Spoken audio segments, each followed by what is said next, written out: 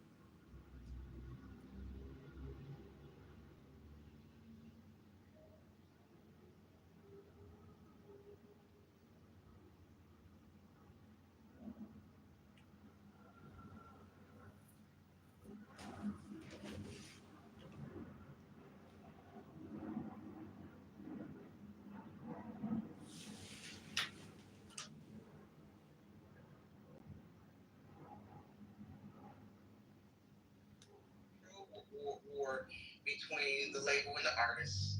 And oftentimes you find that the label heads will buy awards.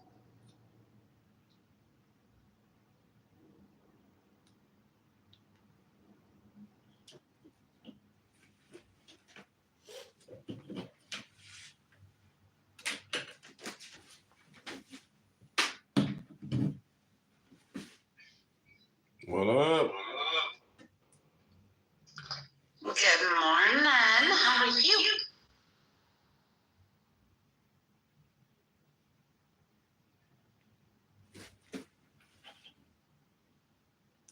Morning, Joe B. Happy Monday.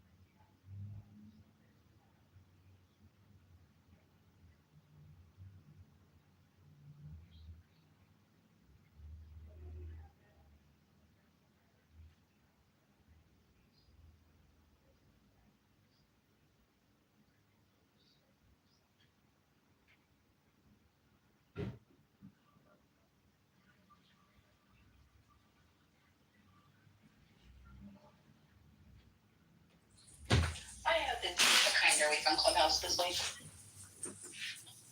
I hope it's a fun and games kind of week. Like we do like games and trivia and some shit, like some fun shit. That'd be cool. You know, it's okay that it's okay to have a day of. We should. I want to see more of that bringing back to Clubhouse. I'm gonna keep trying to promote that, and when I can do a room, I'll try to do something too like that. I completely forgot my Don't Shoot the Messenger game Friday night too. John, those rooms are so much fun. Now, here's the thing. With Don't Shoot the Messenger, like, you have to be careful because you'll get people that don't like each other, and then they start asking, like, really shitty questions. So you gotta, like, kind of you gotta give a few little parameters on it, but it's so much fun. I don't think I've ever laughed so hard as I have in those rooms.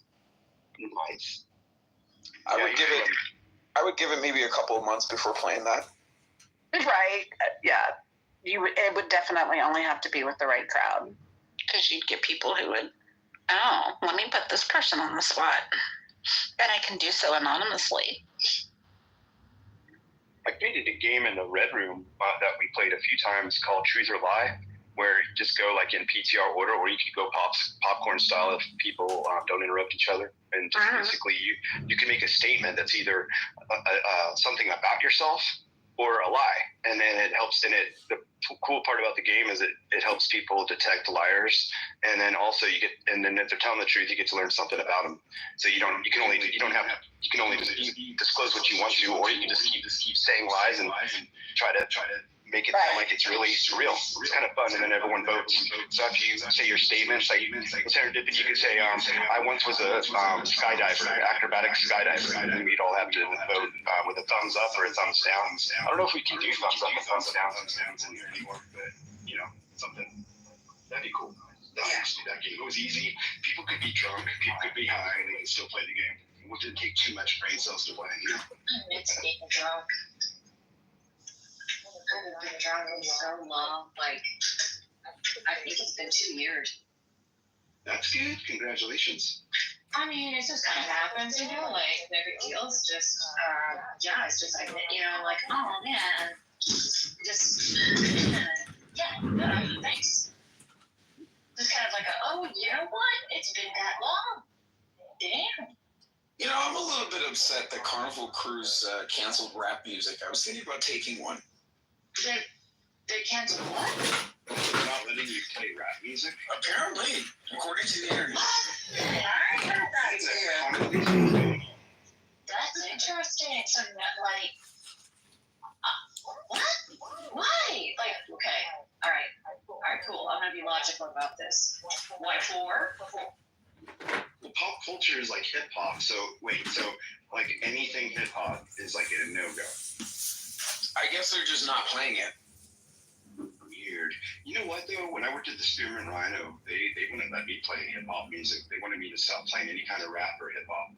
They had to be like fucking like Cherry Pie and like old rock shit, Led Zeppelin shit, Korn, Deftones. But I couldn't play. I mean, I could play R&B. That's the only thing I get away with. I get away with And I'm talking back in the day, Tony Braxton shit, Sade. But no, I couldn't play any Tupac. I couldn't play no Notorious B.I.G. It was crazy. Well, they just don't want to attract a certain crowd. Good morning, my friend. Welcome to In the Muff. Hello, good morning. Yes. Hello, my friend. Oh, wait, Nav, I didn't mean to do that. I'm going to throw you down for just a second. Sorry, my vagina's mounted in the mouth on Monday morning. Oh, here, Joby, let me throw you a little green bean, because you have a vagina.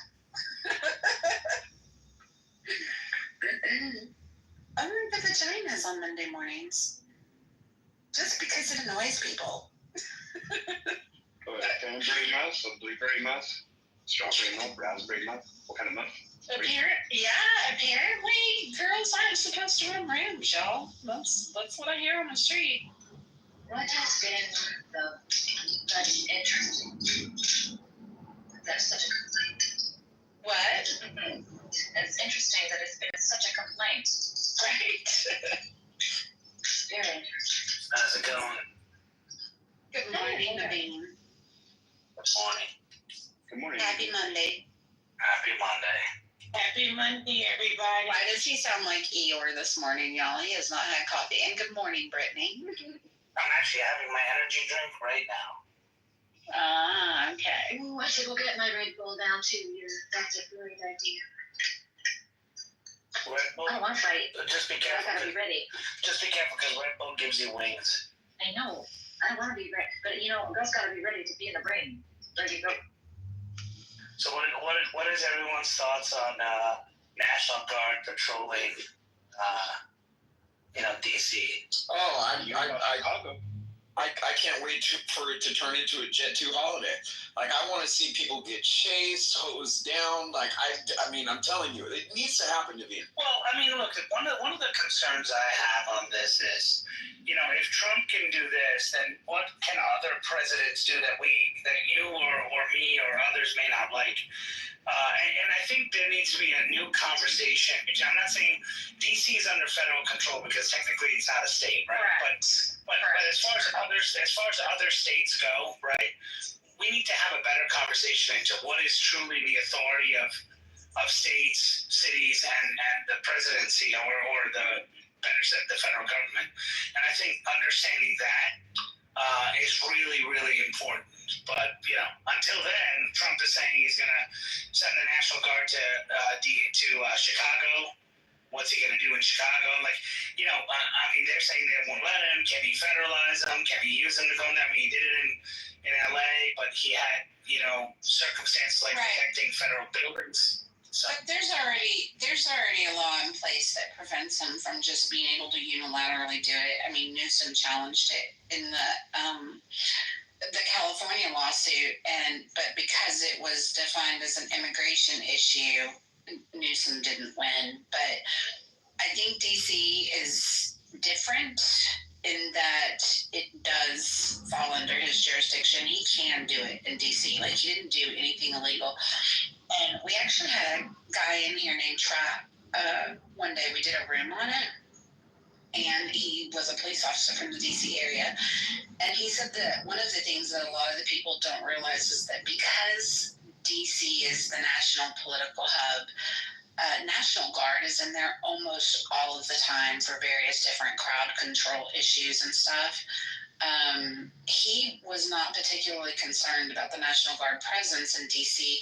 He was actually more concerned about the FBI coordinating with authorities. He said that was kind of the difference in what Trump did with bringing in the National Guard.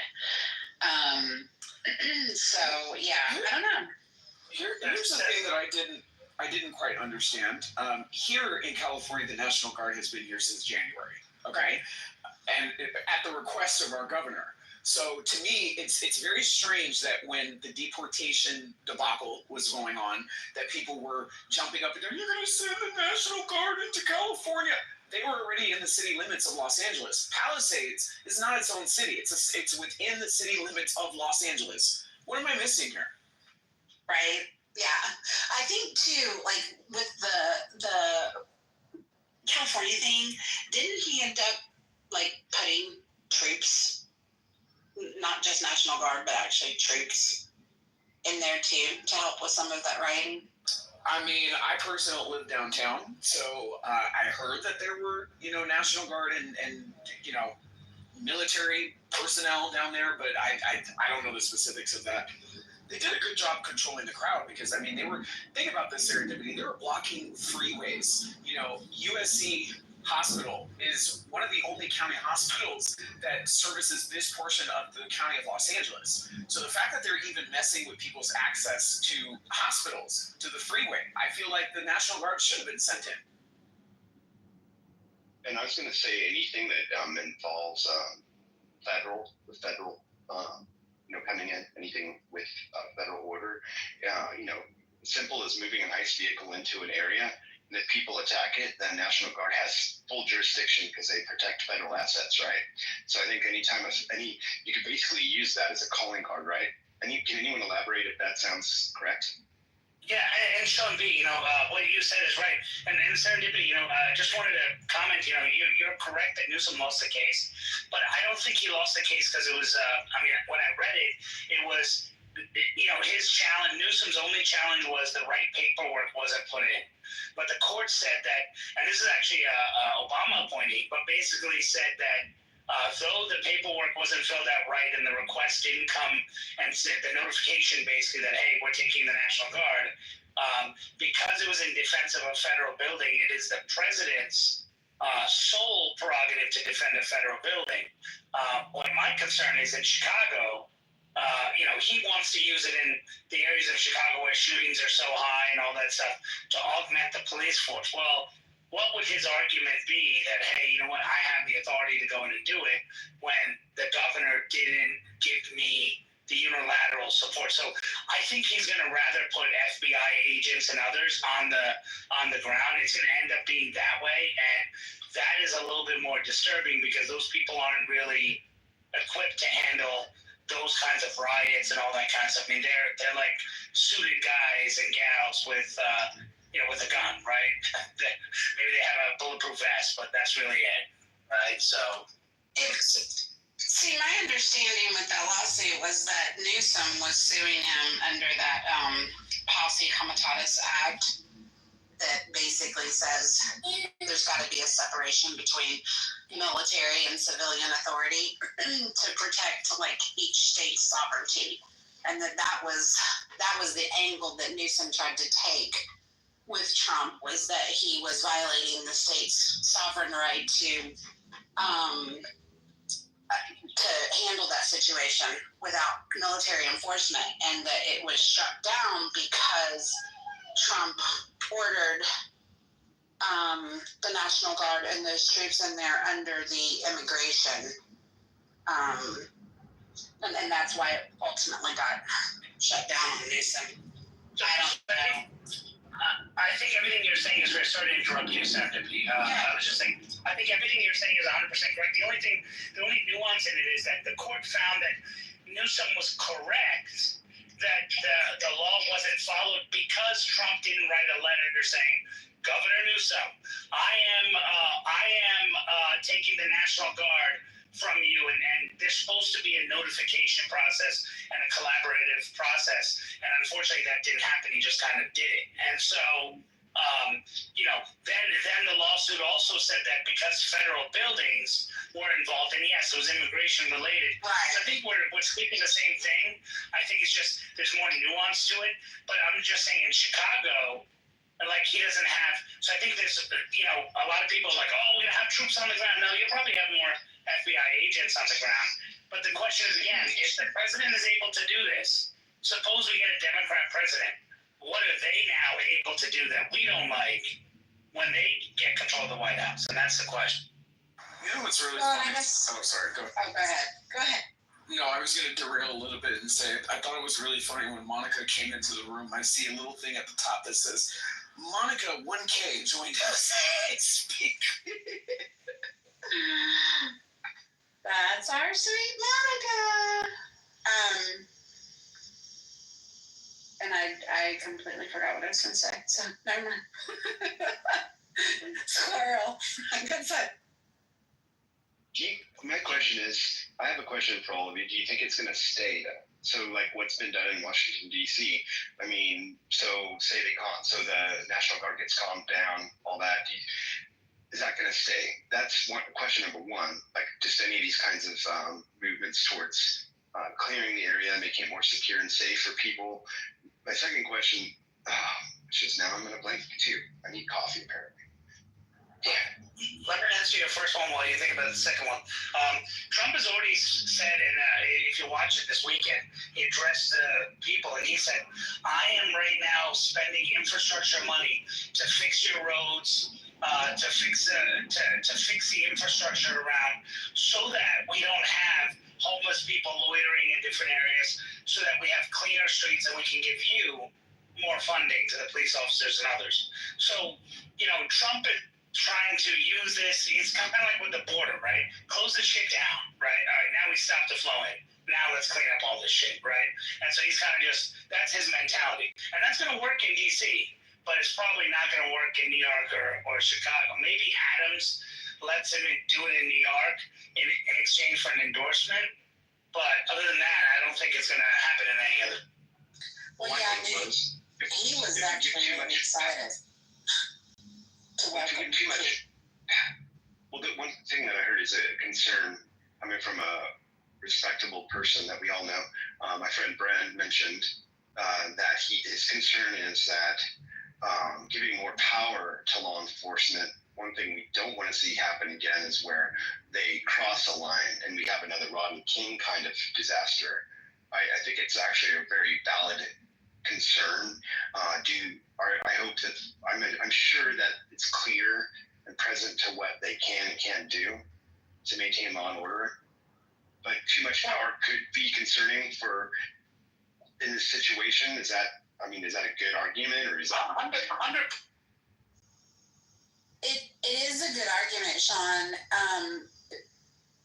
Comparatively to other states, not so much DC. I guess like my thing with DC is Naveen expressed like interest, like if he's doing this now, what are our future Democrat presidents going to do? Again, what he's doing in DC, he completely has the authority to be able to do.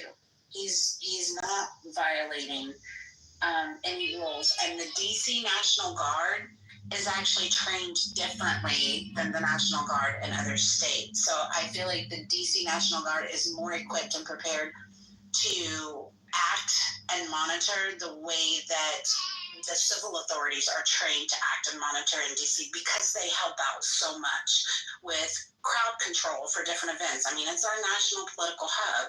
So they're a lot more, they fall under that federal jurisdiction, and I think their training is different as opposed to like specific state National Guards. Unless the Speaker of the House tells them not to show up like January 6th.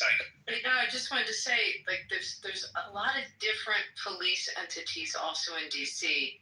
I got stuck in the middle of a protest there, horrible, and it was a violent protest. I was trying to get to the train station, and all, like, Amtrak has their own, like, police presence. And there might have been, 40 Amtrak police that were lining the perimeter of Union Station. And then the park police were the ones that were engaging with the protesters. And actually, like, that's where some of the fighting, like physical fighting, was occurring. Like, there's just so many different entities. We don't think about that. We just think, like, the DC police. But they're already operating in DC other armed law enforcement, if that makes sense. I also wanted to say that I just saw on the news they interviewed, as they're looking at the other cities that he may go into, and they interviewed the head of the Fraternal Order of Police in Philadelphia, which I pray they come in, because it's a shit show, and he's like welcoming. He said, we work with the federal law enforcement all the time, we have a great relationship with them, and we'd be perfectly fine. Like, we welcome it. So I think if you listen to the actual people in law enforcement, they're positive about it. It's just in DC, the 90% of the citizens that are Democrats that live there that decided to go nuts on the subject. And this may be another one of Trump's political geniuses. So what I mean by that is, Trump brought up these small issues that every American could address, like what was happening with illegal immigrants. Okay, Kate Steinle, if you remember, 2016, who got killed by an illegal immigrant, and local issues like the one he brought up during this campaign, which was resolved right after the election. I forgot their name, right? The lady who we named the park after in New Mexico, right? He brings up these issues and he forces the Democrats to have to either agree with him that, yes, this is an issue we need to do, which the average person would look and say, like you said, holy shit, parts of Philly is a shithole. Like, someone's got to do something, right? But then no one does anything, right? So I think, he may be a genius in the sense of doing it and then forcing those states to have to defend criminals. and others.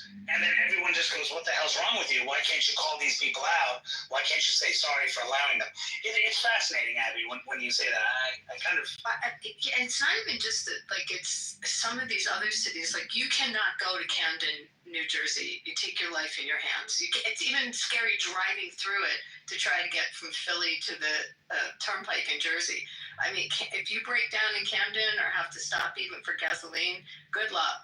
So, I mean, there are places that are in great need of it, and their policing has just not gone anywhere. I mean, I'd probably argue that with some other cities in Jersey as well, maybe with Newark. And I mean, I can see it, and I think you really have to look at who's in DC, who lives there, who lives in the district, and some of the areas that are in great need of policing. Like, you know, I mean, maybe I assume you go to DC. I go to DC a lot. I can't walk around like I used to.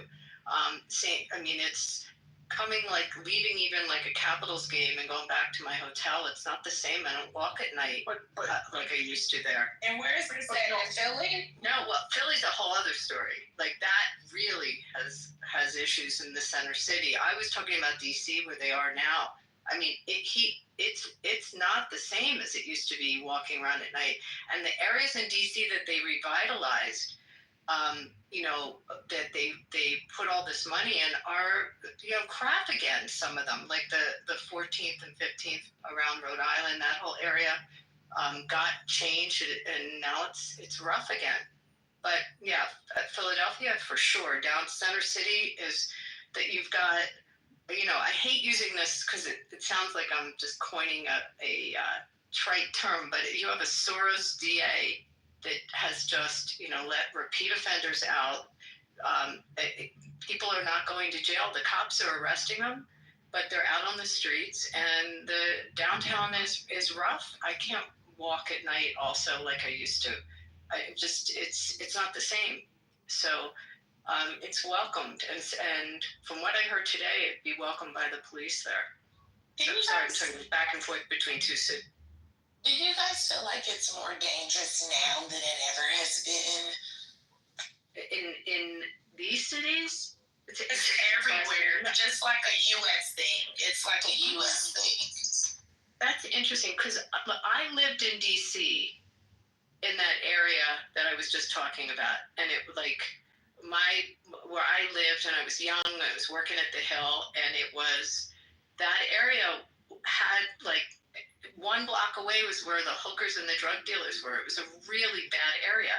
And then I remember coming back to DC, and they, like, knocked all this stuff down, and they you know, people just, when you say they were justified, they revived it, they changed it, and I thought, okay, now it's maybe it's different, and now it's bad again. So to answer your question, maybe it was always bad. I mean, I don't know. Same with Baltimore. I don't know if you remember Baltimore was horrible, and they did the Inner Harbor route. There's a when they built that beautiful Inner Harbor and started the work this way. And it was great walking around there and spending time on the restaurants there. And then it changed again. So I don't know how long it will revive something. But is it scarier today than it was then? Yeah, I think it's scarier. But, you know, that could be so many factors that I don't think it's best law enforcement. You know, people tell me, you know, less trauma happened in the city. I don't think so, but I think it might be the shortage that, I mean, because why is the National Guard here? Is it because we have a shortage of police force? Yeah, people going to people, I mean, it doesn't mean people are going to the army more. Those numbers are up. Because, I don't know in the police, I mean, National Guard is up, but people aren't becoming police officers in major blue cities and other areas as frequently because there's a lot of movements in many cities to, like, for example, New York City cop doesn't get paid as much as a Long Island cop will get paid, right? It's related. Like, New York City cop, you know, you'll start off with maybe like 40 deaths a year, whereas you're from Long Island, when it's less action, and get 75, 80, 90,000 more conservative, they're willing to pay for safety. When it's more blue, they're not really willing to pay. But also, I wanted to address one issue. This game that people on the left like constantly citing statistics. Well, there's 33% less murders here. They play the game based on numbers, right? Sure, right? If you take a number perspective, you may say, hey, this city is more violence than this city. But you actually take it and look at it and say, hey, just say, well, that blue city has a lower percentage because, hey, you know what? The percentage only gets because they have people, right? So if you actually, you're not looking at a property number one, number two, what people feel on the ground, like, for example, there's stats that say that immigrants, the average immigrant is actually non-violent. There's only 0.0001%. We'll say that to the families of those that get injured and get killed, right? Where is the Democrats coming to acknowledge? Are you saying that the 0.001% should not be considered or should not even be considered when I'm considering transgender? It doesn't make sense. And so, I think people are so stat-heavy that we try to prove things based on statistics rather than reality on the ground. That makes sense.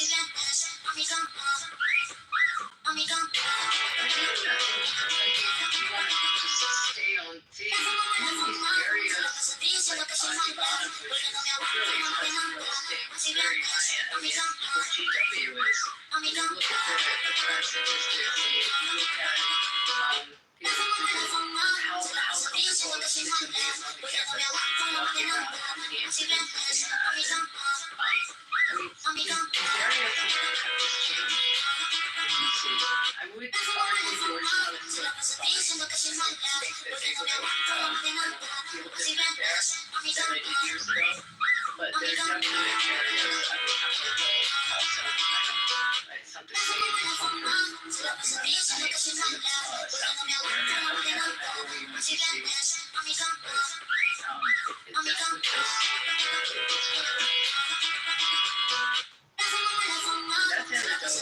anecdotal. No, and you're 100% right, and I think people just don't want to accept that these cities are, musicians are happy in cities, people are so focused on what's happening in your areas, and that's about The other thing is, I wanted to add is the whole main shopping street. I mean, every city, like Boston, New York, Fifth Avenue, it's really Walnut. Those are they're all open out to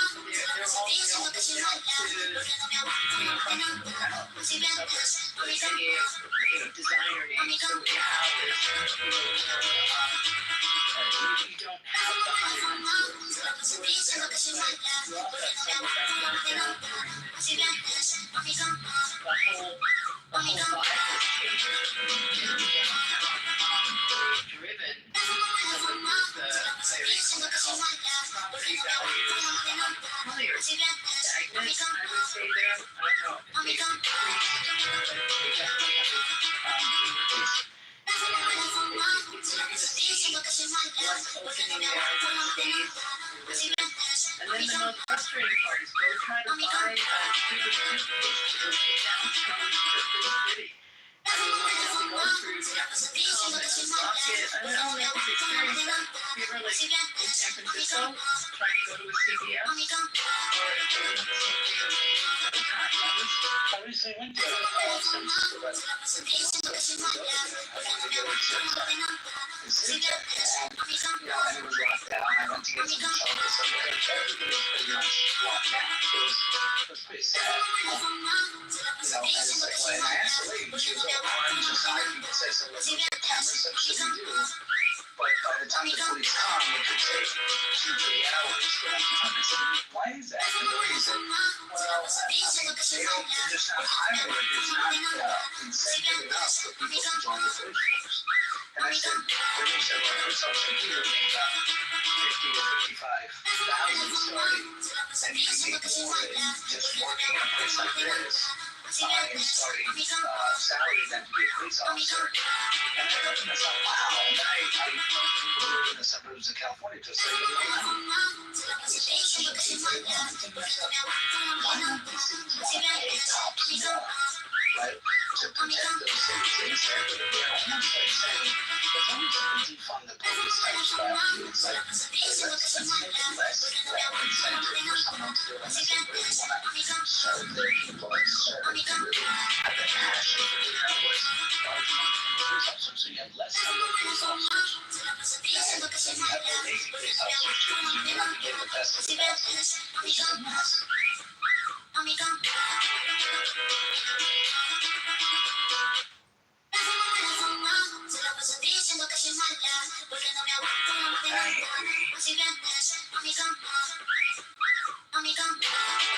And yes, there is leadership issues with the police department, but retaining and attracting new applicants with often applicants.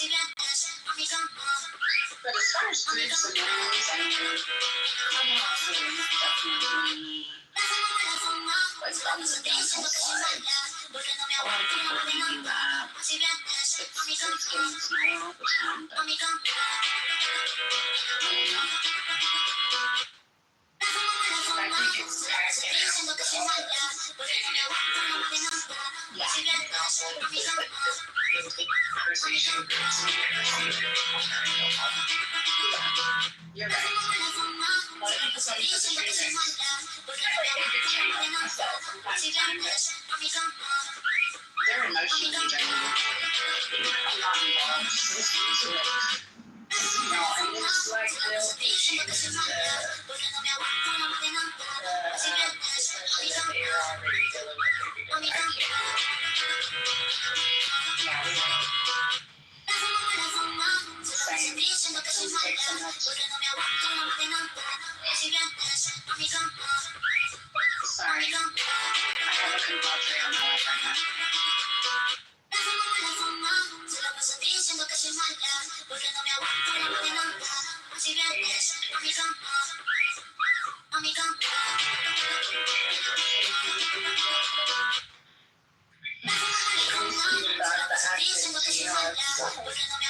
Online. Yeah, there's definitely some of those too.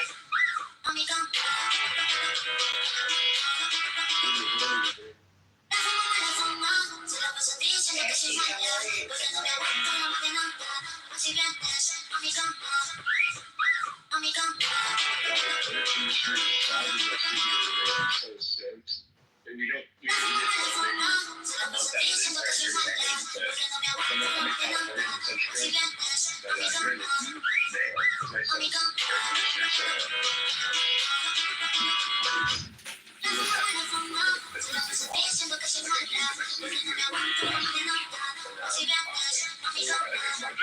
in the morning, training clients as early as 6:30 a.m. And it's been like 82 degrees in there. Just get the whole. It's an older office building, but it just holds the heat. I'm like, oh my god, we need some. I have fans that work fine, but it's nice to have a little air conditioning. Gives a little that extra touch for fitness. You know, it's I have a Pilates studio. If you don't know.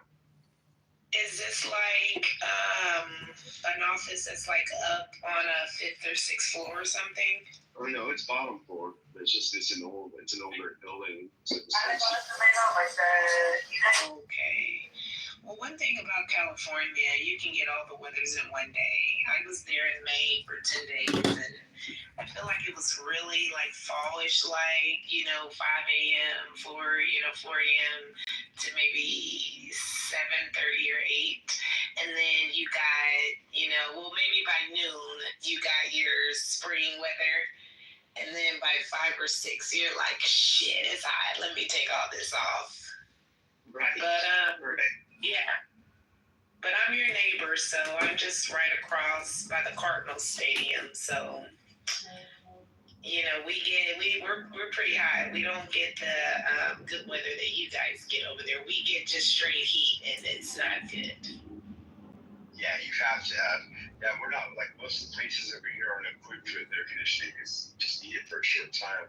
It's good to have them, yeah. But yeah, this morning, for example, humid as hell, 56 degrees Fahrenheit this morning at like 3. I was up at 3 a.m. 56 and humid, and I'll tell you by like 12 o'clock today, it'll be 80 degrees and dry heat.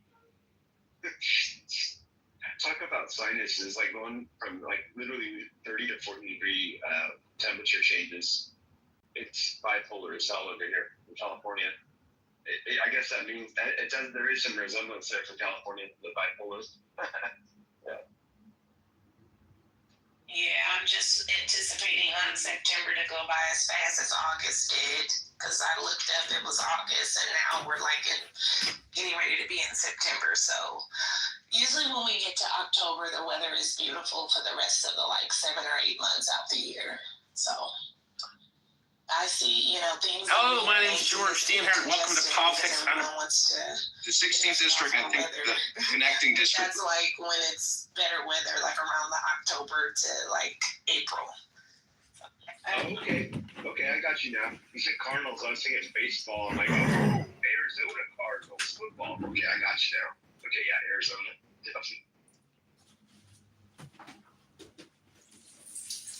I'm like, St. Louis Cardinals, what the? I'm all, wait, I don't think they got good weather. You guys get, your rubber burns off your shoes in Arizona, though, it's honest. Like, when you hit 120, I mean, you guys have had some crazy summers over there. Like, I have a lot of friends that left California because just, obviously affordability. And then you got an influx of Californians moving into Arizona. And now they wish they could come back, but it's so expensive. Yeah, they want to come back because they want to come back. We're nothing like Cali. People want to go back because, for one, it is too hot, and for two, you have to be degreed up to get paid over here. A lot of people think they're going to come over here and get paid like California, and it's just not that. You have to be degreed up here, just in order to live comfortable.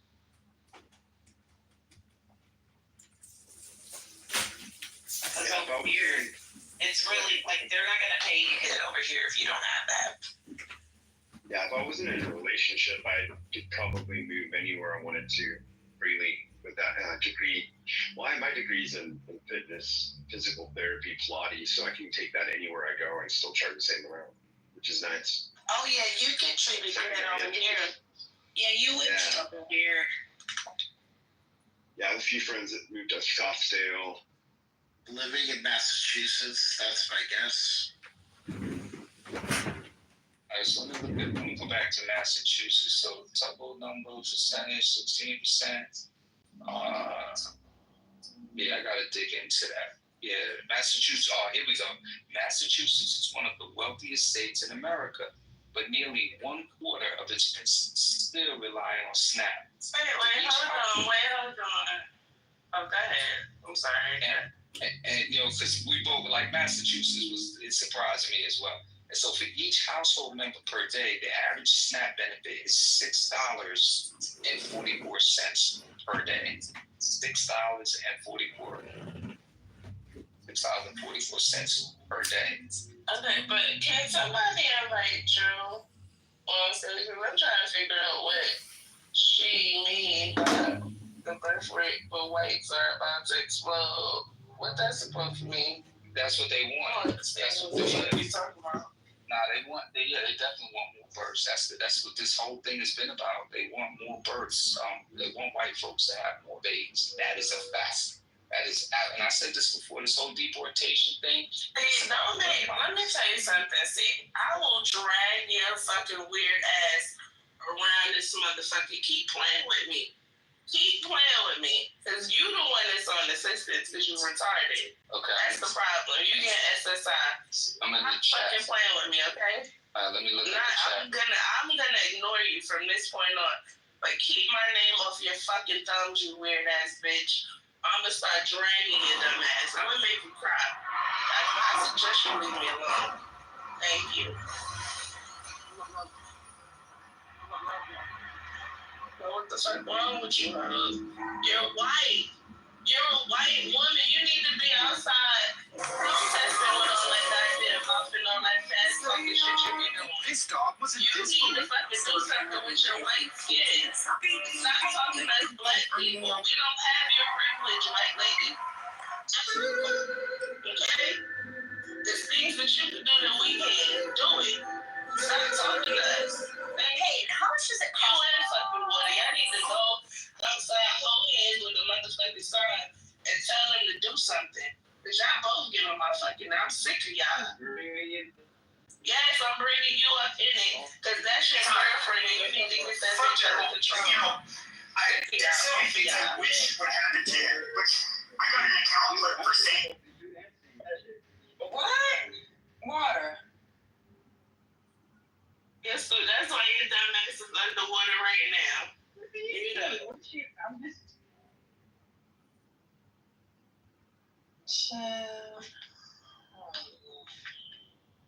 All I told this bitch was to stay on mute. And she wanted to go off on me. I will beat you up in real life. Stop playing with me. I don't know what's wrong with y'all.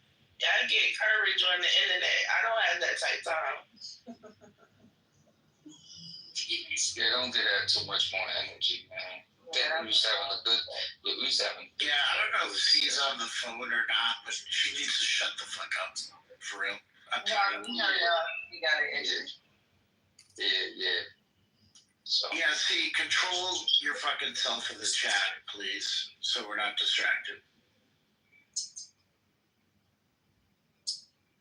So I'm trying to figure out, what you mean, though. You said that white people are going to have explosive birth rates, But now you're saying that your kids are Hawaiian and your grandkids are black. Well, how does that equate to the white people having fucking explosion of birth rates? I need to understand, and I'm really confused right now.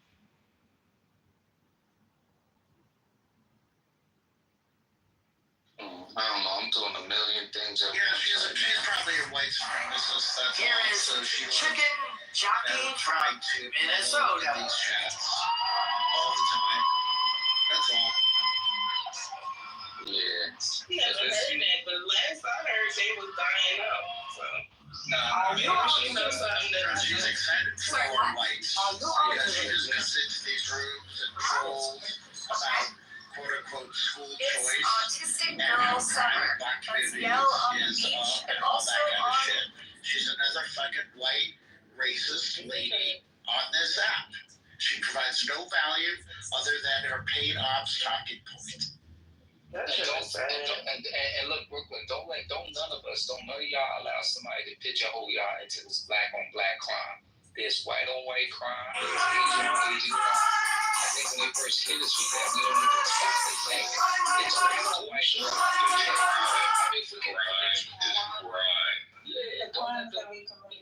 They do that to diffuse you and confuse you when they say shit like that. You know, yo, that's what's gonna happen. You go in any black area, any white area, whatever the murder rates are, those are folks kill white folks. Like stop it. Don't let them get y'all off, man. I got a whole list of their distraction tactics, and that's not what people throwing these arguments about black on black crime. That's the a 28th day of January.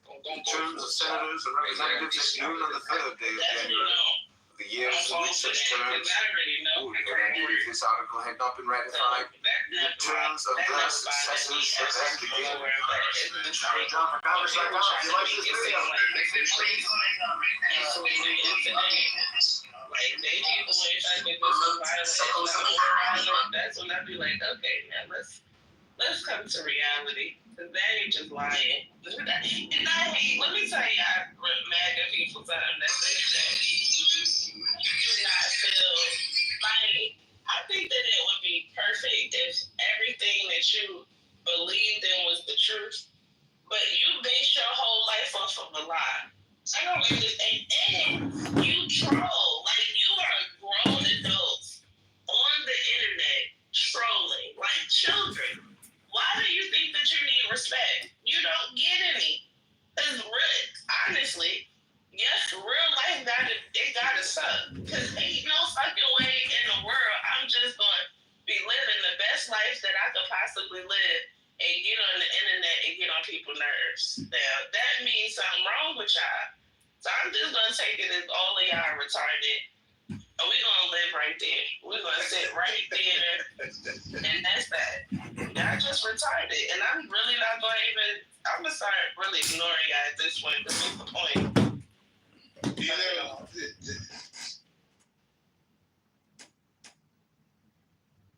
stories that are made up for countries. It's like, it's this myth making. This is how you got this stupid ass story.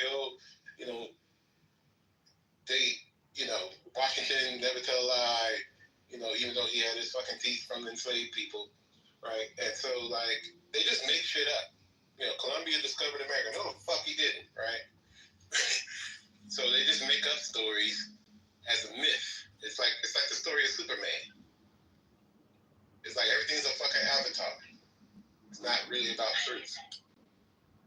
They lied and told us he had wooden teeth. He was stealing teeth from enslaved people. It's crazy.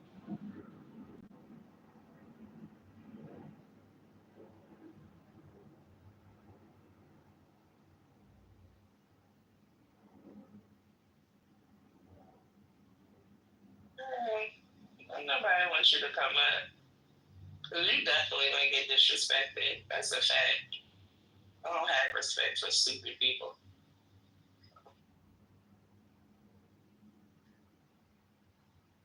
She's a fucking coward. She never comes up anyway. She just boot her out of the room because she gets off on this shit. Okay, I found something very interesting. Let me read this to you guys.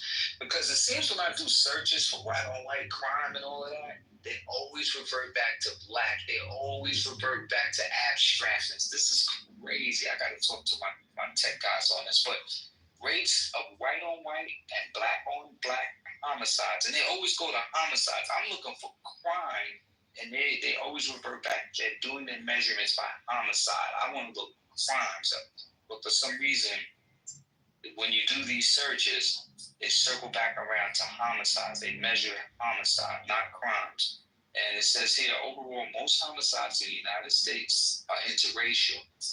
The rates of white on white and black on black killings are similar of both long-term and in individual years. Between 1980 and 2008, the United States Department of Justice found that 84% of white victims were killed by white offenders, and 93% of victims were killed by black offenders. So basically what they're saying is there is parity in that. So white on white crime is a real thing. White on white murder is a real thing.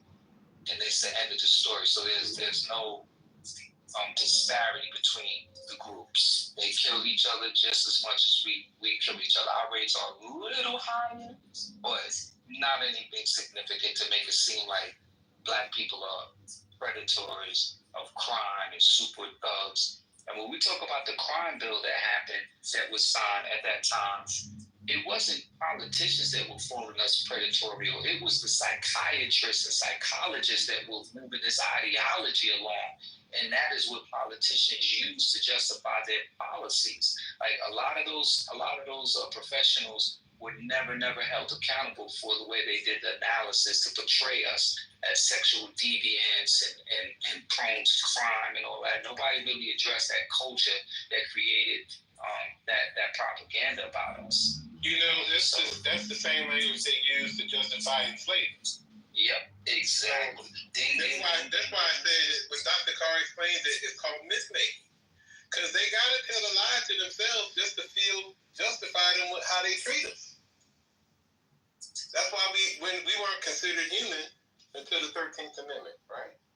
So we see it in D.C. We see it in D.C. right now. They're justifying. Because if it was really about crime, they would send them bitches to Anchorage, Alaska. But they ain't gonna do that though. Nah, and last time I checked, when we did need federal law enforcement, when we needed on January 6th, this is a man who just allowed that shit to happen. He didn't see an emergency then when people were freaking storming the Capitol, defecating on desks and behaving the way they was behaving. This man didn't deploy any troops. He didn't deploy the National Guard or anything. He did nothing. And they pardoned him. He pardoned over 1,500 people that were acting like savages in the pursuit of happiness. But when it comes to black folks, as long as black folks are the face of crime, and y'all know any of us that's been to D.C., we know what that is. Now, it's locked them up. You know what it is that they don't consider themselves criminals. This is why even when they talk white on white crime, they don't even hell. They didn't even consider the lynching of Emmett Till a crime. That is correct. And then they fuck around and told a lie saying that it was the black people that did it. That is correct. You said it, man. That's what they're doing with this deportation thing. They're labeling it as if all the people that they are deporting are violent criminals. And that just simply is not. I pulled the data set to myself. And so that is just simply not the truth. It is just simply not the truth. Hey.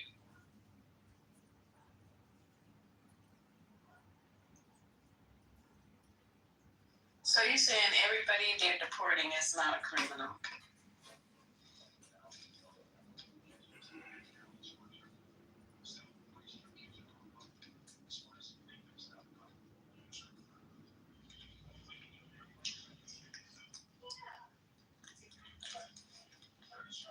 Hello? What you say, babe? Now I was asking Robert and Ty, they're having this back and forth conversation, and I just asked, so everybody that is being deported is not a criminal? Because we said it's a lie that everyone's being deported are a criminal. So just adding and wondering if anybody in your research, is anybody they deported a criminal? tonight. 75%. I think 75% of the people that's been deported haven't gone through due process. So no, they wouldn't be a criminal if they haven't gone through due process. They haven't gone to see a judge. They were just deported. One at least to El Salvador. And then outside of the El Salvador situation, a lot of these people that are being deported, and that was just like the due process situation, right? So you got some of these women that's just being deported, or you got children being deported for showing up for an interview. So we have to like look at the numbers overall.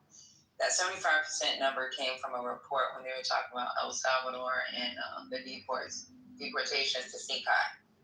So the people that's at CCOT, 75% of them have not gone through due process.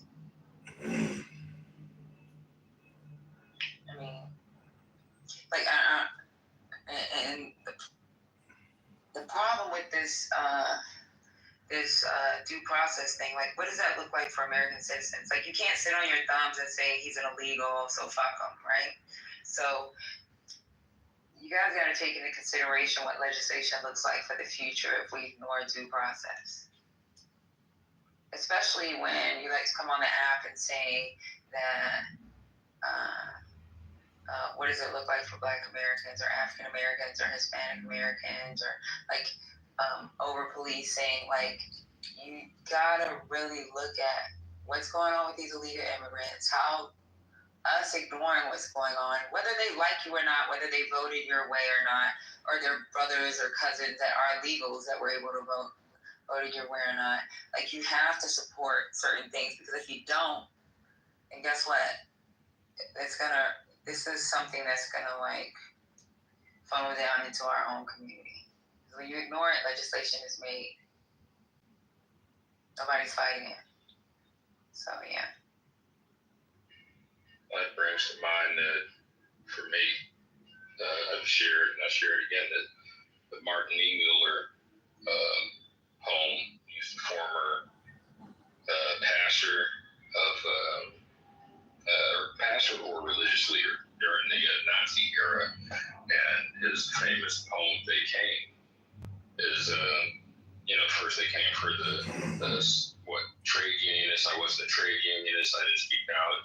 The socialists, and then they came for the Jews, and then they came for me, and no one was there to speak up for me, and that's why to that poem, and I just gave the abbreviation of it, or Cliff Note version, but that's why it's important to fight for due process, in my opinion, because a lot of the emphasis was on, or was and is on, well, Kilmar, Garcia, he should have been here and blah, blah, blah. Y'all propping this person up like he's a savior. Like, no, look at due process, because if they could do that to him, whether he was here legally or illegally, what happens to any one of us? So, anyway, due process. Shout out.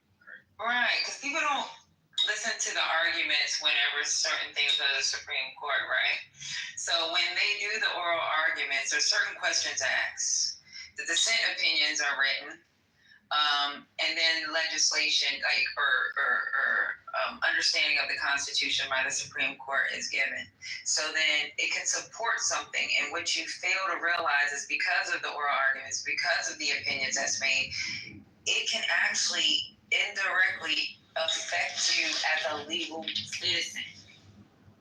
So, like, I don't care if someone says that, the Hispanics, the Mexicans that Texas, they think they're right, they're racist. Guess what? I don't give a fuck if they are racist. When it's certain things that affect us as a community, whether they're racist, they're freaking gay, they're straight, they're cookies, they're ice creams, they identify as a furry, guess what? You gotta fucking fight for that legislation to not be pushed, because it can affect your community.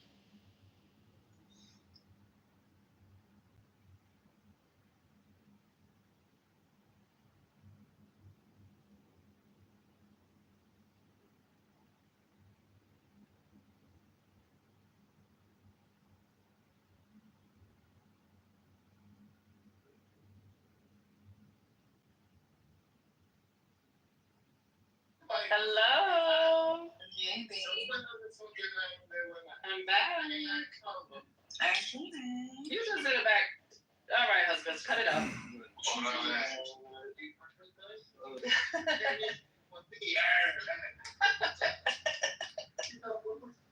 looking at Rodney. He's in the chat talking about nope, I'm a black American and do not care. You're the one that's being over police, Rodney. You're black, you're a man.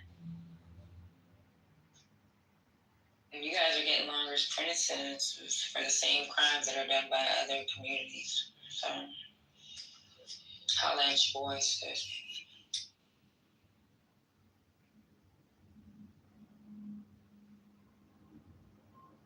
You in America, you may not feel the pressure. I'm not fear-mongering you. Just telling you basic shit. I lived in New York City for so long, almost all my entire life until I joined the military. I'll tell you this. You ever tried to stop a cab? Man, well, you better tell him. Stop a cab by being a black man. If you don't need cab, stop for your ass. Good luck. Yeah, you better get walking. Mm-hmm. You know how many black males will be like, hey, do you mind trying to stop this cab for me? You know how many times I had to do it for some of my coworkers? We'd be leaving work at like 1 a.m. and they would stay over on this side, and I would hail the cab. I had to do it like so many times. And it has nothing to do with nighttime or daytime. They're not stopping for neither time. Oh yeah, You a black male. Oh, for sure. Because in their mind, it's like, yo, they about to rob me. That shit don't only happen at nighttime. My dad had to do that for us. My husband said you gotta wear a cardigan for them to pick you up. He ain't lying. That's what a comedian said. That's what one of the comedians said. He said, I ain't no problem. I'll take it. Was it cardigan with a bow tie? Not a bow tie. He said that's his I ain't no problem outfit. A cardigan and a bow tie. Yeah, dandy outfit. Yeah, I ain't playing with them. He talking about fear-mongering. Fear-mongering my ass. I'm telling you reality, bro. Where the fuck you live? Or you probably one of those that ain't got a job. Or you ain't been outside. Maybe get your ass outside and see what's going on. See how some of this shit can affect you.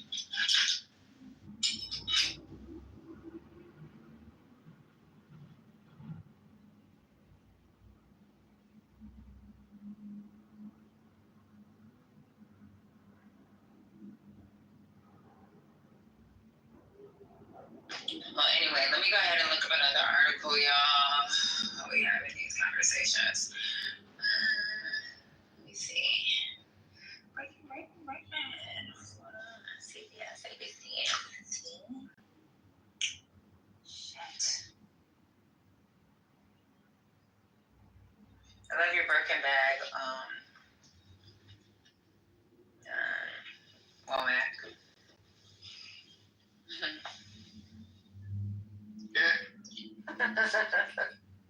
I told what's her name, we had a Birkin bag. I said Birkin bag of us. The only people that know about these type of rooms is Lisa, and she's at work. But yeah, me and Lisa had a Birkin bag room one night, and we was calling people Dusties, just arguing on stage.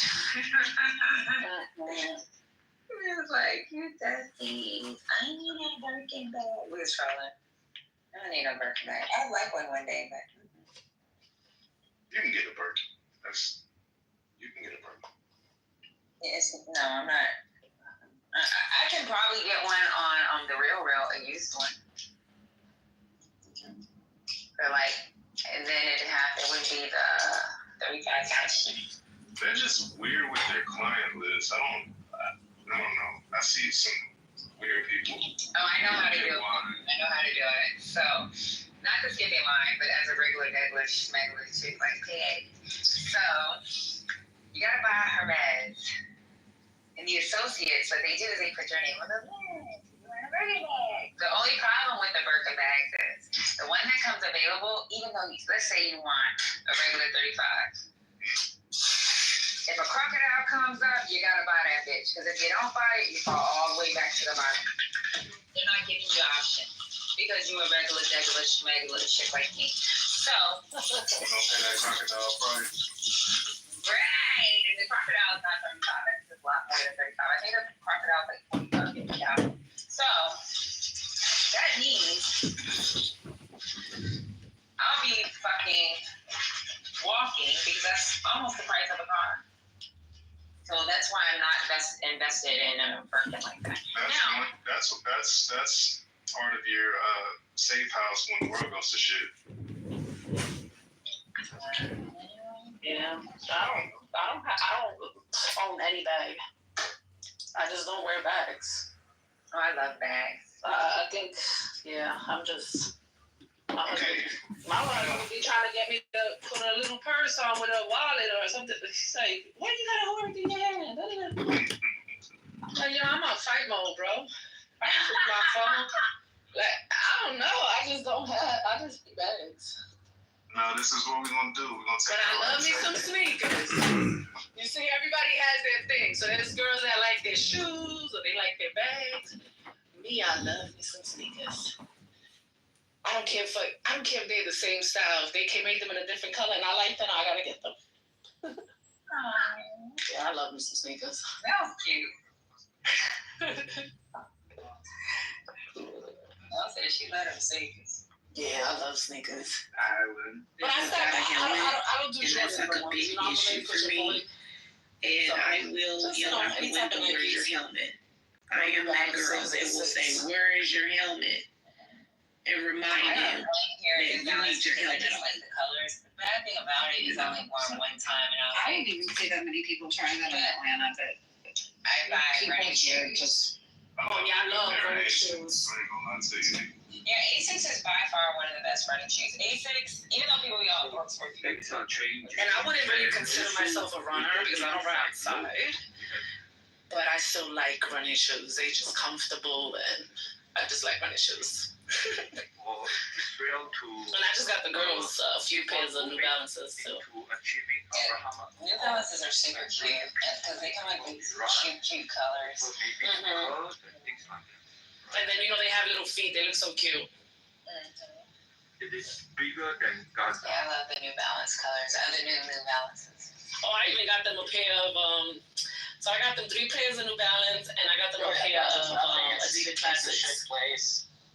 From back in the days. Yeah. No one really cares about it. You think the Muslims and the world care about it really much? That's what Adidas do.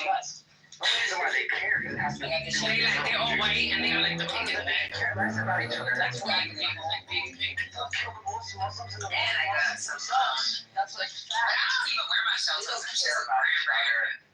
I still got the stuffing in the shoe. Care for the weaker Muslims. I probably wore like. I like the same care for the ones. I like the Muslims in I got Sudan. Adidas that I do like to wear with my little. Christians. I don't see anybody worrying about that in Nigeria. I don't see any worries about that. Yeah. Right? We always want to talk about Israel. Cut these little interesting. And cut this one. Very interesting to me, right?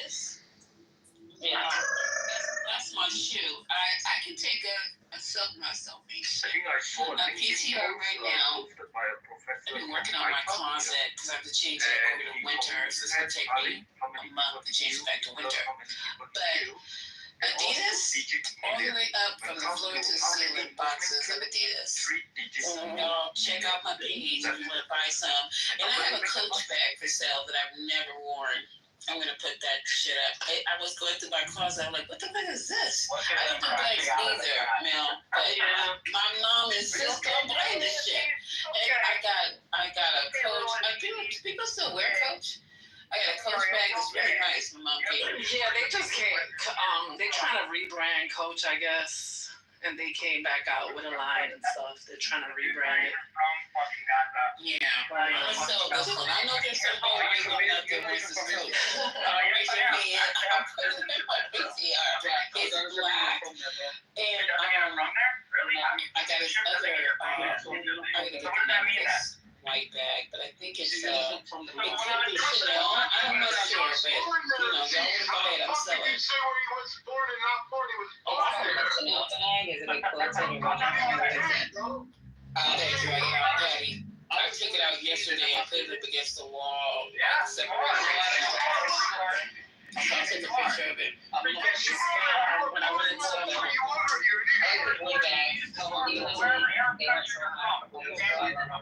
the souvenir. So you're born in China, you're not Chinese. But it's expensive. So how did Hold on, I think we need to fix the correlation you got going on. If you were born in They China, have a you're not contract with Chinese. Lululemon. So they have Lululemon attire, then they have Champion, then they have Jordan, and they have Nike. But we know with their logo and stuff. I'm like, shit. And she picked out like 2 things. The girls picked out bears, and then Kylie picked out a cat. Yeah, and I bought some keychains for my mom, my dad, my husband. And that's it. I was rich. But I didn't know that Lululemon did a contract with them, and they're advertising their clothes. I'm like, I can't.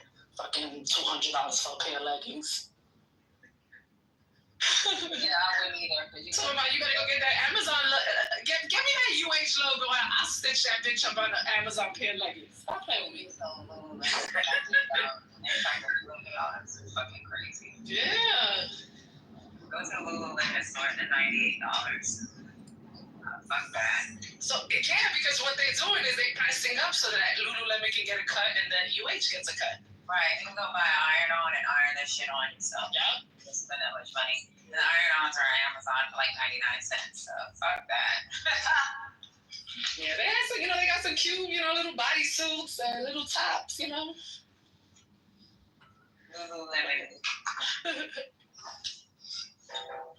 I remember when Lululemon was like super fucking crazy. It's not as crazy as it used to be. Yeah. Alo is honestly so like, if you're doing compression leggings, I think Alo is probably better. What's her name? What is ALO? Because my daughter wanted ALO. I was like, Alo? Yeah. Those are like, I was looking at Monica, the singer. She had a nice aloe windbreaker outfit. Yeah, they got some really cute stuff. And then they're like maybe $20 cheaper than Lululemon. Like you can actually get aloe leggings for like $78, $80. Like, now some of them are a little bit expensive, but those are the ones you really wouldn't even really wear like that. You can get a whole goddamn jumpsuit for like $140 from them. So like, they got some good.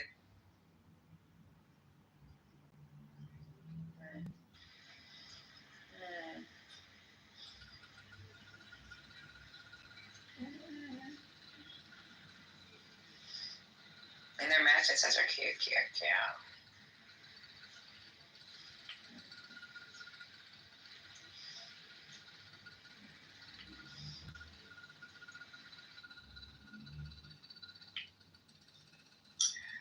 Oh my god.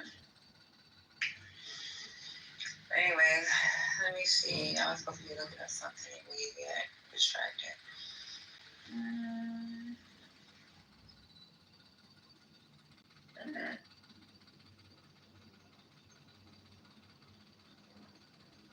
Let me see. Westmore.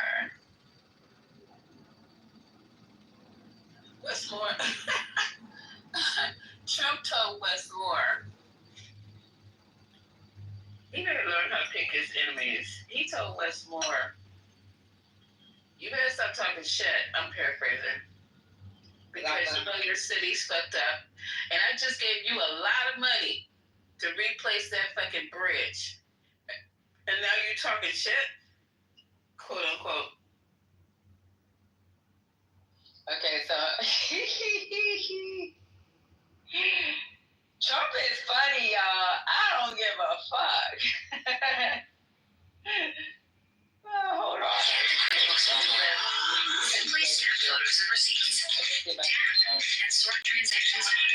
Correct. Now to some more of the news regarding President Trump trying to send and deploy more National Guard troops to several states across the country. As we take a live look here at the White House in Washington, D.C. The president posting via Truth Social a quite lengthy post that I do want to bring on your screen now as we follow the latest. So take a look. It says this: Governor Westmore of Maryland has asked in a rather nasty and provocative tone that I quote, walk the streets of Maryland with him. I assume he is talking about out of control crime rate in Baltimore. As president, I would much prefer that he clean up this crime disaster before I go there for a walk. Westmore's record on crime is a very bad one, unless he fudges his figures on crime like many of the other blue states are doing. But if Westmore needs help like Gavin Newsom did in LA, I will send the troops, which is being done in nearby DC, and quickly clean up the crime.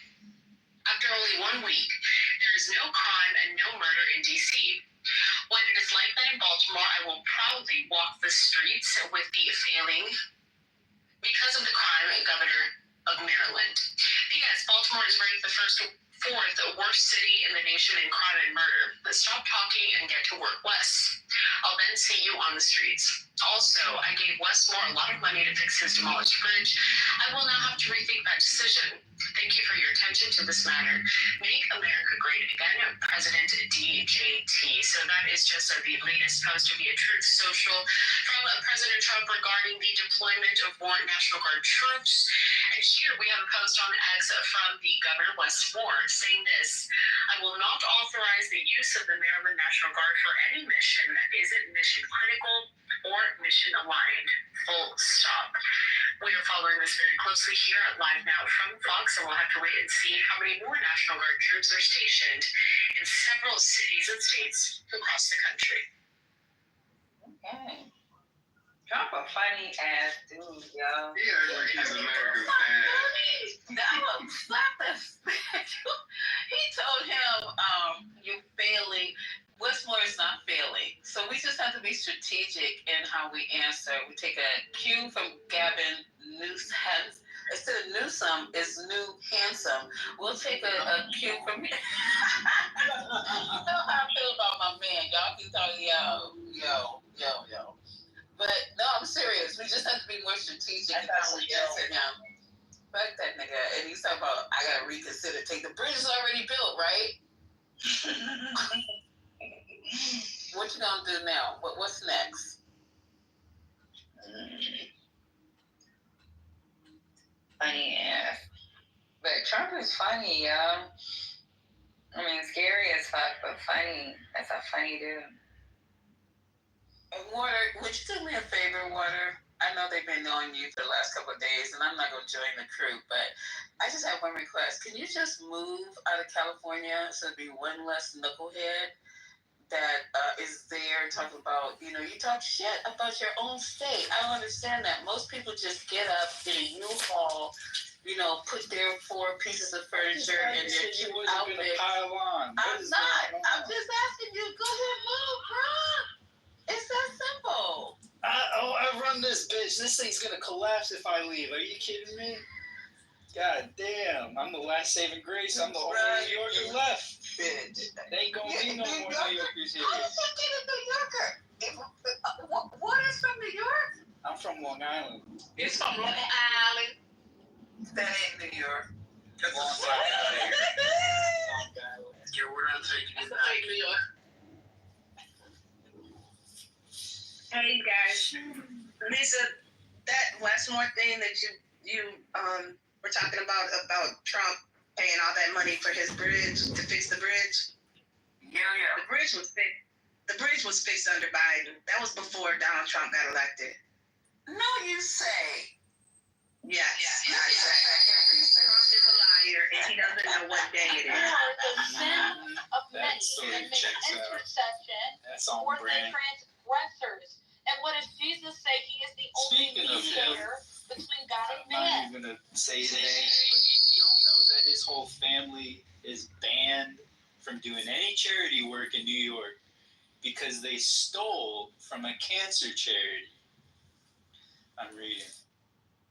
Yeah, we know about that cancer charity thing, but a conversation Patty was having yesterday. I think it was yesterday. I don't remember. But, he's not welcome. Trump is not welcome. That's why you'll never see him. He'll never be invited to any of these parties in Hudson Valley. Nothing. He won't see nobody from Hudson Valley around him. It's just like he is the biggest piece of garbage as far as New York is concerned, and continues to give us a bad name. This is what we put out in the world, Trumps. Yeah, he's only allowed in Notorious's house, Infinity's house, TC's house. He's wanted at this point in some states. You guys are gonna crack up. I don't know what's going on with this effing app, but I fell out the room yesterday. I don't know what happened, so I just went back in. I thought I was going back in. And it was, when I went back in the room, it was I thought it was politically correct. I swear, otherwise I would have kept my fucking mouth shut and just left. But when I went in, I was on stage. How did that happen? So Notorious was modded, and another person named Vanessa was modded, and I nearly lost my mind. I thought it was politically correct. I said... Notorious ain't getting no mod. Wait, Daddy! I swear, I don't know. I wouldn't have been on stage, and I wouldn't have come off mic. And I said, who the fuck modded you, Notorious? It's like, what are you talking about? I said, who the fuck modded you?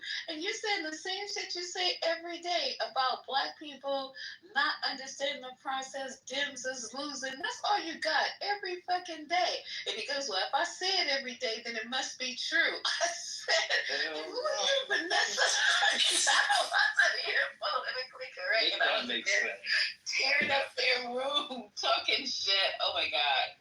Don't watch this app, because when you jump out, I don't know how it happened, and I thought I jumped back in. I was in a whole nother fucking room. So, right, Notorious? Is he here? No. No, he's not here.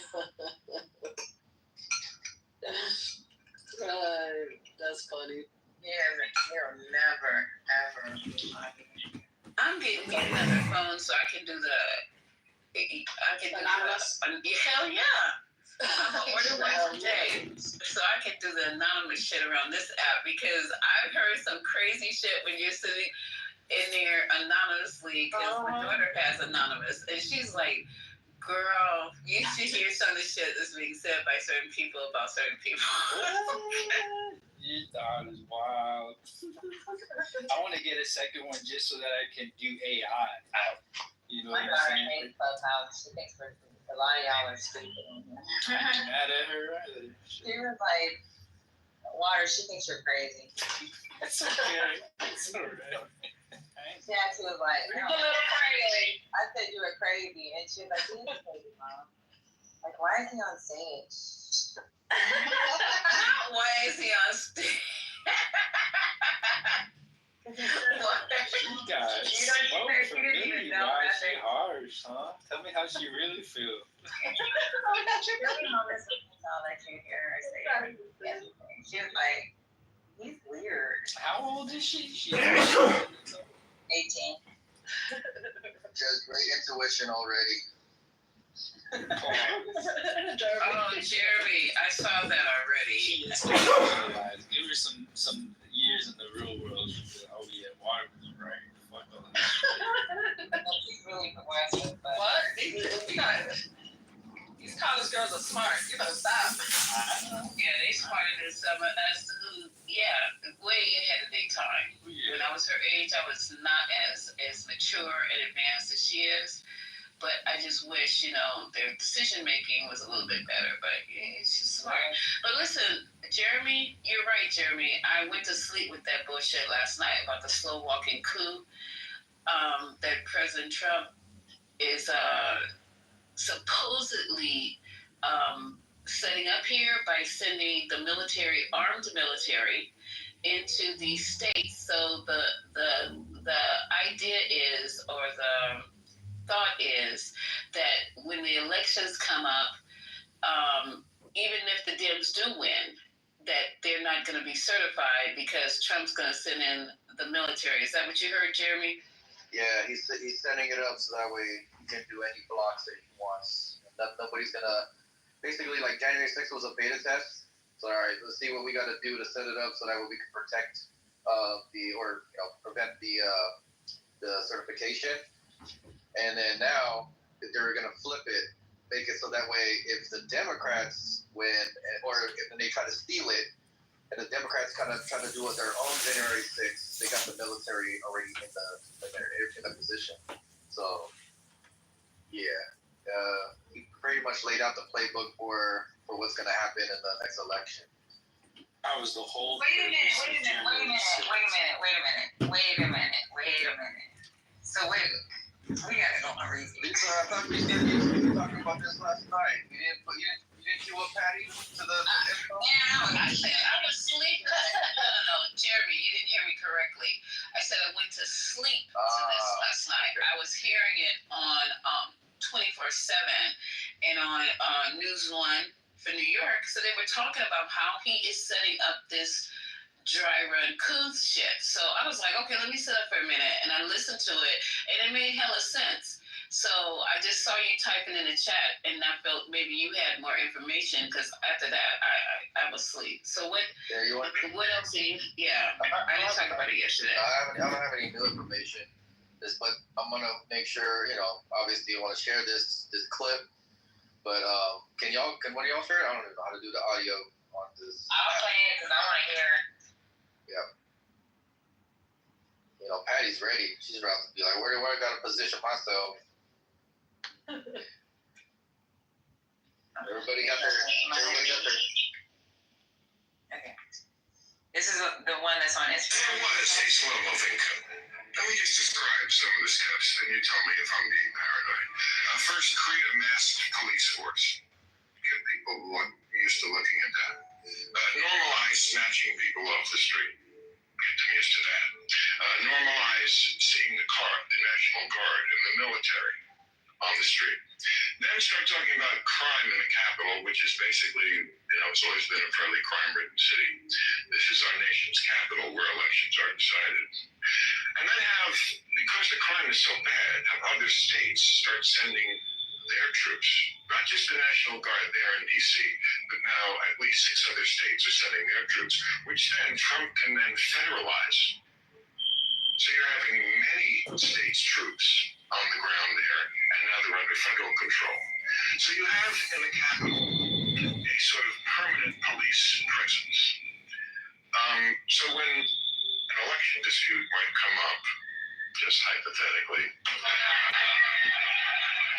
I don't want to be a big pessimist, and I'm going to pretend for the rest of the duration that the Democrats do have a chance of winning, and they might win the next election. I just don't think they're ever going to take power, because this is what's going to happen. Because I think this coup is going to go off a lot smoother than the last one. There was a slow-moving coup. Okay. And one more thing, Patty. Excuse me, you guys. Water, please stop talking about assassinations in people's room. You don't get our rooms clipped to hell. And I asked you a million times, let's not use a different word, do something.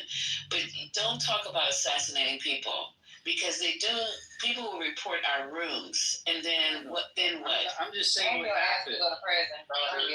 No, I'm already saying what happened. I'm not citing nothing.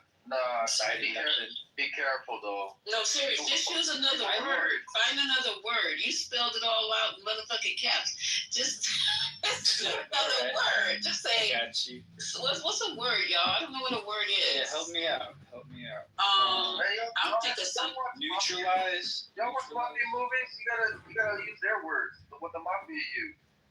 No, you're not going to use none of that. Swimming with the fishes.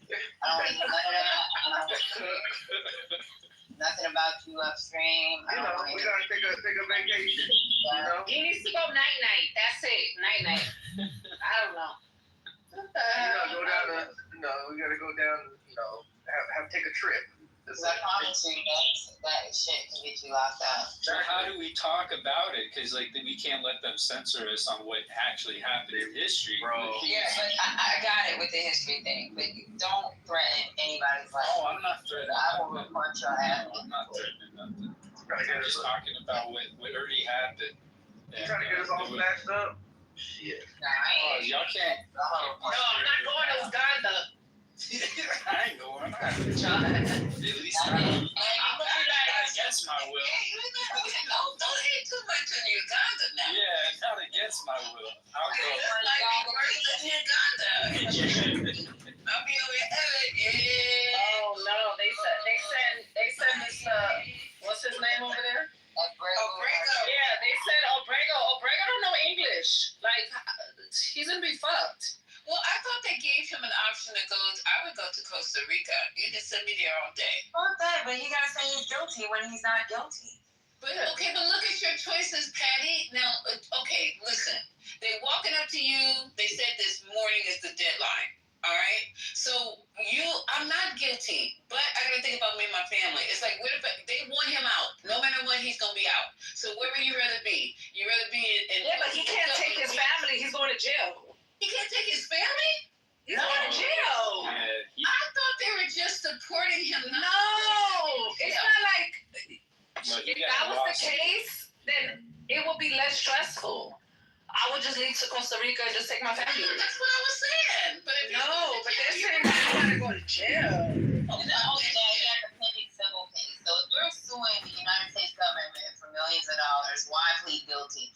Get your millions of dollars, spend your little time in jail. When you get out, you and your family freaking apply for citizenship in another country. Right? There's some countries, as long as you have X amount of dollars in your pocket or in your bank account, or you're getting X amount of dollars paid monthly, guess what? Your ass can stay in that country. You can get citizenship. Like, come on, like, fuck it.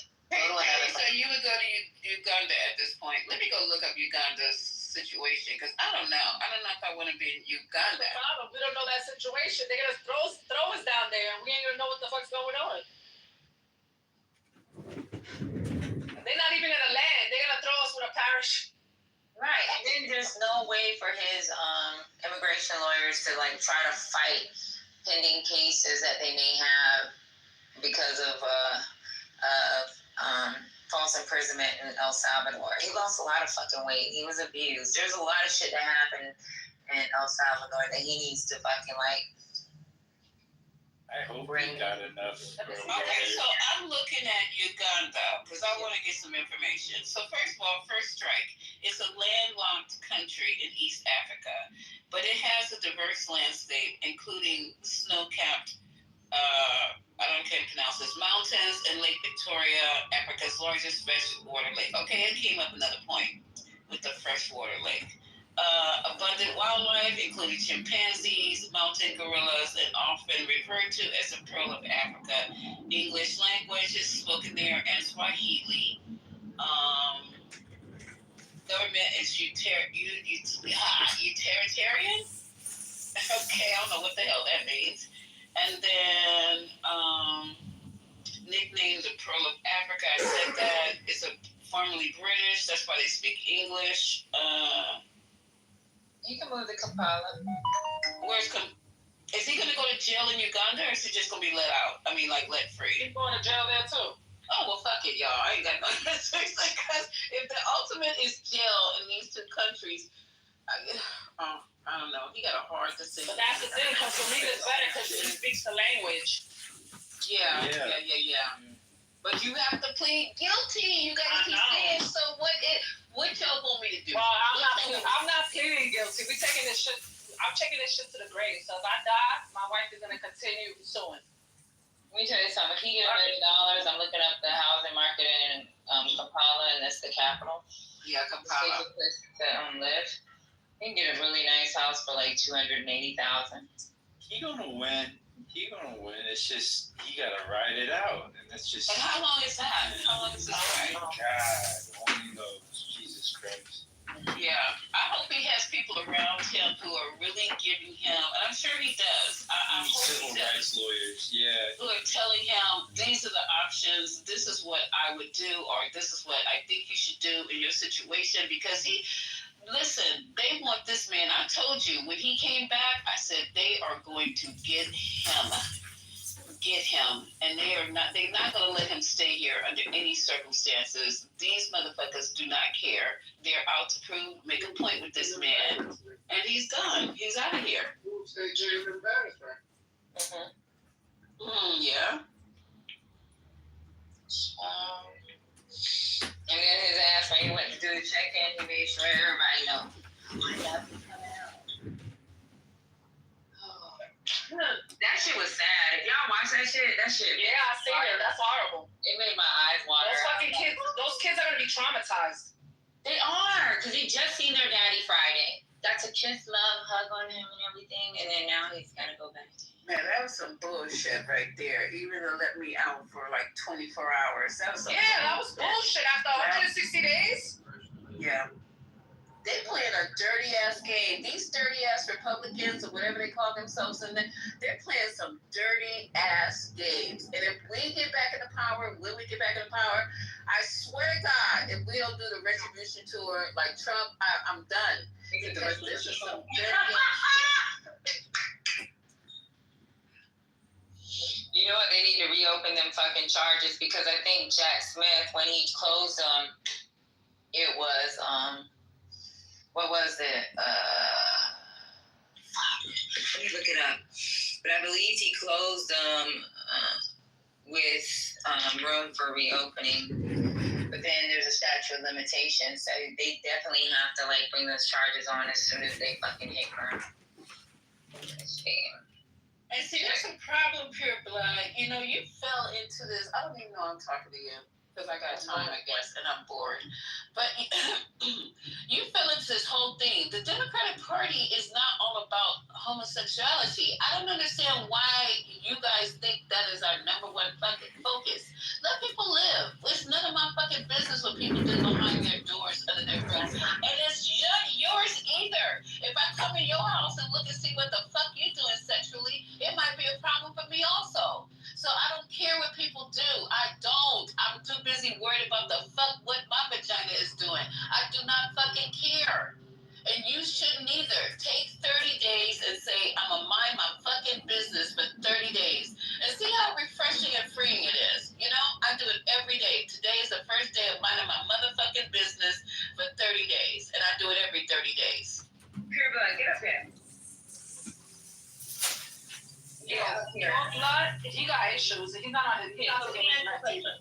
Like, what is it? How is it affecting you? How someone else lives? It's not. Like, how is it encroaching your home? You said all that. You talking about? Okay, let's scroll up. Because you started talking about. Yeah, but that you said, but you added liberals. I mean, what the fuck is going on? Just say, okay, if you would have just said, oh, you know, and also they don't believe in homosexuality, which no one is talking about, I probably wouldn't even said shit. But then you attached it to a group of people. Seriously though, go speak to some people instead of writing in the chat. If you go talk to people at Starbucks or wherever else the fuck, they don't care about that. They're like, we care about what's happening with us. If you're gay, good for you. If you're lesbian, good for you. I don't give a fuck if you binary, unnary, two-nary, three-nary, four-nary. I don't care. I don't. I spend all day doing these body modifications on these people. And I don't give a fuck. You know what? That's their body. That's theirs. It's not mine. It's none of my fucking business. I don't have to live in their body. I don't have to pay their rent. I don't have to fuck them. I don't have nothing to do with them. If they decide to come in and they want to take their tits off because they want to look a little bit more masculine, if they want to go and have their penis revised because they want to be feminine, how does that affect you? How? Just how? Are you fucking them? Just how? Explain it to me why this is even in your brain, why it even makes any difference to you. The only thing I fuck up is that I'm supposed to call them she when they're he and she. I almost got fired 2 or 3 times because my brain has to. No, it's serious business. I almost got fired 2 or 3 times. Different facilities that I go to when they're doing these augmentations and transformations. And I'm looking clearly at one thing, and my brain just has to, you know. And sometimes I go, okay, sir, and it's not a sir anymore. And I have to stop that. That's my bad. Me. So anyway, I'm sorry. I went on a tangent for nothing. Hi. Everybody, good morning. Morning.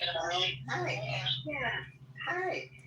Yeah, Lisa, I'm listening to you, and I'm just thinking a lot about how people seem so threatened by what is different from them. I mean, this thing about, we talk about the other, xenophobia is all based on fear of the other. That's the actual definition of it.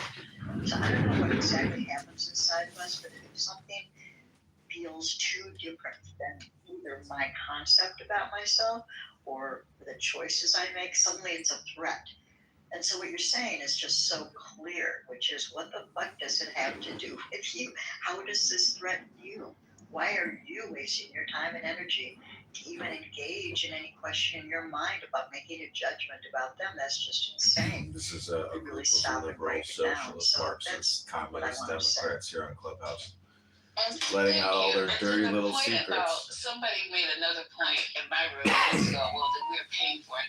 Okay, I've never looked at who's paying for this shit. When I have the chart, mostly because I don't care. You understand what I'm saying? You think Medicaid pays for this? I'm just asking. Yeah. Medicaid don't even pay for plastic surgery. Hello. Okay, you may get a breast reduction with Medicaid if it's damaging your back or if you have multiple rashes underneath your breast. But let's be clear, a lot of this is fucking cash or some private shit, or half private, half cash. And Mel, I have the chart sitting right in front of me, and I don't give a fuck. I've never gone into the financial section because I'm too busy taking care of the fucking patient and documenting my narcs and my vitals and shit. And I'm being honest with you guys, I don't ever look because it's none of my fucking business. As long as I get paid at the end of that shift, it's on. When I don't get paid, then I'm interested. Other than that, people come in there to make decisions about their personal body, right? I don't agree with the fucking clit piercings, but I know a couple of friends who wants to get that shit done. I don't care. It's like, I'll go with you to make sure you don't get a fucking infection. That's the only part I'm playing. And that's the thing, a lot of these people that complain about this shit, they've never even been around a trans person in their life. Never. Y'all have never been around a trans person. They've never seen one, been in the bathroom with one. And if you did, you didn't fucking know, clearly. Make sure you don't get to Yo, okay, let me tell you guys a quick story. So, my brother-in-law, he unfortunately passed away in January. So, but he was really active in San Francisco. He was really active in San Francisco, like super active. And he was given an award a couple months ago for his work. And his two parents, my in-laws, they're both like super MAGA. Like they're super, military Catholic, like hardcore Republican, right? But the award was at a gala. When I say a gala, it's GAYLA. A gala where there's hella, deep San Francisco, right? And obviously everybody there is super active, like in the community, LGBTQ event, and they were there to accept the award on their son's behalf. And so I got to see like two hardcore MAGAs have a great time with a bunch of like LGBTQ folks, and they got to see like the other side. Like, dude, these are real people, y'all. Like, you guys are, you know what I'm saying? And they were in front. They were getting a standing ovation because, man, my brother-in-law was freaking the shit over here, dude. And so, yeah, I was just like, that was like an experience, and they get to see that side, and they signed up to donate and everything, and it was like sponsored by what's her name, Pelosi's, I guess, the nonprofit or whatever. And they were like, "Hey, are we gonna get to see Pelosi?" Like they were like excited. So it was like a really good experience to have them like see that side. This was your brother, Jeremy? What was that? Oh, I was just asking, these are your parents, this was your brother? No, this is my brother-in-law, some of my in-laws. Brother, his parents, yeah. So my wife's parents. But he died, is what you said. Yeah, he passed away, unfortunately. Yeah, I'm sorry to hear that. So what you're saying is that it took them seeing the celebration of his contribution and his legacy for them to realize the people they were hanging out with were normal, regular people like them, and to make him do some. I mean, it's poignant and sort of bittersweet. I mean, he probably didn't get that kind of acknowledgement when he was alive. Yeah. I really did in San Francisco. I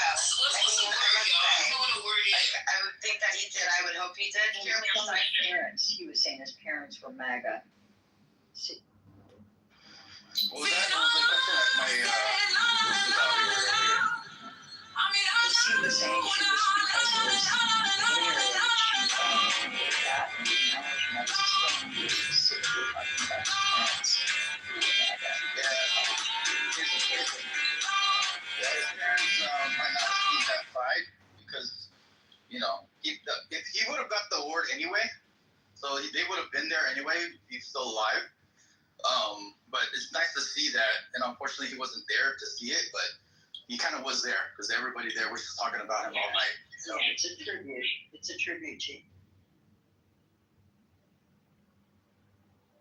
But also a great example of what happens when you put human beings together in a room, take away ideology, take away labels, and see them experience an actual real person just like them as a person, seeing people as people. I think from now on in this space and everywhere else, I'm just going to say my platform is human rights, period, and it covers it.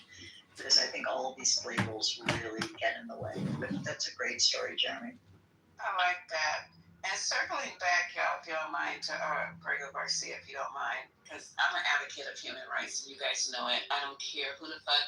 And then when you start talking about children, I'll lose my mind. So, just a reminder. Okay, so they're saying that Grego Garcia, y'all, we're all hoping for the best for this young man. They're saying that he will never. Well, let me go down and put this down, find out where they said it here. They said he will never be free on American soil. So if you guys understand that, he has to make a critical decision today. I know what we would like, and if hopes and dreams were something, I don't remember the end of that, but he's going to have to make a critical decision today, and it's very, very fucking sad.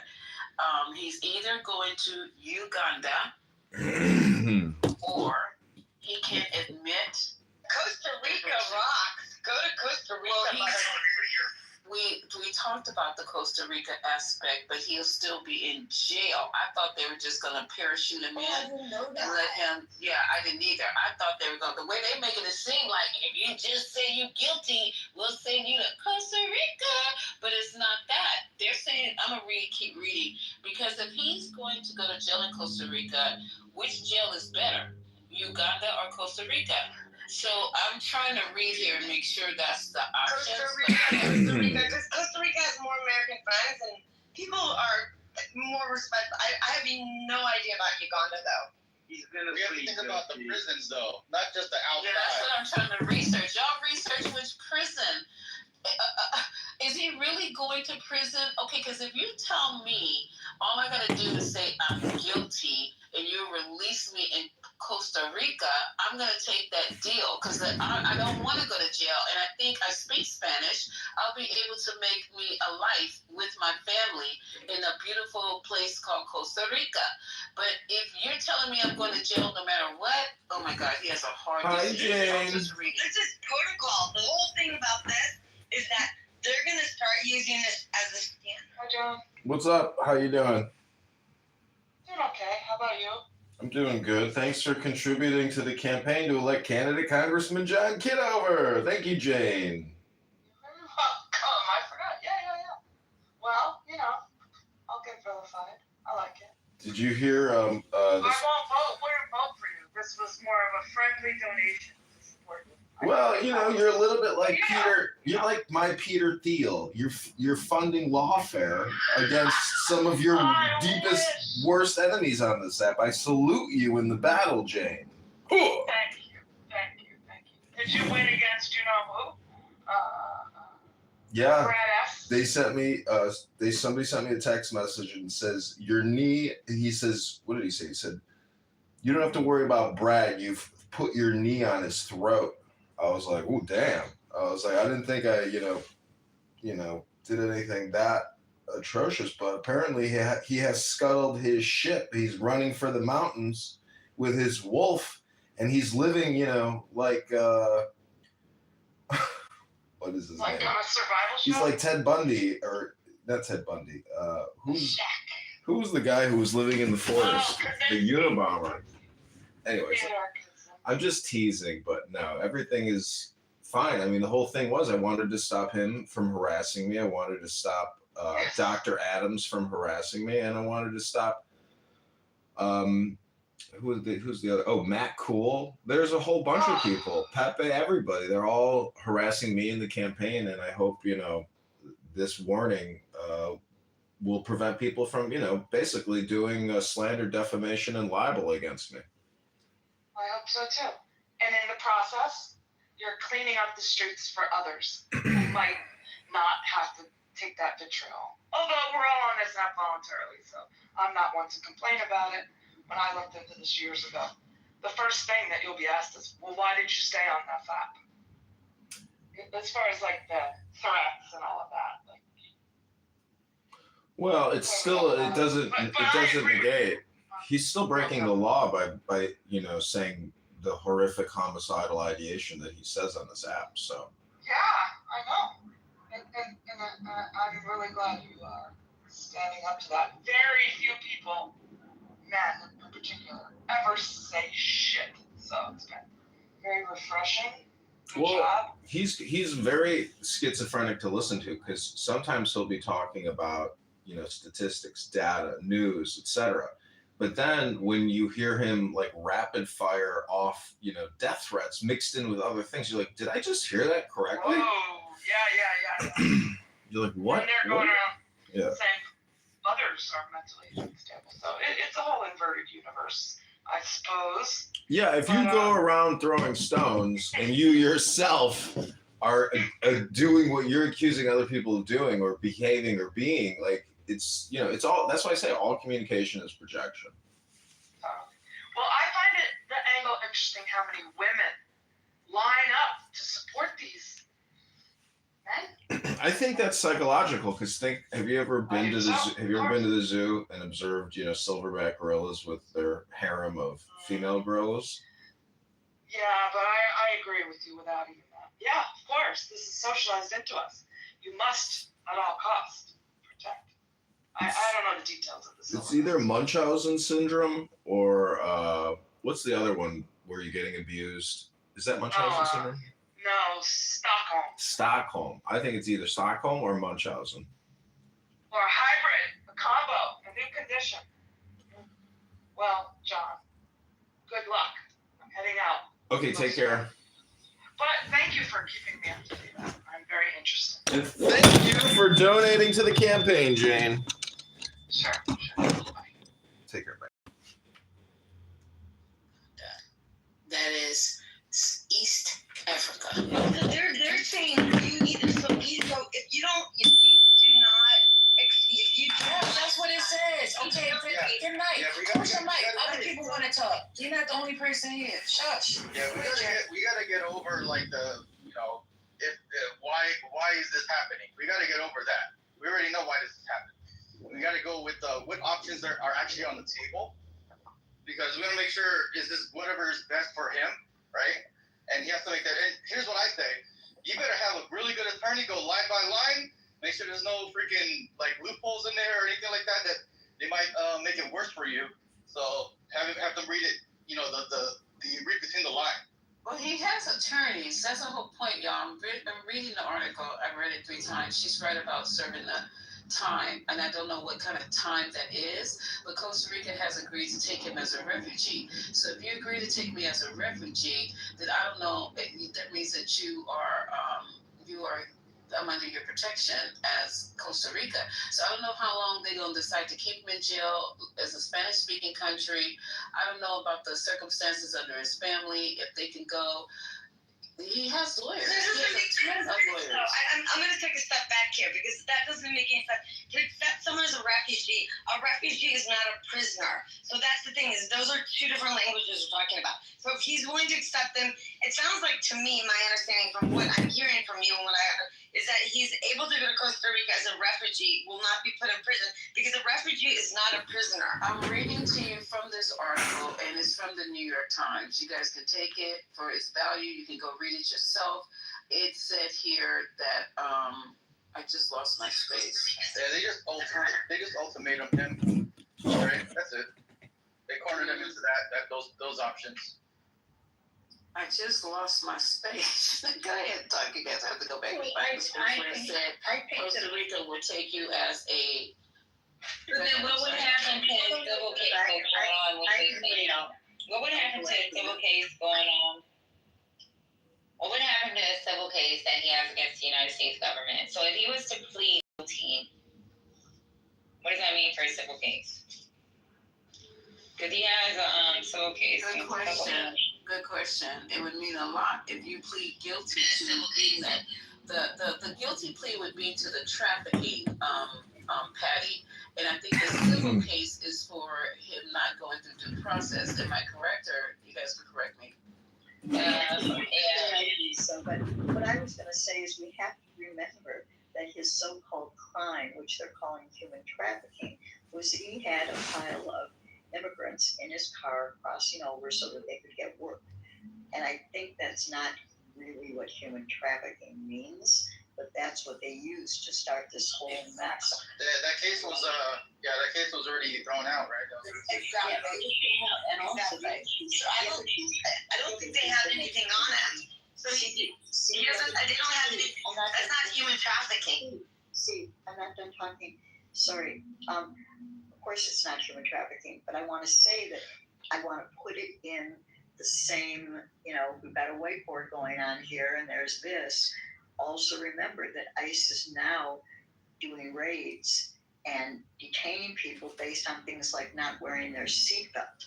So this is a precedence that is so much bigger, and what's going to become much more worse as this, militarization goes into Chicago, New York, everywhere else that it's going to go. So I just want to remind us that that's what people are being stopped by and then convicted of. And then what happens is they try to resist. Now that's a felony, resisting arrest. So what started out as my seatbelt wasn't on turns into this. So we have to keep focused on, I would give anything for Oregon to be safe and okay, but there's a bigger question at hand with what they're able to call criminal. And the biggest question also, once again, is the civil liberties part of it. So this is setting the precedent for that. And next thing I know it, you're right, I'm pulled over by the police for a seatbelt, which I always have my seatbelts on. Now they're doing your lights in the back, whatever. And then that guy in Washington, D.C. the other day, they were stuck in traffic, literally stuck in traffic. The one that I played the other day, and they walked up to this guy's car because he looked illegal. One more time, looked illegal. So if you look illegal, whatever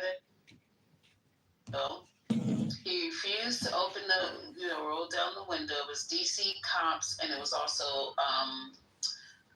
the National Guard, or whatever they call those people, in the uniform. They broke his window, which is the new standard. If you don't roll down your window's going to get smashed. They pulled him out, grown-ass man, through the window, and started asking him for his papers. Well, he never got a chance to pull the papers out because he was resisting arrest because they were pulling and yanking. I don't know how do I go limp, pulling me off the car and dragging me and throwing me to the ground? So, yeah, they had 12 people on him. He kept crying. Y'all remember that? He was crying. Yeah. Literally crying. Said, I'm not a criminal. I work here, blah, blah, blah, blah. They didn't give a fuck. They hoisted, they put all of them had on his knee, on his back. They cuffed him, and they threw them in the van. Now, how is this even fucking legal in this country? This stuff go down. He didn't get a chance to go for his wallet.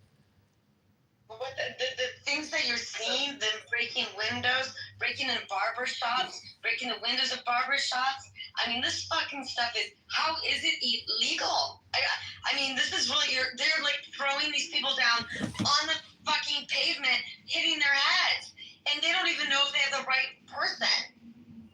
Yeah, I know they've been doing this to black folk for the last 100 years. Yeah, we know that. Oh shit, I mean, you see it's so shocked and appalled. Like, Any of this shit, I don't agree with it. Any black, white, any gray, like, brown, I don't agree with any of that stuff. Yeah, I never have, and I get really hard by it because it's not acceptable. It's not right on us. oh yeah, it just, I don't know. I don't want to, excuse me, First Lady. Excuse. And you, yeah, you passing gas off mic. So Not yet. I don't want to, like, I don't want the thing to be missed that they have been doing this on, black people.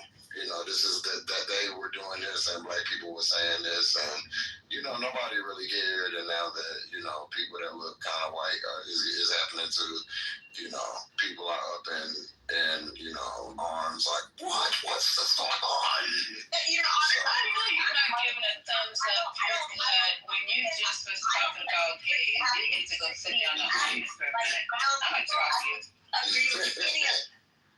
Yeah, but the point I'm making, and this isn't really towards anyone, right? So don't get offended. See. I'm offended. But what I'm saying is, are you a white lady? I see.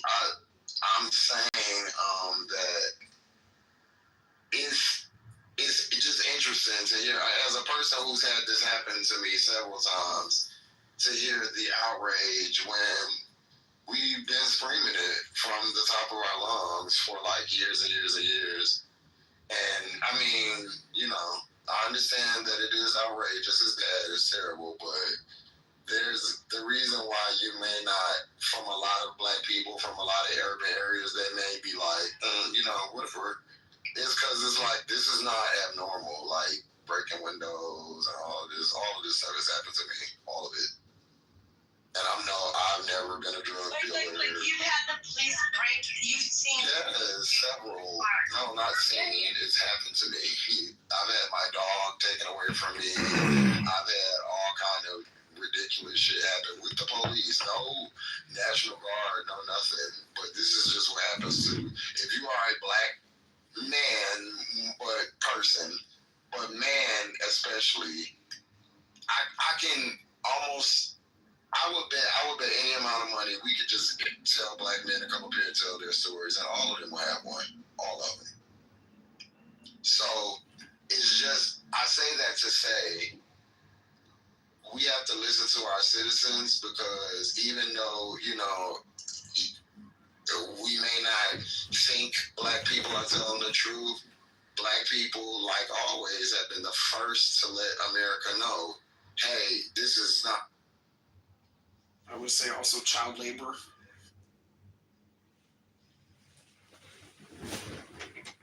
Especially in the so-called marijuana fields.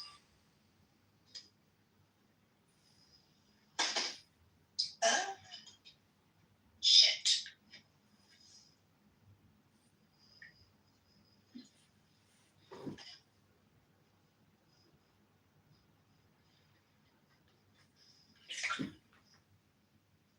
I can't believe it's only 10 o'clock. I'm bored. You're overstimulated from last week.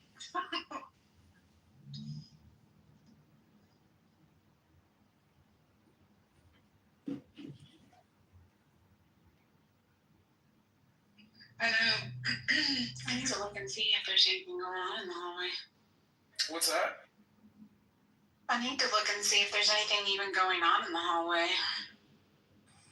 Maybe I wasn't much. I think Chillers has a room open. Yeah, I don't see anything major going on right now. Well, that's what we were talking about Menendez case, and I just got frustrated with just not all of them, but just certain just dumb as a box of rice. I'm talking drooling on the floor, stupid.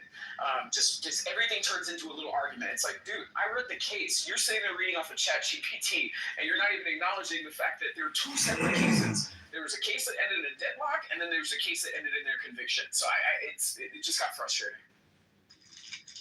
I forgot about that. You're right. They did deadlock the first time.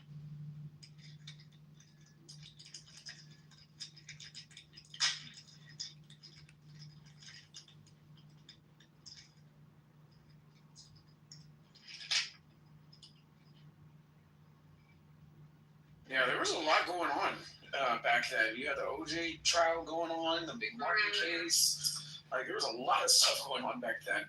Josh Eichelborn slapping cops. Yeah. And let's not forget the Phil Spector case. Remember the Phil Spector case?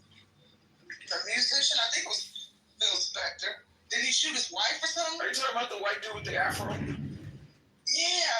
That dude was weird. Or something like that. Yeah, I think they were asleep.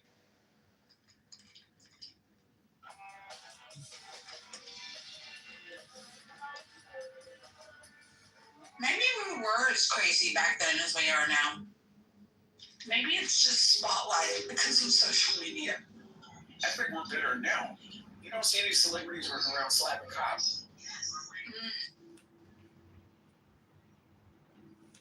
No, we just have them like little Nas X walking down the middle of Ventura Boulevard. And his undies. Yeah. Wearing his underwear and fuzzy boots. Like, what the fuck? Oh, man. That was hysterical. I was like, what in the fuck? Posing like he's on the runway. That's what I was about to say. He was so prissy. Right? He was so prissy with that. He's looking at our car.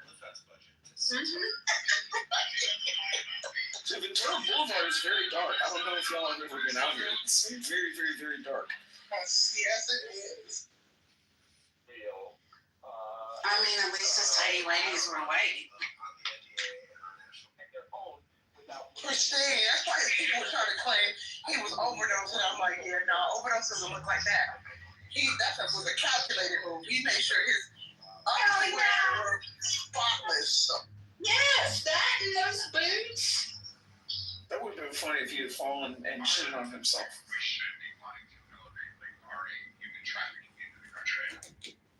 I was just like, why? What is this happening right now? It was kind of very reminiscent of Britney Spears. And Martin, remember years ago when Martin Lawrence had that breakdown like on Hollywood Boulevard or some street in LA? And I think he was in his underwear too, or was it a diaper? Either way it goes, Martin had that breakdown. He was in the so sad. I watched Martin Lawrence too. Yeah. And a pistol. I think he had a gun too. I feel bad for laughing, but I see that at least once a week.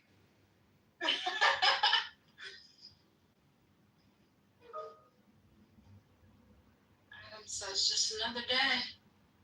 Well, no. So when I was on the phone earlier, I was calling LAPD. There was two homeless people that just, they just started setting up shop. And I'm just like, okay, this man's playing with a lighter. We just had those fires in January. Like, can you please, remove this person? Take him to a shelter or something?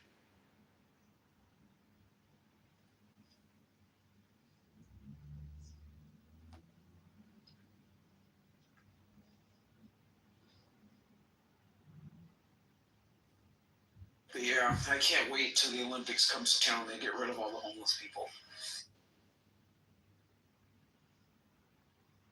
What's that, 2 years? 2028.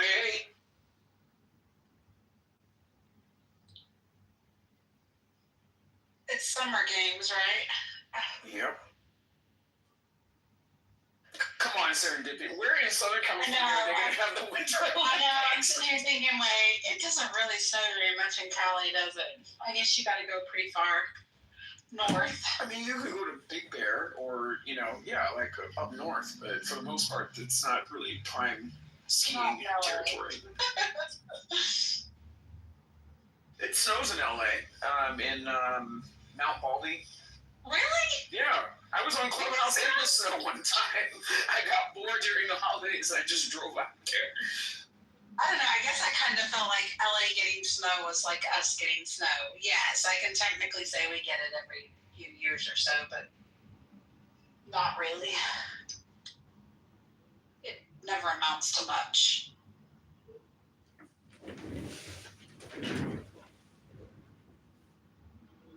I'm shedding so bad. Like I must be losing my summer coat or something.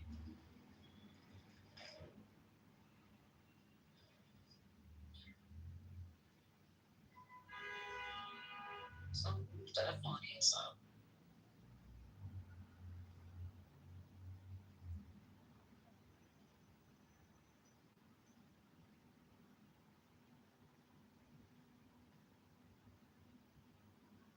It's kind of fun living in a big city. Like I see a Jet 200 every day.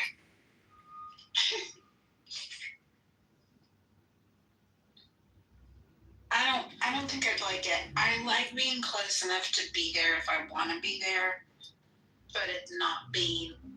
Citizens were Meiji incursions near border, a dangerous escalation, and these people are demonic, man. They've been bombing the shit out of Syria for a while. Israel says a few Hezbollah men tried to rebuild group in southern Lebanon.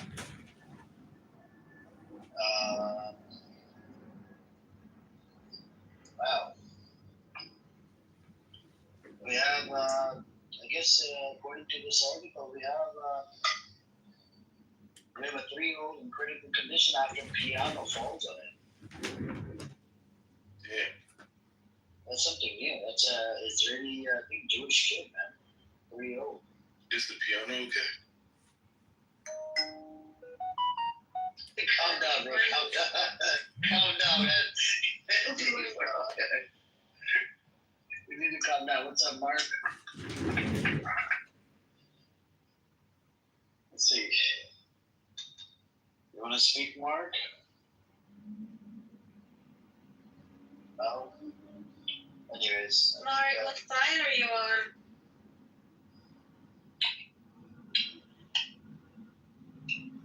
I think he's on a phone call, maybe. But you know, the app has been glitching like for 2 days as well, so. Yeah. I think it's, are you using the iPhone, Ocean? No. I don't like iPhone. But there's the Are you other using one. Android? Oh my god, you disappointed me. Why? I was gonna mock the iPhone thing, but anyways. But you know, iPhone is like for dummies. It's like, I'm sorry, but like they created. Someone please speak general in here. Sorry? There's a brother here, general, he'll fight with you for the iPhone thing. No, I think. Oh wow, speaking of general, listen to Ocean. He's saying iPhone is garbage, it's for stupid people. I didn't say that. I said that they created it for people with Down syndrome and autistic people. No, it's true. The original design of the iPhone is so you don't need to read and you go by colors and shapes. It's like the whole thing is like simplified for really simple intelligent. General, what's up with you, bro? Did you hear what she said? What's interesting is sister. I don't want to call sister Ocean out. She was having issues with the app earlier on, and she didn't know where to find the update. So I think it's enough that. I just think I'm thinking, girl. I think it's good. The more intelligent one. In that case. No, I like to challenge myself in life. So if I'm going to take something technological, I will take the most difficult one. Yeah, you did out me. I am in that. Yeah, I thought so. Next time, just stay in lane and insult actions. You just actually proved that you are in my So wherever I am, technically, you're there with me because it's still made for, the same. Not at all. I think the beauty of it is that it's a multi-trillion-dollar company. It designed the product to be much better. Well, it was one of the first smartphones, to be fair. One of the first? One of the first smartphones. Using a smartphone shouldn't be rocket science, right? It should be very fluid. It was Android the first smartphone, not iPhone in general. You know this. No, one of the I said one of the first. One of the first. One of the first, but it came after Android phone came out. So one of the well, you can say one of the, no person in the scientific or tech community will say that Android is more fluid than iOS. iOS is built like that. Also, first does not mean best. Exactly. First is always not the best. No, but first is always the original, which, It doesn't matter. Do we want to be first in everything? No. Do we want to be perfect in everything? Yes. But jokes aside, it's more sophisticated and more advanced. I'm not saying I'm better at that one. I'm just saying it is. This is reality. Which one is? The Android. Android is not more sophisticated or advanced. Between that's just use your sophisticated AI and ask it which operating system is more secure. I don't like that your tone now, General. You can't really obviously when someone wants to win. I don't really care about winning. I have both. He has both. I don't know. He has both. But the one that there's good arguments to be made that iOS is good, and there's arguments to be made that Android is good. I personally don't like Android. It's just a very clunky operating system. I want to get the Chinese phone. Weiwu? Is that what it's called? Huawei. Not Weiwu. Mine isn't Huawei. It's an Android. It's Huawei. Wait, isn't Huawei Android? Yeah, it's Chinese though. He said Chinese. I have the Chinese version. That one. Which one? Huawei. Oh, you have the folding one or the normal one? I can barely hear you. The normal one with the thin one. Is it the one with the round cameras at the back? With the round. I'm not. What the brand name is the? I have the Motorola. Motorola. Yeah. Motorola's American, but it's owned by Lenovo. Yeah. Okay, I didn't know that. So you could say it's Chinese, I guess. It was according to.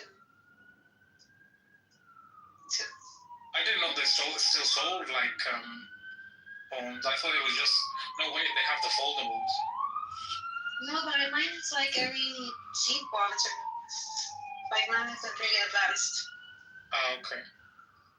Yeah, it's not a foldable one. So, anyways, I think. Oh wow, we got Zach in here. What's up, Omar? What up? Assalam. Welcome, sir. Assalamu alaikum.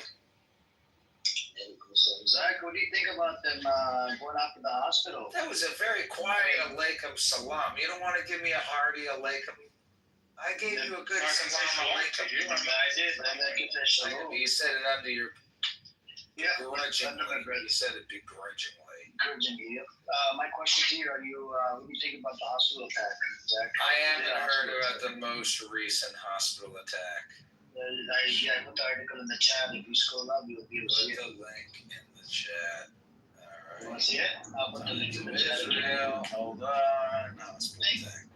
And guess what? Journalists, 20 people, 5. Trump was pissed off. That's a lot of journalists. Trump was pissed, and guess what? These are mainstream journalists. Last remaining voices reporting about the dying silently. Alright. These fuckers are killing mainstream journalists, your white brothers and sisters. Starved. I'm sure they'll find a way to defend this. Ceasefire now. Okay, great. Ceasefire now. Let's have a ceasefire now. I agree. Ceasefire. Mayor, but do you agree that they are targeting hospital workers? They're targeting people who are appear to be hospital workers. I don't know if they are hospital. They're targeting journalists and hospital workers. Do you agree on that? No, nobody's agreeing. Shlomi, our friend Shlomi. Do you know Shlomi? Yes. Do you like Shlomi? Yeah, he's okay. Do you respect Shlomi? Do you believe Shlomi? Do you believe Shlomi? You doesn't have to respect. According, do you believe Shlomi? I don't believe Shlomi. The news stories came out. I don't believe his news stories. The one I want to ask. News stories? Which stories do you believe? Which He stories? he kind of changed the whole story on us. How did he change it? We have somebody sent me a clip of when I questioned him. We did a Q&A. It was an hour and 30 minutes. Some of the answers were very interesting. We asked him one of the questions. We asked him, "Would you have dinner with I was there on that. Do you know what he said? Do you know what he said? He said he would have dinner. Yeah, there you go. What does that make you feel? What does that say? Just for being a frequent fan of yours, that I was here on. I don't remember you were here. You didn't have a trash bag. I don't know you're a trash bag. I was probably Nature Hero, or maybe I was Ishmael the Gorilla. Remember, I used to be Ishmael the Gorilla. Why would you put a gorilla's picture on that? Because you were racist. No, just like all of it. I'm trying to get you to change your mind. I'm trying to get you to change your mind. It was. You can be racist if I can be racist. White people can't be racist. White people can only experience racism. We're experiencing racism when what? Nobody was being racist to you. Yeah, white people can't be racist. Anyway, look. Shlomi said that he was held in Gaza as a prisoner of Gaza. And Shlomi said that the guy who was holding him prisoner was literally a journalist. And so if you don't believe Shlomi, you don't believe Shlomi, okay? But if you do believe Shlomi, wait a minute, I'm speaking. If you don't believe Shlomi, you don't believe Shlomi. But if you do believe Shlomi, then you have to admit that there are some people who are journalists. I'm not saying the guy was a Hamas fighter. I'm not saying he was a Hamas fighter, but he was a journalist who was also holding a man hostage in. He was living with the family. I didn't hear him say he was a journalist. How did he know he was a journalist? If he was a journalist, did he go out and freaking have a camera and he would record everything? I think he went out and he freaking had a camera and he was fucking record everything. He was recording what was going on with the hostages. That's how they send out videos of the hostages. He wasn't a journalist. When we asked him a question, Zach, when we asked him a question, he didn't say journalist. You were disingenuous. Oh, he literally did say he was a journalist. No, but he didn't say it. I hear you. Okay, can you provide evidence where he said it was a journalist? Not the clips. Hold on, Zach. The clips I have. Nowhere in there he said this, and he was a journalist. He posted online that he was held hostage by. That's what I'm saying. He changed the whole fucking story. What he told us on the clips that we have is way different than what he said, what he wrote afterwards, because he changed the story after the pressure. On the clips that he had, he said he would have dinner with the guy, but did he say that he was a journalist? No, he didn't say he was a journalist. That's what I'm saying. Literally, bro, I don't know what you're on about, man. Seriously, see, now you're being intellectually dishonest. What he said about you? I just said that you're being intellectually dishonest. Zach, we have data. We have proof. I have evidence. I'm not lying. And the other day, we had Shuki that played his clip. Look, I don't even know what the fuck we were talking about. So are you going to deny the evidence that I have? What evidence that you have about I have the actual clip on that day when we did a Q&A, right? Shuki brought it to our attention. Shuki's the one that played it, the whole the clip. It's about an hour and 30 minutes long. All right, in this same room. Nowhere in there he said he was a captive under journalist. I think what he did after he did whatever he did, he changed the whole fucking story. And guess what? him, and there's people on the, on a case. They filed a lawsuit against Mahmoud Khalil and a whole bunch of other people. I came across a PDF file because we have a lawyer as a moderator as well. You know Ace, right, Zach? She's a lawyer, by the way, by profession. She came across a court case. Do you know whose name is mentioned? Shalomi's name mentioned on there. Who else? Mahmoud Khalil. Who else? CARE, the organization that fights for the Muslim rights in America, that get discriminated against at the, hotel or whatever. There was even a whole bunch of cases about hijab or whatever. Some people even got fired just for wearing a hijab in America. And CARE is a non-profit organization that fights for the, on behalf of Muslims. And so Shalomi is one of the people on there. There's other people on there as well, and you have the Jewish organization, and they even went after Jews for Peace on that document. It's a case that has been filed in court of law, and even against that Colombian student. Literally, Shalomi went to Jerusalem Post. He made a comment. I don't know what he did. He asked him this question. He said he heard some names. He asked him, "Do you speak Arabic?" He said, "No, he doesn't speak Arabic." And then Ace asked him, "How the hell did you know about that person's name that was protesting at the Columbia University? Do you know that person got arrested next to Shalomi?" And Shalomi fucked up the whole thing. Yeah, Shalomi fucked up the whole thing, and I was in a shock. And when he came in here, he's like, "No, I didn't say any of that." Then how did the newspaper spin the whole narrative? They didn't fucking spin it out of nowhere. And then now we see a court case. And Shalomi's name is on there. It means Shalomi is in on it, and he lied to us. He did he pulled a halbat on us. And that's what bothers me. And we actually have evidence. Can you imagine if this evidence was presented in court of law? His fucking whole case will go down the toilet. You can't go around and change your fucking story and lie about it. Nowhere in those clips, we asked him multiple times, who was that person? We asked him a whole bunch of questions. Nowhere in the fucking clip he said he's a journalist. And then he came around and he changed his whole story. That's what bothers me about fucking liars, man. Greetings to the room. I was in here the other day and someone said that the Gazans cannot leave, but I recently saw this organization called Heal Palestine that has been bringing people to the United States. So I just want to make sure I'm not being scammed or anything like that because I've been keeping up with their page. The United States canceled their visas, by the way, Sister Santos. There was 3,000 visas that they issued and they canceled it. So there's no more kids allowed, thanks to Marco Rubio. And there's some Zionist bitch or man bitch. They canceled the visas. Well, this particular family came over the beginning of August. It's for amputee kids, by the way, Sister Santos. Amputee kids? Yeah, if your kid is amputated, then they'll bring you, but they canceled all these visas. They're going to send them back. They're going to send them back to Gaza?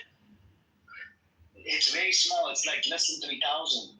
Do you know what the population of Gaza is? It's about 2 million.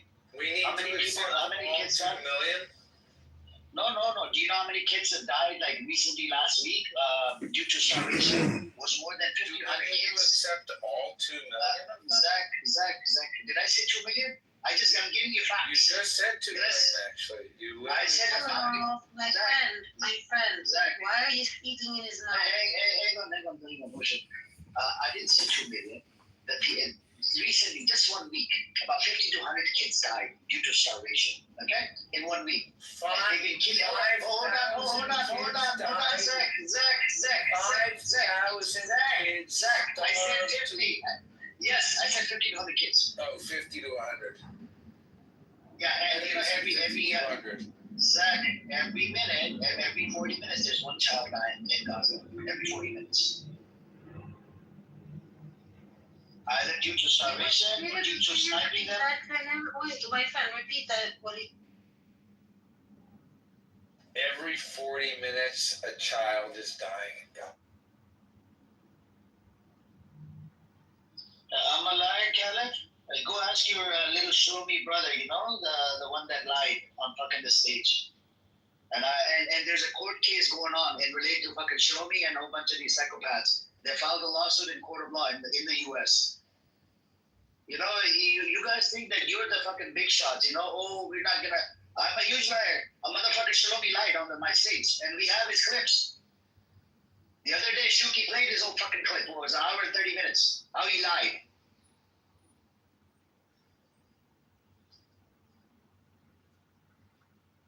But anyways, there's no point.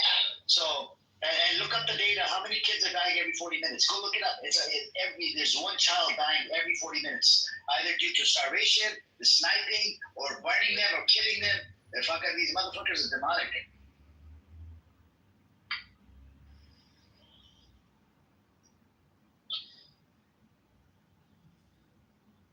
Yep. Anyways.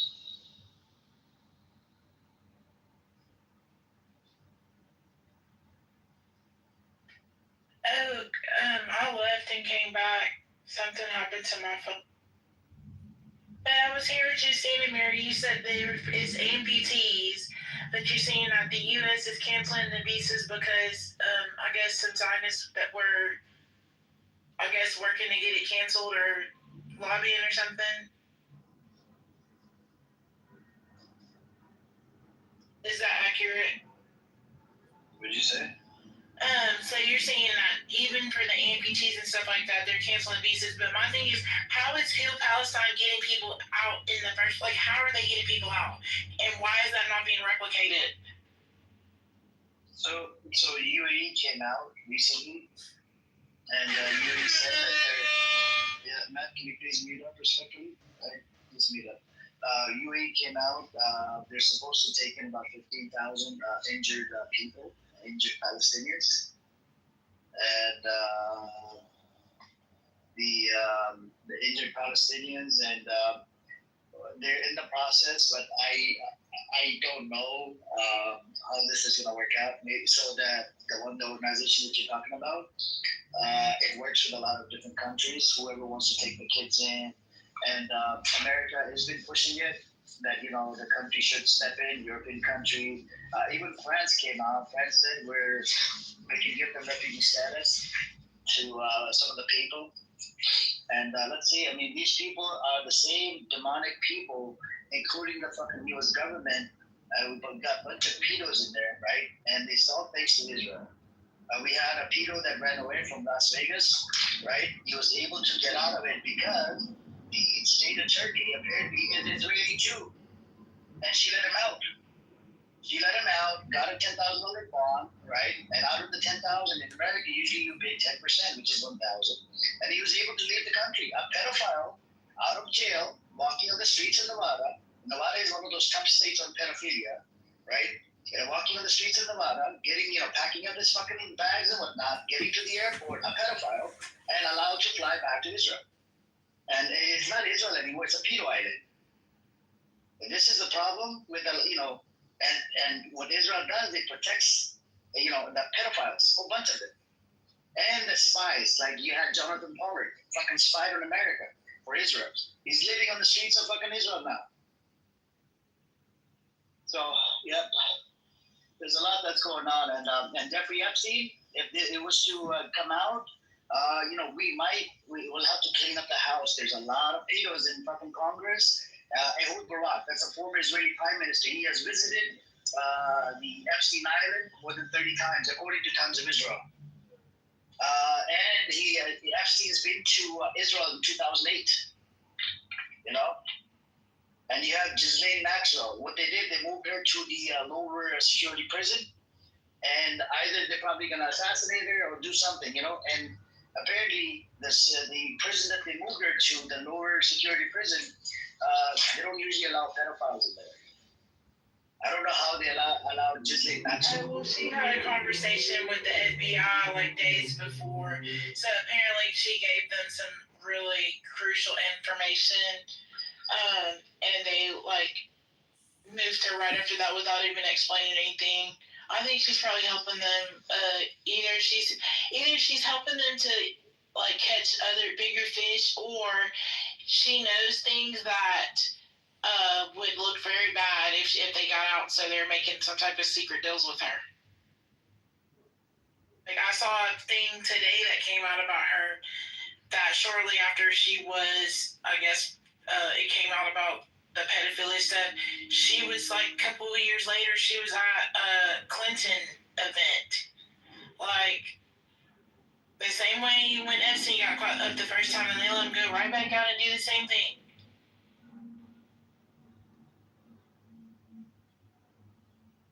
So, it's all messed up. It is all messed up. You know what the sick stuff I saw under the comments though for the Hill Palestine video that I was talking about with the kid and that they were the kids that they were rescuing and stuff like that with the family. This particular video I was seeing, people are under the freaking comments talking about, I thought the kids were starving. I thought people were starving there. Why do they look so healthy? It's like so sick. The audacity of those people.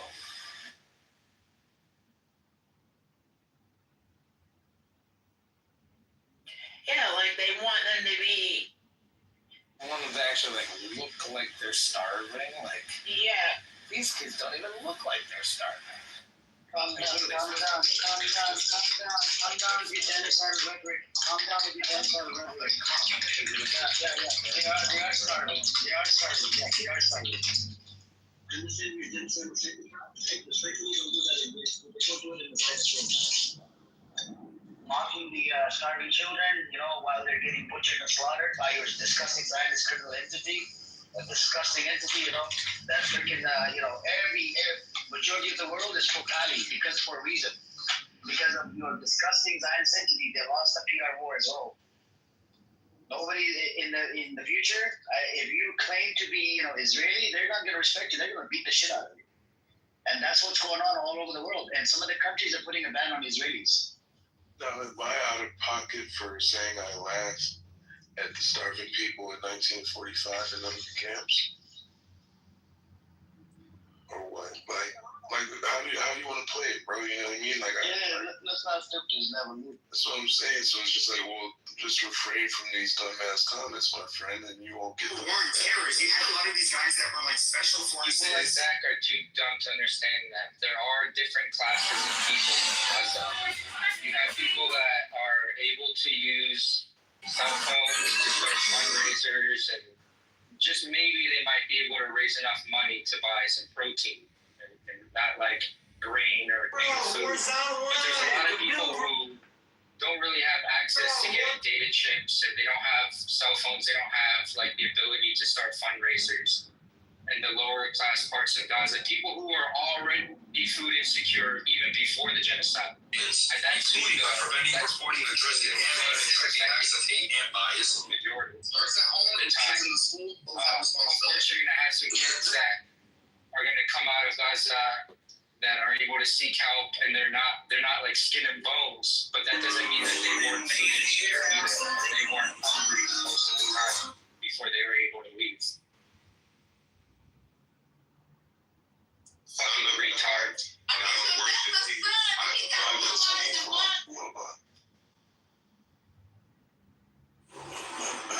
Let's see.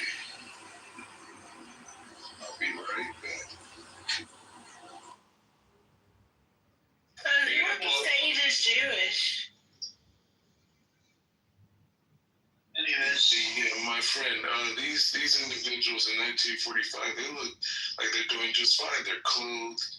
Let me see. God damn it. They look like they're doing just fine in that camp right there. Right?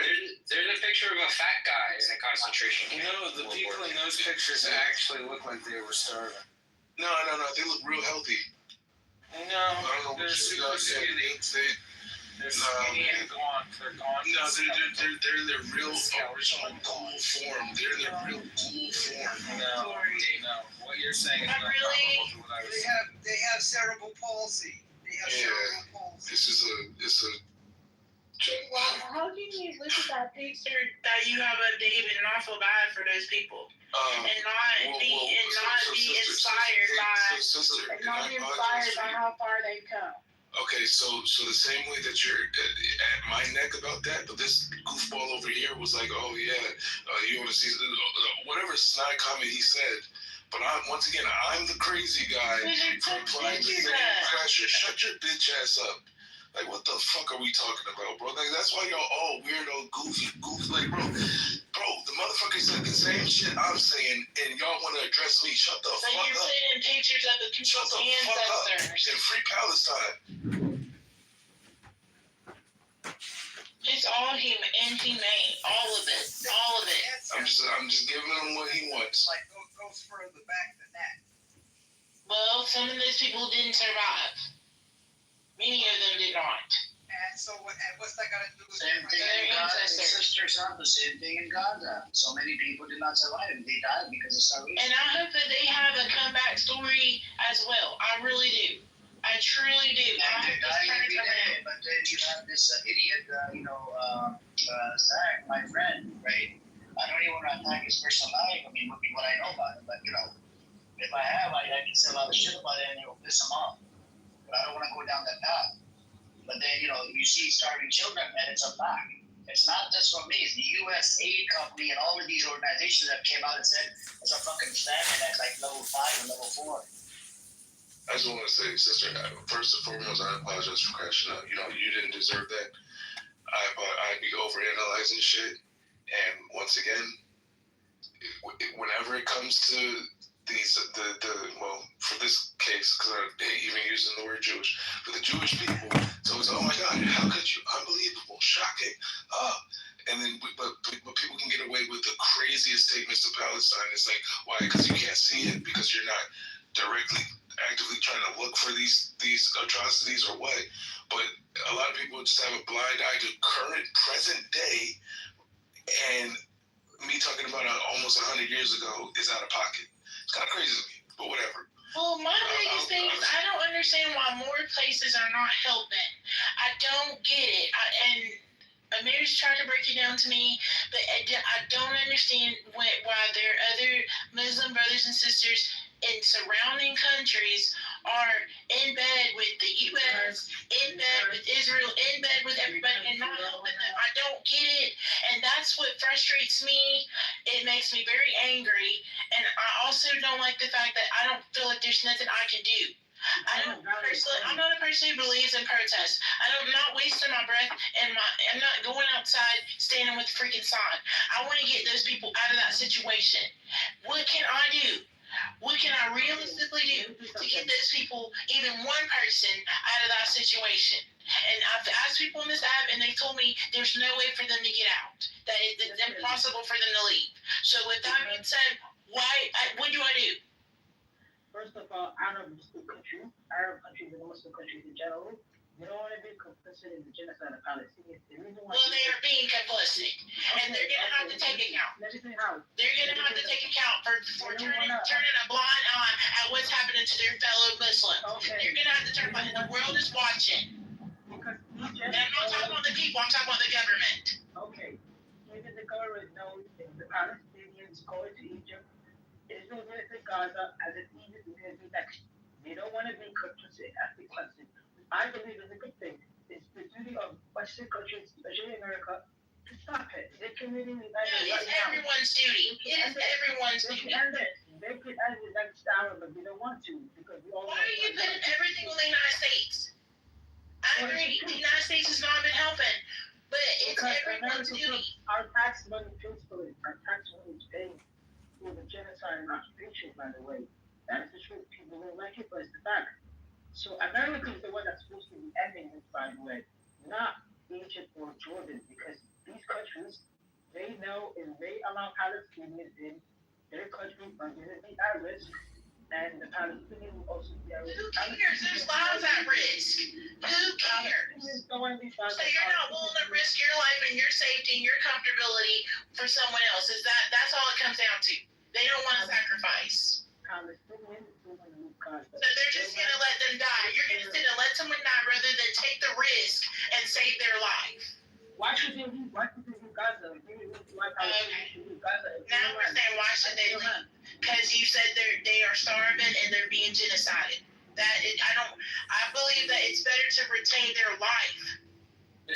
That is what's most important is their life at this point. You're doing this thing where you blame everyone else but the Zionists that are actually killing them. And you're trying to bring what is this two saying? Sister, what is it you're saying? You say that the people in I think she's Gaza confused do- about whether the people from Gaza. Wait, my friend, I'm just asking something. Be quiet, please, mute. So I'm asking his sister, are you saying that why the people in Gaza leave Gaza now? I'm because saying they're being two things. genocidated? I'm saying first thing. Wait, sorry, just yes or no question. Yes or no question. You're thinking that because they're being genocided, they should leave? Yes or no? Is that your argument? I've been told they can't leave. No, yes or no. I don't know. I've been told they cannot leave. That is not an option. But if it were an option, then yes, they need to leave. So you're saying that fact is that they cannot leave, even if they would want to leave, right? And if they could leave, you say they should leave. But right now, they 100% can't. save their lives. So where we are in this situation now, they cannot leave. They're not allowed. What is it your argument is in this context? That what is it you're saying that Why they is should the what? government of Jordan and Egypt not doing more? Why are they not accepting them in? Why are they not fighting back? Because And there's some of you people I don't understand that. Sister, they want this genocide to happen. They don't want the Gaza people to leave. Wait, who wants it to happen? What we're seeing right now is that basically the Israeli government is in co-op with Egypt and Jordan, right? So they are in agreement to make it so expensive and basically making it impossible for people to leave through money. And on the other side, they're not being able to go from that place, as we can see. So reality, circumstantial evidence is telling us that they are being genocided with a purpose of being genocided. Do you understand now? Do you understand the difference? Why? I get all that, but why are these other countries not helping? Why We're is not Jordan asking denying them entry? Sister, we know why. No, I don't know why. I don't know. That's what I'm asking. I don't know why. Hang on, sister. I gave you the answer. You're asking the same question. Yeah, you told me the other day. I said they're Muslim majority countries. They're not. Let us see what they said the other day. Ocean, please 1 second. So they're Muslim majority countries. The leaders are the puppet of who? America and Israel. I explained it to you in detail. You're doing the same thing on purpose. I know you want to troll, but sister, if I tell you one thing, I like you to concede to the point. Moving forward, don't bring up the same fucking point.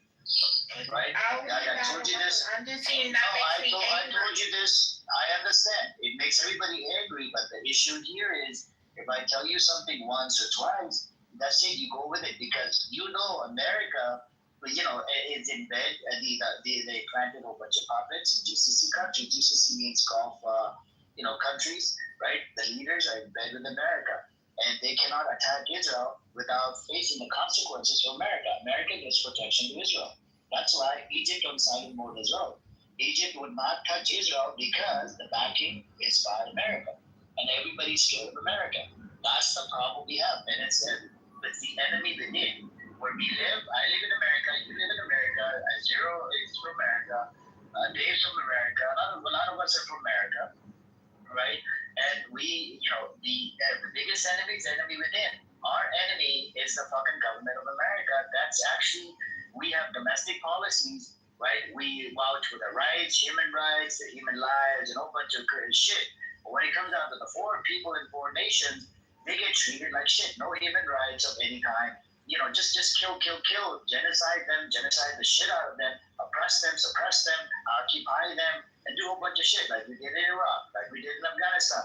Not to mention in Afghanistan, we killed over 200,000 people, and we detained a whole bunch of sisters into the detention camp, right? And these soldiers, they raped the sisters. That's why America parted ways with ICC, International Criminal Court, and ICJ, because they did not want on a world stage for their soldiers to get prosecuted. And if you ask the people from Afghan, one of my moderators, she's from Afghanistan. Her name is Sahia, right? When she comes in, you can ask her, would you want those people to be brought to justice at the international court or inside America? She would tell you at the International Criminal Court. because America is a rape bias, just like a fucking Israeli court is biased. You know? And these people that have committed war crimes in Gaza, if you ask people in Palestine, they would want International Criminal Court or inside Gaza for these fuckers to be prosecuted. That literally fucking molest them, kill them, rape them, kill, and snipe them. They kill a whole bunch of journalists, even in the recent news. If you check the chat, they killed a whole bunch of forget the Al Jazeera journalists. They just sniped and killed and bombed hospitals twice. It's like what Josh said, is a double target on the same hospital. And these journalists were from Reuters and whatnot. They're mainstream journalists, not even freaking Al Jazeera anymore. And Trump came out. Trump is pissed off. Trump said, "I'm sad. I didn't know about this." There's another.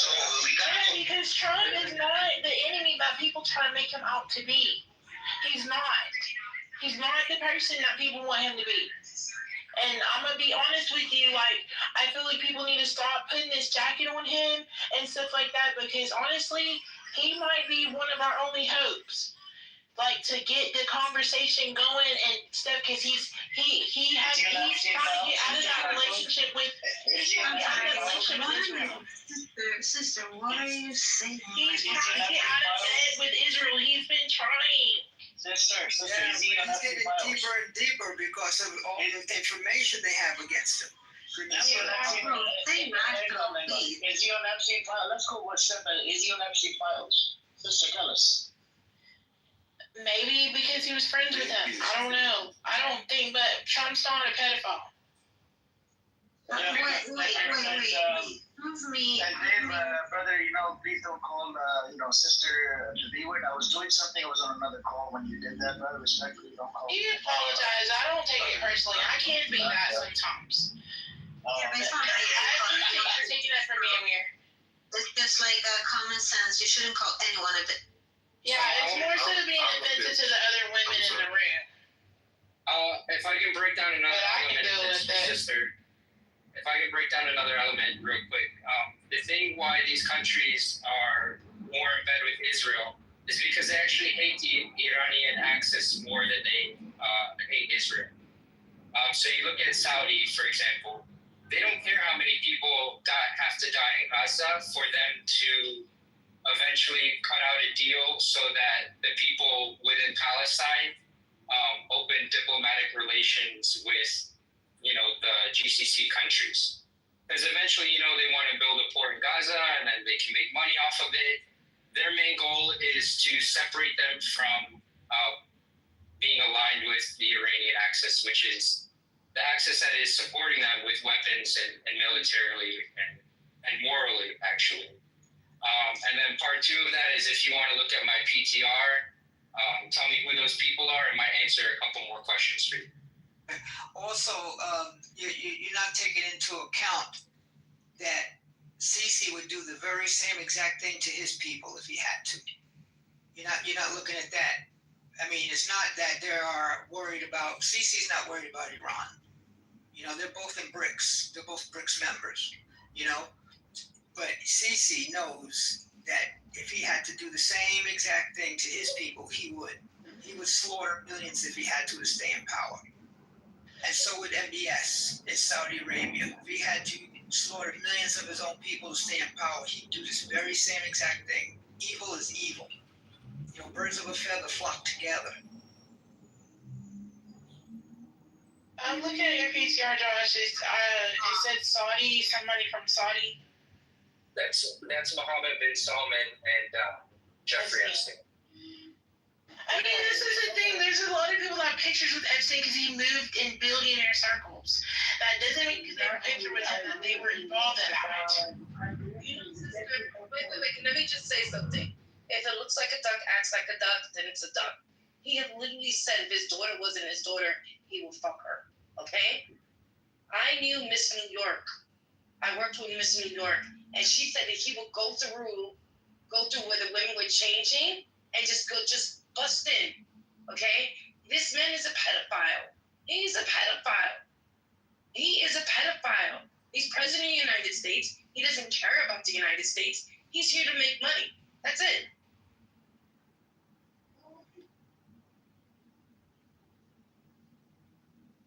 Because why is he pretending? In the president of the Why United is he States. pretending? Why is he pretending as if there's no Epstein list? Oh no, oh no, oh no. By the way, the White House just opened up a TikTok. White House, official TikTok White House. They got trolled so bad, saying, "Where's the Epstein list? Where's the Epstein list?" But even his base is asking for this Epstein list. Understand. I don't know. Listen, my next question, my final question is, what can I do to help the cause? I don't believe in marching. I don't believe in any of that. I will donate money. I will do things that will result in actual change. But I'm not getting out there and holding up no sign because I don't think that does anything for anybody. I didn't even do that for George Floyd. So my question is, what can I as an individual do to help, if anything, to help the people of Palestine? It worked in Australia. I mean, those people That's protested when they crossed that bridge. When they crossed that bridge, They did a lot. That was in the 19th. I've got a question actually, just on building. They give to you fucking Zionists right now. Y'all What? just ugly. You don't want to No, hear. no, let them speak. We need the Y'all opposite make side. Yeah, I mean, if you don't want to hear me, just go ahead and boot me from the room. Please hang on. No. Hang on. We need to hear the other side as well. Go on. I have a question actually. My, sister is asking, what can she do to help the people of Palestine? She doesn't want to go out and protest, but she wants to maybe donate money or something. So my question is, do you think that if she were to lobby or advocate or encourage her friends to advocate against Israel, like if Israel had less power, or if Israel aligned with the United States, or if we stop sending money to Israel, basically something that would make Israel less powerful. Well, we're about to elect, inshallah, the new mayor of New York, who's not taking any AIPAC money. So we need to start electing politicians that are not taking any type of AIPAC money or any kind of Israeli. So would you? Is this your attempt to answer my question? Okay. I just said it. So what? Can you repeat the question, Zach, so we can dive into it? Headache medicine or anything, first aid, everything is set here. They have everything they can possibly. So are you part of HR or in some way you administer this kind of stuff or no? I'm kind of, but I'm not really. I wouldn't say officially. Because you could just give everyone, like a $20 gift card a week for snacks or whatever, and then people don't have to. What's that? Didn't this how you keep nail out your mouth? See? You need it. See, you stop if you move on? From this shit. From what shit? What's the shit that died from? People kill people in the city. 14-year-olds carjacking. So what you're telling me is all the kids that are dying in rural neighborhoods, right? Rural areas in this country, which is a lot, by the way. You saying like you're not going to count any of that. You're just going to talk about blue states and blue cities, right? Philadelphia. That's a red state. Sorry. Okay. California was almost red. California was never red. Sorry. Close. Not close. No, not in my lifetime. Sorry. This last election was close. No. Okay. Never mind. He's trolling y'all. Why do you think Governor Newsom wants to gerrymander the state, and what happens if it reverses on them? So this is how it started. What happens? What happens if Governor Newsom gerrymandering up the state? Actually fucks up the state. Okay, so little boy, listen. Are you saying that's how it started with Newsom? Is this what we're gonna go with? No. That's the story we're gonna go with, right? Okay, so no. Okay, let's see if you have any the last time honesty. it was better was under. Let's see if you have any honesty. Answer me this, young Arnold man. Schwarzenegger said Yeah. the change since he was in office. Okay, young man, answer me this question. Why did Newsom decide to want to do the gerrymandering this time? Why did he do Because it? he wanted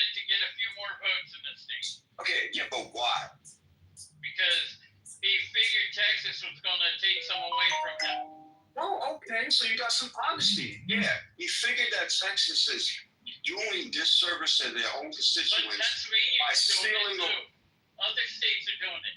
That's Okay, the only state. do you know how to But focus? what happens? Do you know how to focus? When it backfires on Newsom? What happens when it backfires on Texas? What happens when it backfires? It'll never become a red state. Backfire on Texas. It's going to be a red state. You don't understand. Texas will become red. Hey, school C, it's only congressional district. They didn't even redraw the state districts, only the congressional districts. Yeah, he doesn't understand. He doesn't understand this. Make that make sense. I do.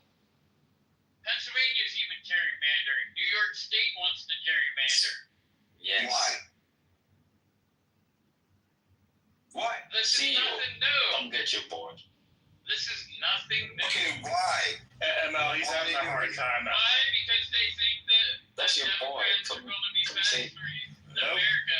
Nope. When the Republicans push everybody should get a job and everybody deserves a job, and you care more about the illegal immigrants taking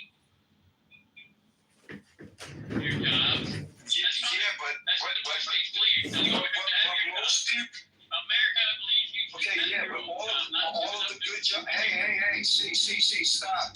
You're just shutting on your mouth. All of the good jobs, right, that were held by people in this country, working for the government, they were losing it under Donald. Donald made them lose their job. He fired them. Right. So what are you talking about? You're talking about people who have been detained, kicked out of the country, people who've been detained, kicked out of the country who were doing a particular job. Meanwhile, the really good high-paying jobs that Donald got rid of. What are you talking about?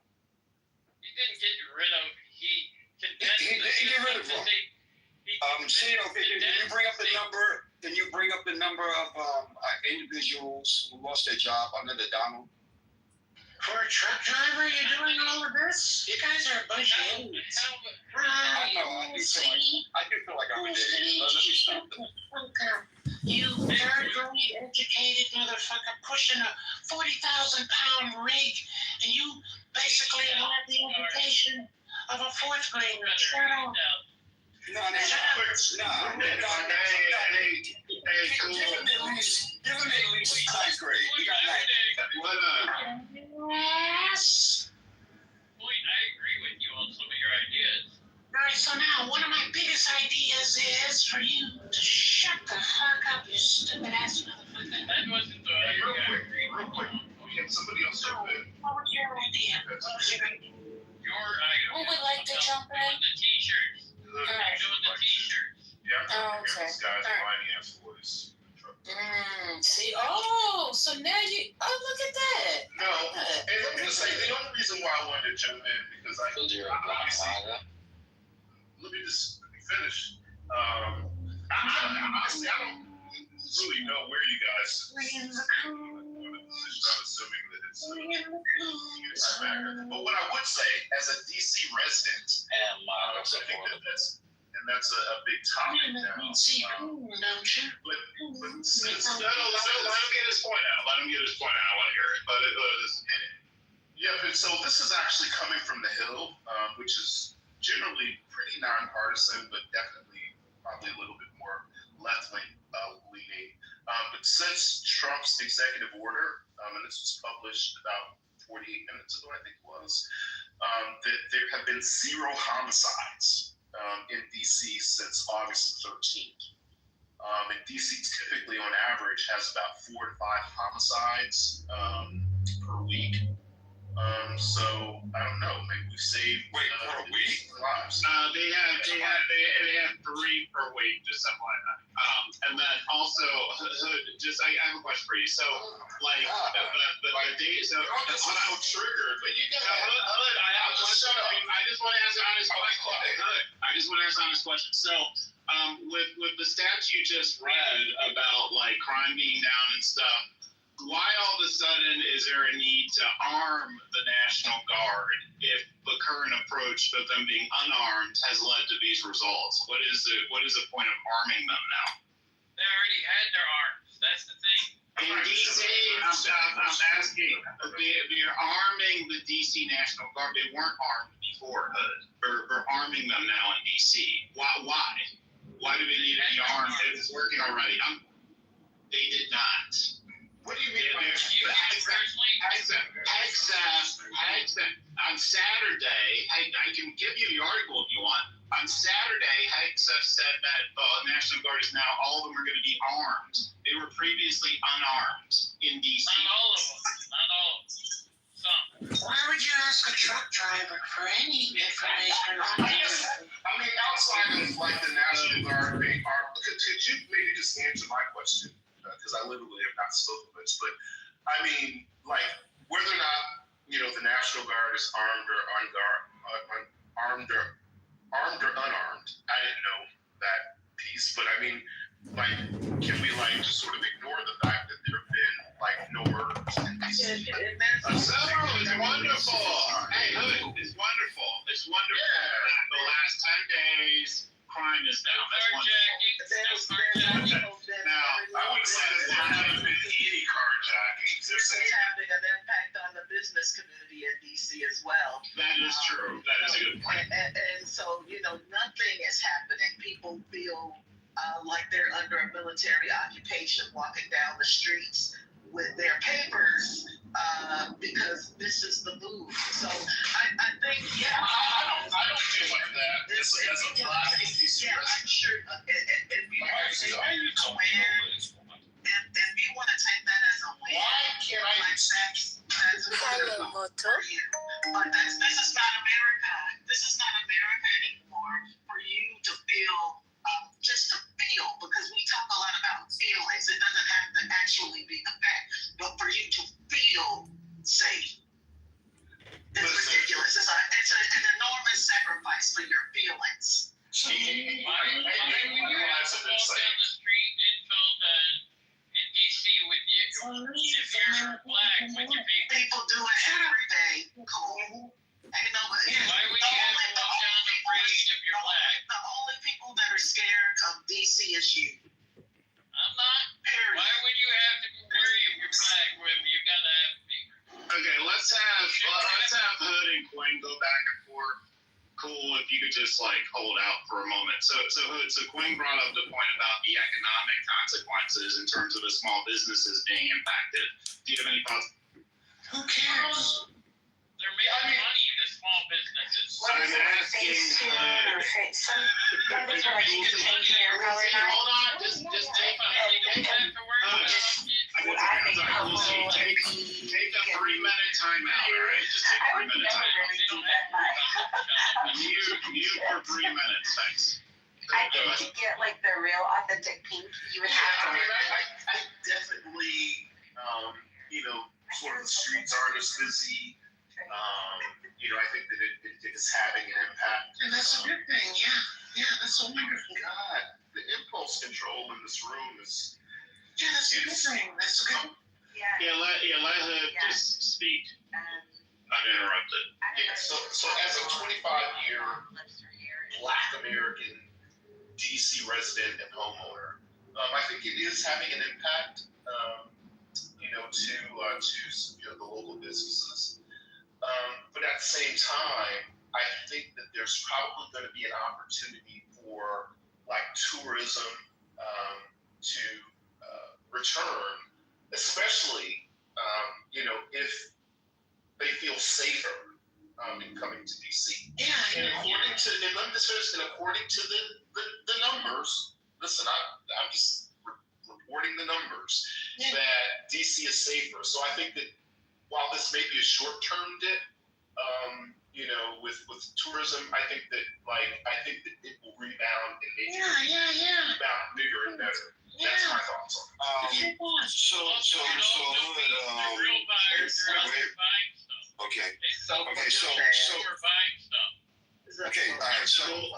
You got 2 minutes left. Cool. You got 2 minutes left on your mute.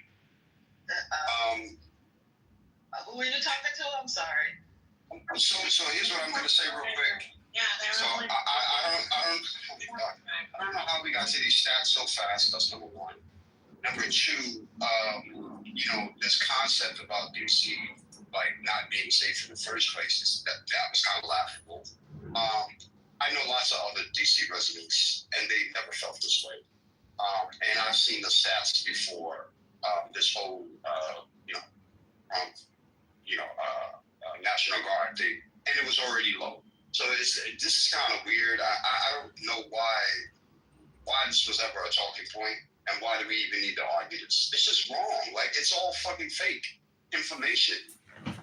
So you're saying that, let's just say, let me just say, so they can probably fudge numbers robberies and burglaries. I don't think that you can really fudge murder results. There's somebody rather shit.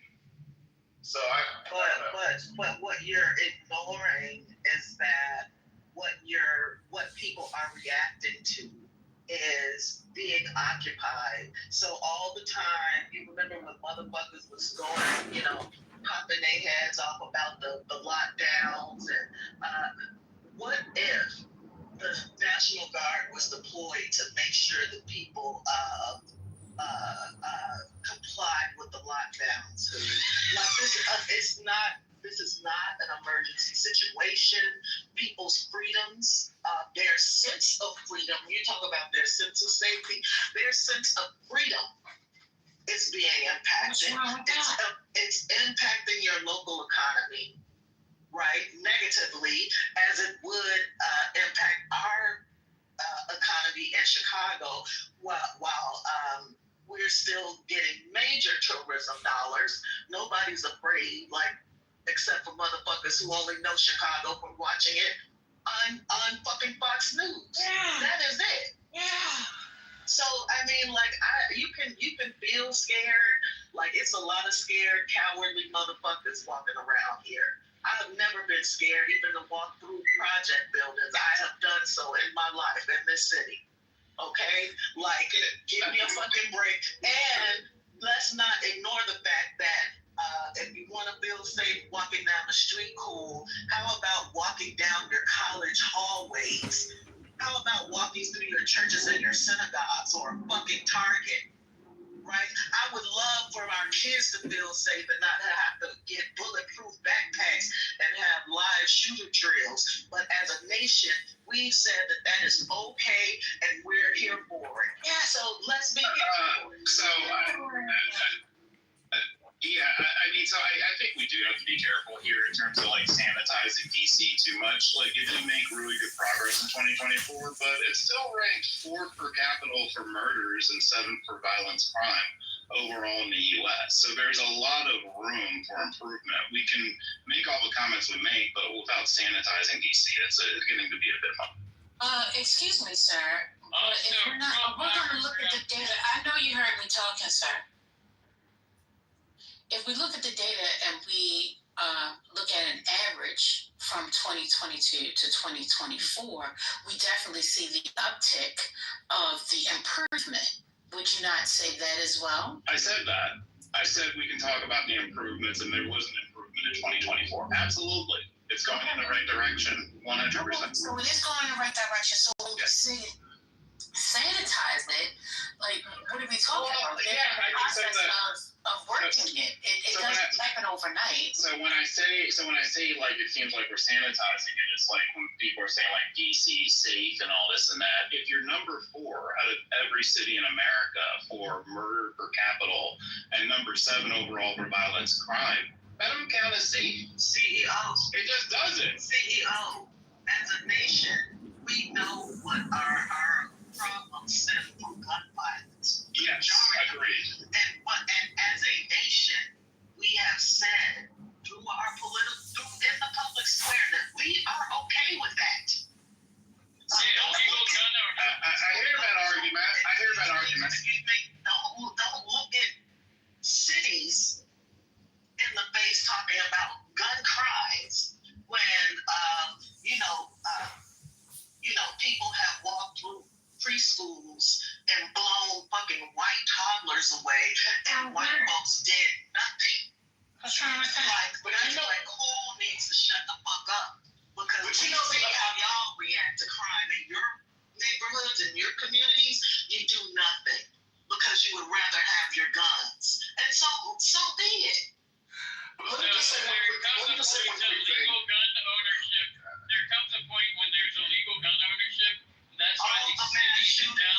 and legal gun owners. Yeah, let me just say this real quick. If I could just say something real fast. Every day, Bro, you've murders been in little cities yapping and towns. since I got on the side. And how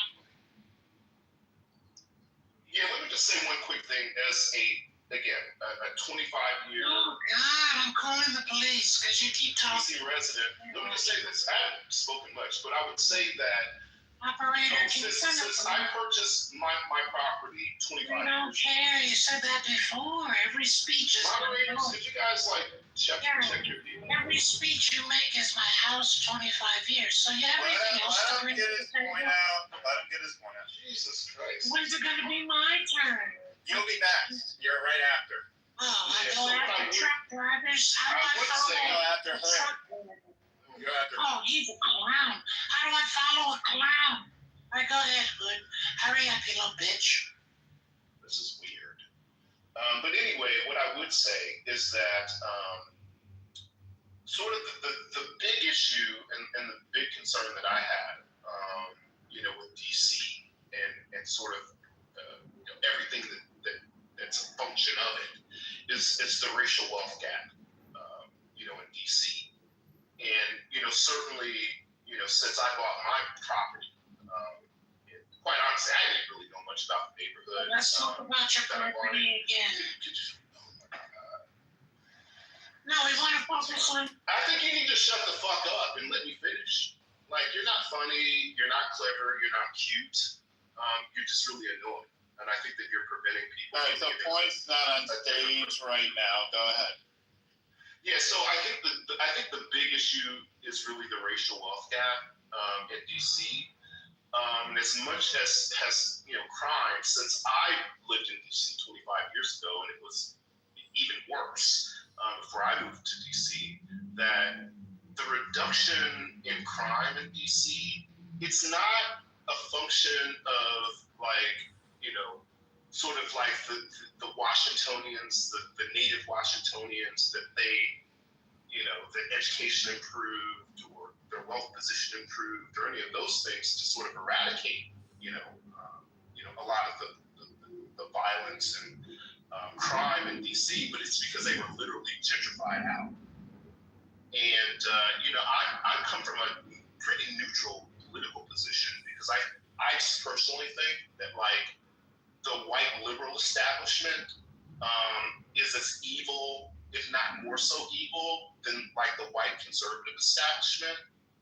And, I'm just a firm believer at the core of who I am. I think that white liberals, across this nation have been ethnically cleansing the Black American population across all of our inner cities, which is why they're so pressed and will do anything to replace that population with illegal immigrants. So, so that's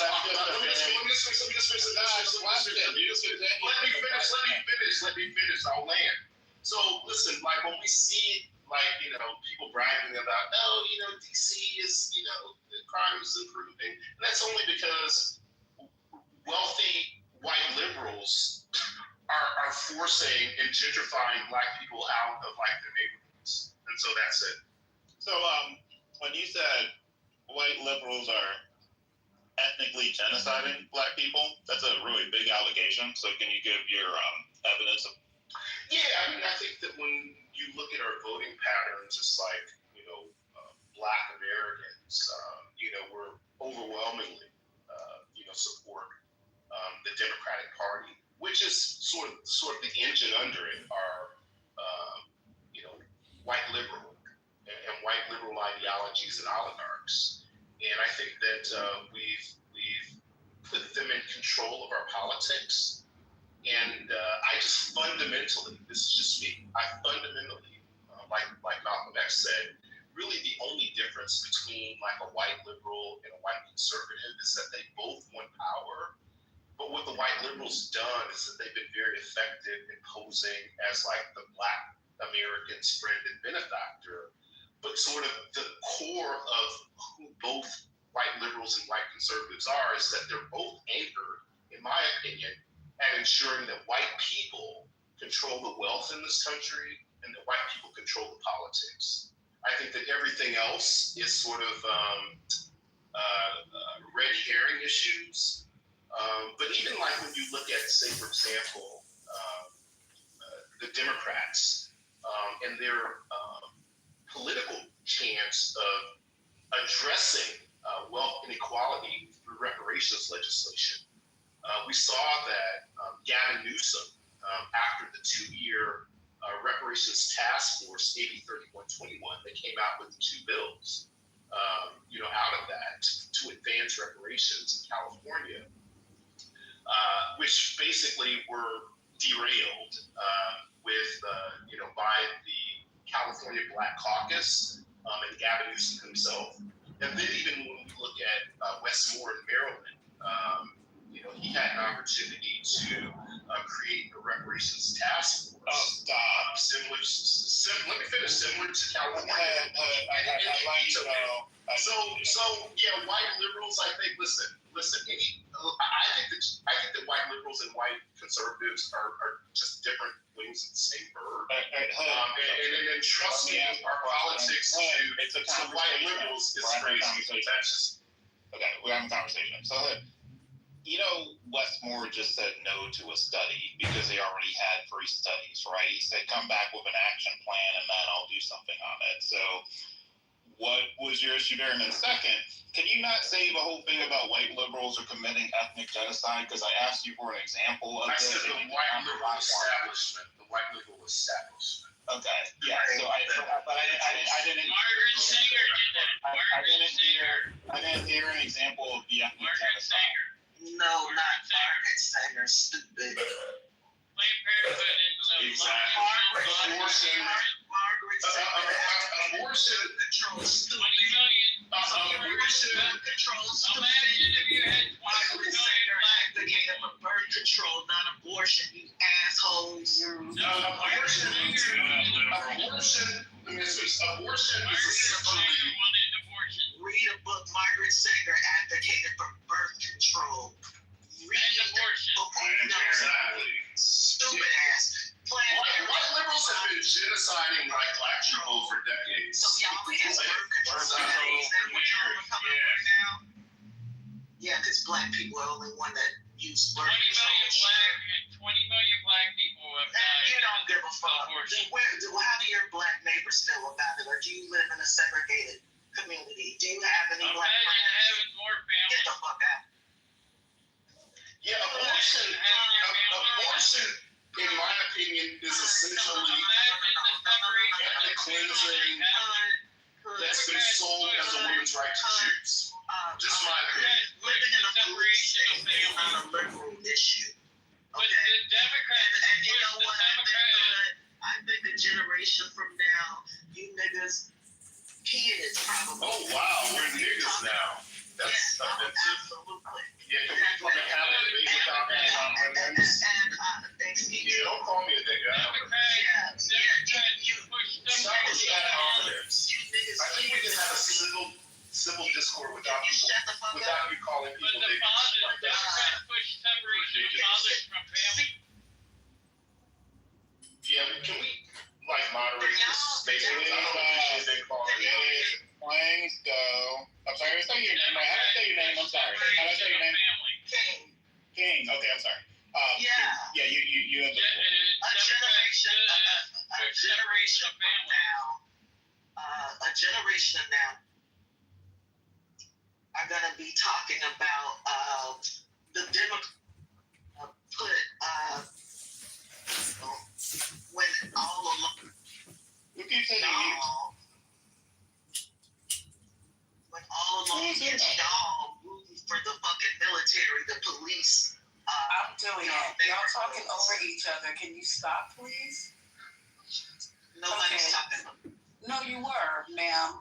I wouldn't have did that. Nobody. Yeah, I was talking. Nobody was talking over me. Okay, so I'm crazy now. I'm a crazy nigga. Go ahead. Thank you. So, yeah, remember how we wanted to talk about the crime bill, but we didn't want to talk about all the black people that was behind the scenes rooting for the shit? Now, y'all are the ones rooting for the shit. A police state. Y'all are going to be satisfied to stop the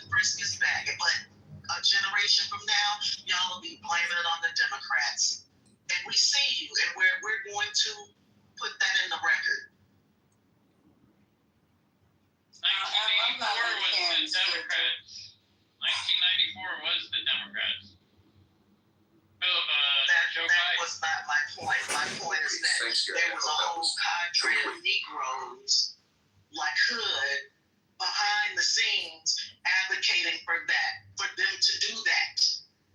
Black people supported the crime bill in '94. People like him, because they didn't quote unquote feel safe, regardless to what the statistics may have shown or whatever. Well, you know, they're also.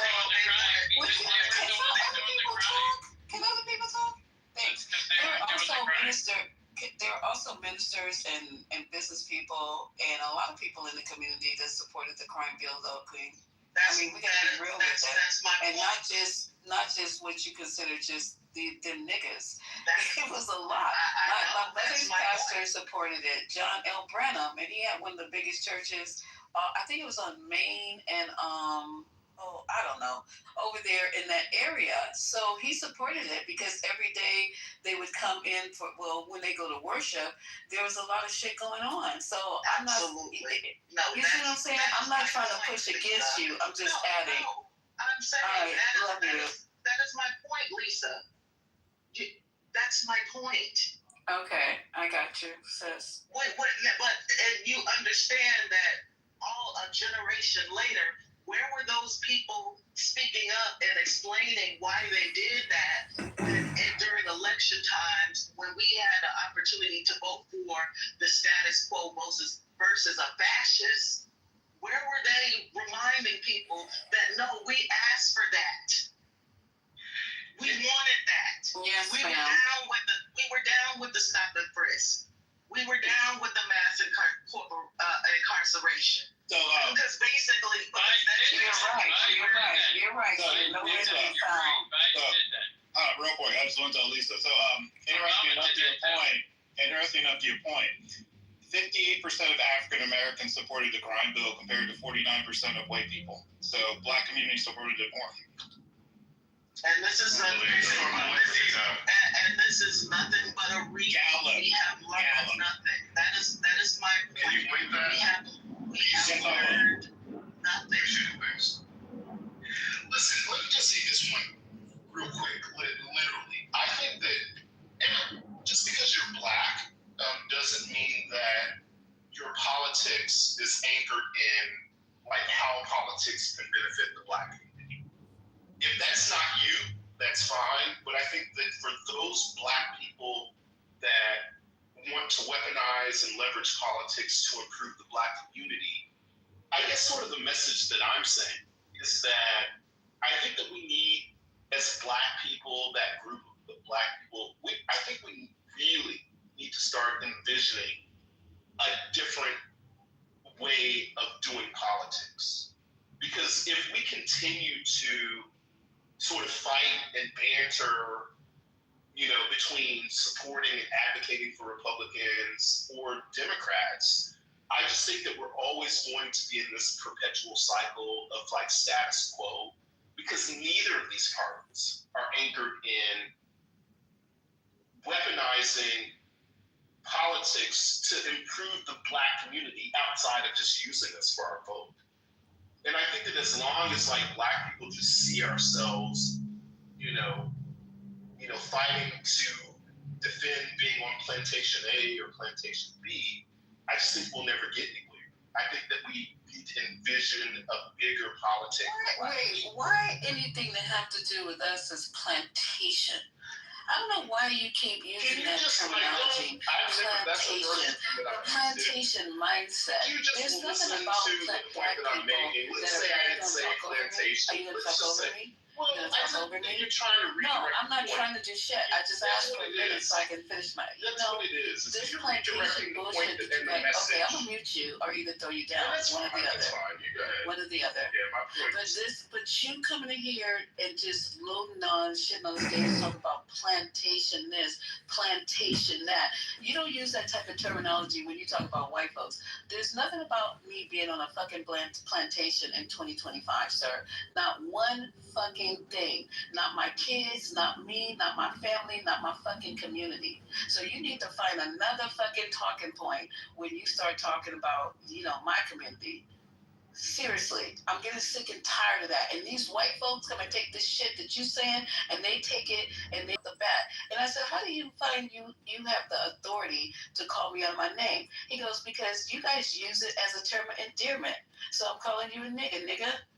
And this is the shit that you guys started. So don't come in here and start talking about a motherfucking plantation, and then all the people sitting in the audience who don't look like me, you don't give a fuck about me, you don't give a fuck about my community. All of a sudden they howling, they're echoing your fucking talking points. That's all I gotta say. Thank you.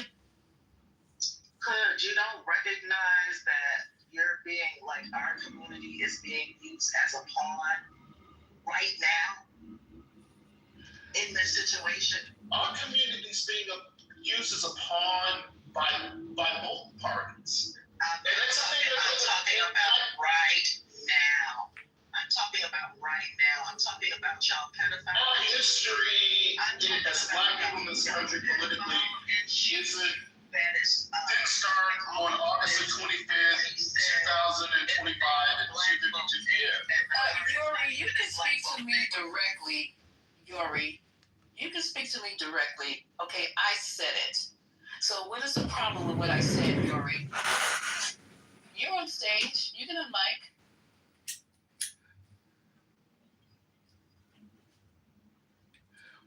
Okay, so what? Okay, are you on mic, Yuri? Go ahead. I'm not trying to attack you, sis. I'm just asking for clarification. Promise, it's no attack. You went back and had something to say about what I said. So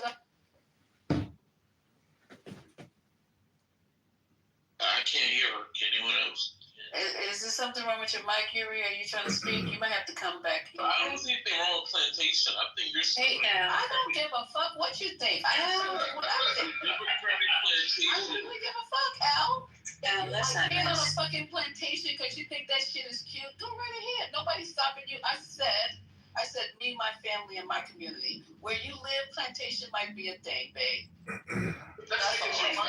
You black people are fucking confused. It's not even wrong, America. You don't know where the fuck I'm from. I know you're an immigrant. I'm not a fucking You don't immigrant. have relatives that live on plantations, so you're not in a position to speak to the descendants of American slaves that have families that live on plantations. You don't fuck me. I know You you're don't get my Southern. deals. You don't know where the fuck I'm from. You're just talking out your ass as You're an usual. immigrant. You're an immigrant, Lisa. You're an immigrant.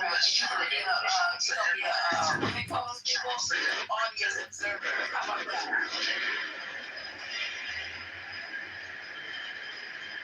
That's crazy. Go ahead, Yuri. Something.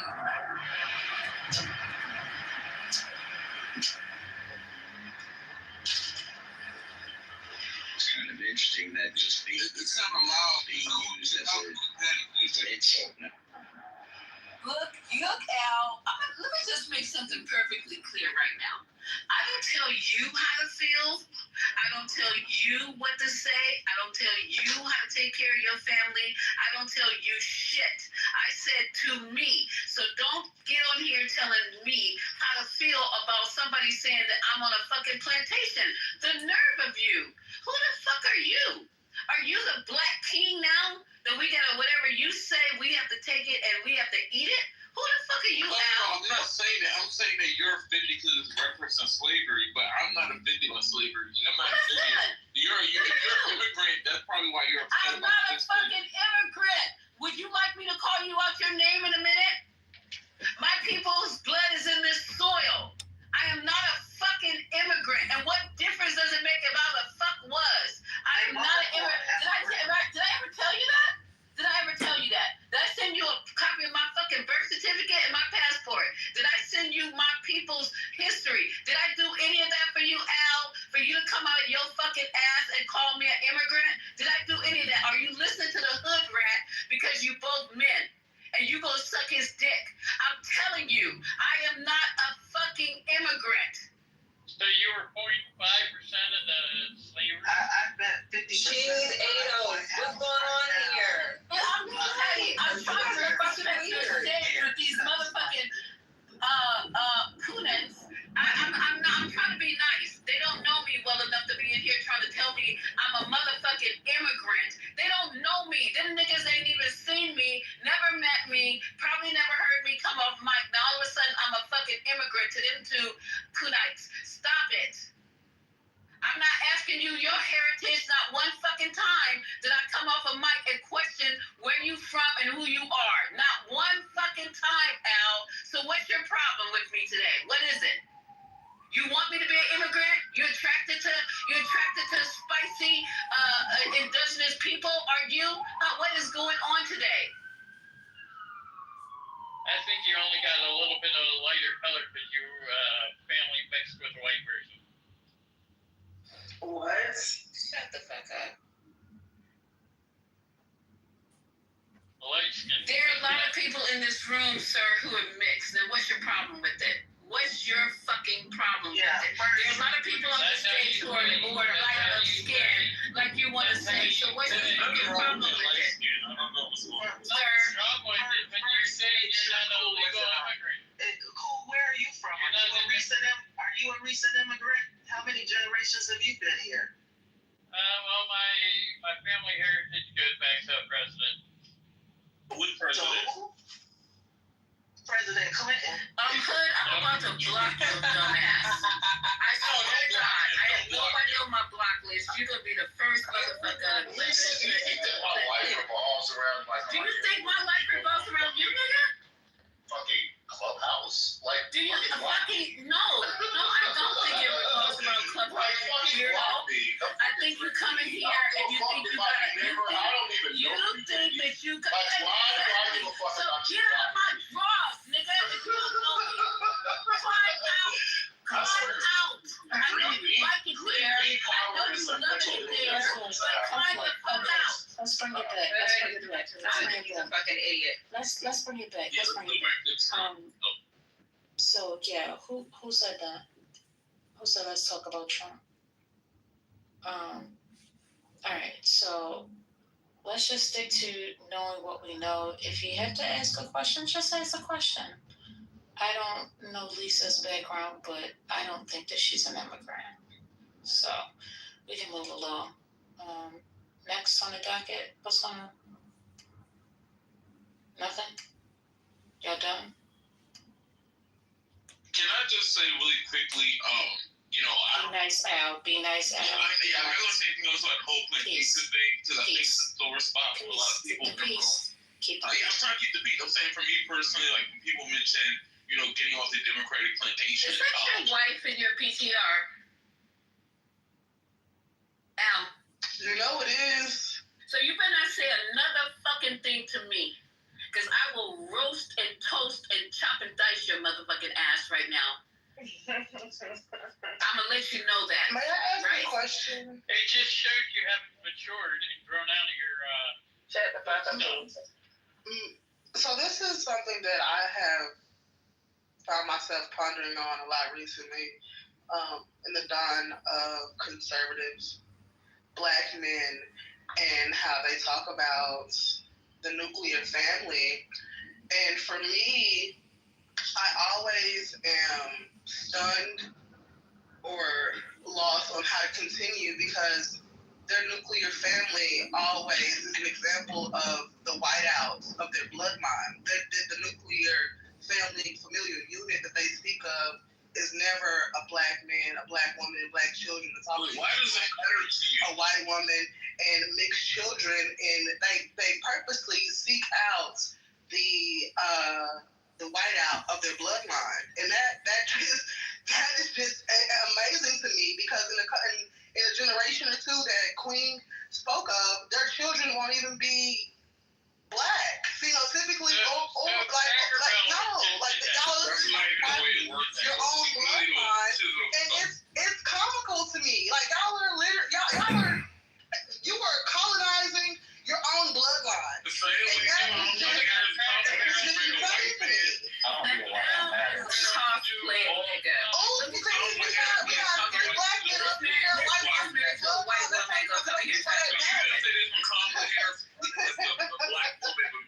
and then has his fucking PTR and his stuff in French. Nigga, you got a nerve. You really got a fucking nerve here. And I'm gonna let you live right now because you got a fucking nerve. But it's called the Cracker nuclear. Girl did the Hold on, same Kosi. thing. Give me a second, Cracker Girl Kosi. did the same Kosi, stand down. So it's called the nuclear family. It doesn't matter. I don't think it matters exactly what the race of that nuclear family is. It's just being a unit. So. It does when the nuclear family is brought up as a remedy to black community problems, and then black men say, "Oh, black nuclear family," but not all of a sudden that concept is lost upon you. I don't understand. Y'all the black women are nasty. But no one listens to I don't know if you black. Why is he talking to me? Y'all lay out these solutions to communal problems, and then when we go back to the table and say, "Hey, Mr. Leader of Community, this resolution does not fit the community outlook." And now Black women are nasty to black men. But a black. Are you a black man? I don't know why Kosi. Hold on for a second. Kosi, are you a black man? No, but I can see it. Do you fuck black men? Do you fuck black men? So why are you talking? This conversation does not pertain to you. Black men. This conversation does not pertain to you. You're not a black man, nor do you fuck black men, so how do you know? But why do you think the household's separate?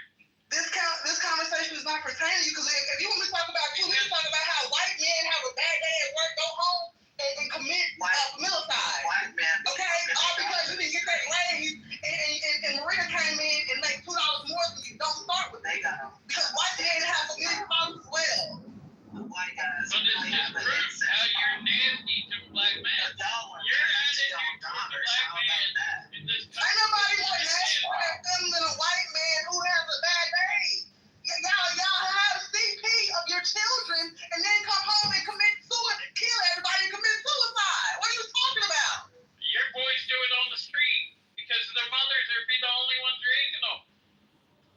Oh my God. So the black men who do sleep with the black women and get them pregnant legal, those guys are losers. Those men don't count for the majority, the 80+%, maybe black men who actually do. With But I'm saying, but the point I made. You're there's talking a lot of about black men. When I'm talking about black, because I specifically spoke about a particular type of black man. But those are the minutiae of society. Why are you even giving them credence? Procreates with white women, and they talk about the longevity and the Even that's a the black community, minute. and that it doesn't work like that. Yeah, but why don't you focus on the majority versus the minority of people who do things? Because I'm focusing on what I brought up in the conversation. That's why. Yeah, but see, the thing is, people get. I brought up Why is Kosi still Okay, talking? let me help out real quick. Wait a minute. So women, cool seat. You're in the truck. I know you think that, we're supposed to just pay attention to you because you lack color, but that's not going to happen. Omari and Oasis are having a conversation, and we're going to allow them. If you continue to interrupt one more time, that's all you have, you will be placed in the go. Okay? Thank you. Go ahead, Oasis, Omari. No, I get. I'll go ahead, so I'll let you go first. Well, because you're talking about why am I focusing on a specific sector of people as if I did not specify in my initial offering. So I'm focusing on them because that's the group of people I want to learn more about. I'm trying to get to the psyche of it. It's not about, oh my God, one bad apple, throwing out one bad apple that ruins the bunch. No, I want to figure out why that apple turned bad to begin with. Yeah, I think the men who do that, and I do see these talking points from some black men. A lot of times the men who particularly probably lean more right? But I would say, I always push back and say, look, why did the black man leave? He laid down with a black woman, got her pregnant, and took off. I think, what's his name? Tommy Sotomayor, or whatever the hell his name is. He got like a gang. He's been divorced multiple times. He is the worst advocate, speaker for that movement, which is, what do they call themselves? Incels, whatever they call. Yeah, like whatever. So these folks they've been broken up. They can never keep a relationship, but they're able to talk, be able to communicate, and they get a big following. They just the loudest voices on the internet. That's all. But most black men love black women. Like, I might not be married, so I've been with my wife since I was 15 years old, right? I'm 47. So, but before I dated nothing but black women. She's Hawaiian, so doesn't mean that I don't love black women. Nobody cares. That's just You know what your wife said you was 15 years old? I mean, yeah, 92. So how many have you loved any other black woman before 15? Because I have girlfriends. What's going on? But you was in love before 15? Oh yeah. Allison. Yeah. Well, her name was So she was black. Her name was Allison. But anyways, that's my point. One whole black woman in my child's life. This is the thing that gets me though. You don't have to put a silver lining in. The silver lining when y'all give y'all responses always, y'all had that one black woman 5 years, 10 years ago, you were 6 years old. With all my, like, that's the silver lining is not needed to justify your point. Just say on the fact that you're the If I was divorced, I would marry someone like Lisa. I would marry another black Do woman. not give a fuck, Omari. Your dick is not big enough. First of all, nigga. Fuck if you marry me or not, because I don't need you, Negro. You're not a prize. You're not a fucking prize. I'm raising one. And let me tell you what the caveat is. Why she don't want something? Like you're dumb, ignorant. Okay? I don't know why you niggas is in my panties today. For what? I don't know. I ain't said nothing to you. Wide winding, white worshiping motherfuckers. I ain't said nothing to y'all. So get out of my lane. Shut up, trucker, and drive. I just took a straight. This is what I'm telling you. I don't need you, Omari, like you some fucking prize. Like I gotta marry your fucking ass. You nothing. You and this other hood rat at the end are out. Like you guys are fucking prizes. Okay, he was Look just at me saying. and then look at you and make a decision. Okay, so if I'm not mistaken, the conversation, somebody asked him about marrying a black woman. He said if he were to get married again, he would marry a woman like Lisa. That wasn't a He bad. said not like Lisa. I said like Lisa. I'm sorry. I'm sorry. Oh God, I'm so sorry, Omari. You guys got me mad because this nigga hood rat and this salt and pepper Al don't come for me. You got the wrong one. Don't let the glasses fool you, okay? I'm the right one today, and I'll be the right one all day. You keep messing with me. Lisa, that was good. That was good stuff. Yeah, she you cooked on that one. I mean, I never claimed to be a prize. Okay, but that's fine. Omari, you had my feelings in it because I love you, and I know you're married. And I'm your side piece, and all of a sudden you're gonna get up here and start disrespecting me? Nah. All we been through? What the hell? Nah, never. I was like, damn. That's what I figured. I blame Al anyway. I was gonna punch Al and Kosi for that one. Hold on. Listen, at this point, I think that Lisa and Mickey are evil fraternal twins and don't even fucking know it. You're gonna get trouble. Hug wants me so bad. They're literally the same person. It's not okay, I don't have a problem with that. Me and Mickey can be the same person, but you need to stop. Stop doing what you're doing because you're making me feel like you're an enemy of my people, and I'm not an immigrant. If I was an immigrant, I'd be proud of it. I don't have to, downplay my situation, but I'm just saying for you make it seem like you're an enemy of our people, and that's what's really, I think, got me going. So let me tell you something. I apologize for saying your mother should have swallowed your dumb ass. I apologize. I apologize for every bad thing that I said about you, okay? Can we start over, me and you? That's fine. Okay, thank you. Let's go on a date. You gotta pay them. Let's go on a date. I always pay. Ask around. I'm actually married, so. Well, I can't go out with you then. We're good. So just back to You're stealing my one-liners. Where's my apology? I apologize. Lisa, you remember when I told Man Kennedy that his mama should have swallowed him and he had a fit? He had a conviction on stage. I thought he was gonna die right there. I wasn't trying to be as mean as I sounded. Since I'm an immigrant, I'm spicy. I'm not an aggressive, angry black woman, so I could be labeled as spicy since I'm an immigrant. But I love black men. I love you guys. Just please don't marginalize me or our community, and we'll be good. Well, can I get an apology from Oasis? Because Oasis, I don't know what her issue was when she got on stage with that. That's for her. That's if for we you. give her apologies, Oasis, I'll take one. Well, I'm just saying it is. Really quick. Someone reference me. Yes, I'm ready for my apology. What? You better off having that white woman ancestors apologize to you. You can kiss my ass. Somebody gonna tell you to give them an apology. That's weird. Y'all weird in here. Yeah, can we go to Illinois Election Commission? Oh, yeah, I'm still here, yeah. Illinois 16th voter law for Oh, I didn't say Al, I said L. Hi, I'm here. Hey, sweetie, I don't know if you saw my response in the chat. Being an immigrant, there's nothing insulting about being called an immigrant.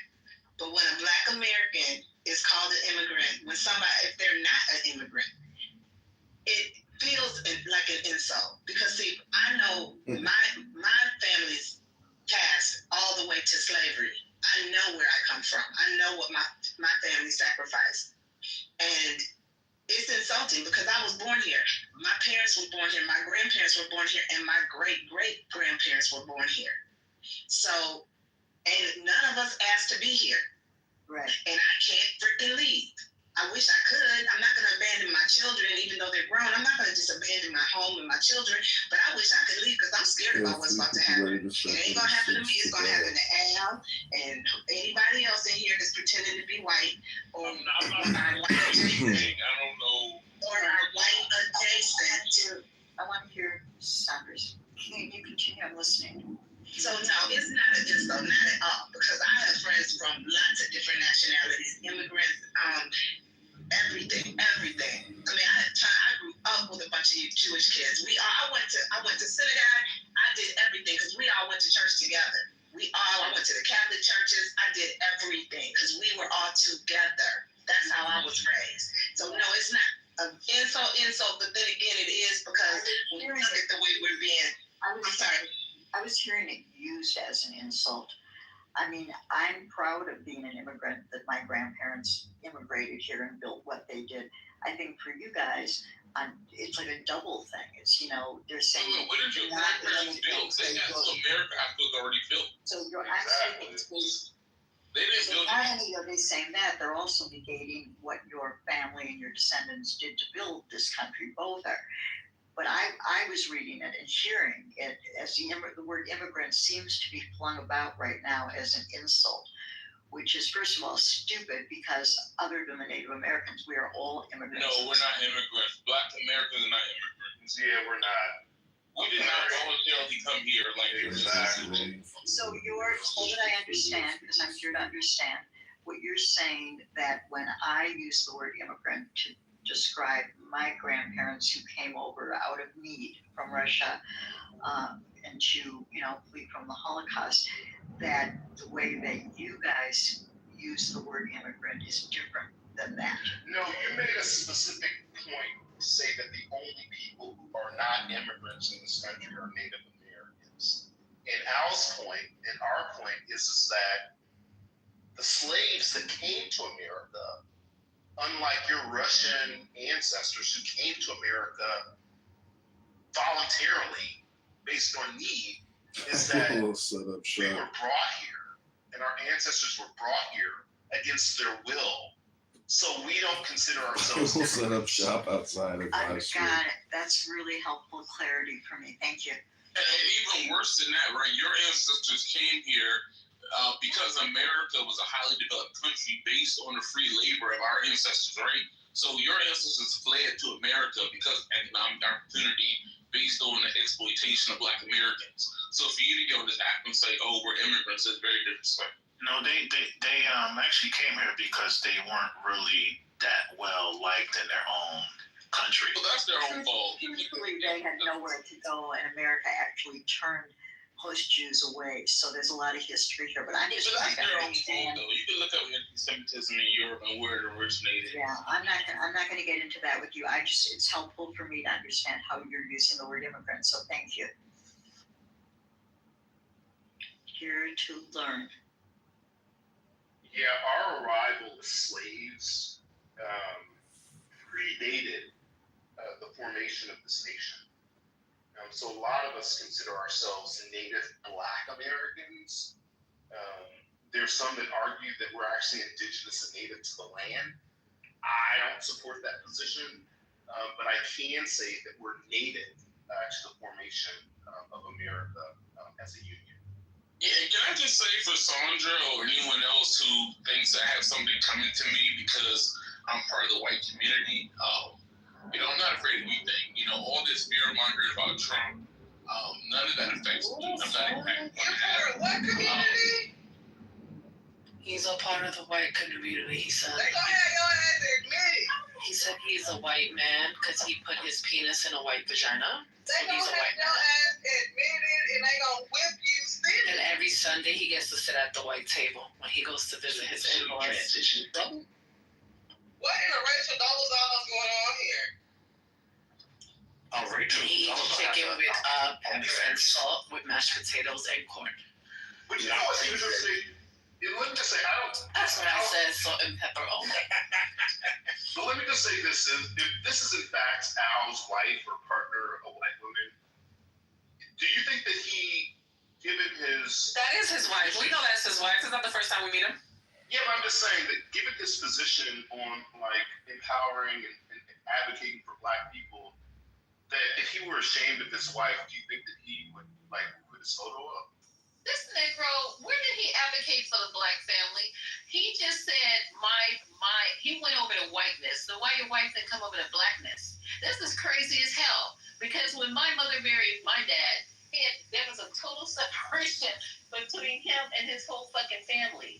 Because of it's not him submerging or us submerging into whiteness. It's just wild. That is the wildest statement I've heard Black men say, I think, in the history of Black men. Oh, stop being so dramatic. That's not dramatic.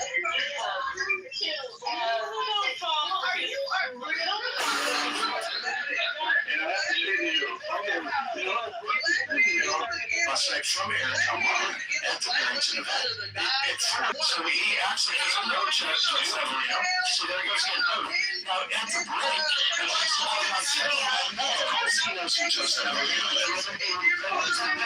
But that's just lying, and that's the disingenuousness. Saying it's set up with, and lying is right. Because we lose all these elections, the reason that we're constantly losing is our party, you have about $1,000 in the bank, something like that, in the Cook County GOP. You have no money, no resources, and what you're doing is you're adding all of these guys to be younger. So it's stop that very great job in the video.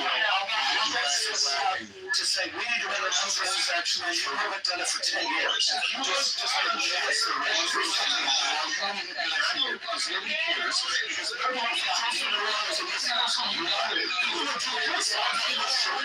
you know is that we fail. We know you're saying because you're losing. All of this is thank you in Cook County for getting 23% of the vote. Is that funny? So 22% of the vote. It's funny in your election. You have 50 wards, and of the 50 wards in Chicago, what do you have, 5 precinct captains? I mean, if you're anything abject failure, you've been an abject failure for winning elections, and you're talking about winning elections. That's called protection. And most people can see it. Most people know that. You're failing over and over, and we'd like to change that. So, yeah. Shut the fuck up, nigga. I was trying to be a little fucking respectful. Now you gotta be out my body. Is that gonna? You fucking clown. Shut the fuck up. Go back to your fucking.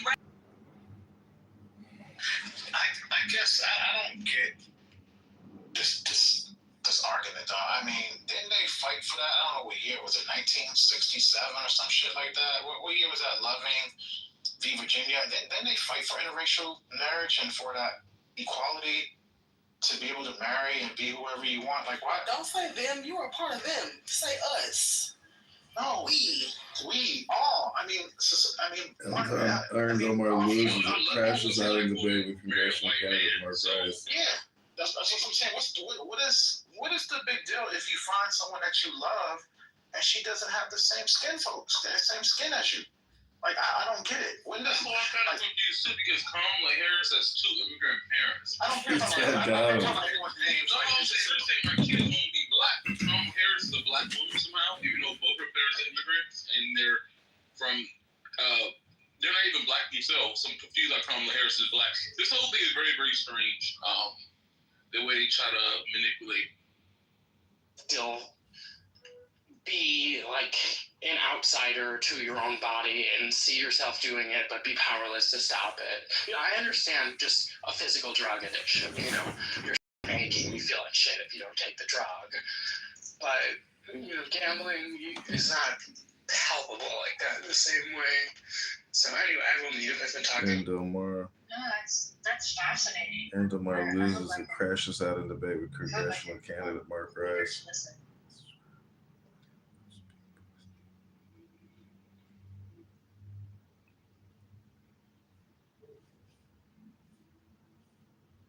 And of course, you know, I think about the people who design slot machines now and are the same people who develop video games, because they are, you know, they're not mechanical reels anymore. They're just computer software. So I think like they must have the best video game developers in the world and the best psychologists in the world, all working in tandem to make the experience as addictive as possible. So like, I couldn't imagine being on one of those teams and knowing that your life's work goes to creating a product that is most effective at destroying people's lives in such an efficient way. Oh my gosh.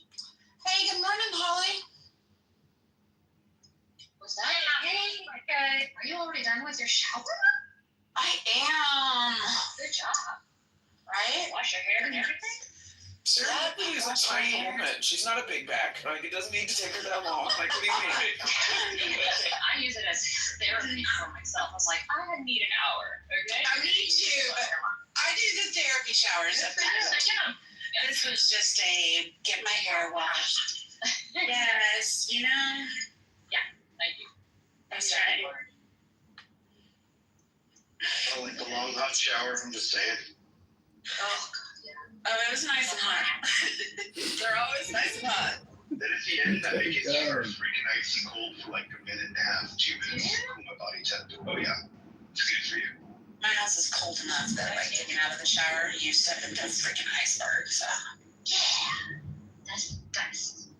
I live in a condo, and somebody had the brilliant idea of putting instead of putting the bathroom up where the windows are, they put it in the middle of the unit, you know, like in the middle of the box, basically, of several units. So it's on the inside of the building. And so, and what the significance of that is that in a subtropical environment, it traps in moisture unless you have, you know, the fan can only do so much work. But you have to have a dehumidifier. I don't know how people would survive without one. Because then the other one I think is they also have a closet next to the bathroom. What? Let's have everything mold. Where is it? The closet? Yeah, like the geographical region. I'm sorry. In Atlanta, Georgia. Oh, okay. Is that considered tropical? It's subtropical.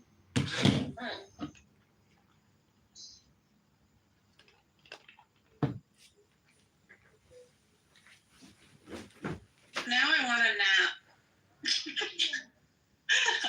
I want to take a nap. I don't know. I don't know if they can. I don't know if it's constitutionally protected because we restrict the constitutional rights of many immigrants. For instance, Abby, like you're well aware, you can't be at certain types of protests as an immigrant to this, like on a college visa. You can't. And that can be revoked at any point in time, given the Secretary of State.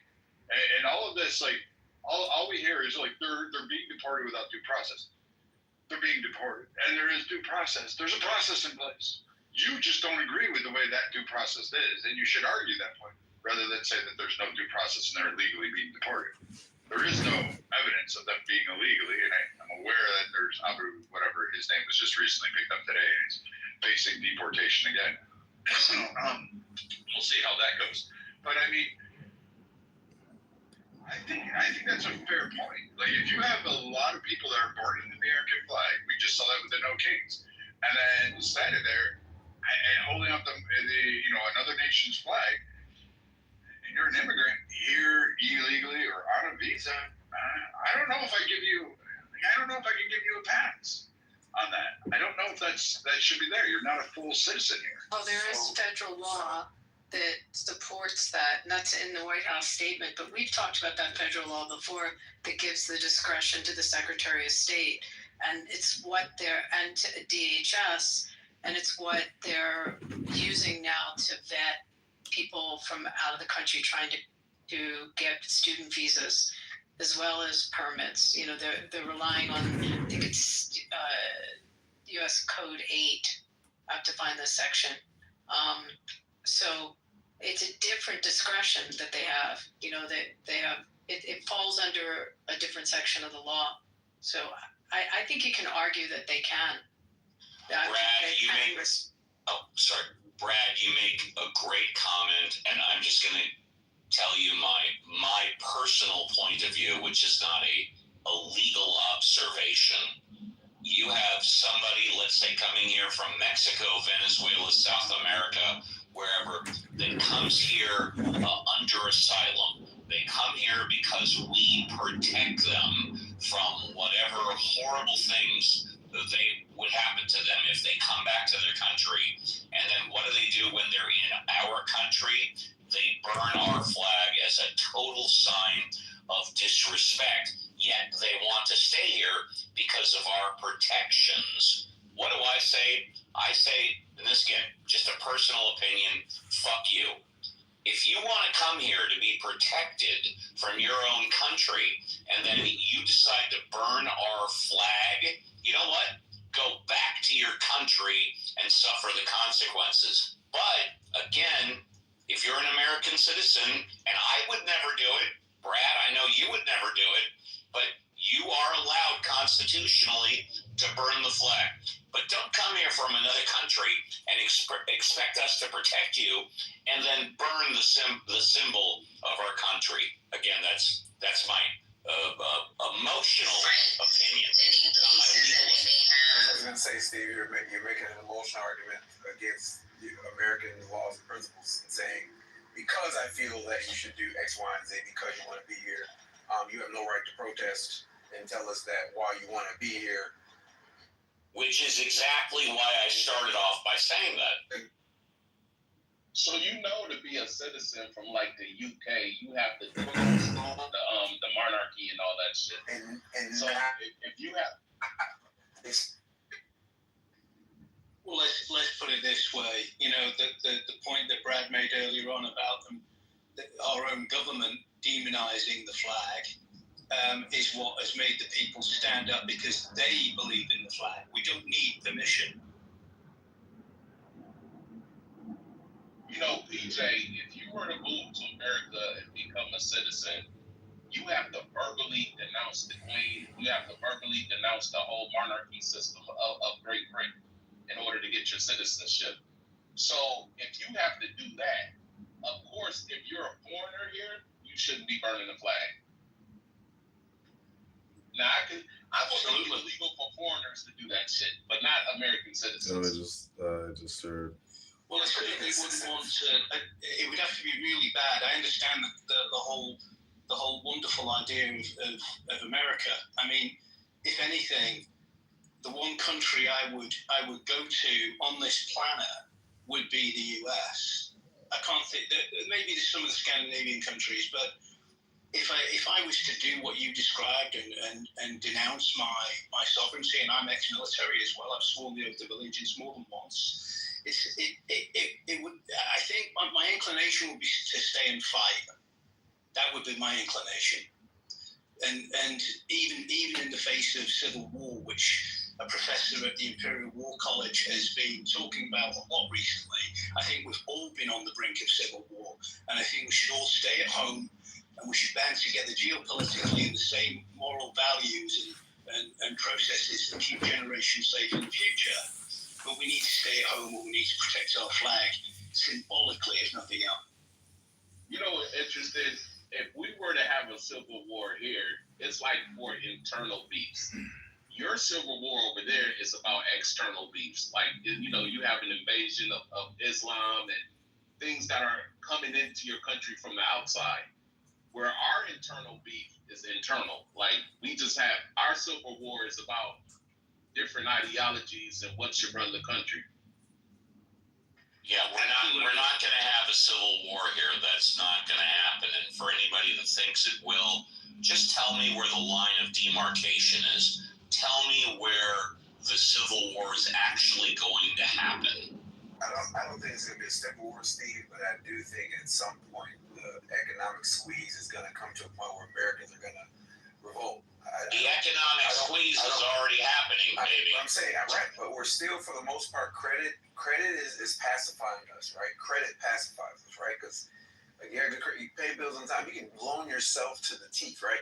Or borrow money to the teeth. So, but I think that no, actually, you can't, because at some point someone's going to say, "Screw you! I'm not going to loan you any more money." That's fair, but I'm saying, but my point is that I think that at some point that's when there's going to come a point which, like, we're going to realize the culture wars aren't enough to distract us, and like a revolt is coming if major economic change doesn't happen. Well, if you're talking about loaning money, that already happened this year, because last year 2 of the 3 credit ratings lowered us from a AAA to a AA. I mean individual. I'm talking about individual. Oh, individual credit. Yes. I'm not talking about the country. I'm talking about individual credit, because right now, and there's bubbles. There's like a used car bubble happening right now. Credit card. There's got to be a credit card bubble at some point. But there's a used car bubble happening because freaking car loans are like 84 months. And your average car loan, I think, in this country is like $800, which is insane. But again, Americans, the only reason that we're comfortable is because we can borrow to live, and it's gonna crash. I don't know. The market's been too. I hear this, but like, take a look at the market. It's really been performing. Yes, the New York Stock Exchange is higher than it's ever been. So Please continue. I'm trying to understand that. Like, take a look at your stocks, and then explain the bubble with respect to where the market is right now and where your stocks are performing. I did want to say, I put in the chat. We don't say that the average person is not concerned with the stock market. Well, that's how I was going to say. Hopefully they have taken their savings and invested them wisely. I hope so. But most of the stock market is like a small majority. But the majority of Americans live check to check. They did a study that said the average American can't even afford a $400 emergency. Like, people, like, so yeah, it's like, and that's why you always hear about the wealth gap just widening. The rich are getting richer, the poor are getting poorer. Pretty soon, all of America is going to be like a third world country. You're either really rich or you're really poor. There is no middle. I don't know, DJ. Do only rich people have stock? I mean, people have 401ks that are invested in markets. I mean, if you work in a job, you have a pension account. Well. Excuse me, Rabaya, you think stupidity? I'm sorry that you don't have a 401k. Like, sorry for you. But wait a sec. Can I just go back to the other point for 1 sec? Because this dude, I put it in the chat. When I said U.S. Code 8 and the authority for the Secretary of State and DHS with respect to the topic and their ability to make that determination to remove someone or revoke a visa or not permit a visa based on there's either social media or a decision that they would be harmful to the country. So that hasn't been overturned, but that statute is in place. It hasn't been, to my knowledge. I don't know if it ever came in front of SCOTUS. It'd be interesting, but it hasn't been overturned. I'm just asking. I was just saying with the average American. I was just saying with the average American. Remember, the average American can't afford a $400 emergency, so they're not paying attention to their 401k. They just hope that that's something that they can access when they in their 70s. But they're not sitting there, they need their immediate needs taken care of today. They want to make sure that they're able to feed their family tonight, pay their car note, all of that type of shit. Now, I'm sitting in my car at a restaurant, and I just placed a futures trade before the market closed in 2 hours. It's already up for $400. I'm not the average American, because tomorrow, if I don't close this trade out at 5 o'clock, I could wake up tomorrow and this shit would be negative $6,000. And I'm okay with that. I'll just close the trade and go trade again the next day. The average American can't do that. That's all I was saying. I hear you. I was also going to say that we had how many rooms back in early April of everyone attacking Trump because the market had been, so volatile and had gone down so much, and everyone was trashing Trump and the administration, and everyone was focused on the market. And now that the market's performing, it's just funny. The same people all of a sudden think the market's irrelevant, but they surely didn't think it was irrelevant on Clubhouse in early April.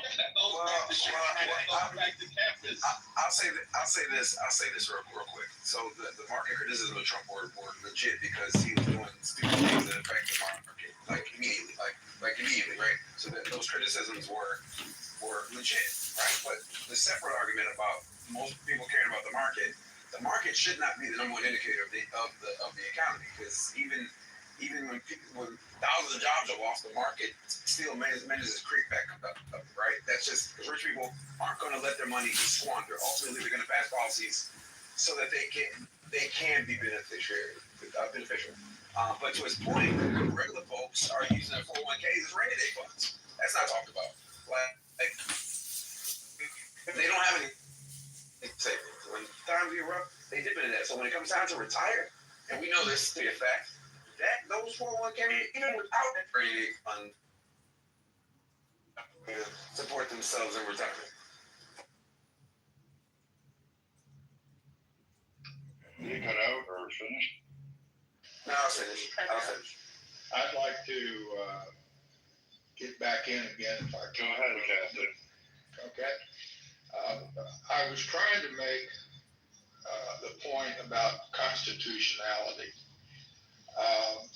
Go back to, and the way we determine whether something is constitutional or not, and I'm not going to try to make a big speech on this kind of thing, but when you go back to Galileo, and he came up with a new idea that the Earth rotated around the sun rather than the sun rotating around the Earth.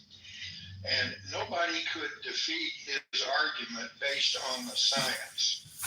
But the church immediately declared him a heretic because the Bible said. In other words, they relied on the Bible, not specific scientific argument against Galileo.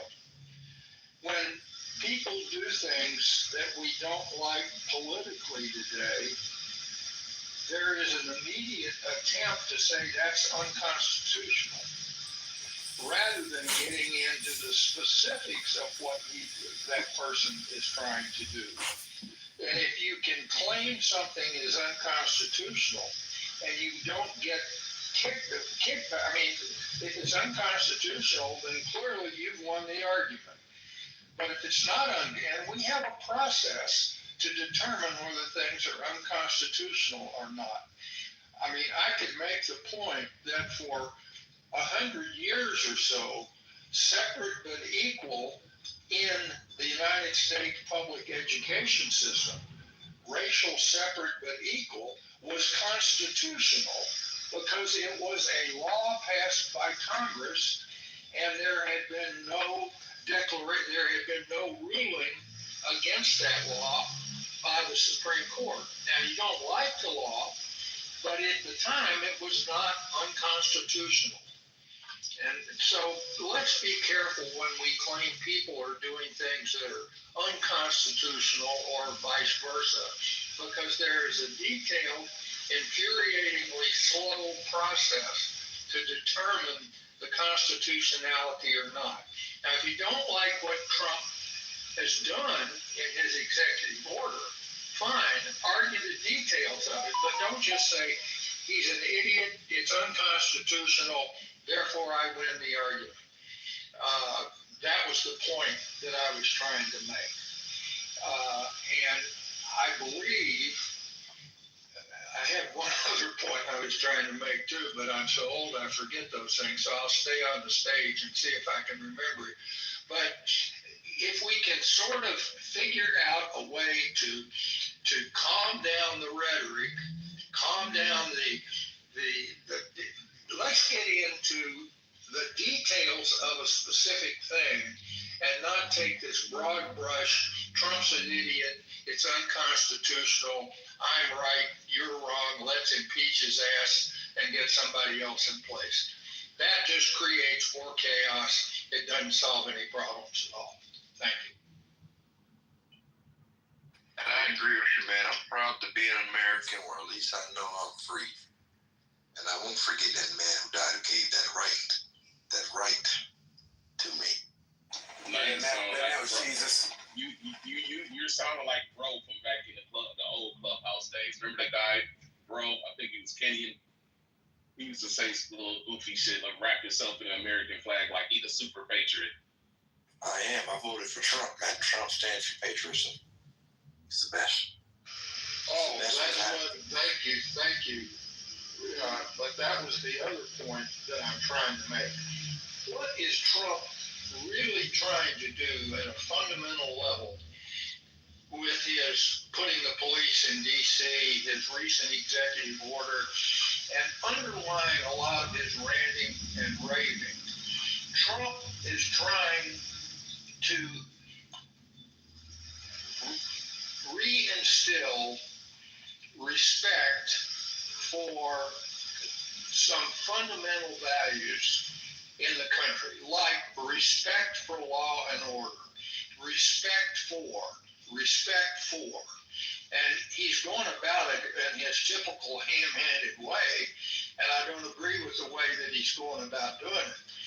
But I'll guarantee, I referenced it earlier, when I was serving during, I had nothing to do with Vietnam, I was on submarines, but when I was serving during the war, the Vietnam War, the American flag was being burned all over the place, and I really hated it. And I would argue against it. And I didn't join any protests or anything, but there ought to be law was my mantra at the time. Well, you got a lot of these niggers running around here doing all God knows what. Oh, wait, I'm all come on. Wait a minute. Y'all remove. Now we gotta be niggers, bro. Nah, all right, everybody mute up.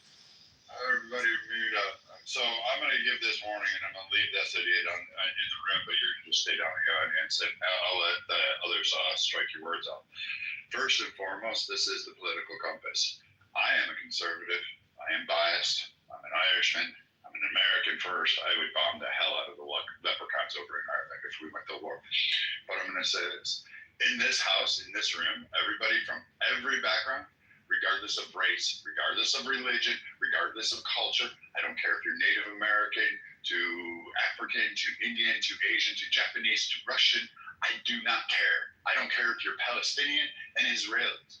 You can take all of that external stuff and you can throw that bullshit out somewhere else. There's 6,412 rooms on Clubhouse and about 1 million of them on Twitter and every other freaking platform that exists out there that'll pander to your target bedsheet wanting asses to have that whole like tiki torch race war shit any day of the week. I promise you, they all exist out there. But here, we're going to talk about things that are going on, the kitchen table issues.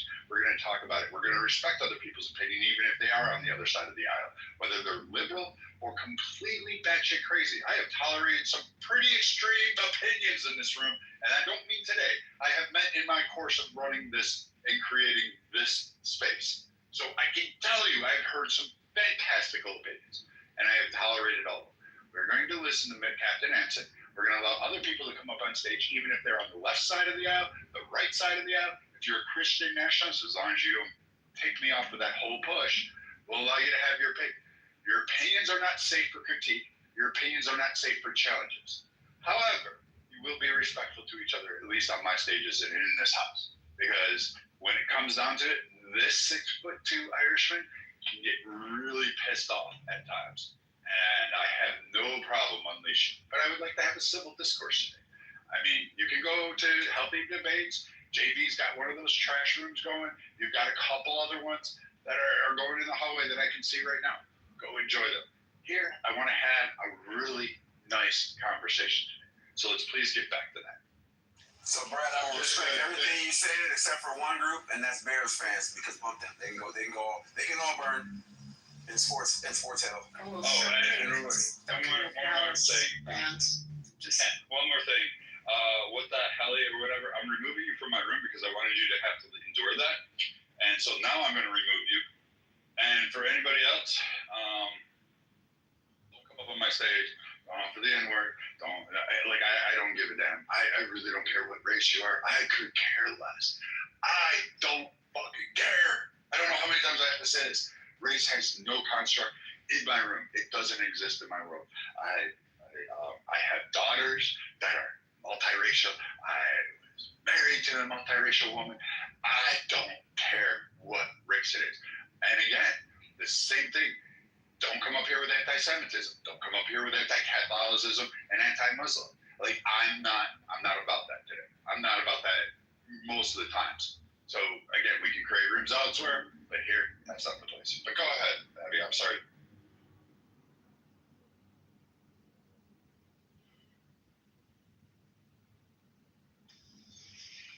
Abby's not responding. I'm just going to try to put a period behind the final point that I was trying to make. Trump, in his ham-handed way, is trying to demand more respect for what I would call traditional conservative American values.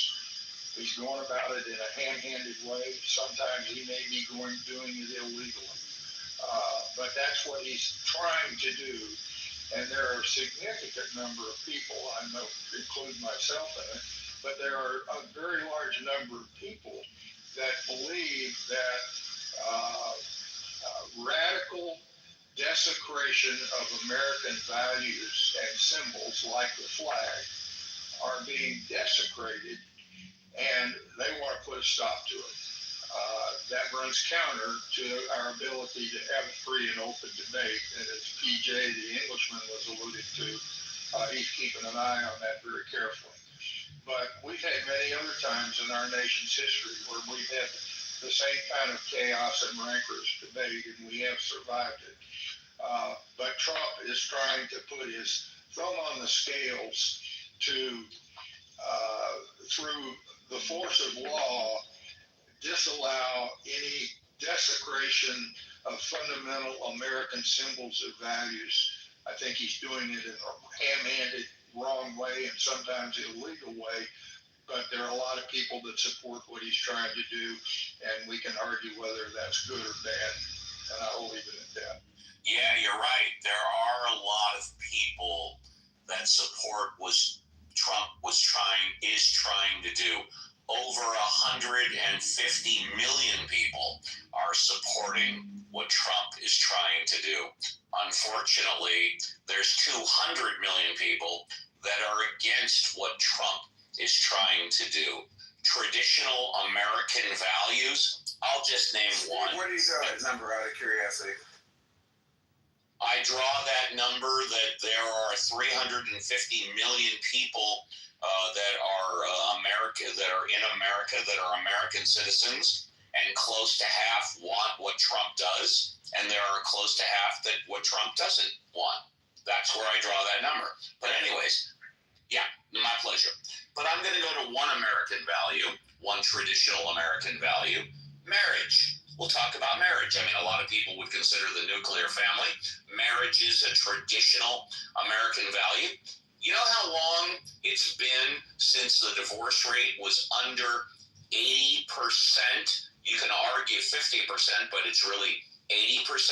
It's been over 40 or 50 years. Do you realize? Like 7. Well, that's 40 years, yeah. Do you realize that 80% of all marriages end in divorce under 25 years. Do you realize that all marriages where people get married at 25 years or under, 80% end in divorce? There's your one biggest, I think, traditional family value, marriage. And we've got an 80% divorce rate.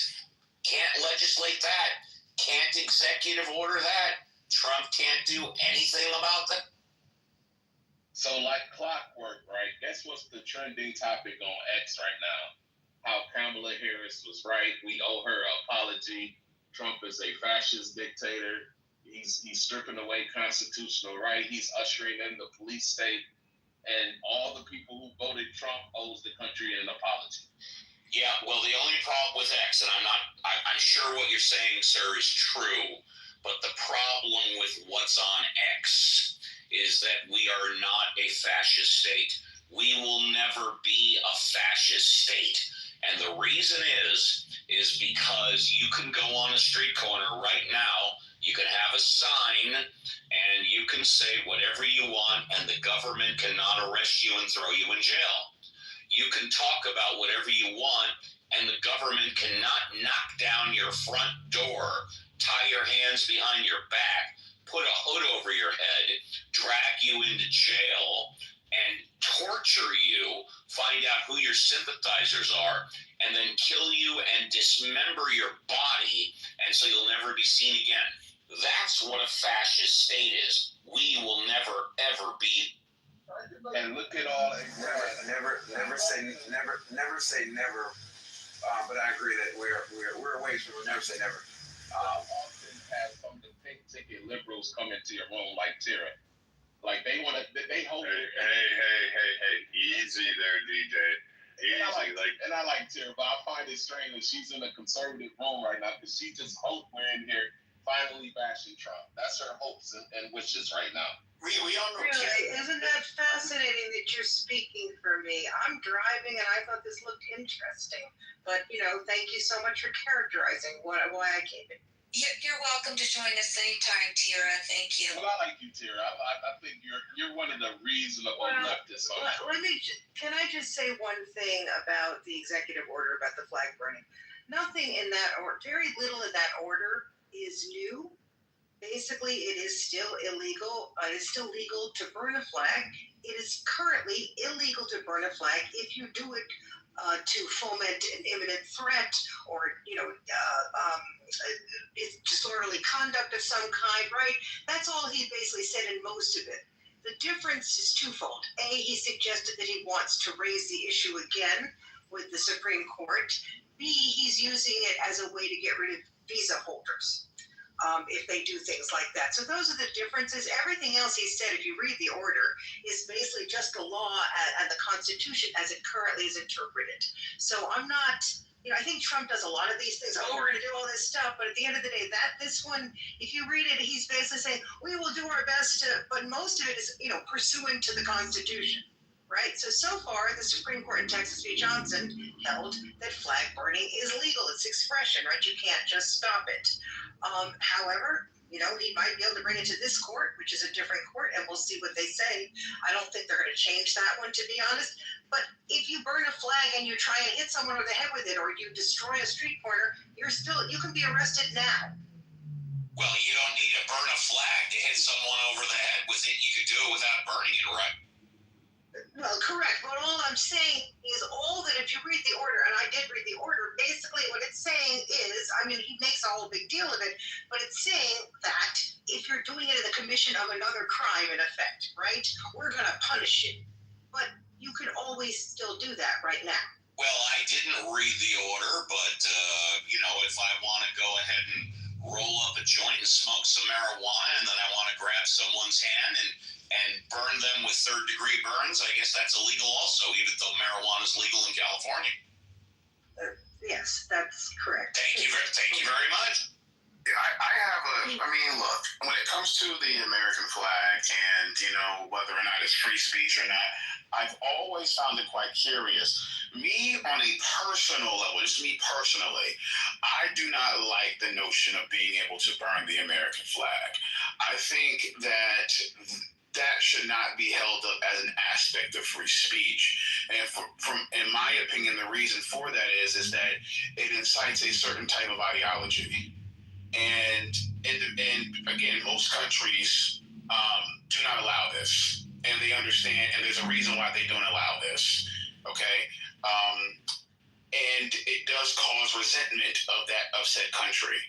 And again, I'm all for free speech. Just on this particular issue, it does rub me the wrong way as an American when it comes to the aspect of setting the American flag on fire.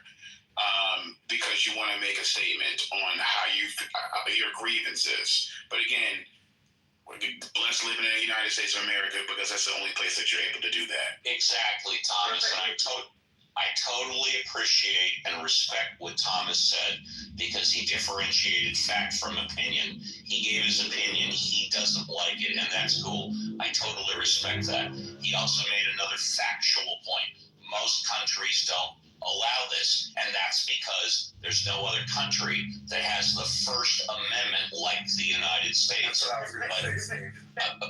I was going to say, I respect what Thomas said. He's absolutely. But that was what I was saying earlier, that the quotes from SCOTUS, both in the majority, in the dissenting opinions and the majority opinions, and then quotes later when interviewed, were how repulsive, not repulsive, I don't want to use that word, how distasteful it was for them to have to rule this way, but they ruled this way to stay compliant with what they felt was in line with the Constitution. But again, it's completely split. You had someone like Scalia voting, in the ruling to allow it when he is a conservative justice. I mean, you just look at the breakdown of how they ruled in those two cases. And Tara, I agree with you. He specifically says the burning when applicable with content neutral laws, and he combines it with those acts of vandalism and harassment, what we're seeing on the campuses and at these protests that are the combined criminal or civil penalties that would be content neutral with respect to having the flag burned at the same time. So I don't disagree with you, but if you look, as I said before, in the rest of that statement from the White House, he again recites U.S. Code 8, which is dealing with those trying to come into the country or those in the country as visitors on permits or attempting to get visas, and the discretion the DHS and the State Department have with respect to if those are acts of flag burning, they can use that discretion. So I think he defines the two. He also talks about how the Supreme Court never said that flag burning fits in the category that's not protected speech where it would cause imminent harm, which are those cases where you are fighting words or things that you don't have First Amendment protection. He specifically says that in his statement. So he's restating the law as what you pointed out, but he's also making it very clear that there is law in place where they have discretion if someone is burning it and they're attempting to visit the country. Yes, well, I said that. I said the new area is basically, in terms of visa, people who are in the country who are not citizens. But that's not new law, Kira. That's, No. that's The a new area. No. He is. You don't have to do that. In other words, he's choosing to say, we will now say if anybody is caught doing these acts, we will take away their visas, throw them out, do things like that, right? That he is basically emphasizing that. He didn't have to do that. There's no obligation for the government to get rid of a visa if someone burns an American flag, correct? Well, there's not looking at the discretion, and if you look at discretionary. Yeah, totally. And you look at that law that Rubio was relying on when they pulled that guy out of New York and put him in Louisiana, it was specifically their ability, the Secretary of State, and I believe the words were reasonable. It's reasonable decision, a reasonable, it was not a high standard that the Secretary of State has to have. I have to find the exact 2 words. I know reasonable was one of them. I think. She in the Matrix? She's in the Matrix. I don't think, listen, if you're an immigrant. Right. Tara, you were in the Matrix. You were in the Matrix. Did you repeat your statement before Thomas goes full? I think I'm still in it. Am I still in it? No, you're fine. Oh, okay. Well, I think that was Khalil, right? That's the kid, the guy, right? The green card holder you're talking about. But the court did not actually agree with Rubio on that, if I remember the case correctly. So it never went all the way. That one. Well, I know he was trying to use that section, but I don't necessarily think that was ever adjudicated the right way. But yes, I believe. Look, visa holders have no rights. Okay, if you have a visa and you're here and you do something we don't like, we can get rid of you. So Trump is prioritizing that, that is actually within his discretion. Well, yeah. I want him. Hold on a second. I want him. Listen, not just Trump. I think any president should be able to do this. If you're here and you're burning American flags and you're here on a visa, they should get you up out of here immediately. I mean, most of these people are literally fleeing countries that if they burn their own flag, they would be, punished pretty severely. Okay, and they come here. This is why I say I don't like the ideology. Because they come here and they want to sit back and push certain ideologies that they couldn't get away with in their own countries, that they're born residents, and they come here and try to infect our country with certain ideologies, and I don't like it. And I'll land here. I honestly really do want Trump to go into not California, sorry, but Chicago. I want to see screaming and gnashing of teeth. It's got to go. I mean, if it was up to me, I would be dropping napalm on some of these places. So I'll end. That's wild, but I'm curious if you want freedom or do you want this oppression, this oppressive, forced nationalism and patriotism? Because I don't want that. Yeah, exactly. And then as far as I hate when y'all bring up Chicago, bro, because if you look at crime statistics, Chicago ain't even in the top 20, bro. That's a fact. Why is Chicago always the topic of discussion when it comes to violent cities in this country? Because Fox News says it every 3 minutes. Yeah, it's not even the top 20, as far as violent cities in this country. Places like Milwaukee, Detroit, Gary, Indiana, Memphis, Birmingham, Alabama, those are the places. But you know why he won't go there? Because those are Republican states. Chicago's highlighted because out of the major cities, as far as crime waves, and this would be top tier cities, so it would be Dallas, Fort Worth, LA, Chicago, New York City, DC is actually when he's doing something about DC. But Chicago is often I think they have the loudest voice, at least on the south side. You have the residents screaming for the loudest voices for something to be done in their neighborhoods. They're not happy. They're not happy having to organize safety events to get gas. This is some of the extreme levels there. You have to admit, it's highlighting Chicago, but Chicago has a long history of being not a nice. The Valentine's Day Massacre, El fucking Capone. It's not a nice city. It doesn't have a historic evidence of hey, it's been a great safe city. It's always been a halfway point for moonshiners, gangsters, mafias to the west, to LA, Las Vegas. It's always had that kind of savvy, salted image of an element there. And the residents on the south side, they're kind of upset. Have you been to a White Sox game? Have you seen the fans in the White Sox baseball games? Just click it on one day when you're scrolling through. Look at a White Sox home game. The 12 people that are there, and they have an amazing security system around the whole park. This is the Chicago White Sox, a historic club, old world baseball.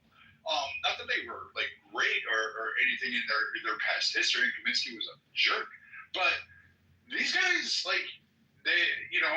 it should be fun. It should be a family event. And yes, they suck as a team, but it's unsafe. But Brad, you're we're talking about the White Sox, you know, Chicago people, it's just like LA Clippers versus the Lakers. They're not at the Clippers games, but they're at the Lakers game. In Chicago, they're not at the White Sox games, but they're at the Cubs games. But it's where the stadium is. It's not a safe neighborhood. That's what the businesses are saying. And it's the same. It's similar dynamic that's going on in San Francisco right now. Like, I wouldn't call San Francisco as safe. We're not all like San Francisco's in the news because, I mean, you had a fecal matter map attributed to San Francisco. That is an image that I'm pissed that it's an American city. It's an icon. I ate at the restaurant that Humphrey Bogart used to go and get his steak and tomatoes at. I had the same exact fucking meal he did, and I was ecstatic about it. I went out on Pier 59. I took the tour of Alcatraz. By the way, that place is creepy. It's one of the creepiest places I've ever been to. But I did all that, and I can tell you it's beautiful. San Francisco architecturally is beautiful. It's stunning. But you know what, Brad? I wouldn't live there. And here's the thing. Here's the reality, I think. At the end of the day, crime is an industry, bro. Trump is about to really fuck up a lot of people money, bro. Like, as he should. Crime is a industry in a lot of these major cities, bro. Without crime, the probation officers don't get paid. The lawyers don't get paid. You would need less judges, less police officers. Like, it's all an industry, bro.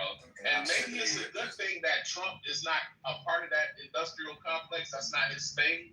Real estate is his thing. So I can see why, he wants to clean up the cities. But to a lot of other people, that prison industrial complex, that shit is a real thing, bro. Just like how our military needs war, that prison industrial complex need criminals. I am completely okay with that. I'm completely okay with less judges and lawyers losing money if it means that I don't gotta sit back and watch nigga getting his brains blown out on IG Live. Okay, I'm happy for that. I'm completely fine with that. And the reason I brought up Chicago, and y'all correct me if I'm wrong, because allegedly it has the highest raw numbers of murder compared to other cities. But regardless, again, it's because it's the city concentration. We see some of the most heinous shit take place, especially within our community, because I'm a part of the Black community, and it disgusts me. Whether it's even I don't care where it is, Chicago, Baltimore, St. Louis, I don't give a fuck. Okay, but when I see that type of degeneracy, when I see the crying families, where I see our elders sitting back terrified because we got motherfuckers running shit again. I want him to go in there and clean that shit up the way he's doing Washington, D.C. I don't want young niggas running around. I mean, I don't care if it's black or white, whoever. I don't give a fuck. Get it off the streets. People should not be fucking terrorized. Chicago is highlighted for reasons. It may not be the worst place in the country, but it's highlighted for reasons, and the shit needs to be fixed regardless. Okay? Then move on to wherever else you gotta fucking move on to. I don't give a fuck what's red or blue state. Get these motherfuckers out of here. Well, that brings me to my major topic. Go ahead. I'm sorry, Barry. No, you can go right after me. That brings me right into the next topic I was going to change the title of the room to. Is something else occurred today, like Tara mentioned. There's a lot of different dynamics if you read EOs and his statements. And in cash bail, that's going to be a heated topic. You're going to hear that more and more, particularly around the midterms. And I understand people's sentiment. Like, how do I put this? It was relayed to me, and Finley maybe. When we have these political debates, even from left to right, we'll hear like, oh, we should do things like Finland. We should do things like Germany. We should do it like Mars. We have all of these different, we'll do these comparative analysis. But I've always questioned this of myself. We are the preeminent umpire today. We sit atop. We are the ruling nation of the world. We are Rome. We are the Ottoman Empire. We are... I don't know. We were the Russian dynasty, the Tsars. We were England. Oh God, help me! I can't believe that just uttered out of my mouth. We were the British Empire. We are that right now. We are the controlling factor. Why should we have to say, well, we should do things more like England. We should do things more like Sweden, or more like Germany, or more like etc., or whoever you want to put in place. When I'm going, we're the ruling empire. Why shouldn't we expect better? Why shouldn't those nations be comparing themselves to us and saying, why can't we get this done? And I'm looking at our bail system. I'm looking at our crime waves. I'm looking at certain things that Trump has done, and I thought there was going to be a bigger push on the DC. I thought Democrats were going to go all in and go ballistic on it, but I guess maybe there was some truth to what Trump said, and there's been a large positive reaction, and the timing couldn't have been more perfect to support Trump's theory in adding officers, military, National Guard, and people to the streets because of Bowser's Send Kids to School Safe campaign. I forget the actual name of it, but there's an actual program like that. They attribute extra officers. They ask for extra volunteers to help make sure that the kids can get to school in a safe manner through DC. This is a program she implemented. I think it's going on in Philadelphia and Abby's estate. So I'm confused that these two cases are in there, and Trump actually timed it to go in there a little bit earlier, clean up some of the areas, and then he's actually bringing more in to enforce or reinforce that safe passage to school program that was enacted by DC. And the people on the ground, the parents, the families, the other officers, other interagencies, even the homeless, are saying, we really appreciate them doing this. We actually are having a positive experience. The outcome has been positive. So I'm confused as to why we're what seems to be the issue. Yeah, Brad. So hold on a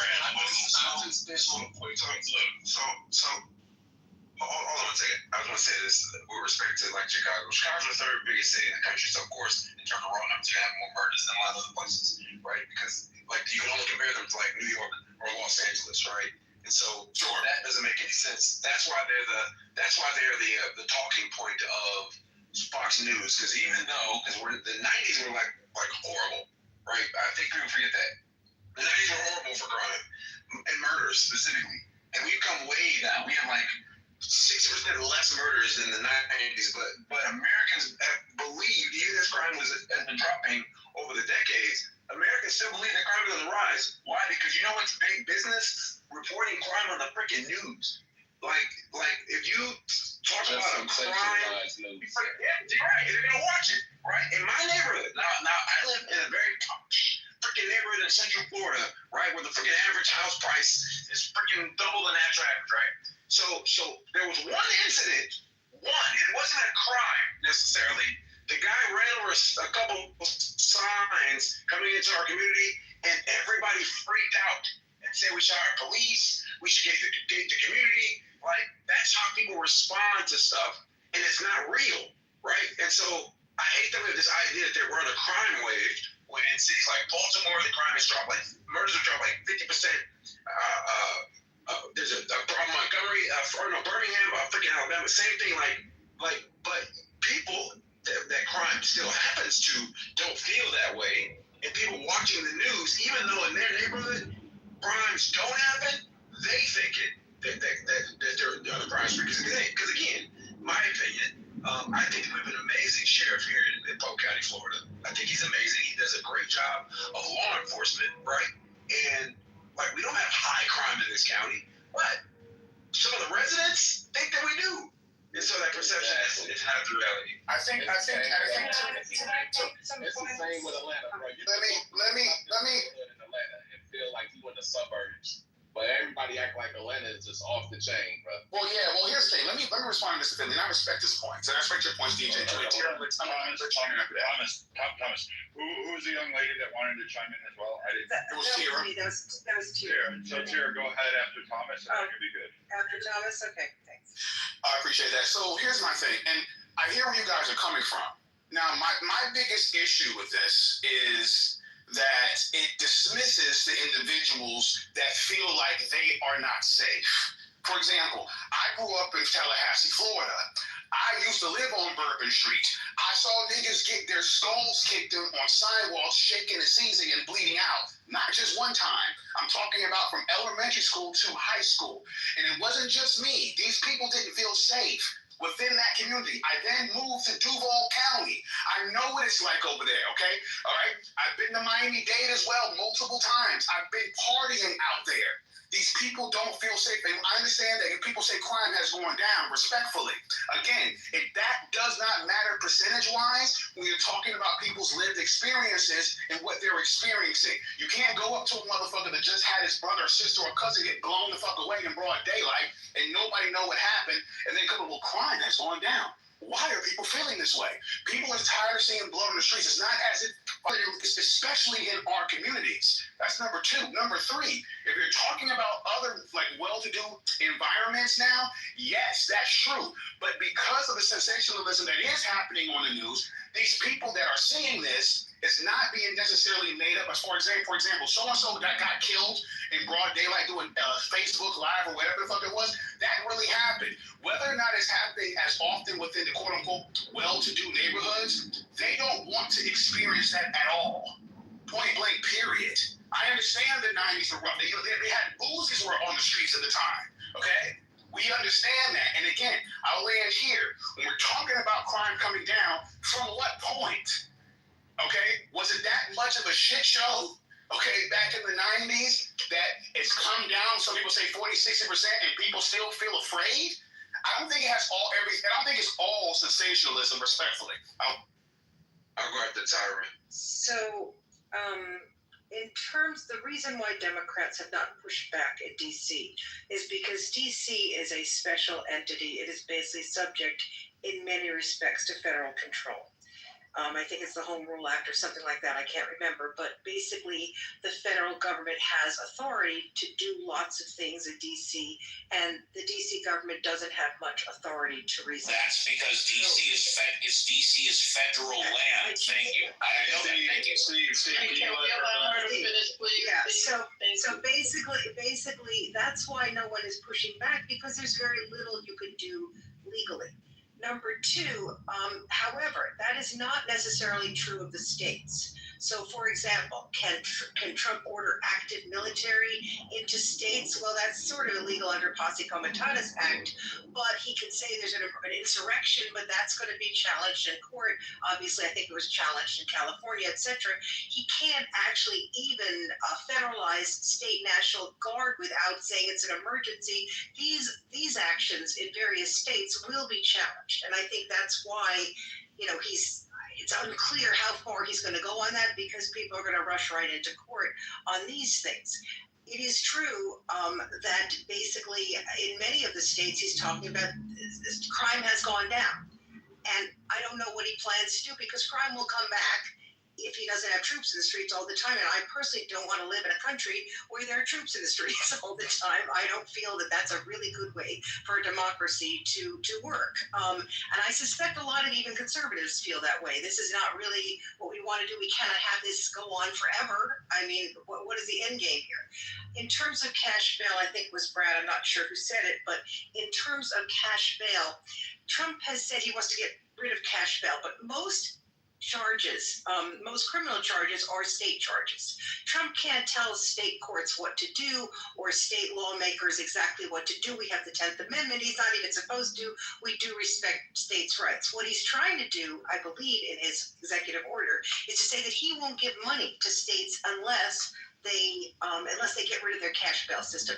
I don't think that's going to fly either. I think that's illegal, and it's once again one of these areas that Trump is just doing things, and the courts are going to eventually make these decisions. But think about it. You can't. Why is he telling a state court or a state law what to do about cash bail, which has nothing to do with the federal government? So I think that'll actually fall apart, and I don't think he'll actually be able to do these things. But that's what's going to happen with cash bail, because yes, he can do it for federal courts, but not for state courts. Thanks. Hold on. Steve wants to speak. Let Steve go, Ray Abba next, and then Mr. Finley, you can go after Ray. I'll make it very quick. The difference is that Washington, D.C. is federal land.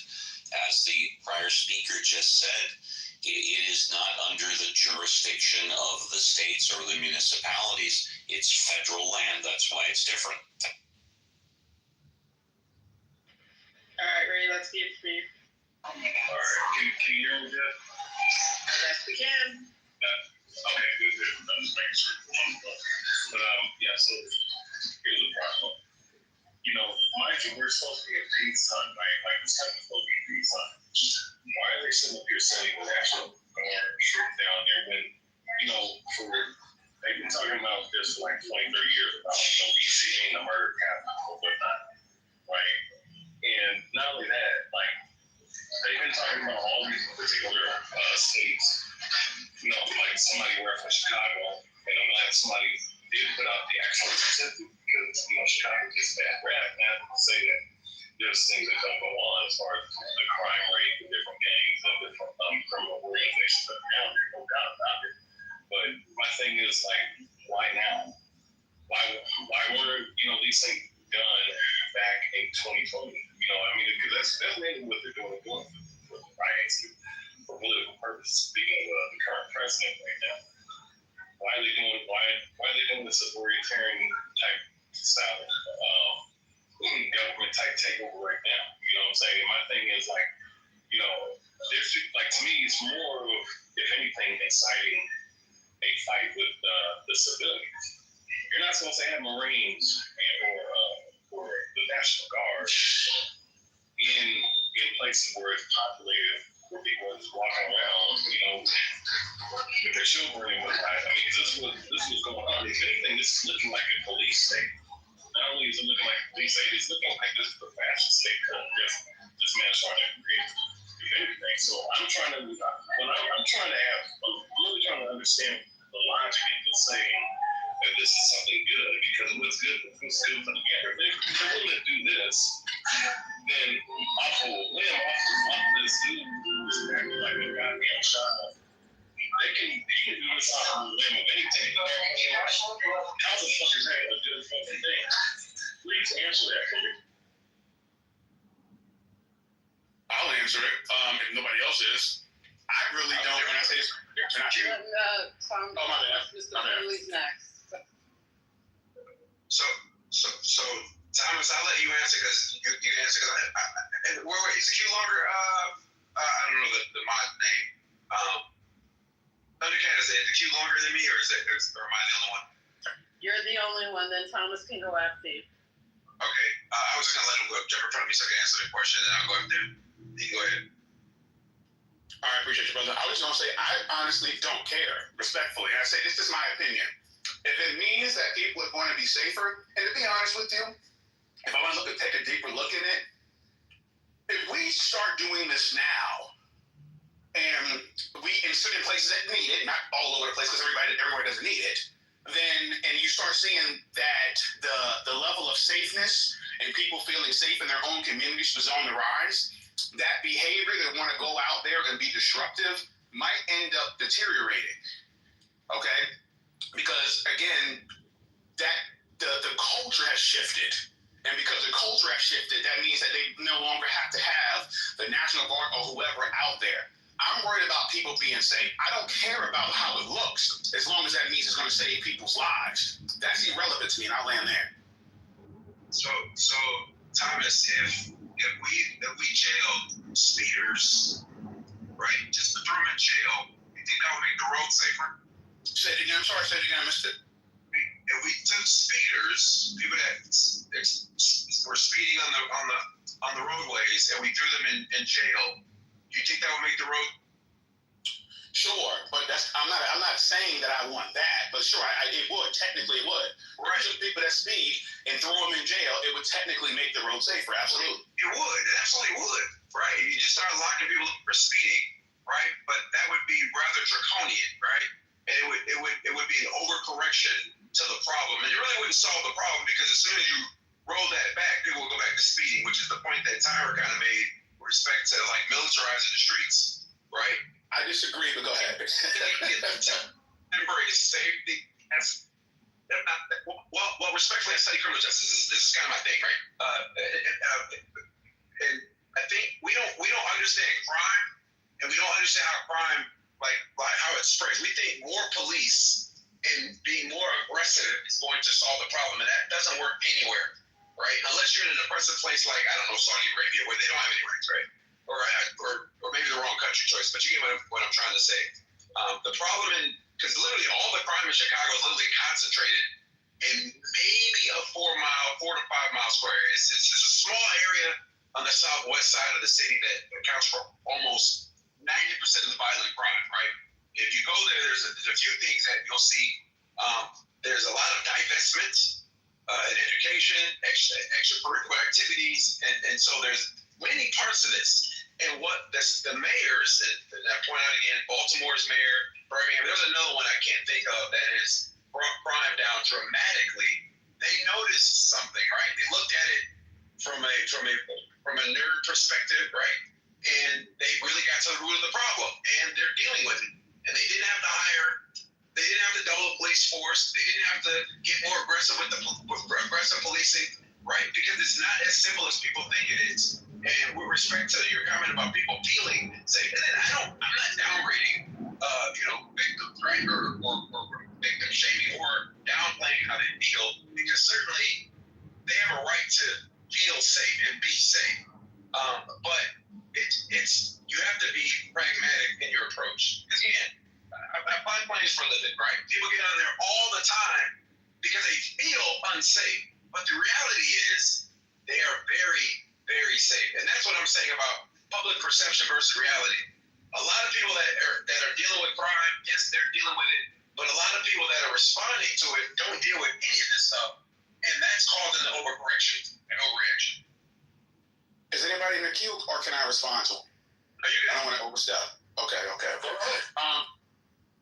Gotcha. So my thing is, and again, I hear what you're saying, and we brought up Saudi Arabia and so forth. I mean, I think Saudi Arabia could be used because they have very harsh punishments. They will cut a nigga's head off, and most niggas don't want their heads cut off. So again, I'm not saying we should do this. I'm just saying what they do works. Okay? For example, I know some of my thoughts are extreme when it comes to trying to fix certain things, and it may put a sour taste in some niggas' mouths. I get it.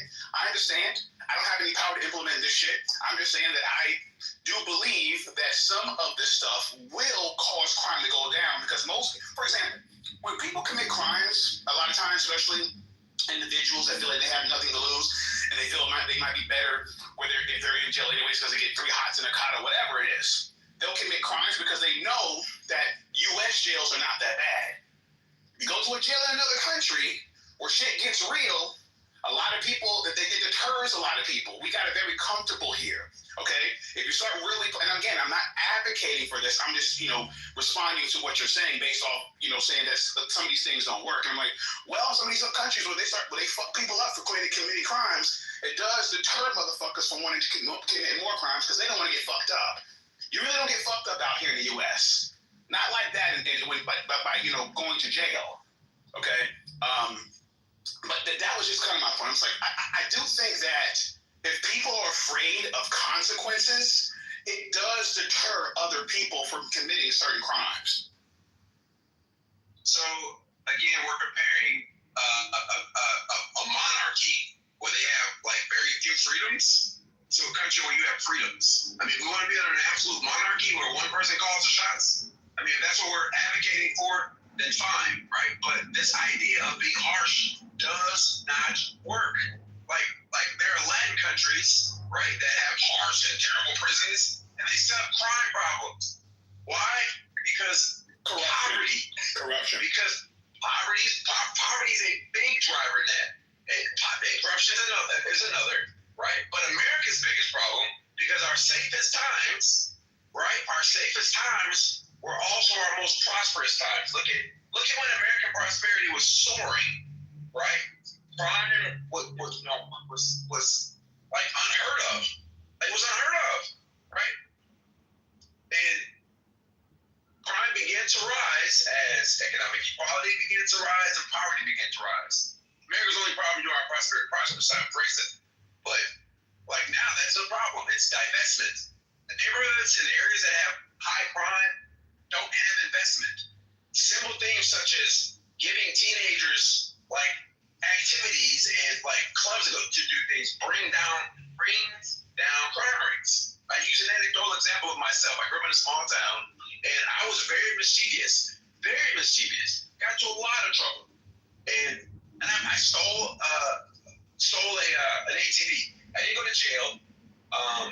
The police were called, but the cop who knew my dad, because we in a small town, took me to my father, and they dealt with me accordingly. Now, if I were in the city, that would have my parents decided to take all that free time and that energy and they put it into programs. And I'm a straight A student. I was a straight A student then too, but straight A student didn't get any more trouble because, again, and this is a very oversimplified, explanation. Sure. One of the issues with crime, but that's how you deal with the problem. You don't deal with it with harsh punishments. Because again, if that were the case, because speeding fines are high, especially when you have multiple speeding tickets.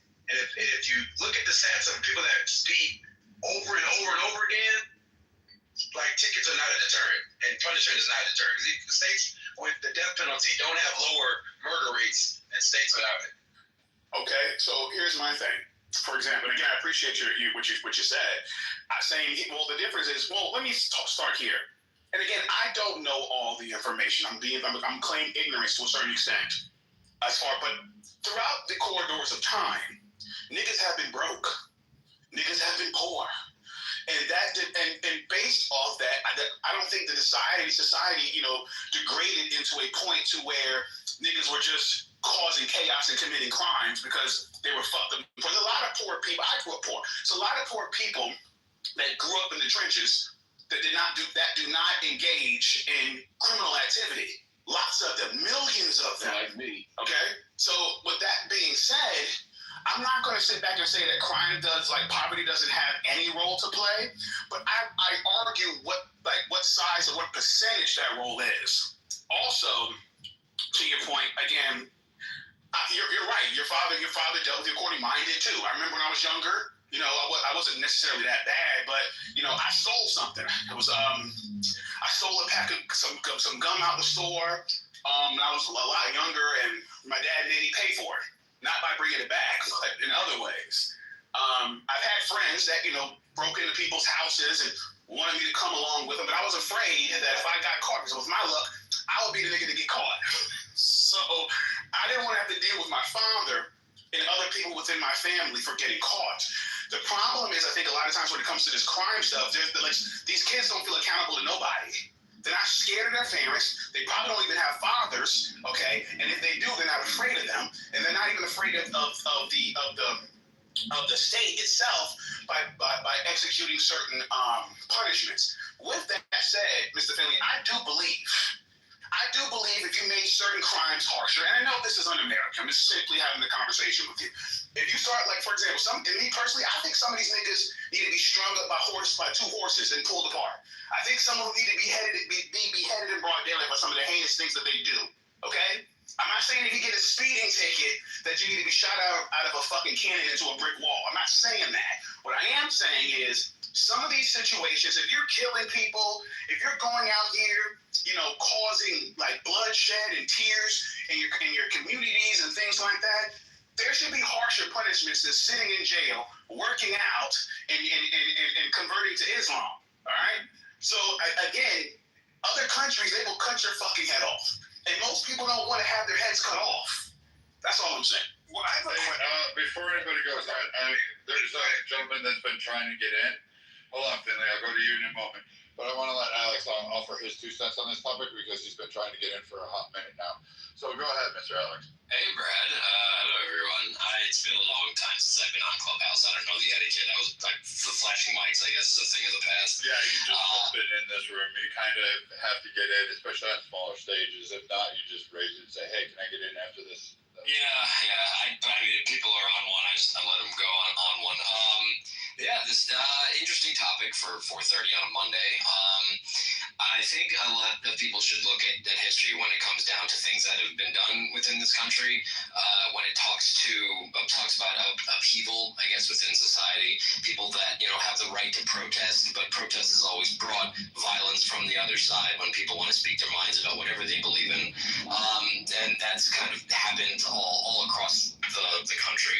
I remember reading articles about the Bronx burning and how President Ford told New York to go to hell. So if you look at what New York looked like in the 70s, it was really, really bad, and that we've had a million different types of epidemics, like the AIDS epidemic, the crack epidemic, which have destroyed neighborhoods. But obviously, if people would look to see how that ended up happening, drugs were redistributed through poorer neighborhoods, and then that created crime, which then made the police go in, and then obviously, like the gentleman was talking about crime crime being a business, that is absolutely a thing.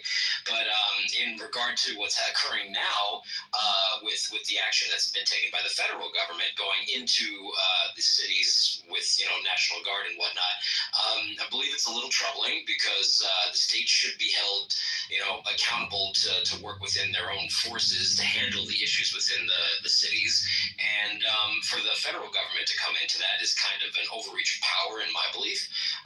I understand that some of the areas obviously needed to have improvement, that there are police forces that are lacking with resources, whether it be manpower or equipment or anything else that they can use in order to fix these problems. They've been going on for a very long time. Maybe the federal government might be fed up and thinking this would make it better or fix it, but I don't believe that there is any right way to fix it. I believe that these things will continue to happen even if the federal government marches in these cities or not, but when they withdraw, things will just continue to go as they were before that they were there. I'm not exactly pleased with it. I feel like when they come for New York, I think New York is going to have its own answer to the federal government, because as what I know from living here for most of my life is that each borough can handle their own, and the NYPD is one of the most expensive police forces and most manned police forces in the country. It's not exactly something that I'm looking forward to, but the government's going to do what the government's going to do. The Republicans are in power, the Democrats are weak, and nothing that President Trump has put forward has been stopped. Obviously, when it comes down to the branches of government and checks and balances, it doesn't seem like there is any anymore.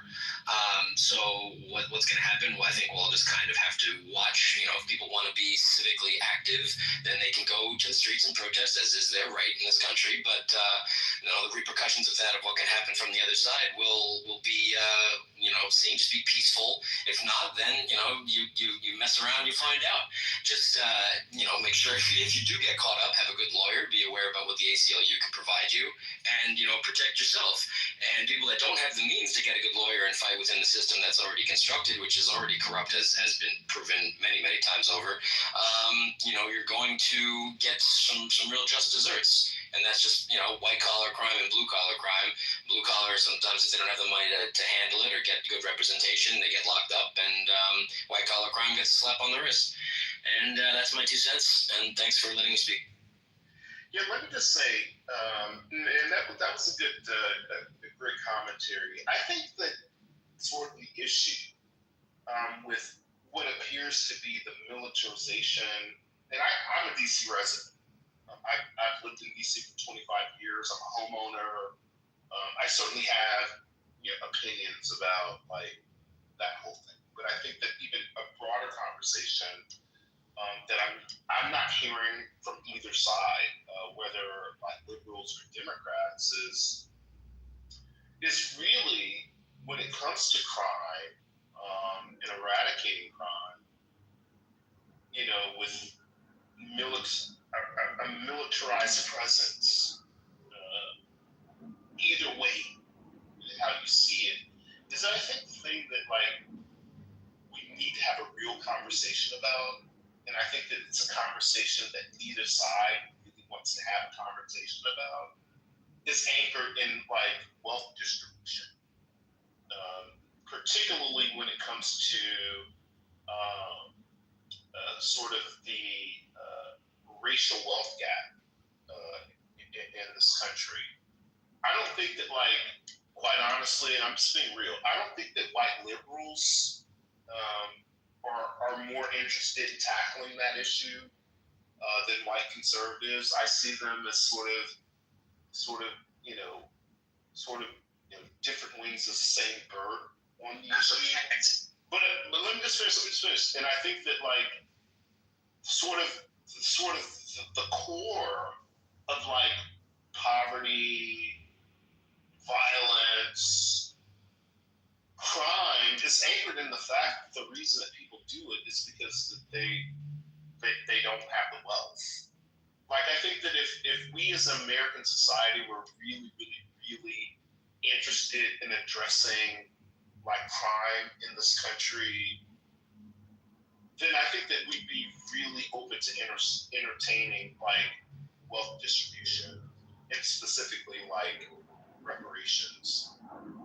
And that's just what it is. And I just don't think that like white liberals, white conservatives are open to entertaining that conversation, because really what we're trying to do through sort of a militarized approach to addressing crime, it's like sort of like putting a Band-Aid on a gunshot wound.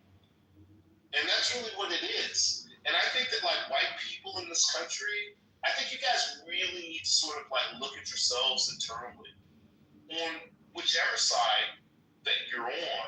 If we want to address crime, if we redistribute wealth in this country, we'll see a change when it comes to crime overnight. Like, people just don't do crime, because they just want to do crime. It's a function of poverty. And I think that America, given its caste system, has created a caste system where ultimately, traditionally, white people are at the top of that caste system. And that caste system is anchored in wealth. And black people, especially those that descend from slavery in this country, are anchored and tied to the bottom. And it's been very intentional. It's been very purposeful. So that's my 2 cents. I appreciate you guys giving me an opportunity to share my position. But yeah, that's what it's about. And while you're giving your submission that you were correct, I would say that's a fact with respect to white liberals and white conservatives. White liberals claim that they want, like, for example, in homelessness, when you propose to build like low-income properties or homeless shelters in their neighborhoods, they're NIMBY fast as hell. Just wanted to say I agree with you 1,000%. I think I actually agree with that point as well, because a lot of the white liberals, like, in order to do this, you got to take food out of your family's mouth to do that. And most white liberals aren't willing to do that. They just want a virtue signal. But to the point about reparations and everything else, I am very curious. From what I've been reading, again, it's about 17. Let's talk about the black community. 17% of the black community is considered poor, right? And of that 17%, I was very curious. What is the percentage of those that do commit crime? Because we're always saying that poverty and crime go hand in hand.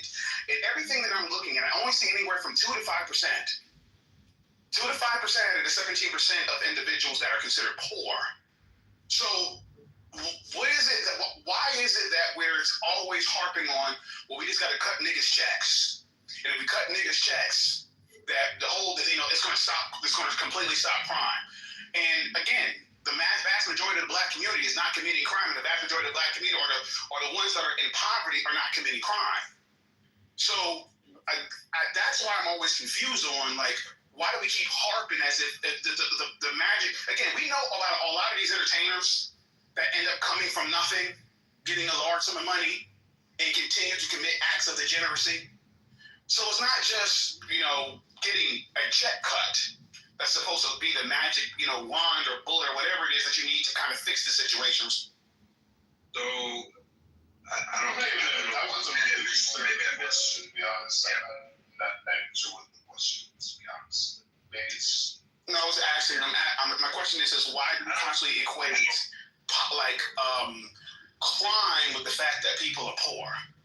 Well, because there is a somewhat of a correlation. It's more about the income inequality per se, but I also want to point out that I don't know who made the reparations argument. Maybe Hood did. I didn't hear it. I don't know. Hood did. Okay, my fault. But I'm not making it because the reparations argument is a separate argument. I'm making the argument that one of the reasons that crime is persistent in these areas because it is a cycle of young people not having anything to do, right? Did he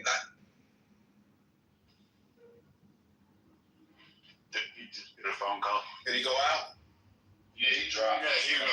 I wanted to end this. And I get, like, people often try to draw this distinction, like a correlation between poverty and crime. Yeah. More people live in depressed area where crime is more prevalent because those are economically not viable homes. That doesn't mean that the poor are overwhelmingly committing the largest section of crime. That really doesn't equate well. Yeah, I haven't been seeing the numbers to back that up. That's what I've been looking for. Yeah, that's the I should teach you that stuff. I can point some other crimes too. Take stock floors, the New York Stock Exchange alone. I'm pretty sure I can point out. You guys should really watch The Wolf of Wall Street. That was pretty criminal there. But I'm going to say that just because there's a correlation does not actually mean there's a causation. For instance, I do not believe that all crime committed in America is done by black people. Now, can you find stats that say, hey, 55% or 50% more of violent crimes are committed by blah, blah, blah? Maybe. You could probably find a stat. I'm sure you can. You can find some narrative. Now I can deep dive that and actually look at those numbers and say, all right, well, there's ambiguity here. 55% of all murders are not solved in the country. Also, we don't have states responding and reporting in any kind of unified framework. So these stats are already automatically off.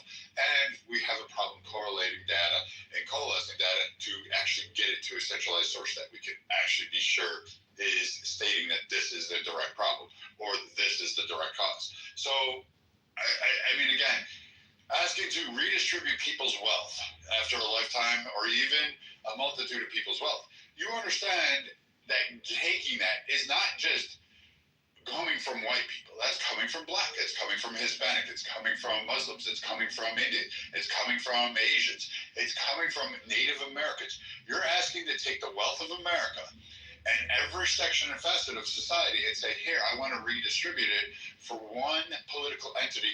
And my belief is that once I redistribute this wealth, crime will immediately go down. Well, if everybody's equal, what makes you think crime would actually go down? Because that's statistically, I haven't found anything in history, and I can't recall anything in history, that actually has happened. Like that doesn't go anywhere. There's always people going to commit crime, murder, rape. Like how does poverty fix rape? Like you don't have that. Like rape is rape. It is done by rich, it's done by poor. Sexual abuse to children. Rich, poor, middle income, happens. What else is there? Oh yeah. Theft, rich, poor. You have rich fucking kids that are stealing. Like trust me, we know they're out there. And in significant numbers too. It's just they may have better lawyers. So, I don't think redistribution has shown it, and you should look at that because the Bolshevik revolution was supposed to be redistribution. There was a whole lot of fucking murder going on during that time period. Well, I think sort of the core of your argument against redistribution is, whether you know it or not, is sort of anchored in the fact that you think that redistribution is a handout. And that's sort of, based on your submission, your contributions, that you think that. I'll tell you what I actually think. I don't think that's what he's saying, but. I call redistribution an actual fact. I don't call it a handout. I think it's fact. Okay, so how do you define redistribution then? Well, that's like affirmative action. I don't think you'd call that a handout, but that was to hopefully the concept. The concept could stop them talking. Well, I don't even know. The concept 25 years ago when that came into. The concept 25 years ago when that came in was the. Will you shut the fuck up and let her down? I'm just asking, like, she's a mom. Good. She's a mom. You have to agree, she's a mom. I don't care if she's a mom. Yeah, well, anyway, the concept of affirmative action, if you read when that came into play through the court system and also into schools and used within our culture, was for exactly that purpose. To ultimately create a redistribution and the ability to give opportunity. So I mean, it's not necessarily. You want to call that a handout? I wouldn't call that a handout. That's not what its intention was. So, and Thomas, was there something wrong with what I said or anybody else on this issue? No. Both sides. I call redistribution based under the guise of what he said, and the framework was we take it from the wealthy and we redistribute. Am I missing something here? Is there something that I wasn't adding up? No, not at all. I can't read it. That's that. I'm stealing from one person, but I'm wrapping it up so my morals and my pillow, I feel better. So I'm stealing, like, I'm going to pick on Abby here because I can't pick on her. And she's lovely and beautiful. I'm taking Abby's shit. I'm taking her stuff and I'm saying, you know what, Abby? I'm giving you 20%. That's what you get. You get nothing more. Like, this is what I say. I am freaking king here. Like, first off. And then I'm going to give it to, I don't know, Hood. I'll give it to this guy, Hood. And he now gets to take, I don't know, 40% of what Abby did. Redistribution is literally theft. You're just trying to give yourself a moral framework and a nice word to hide it on. Let me just say this. Let me just say this. The issue. Relax. You know, let me just relax quickly. It's so crazy that that you're not listening to me. I said Thomas and Finley, and then you can go after it. You advocated like whatever you think you have in this room. Thomas, Finley, then you could. So, and let me just say this. It vexes me, this type of behavior, because I want to hear his argument. But this is what I started to believe, because this happens all the time. The motherfuckers crash out. And I think the reason for this is when they realize they don't have an argument. So what they'll do is they'll try to basically redirect the argument to something that's irrelevant. Okay? He understands. Most people that come on stage understands that the mods can pretty much do whatever the fuck they want to. You're not going to win the battle. You're probably going to get blown from the stage. So why engage in a back and forth like that? I want to hear your argument. Why put yourself in a situation where you're not going to be able to have the argument and your point's not going to be able to be heard by crashing out that way? I don't understand this shit. It vexes me. It really does. But you know what? Go ahead, Phil. You got it. Well, I agree with the argument, and I don't agree that redistribution is theft because you can just taxes, right? Like do a better tax policy than the play for play and rig for the rich policies that we currently have that have caused this income inequality over the last 40 years. It's just trash policy, and I agree that there's no causation with poverty and crime, but there's some correlations there. But it's a lot of it is again lack of investment. And again, we see it. We see it starting very young. And I agree. There's no magic bullet to crime because even if remember the race in the 50s and the 40s when the economy was more equitable than everybody except black people. But I understand that the thought that you'll never get rid of all crime, and that's not the goal. The goal is to address some of the causes of some of these violent crimes, and I do think that it's lack of investment clearly in a lot of places that are crime ridden. Well, let me strike that. A lot of places that are ridden with violent crime, there is this underinvestment because white collar crime exists throughout the whole of America, and we don't spend nearly as much time trying to prosecute it publicly or legislatively like we do violent crime. And the white collar crimes, in my opinion, has many, many more victims than violent crime does. But I'm gonna leave that there. Yeah, let me just say real fast. And I'm gonna try to be as respectful, as I can. But it's really difficult when I hear people sort of argue about quote unquote reparations, quote unquote wealth distribution, because the way that you view it, it's completely ahistorical. Like you're completely erasing 500-600 years of history that black slaves and sort of the sacrifices that their descendants made to create the greatest country in the world. Like you're literally erasing 300 years of fucking free labor in sort of your argument as to why you think that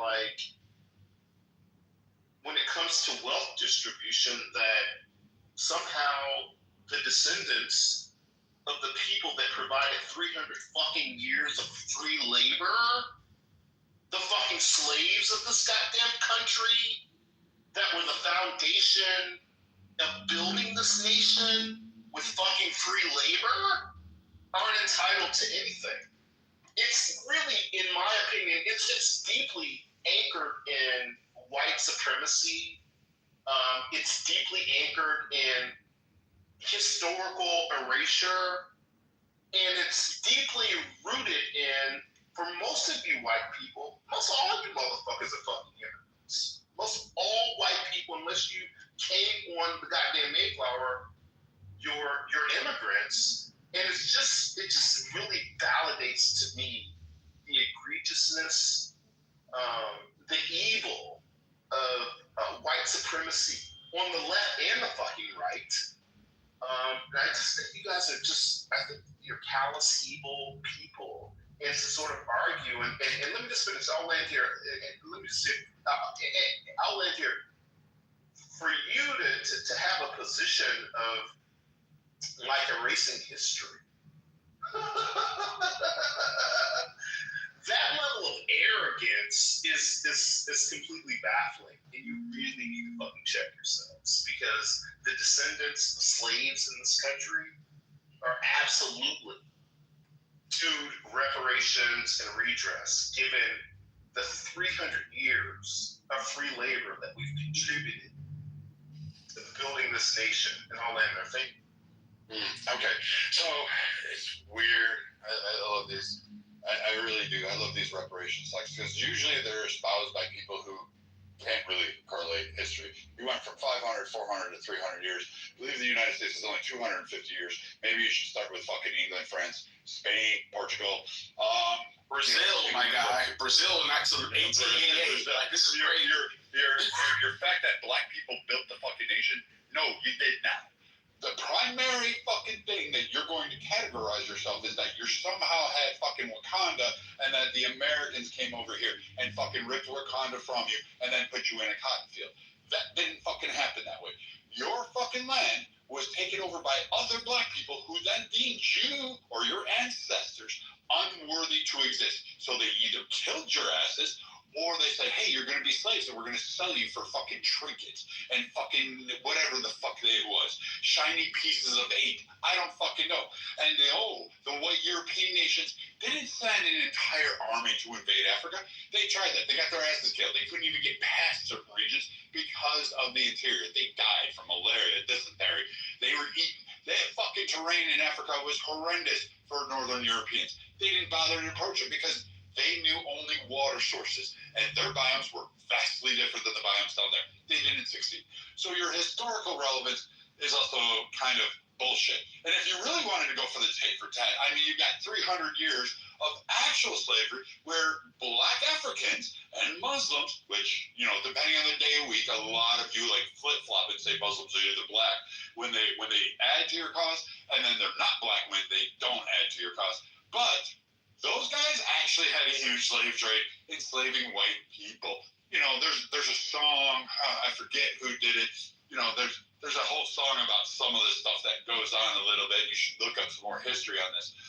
And they had it, and white people were enslaved.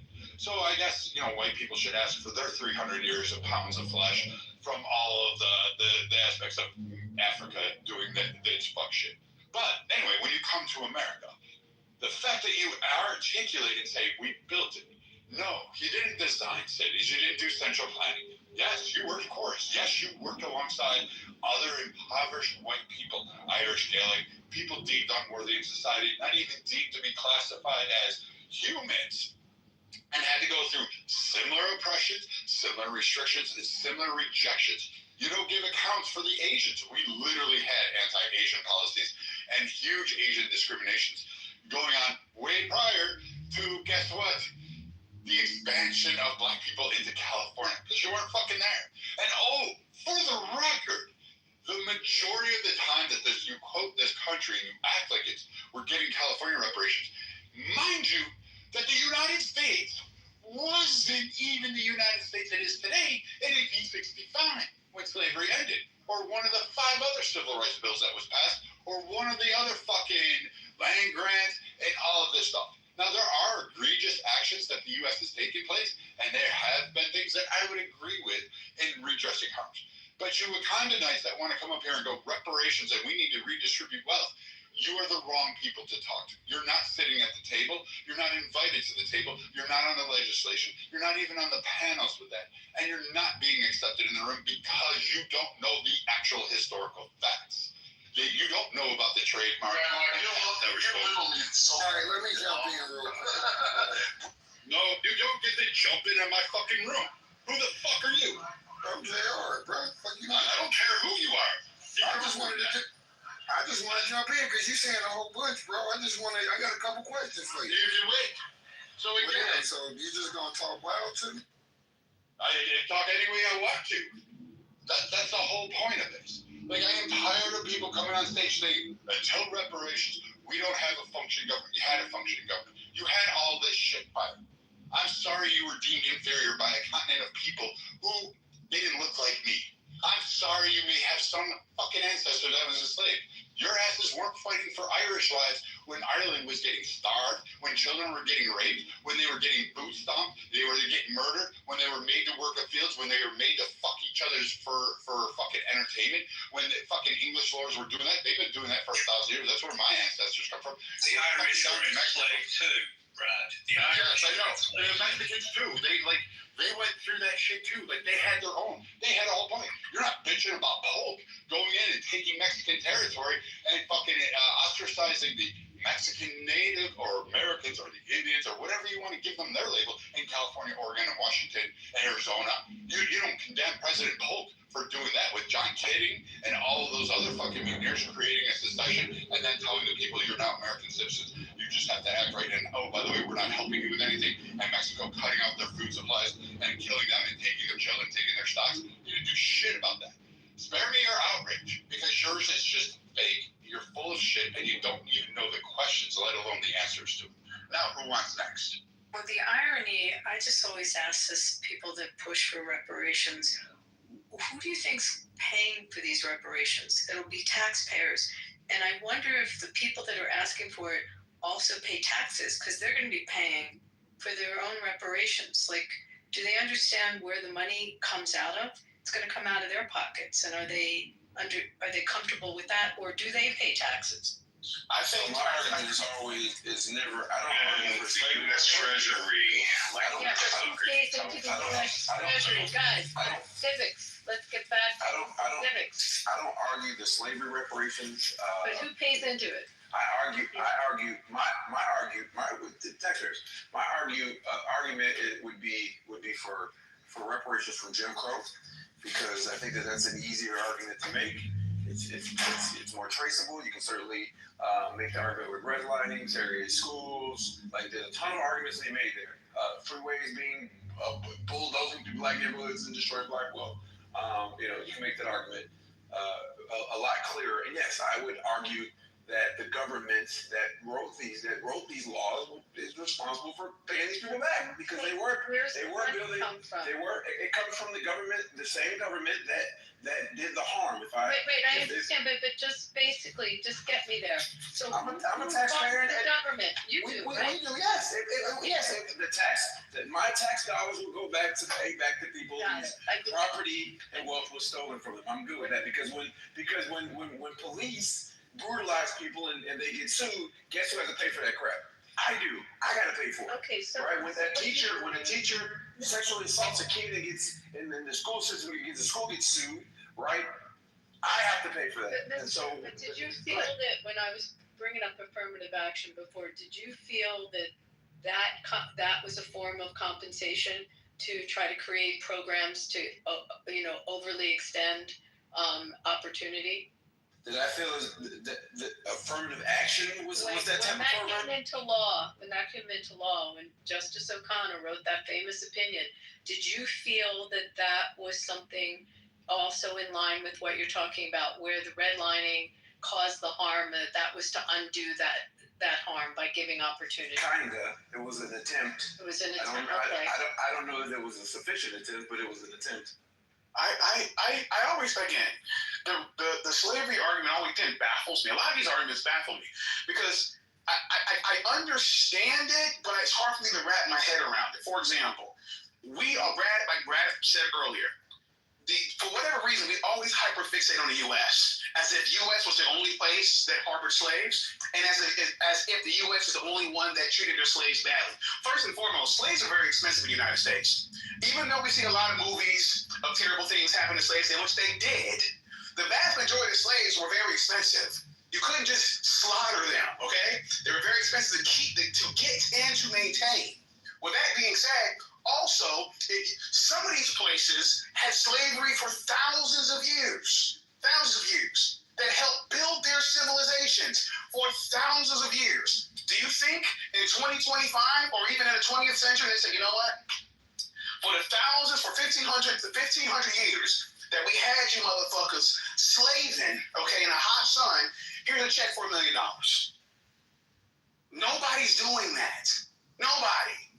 So again, even if we were to even look to try to do something like that,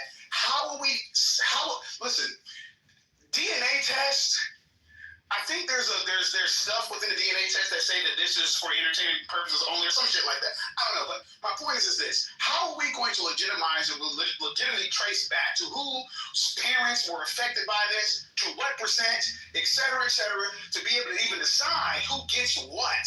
And all that's going to do at the end of the day, and they're going to say this is racist too, if they were to cut everybody a fucking check in my community for whatever amount of money, they're just going to raise prices of shit.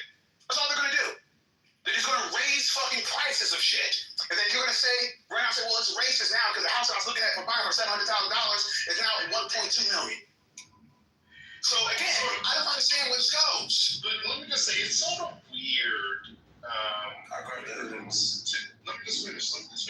Like your position that, you know, sort of like tracing, like, I guess your ancestry back to slavery. Like literally, like that shit was not that long ago. I'm a Gen Xer. My parents, thank God, are silent gens. They're still alive in their late 80s. My dad's father, or grandfather, was actually born into slavery. So, like, this sort of belief that, like, our connection as the descendants of slaves was, like, thousands and centuries ago. No, we're talking literally like 3 generations back. Like we can fucking easily trace, like, you know, and my parents, as a matter of fact, are also survivors of Jim Crow. And again, that's the thing that people think that, like, you know, that what this reparations claim, it's not limited to slavery. But it brings forward all of the very targeted policies, discriminatory policies of the U.S. federal government against a specific group of people. And that's a claim. Like when we look at like the California Task Force in their 2-year study, AB 3121, which was signed into law by Gavin Newsom, Camilla Moore was the chair of that commission that studied reparations over 2 years and made recommendations. Okay, what's the point? Let me just finish. First off, you don't tell me what to do. Oh my God.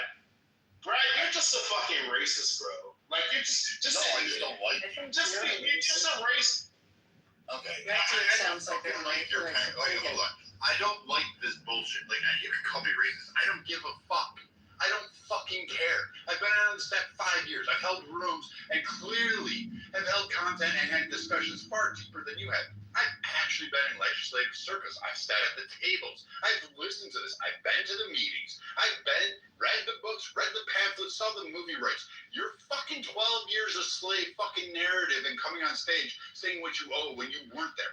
You're leaving out the fact that only 3 to 5% of the population pretty much at the start of the Civil War had slaves. So then we're looking at an agricultural aspect. Yeah, slavery was existing on here, mostly in, guess where, farming, rich areas where the overwhelming wealth they didn't have it. Don't come out, Ollie, don't do it because I'm not in the mood. I don't like hood rats, and I don't like people who are really fucking didn't read history. And you just quoted movie lines. That was my accent. That's fine. You literally started quoting 12 years of fucking slave and then told me, let me land. Fuck you. Get out of my room. Go do your own it. That's why nobody comes to and listens to it, because your shit is stupid. You don't have any historical references. You don't talk about the patents, copyrights, art. You don't even go after the Met. The fucking Met Gala has fucking black artwork, Black American artwork, hanging right fucking now. There's literally a fucking exhibit on it, and guess what? 60 to 75% of that artwork that's hanging in the fucking Met, guess where it came from? Oh, yes, Jim Crow era and post-Civil War artists, and it was just taken from them. It wasn't asked, it wasn't given, it was just seized. Many times it was stolen from them, and somehow the Met got it through the black market, which a lot of fucking art actually gets up there through the black market because these people had it. And you're not fucking standing up there going, hey, we should have that artwork returned. You didn't even fucking know about it until I fucking told you. Again, you don't even go down to the Smithsonian. How about the Black Museum of History, slave history in fucking D.C. that everybody was bitching about? Oh, those artifacts, Trump pulled them out. You're right, he should have. He should have fucking returned them to the original families because a lot of those exhibits that went up there to have this natural museum were stolen from fucking families. But you had no rationale. You didn't know about these certain things. So when you were kind of lights, which I'm going to call you that, and I wish Gerard was here because he would have packed you up a lot sooner than I would have. But ye and I are under the same assumption. There are people who can articulate reparations, and they can articulate an argument, and I'd be willing to listen to them. But then there are those like you, who sit there and watch 12 Years a Slave come up on stages, and you fucking were like, from here to equality, you didn't even read the whole fucking book. You read the fucking Cliff Notes version, and now you want to act like you actually have some historical connection. You forgot about black slave owners. You forgot about black shippers. You forgot about black businessmen who profited off of slavery intercontinental. You forgot literally all the Caribbean, Mexico, and fucking South America, which had overwhelmingly more than any other part. The majority of slaves from Africa went to fucking Brazil. Get your facts right. And oh, by the way, we're 250 years old, not 300. Jesus fucking Christ. It was England before that. So get your reparations from England before you come to me and ask me for a handout. And call me racist. Ali, or whoever's next, go ahead. Yeah, Brad, quickly, actually on my Jim, am I audible? I want to make a couple of quick comments. Yes, I can hear you. Go ahead. Okay, two things. And both things are almost cliche by now. Number one, the black, the two, we are all tired of this discussion going on, particularly the aspect of that coming down. Number two, to the black community, there is no help on the way. No category is coming. You have to do the entirety of the community of black because they have to help themselves like all other immigrants in this country. And I fully recognize this slavery and the history of it. But then again, it's been almost 450 years, or 400 years. It's about time and they can do what is to be done for themselves. Again, I land with this. No further help is coming. The Calgary is not on the way. You've got to do it yourself. Thank you, Brad. You know what? If they really want reparations, why don't we do this? Listen, to your white compatriots on the left, respectfully, that agree with you, that believe that you should be given reparations, why don't you have them all cut checks? Okay? Have them all cut checks in California, New York, wherever. Have them cut the checks for you. Don't ask it from the people that don't agree with you, like the conservatives or anybody else, or whoever. Ask the white liberal to cut you a check. Okay? That's all you have to do. Yeah, just to be clear, because I know you guys, it's hard for you guys to keep up with the argument. Nobody's asking you to personally cut a check. It's a stupid argument. I don't know where you guys got this from. It's the government. The government did a crime. They paid for the crime. It's that simple. No person, especially black people, are asking for individual. Oh, Jesus Christ, stop. You said some dumb shit. Who fucking wrong? You were fucking wrong. The government just cut the check. Where does the government get it? You were fucking wrong. You didn't know what the fuck you were talking about. Screaming you're wrong doesn't change anything, bro. Yes, it does. It means you're stupid. Because you said you. Oh, Jesus. Bro, this is listen. That's from the government. Who pays the government? He doesn't know. You know what? Listen. Here's my problem, Thomas. This is the part. That motherfucker, I can promise you, does not pay fucking taxes. What the fuck you want me to redistribute out? I'm not taking money from Thomas and giving it to, what is this ass name? Fucking Purgain? Klingon, whatever your fucking name is, I am not taking Thomas's money and giving it to you. You clearly don't pay fucking taxes. Why? You got tax-free. You're an EBT warrior. I'm not fucking giving you more money. You've already suckled at the government dick. You swallowed it. I'm not giving you more. A government check is akin to saying, let me tax the people, let me create more money, let me print more, let me cause inflation, let me cause a whole bunch of other issues that you haven't even accounted for. So your dumb fucking hood rat ass can get a check. Spare me with it. Not happening. We'll vote for it hands down. And oh, by the way, even the people that are in the fucking reparations argument don't want you to have a fucking check. The black people who are arguing for reparations aren't wanting you for Klingon, fucking whatever your name is, to have a fucking check from the government. How does that make you feel? The ones that are actually pushing legislation don't want you to have your fucking check. You're a moron for screaming, I want a check from the government. Can I ask how this conversation went from is burning the flag, free speech, cash bail ban to slavery reparations? Yes. So what happened? I've been on this app for 6 years now. Get ready for 2026 in 6 years. You motherfuckers have been talking about reparations and slavery for fucking can you please just shut the fuck up about it? Like at this point, right? Who the fuck cares, bro? Like, if it's gonna happen, it's gonna happen. And the only thing I disagree with, to be quite honest with everyone in the room, like, my tax dollars are going to fucking trans surgeries and fucking goddamn overseas and for gay ass fucking Sesame Street fucking plays. So, if we want to talk about what taxes are being spent on, we can really have that conversation. As far as is burning the flag, free speech, absolutely the fuck it's not. You don't have the right to burn our fucking flag that our soldiers fought for, the fabric of our fucking country, or the same country. You people in here scream about slavery. Well, let's have a conversation. Didn't your so-called ancestors fight for that very flag? So why would you be advocating for it to be burned? I don't understand it. And lately I've been seeing it burn in defense of illegal immigration. That is 100% where I draw the fucking line. I don't give a fuck about these illegals. They all need to be fucking deported. All of them. I don't give a fuck if you've been here 20, 30, or 50 fucking years illegally. You need to go. Right? That's just a side note. But that's why this conversation came up anyways, because we're seeing this at protests. As far as cash bail goes, I mean, if you got enough money to get yourself out of fucking trouble, I guess go ahead and handle your business. Most of those people are going to reoffend anyway. The universe knew not to make me a fucking judge or a magistrate or police because a lot of you motherfuckers would be under the jail. The prison system would love me because I would literally just get mandatory minimums for everything and you all would just rot in fucking prison, honestly. So, I don't know. These conversations to me are just getting fucking old, honestly, because I mean, how many more years do you guys can keep talking about reparations? Like, Clubhouse is not going to help you get reparations. And the other question I have is, how closer have you gotten to those reparations since the first year I heard you guys talking about it on this app? Again, like I said, 2026 is in 6 months. Where's the progress? I don't see any movement. I don't see what's going on.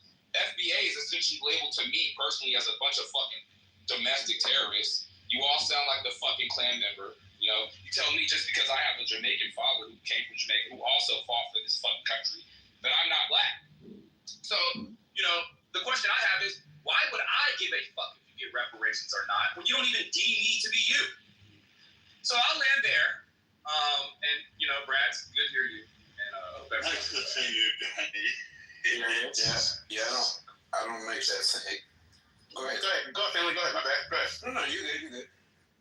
Yeah, and I concur. So again, we got to this point because a gentleman came on stage and decided to take the aspect of, because we started talking about crime and poverty, and then he started talking about how we need to look at it from the perspective of people committing crime because of racial inequality. That's how it got there. Now, again, I said earlier, some of these niggas need their heads cut off. Again, at the end of the day, like I was trying to bring up earlier before homeboy came off his mic and started crashing out. was, if you really want it that bad, hold these liberal compatriots to the feet to the fire. Have them start dropping donations like Dr. Umar Johnson. Ask them for donations, okay? Start asking, I'm an FBA member technically, but have your compatriots that agree with your ideology start asking for donations from your white liberal compatriots. And let's see how many of them really believe and stand with you. And that includes the ones that you voted into office, Gavin Newsom or anybody else. Let's see who's all willing to put their money where their mouth is. Then the government trying to cut you a check is stupid. Because I don't even want to address it because I was fucking retarded. Okay, let me ask you a question, Thomas. And that's the one argument that I fucking hate, right? That somehow because people are racial inequality or poverty or whatever is why people are committing crimes. It is why, like, that is the stupidest fucking argument that I've ever heard in my life. You're broke and dusty, so you want to go pick up a gun and kill people. I've never. Listen. I brought. No, I know you haven't. But I'm saying, where's the correlation in that argument? I've been trying to think. Listen, I've been asking you a thing. I've been asking that question of the argument, though. I've been asking this question since the jump. I'm willing to take out. I've been asking the question of all the studies that I've been reading, when it talks about poverty and crime, I was looking at specifically the black community because I'm a part of it. Out of the 17% of the black community that's considered to be in poverty, only 2 or 5% are the ones that commit crime. So where is this correlation coming from to such a degree that we think that if we just, I'm not saying Mr. Finley's saying this, I'm saying in general because I heard his argument over and over again, that if we start cutting niggas checks, then crime would just miraculously disappear. You know, so I don't know where it comes from. Yeah, do I think there's some correlation? Drills and $2,000 Supreme Jeep Bezos, that doesn't sound like a group that's impoverished to me, right? A lot of these fucking killings are personal, right? They're not because of poverty. I'm going to be completely honest with you, a lot of it stems from, you guys ain't going to believe me, this sounds cliche, but it's music. It's not music. Internal beefs. It's not music. That flooded the streets. It's not right? music. Yes, off the top. It's not music. Okay, well, go ahead. So that crime is a very complex conversation, right? But the crime that we talk about the most is violent crime, right? We never talk about white collar crime ever. And there's I don't want to speak out of turn, but I believe there's more white collar crime than there is violent crime. I think white collar crime affects more people is what you're trying to say. Yeah. Right. No, I'm saying, but I think there's more though. Like physical number of crimes is more white collar than the other. But even I digress to that point. I wanted to address the point about music because there's this belief, right, that music causes the crime, and that's just not true. Violent crime in this country began an uptick in the 70s, right? It peaked.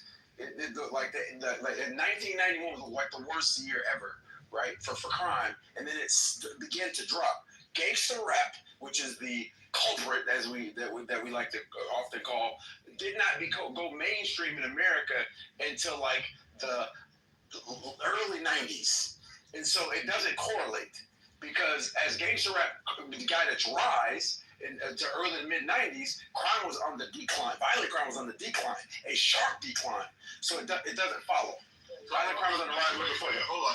So like, I hate when we do this because like when we talk violent crime, we're talking specifically violent crime. It's usually murder, rape, and what is the other one? Assault. And so we often categorize anything with that type of crime in it. But you can't do the direct comparison to white collar crime, which is wage theft, like fraud, art forgery, copyright infringement, like that's all.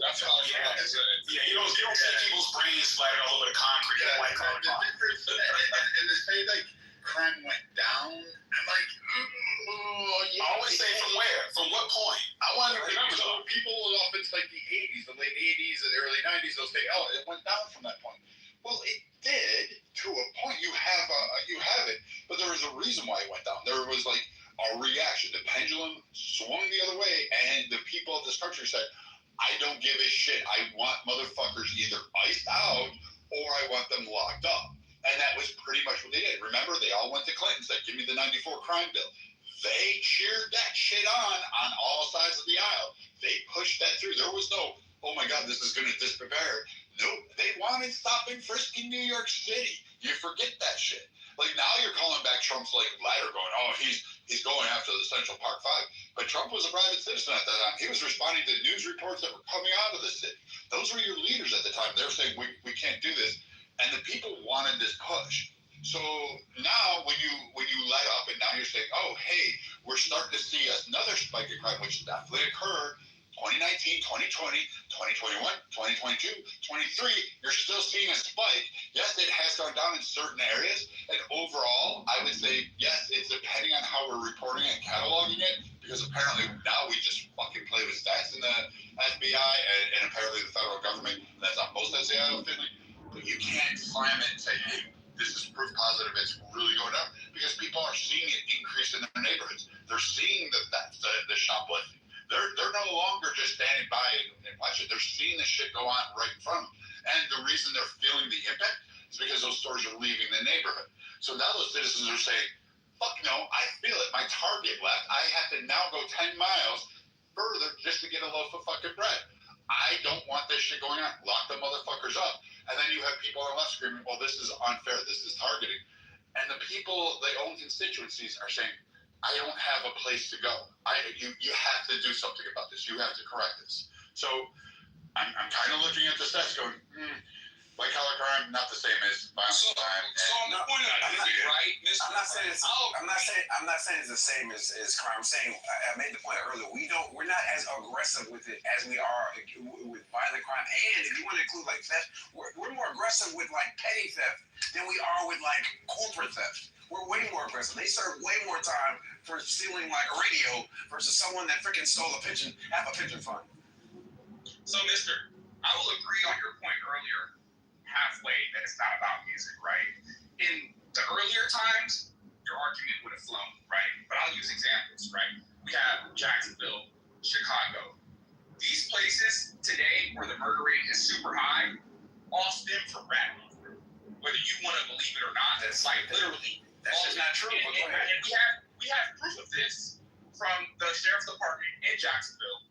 He's gotten on press conferences on numerous occasions and has admitted that is the reason why street beef has, uptick, is because of the music. Now, yes, back in the day, I'll say, no, it really had nothing to do with it. But today, in 2025, yes, a lot of it does stem from the music, 100%. Do you think it has more to do? So the quick response, real quick. Thomas. Real quick. So respectfully, and I have great respect for sheriffs in Florida. Great respect for the law enforcement. I'm former law enforcement. Great respect for law enforcement. I have two siblings that are law enforcement. Great respect for them. But sheriffs, respectfully, are political. They are political. They're going to say what sounds good, right? But if you I wish I could think of some links to put in the chat to kind of wet your whistle to study criminal justice. It's not that black and white. And to Brian's point, yes, there was an overcorrection with locking everybody up, right? And it had a negative effect, but that wasn't the key thing. The only thing that brought down crime. The economy during the 90s also exploded during the 90s. And so two things happened at the same time. You had a lot of economic development, and you had an over-aggressive like police force. And like those two, which shows that the economics are necessary to kind of stop the cycle, but that Holocaust that you did with like black men and men of color kind of hurt because a lot of the crime now is youth crime, which is a whole nother conversation. Mr. Finley, if there's something you'd like me to look up to give the Brad, I'd be happy to. I'm trying to send you something in the back channel. So here's my problem, Marshall.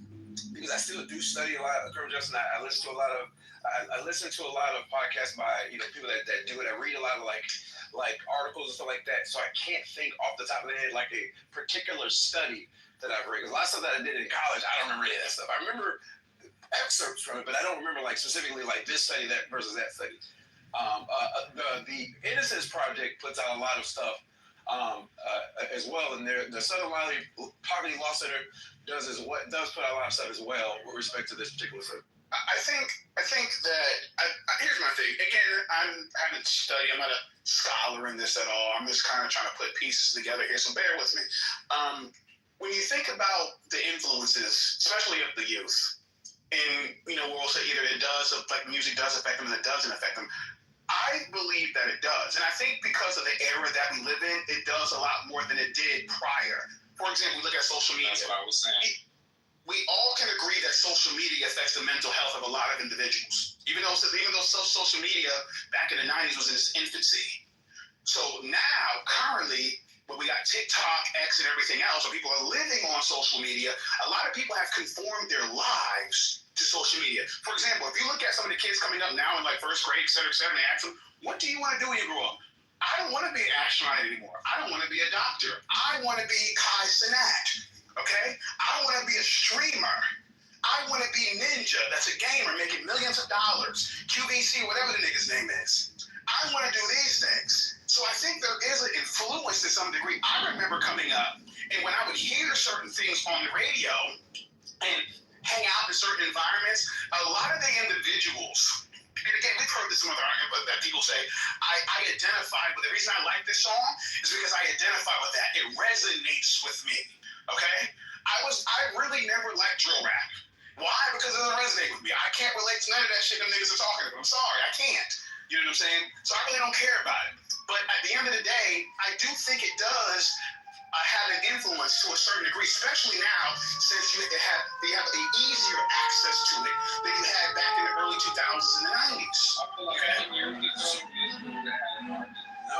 like today in our generation, no, like it's all influenced on social media and our music, right? Like, and I'm not saying what Mr. is saying is completely wrong, right?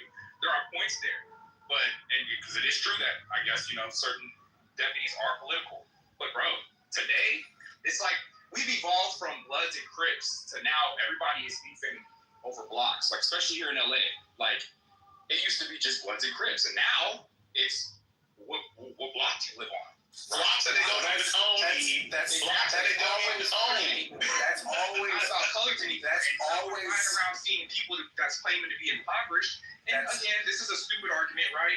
But it's just like you guys don't look impoverished to me. And I know looks can be deceiving, right? But a lot of these guys that are doing the crimes and doing all this stuff, they have opportunities to change their lives and fix their lives, right? Like, so I don't buy the arguments that, well, because we're broke, we're putting switches on the back of our guns and going out here committing crime. Like, no, the judges are not telling you guys to go out here and commit crimes for you to live in the courtroom. You're doing that yourself. Yeah, but so like I don't buy the argument that poverty is why people are doing this, and the judicial system is against us. Well, I mean, I've managed for 28 years to stay out of criminal trouble.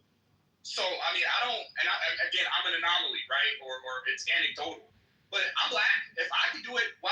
I don't know. So my first point, it's not the music, right? Music, people make this, people pretend as if wanting to do something outside of quote unquote mainstream is new, right? Wanting to be a gamer is new. If gamers existed in the 60s, there would have been kids that would have wanted to be gamers. If rap existed in the 60s, there would have been kids that wanted to be rap because people wanted to sing. My daddy, who's a freaking military guy, he wanted to sing. He wanted to be a freaking singer. You know what I'm saying? But he had to go to the military and start a family, right? But that's like y'all, I think that we simplify or over dramatize. We were just about to study the other day. Wait. Let me make this point. But that has always existed, especially in a capitalistic society in which you have an opportunity to make money. But here's why rap music isn't the problem. Because do you know why rappers now make tens of millions of dollars? And they're worth, like, these guys are worth insane amounts of money. Because the music's really good?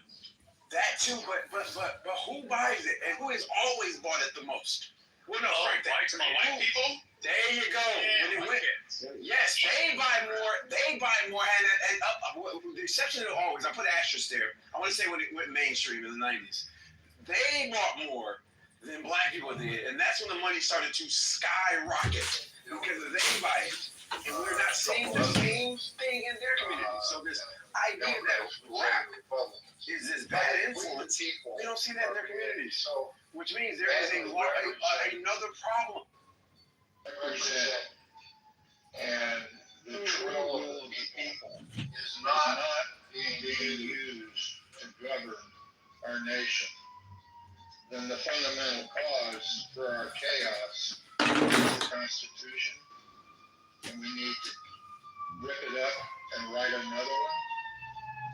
Does that make sense? I don't I don't think so at all. I Of course, I'm not advocating it. I know you're not. I know you're not. But I think to Joseph's point about like the symbiotic relationship between the government and to some extent, like we the people have to hold ourselves accountable because we fall for these divisions. We fall for these radicalizations, and we put our people in Congress, in the government, to work for us, and we have systematically done nothing to change it.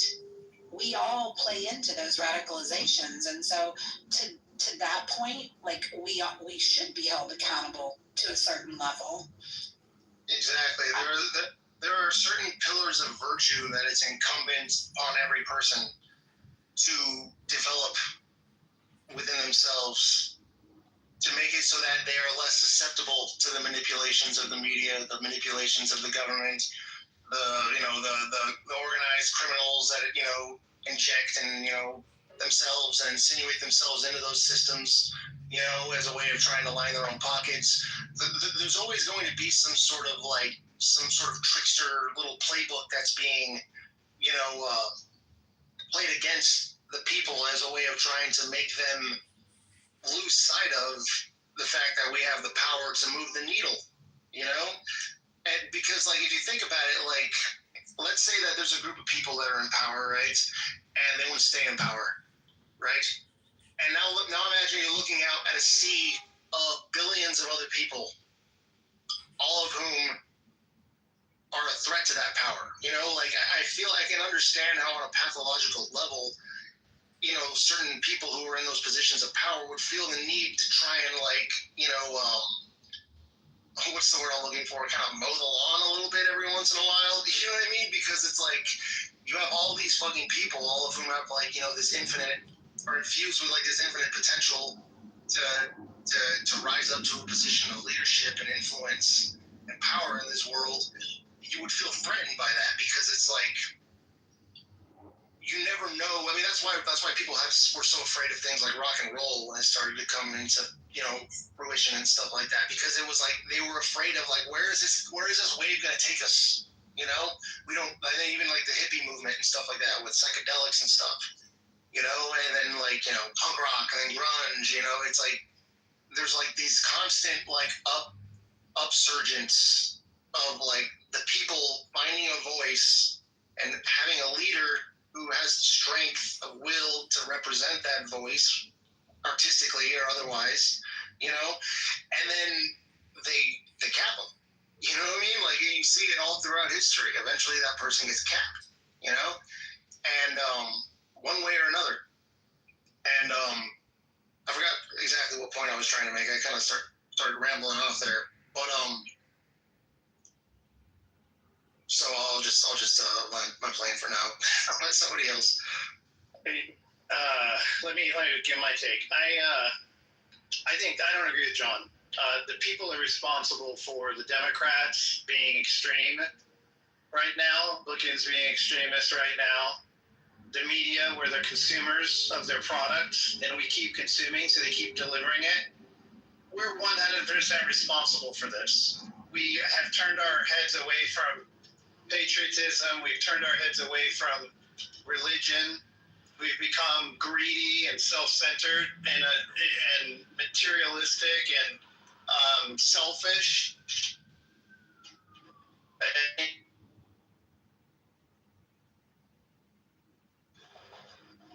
We can force a change if we wanted. We're the only ones that could choose to stop consuming the media if we weren't happy with what we were being given. But we don't. We just give in. We're lazy, and we only care about ourselves. And so I would say that the correct answer, what's causing the chaos, is selfishness and greed among the people of the United States of America. That's the same everywhere. We're all outsourcing our responsibility, and I think that's the core issue in the room, is a recognition of that.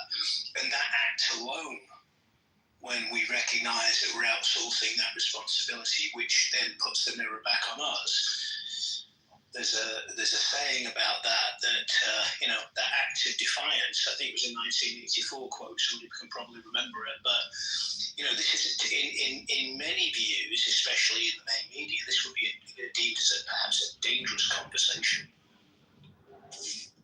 I want to invite Tiger to weigh in, and if for those of you that might not know Tiger, he is sinocentric. He focuses on what is good for the Chinese nation, and he looks with critical eye at some of the things that are going on in America. Contrary to my earlier accusations, was that he was a paid agent of the Chinese Communist Party. Whether he is or isn't, he has some very valid observations. And he made a comment in the chat. That's why I invited him to the stage. He said nobody's in charge.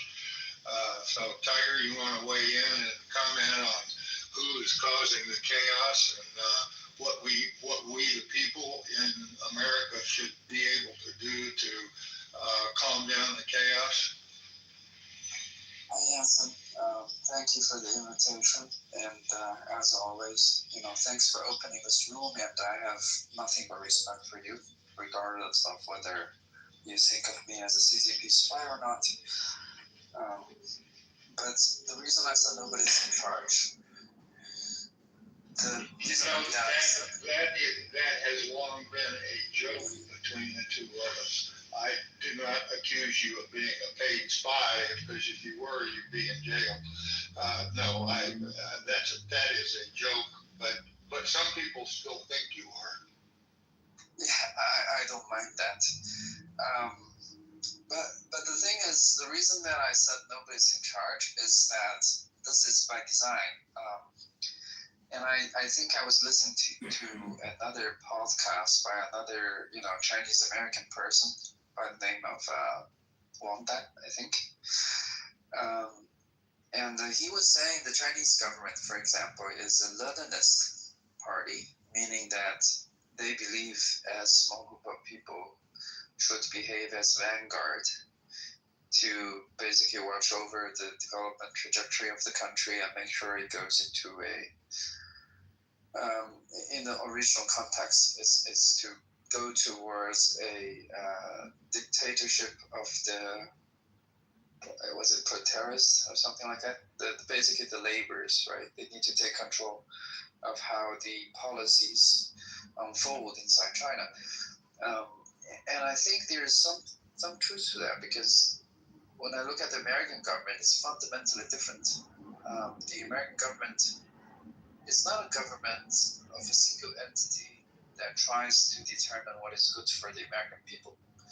I don't think he has. It may have functions in a similar capacity in the past during certain stages of history, but as of today, there is no singular entity in the American government doing the planning, doing the forward policy making,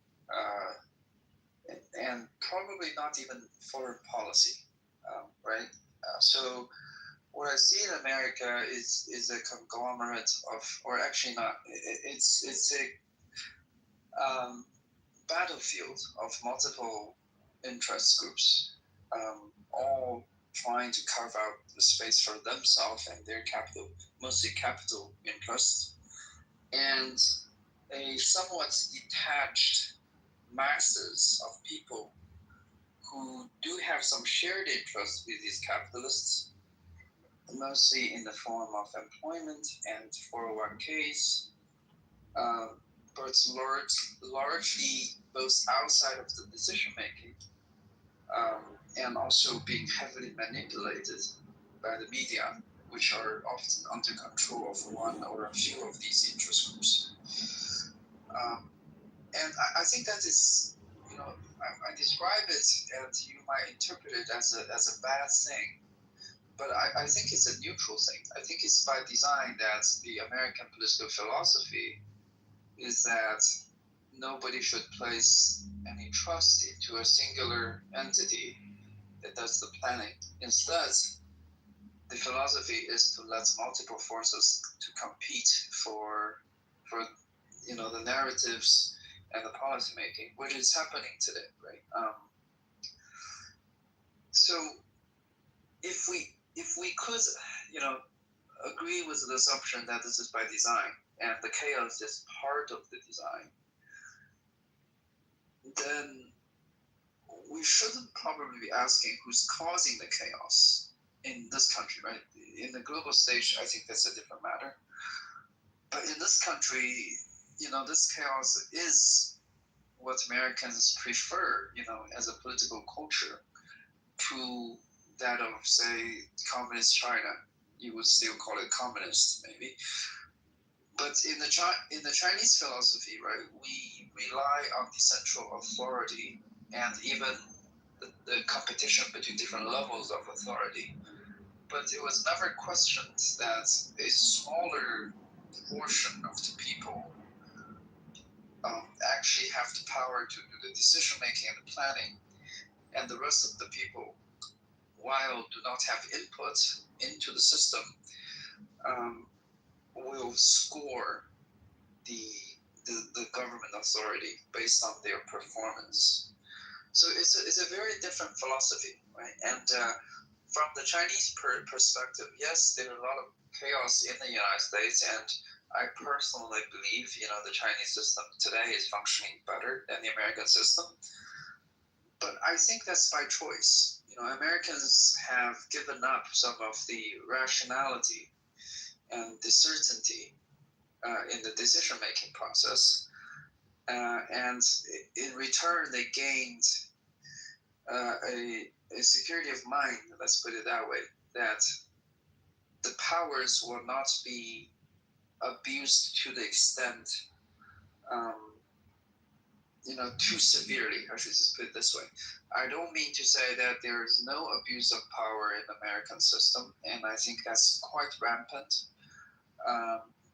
And I think the system also has, despite the chaos, it also has a huge amount of stability in that, power is firmly grasped by the elites, mostly the capital interests. Even that among the capitalists, there is a degree of competition, which is, I think all that the American people could rely on to say that there's enough balance in the power that our interests are still being taken into consideration because they still want us to elect their representatives. But is that enough? I don't think that's enough for the good of the American people. And I don't think it's good enough for having a stable, rational, forward-looking American national policy. But hey, I think this is very deep ingrained in American culture. And as an outsider, I don't seek to change it, and I don't think it's going to change anytime soon. And that's my observation. I hope everybody listened very carefully to that, because there is what Tiger, and I'm not trying to put words in his mouth, but Tiger showed the difference between an autocracy and vibrant capitalistic competition that is rationally controlled by laws, but nonetheless competition to see if the cream rises to the top. And no matter if you have major forces in competition with one another, who ultimately wins is ultimately who does the best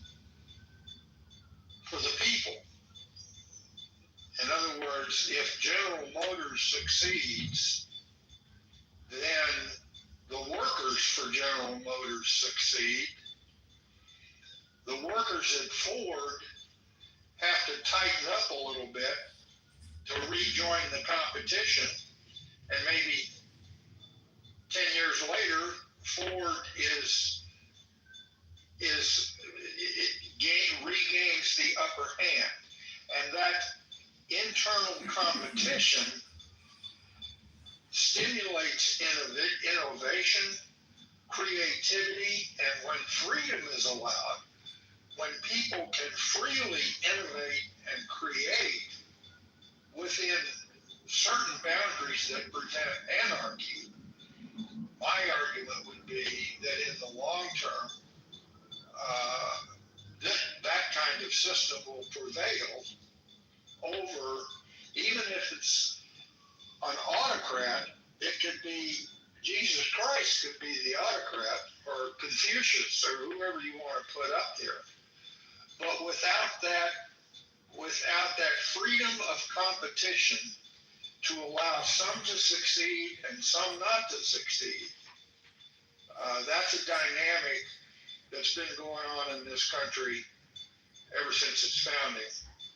And we've been able to hold it together for the last 250 years. Now, some people think that competition has become so chaotic and so imbalanced, and now we're talking about the argument of the distribution of equality, particularly financial equality and all those kinds of things. But my point is, over the course of time, good ideas prevail and bad ideas wilt on the vine.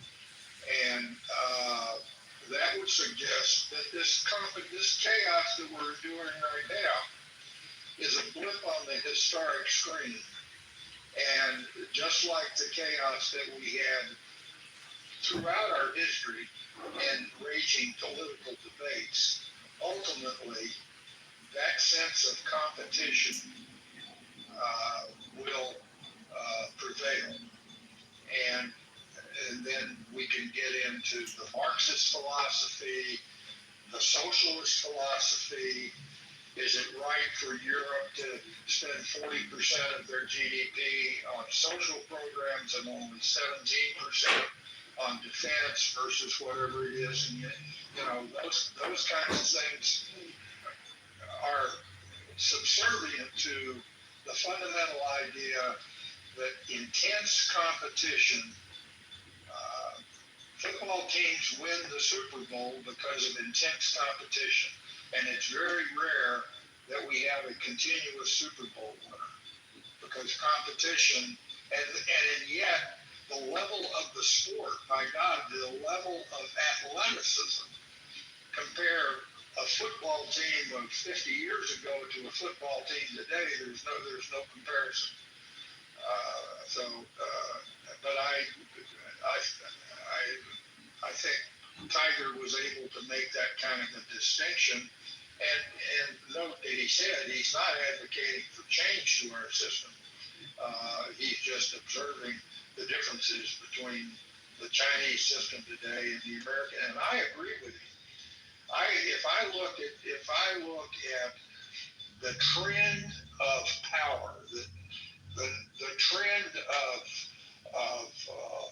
ability, to prevail, the trends for America are headed down. The trends for China are headed up, in my view. And I'm not talking about our ability to win a war against China. I'm talking about the competition between China and America, which is an intense competition. And it's two distinctly different systems that are competing.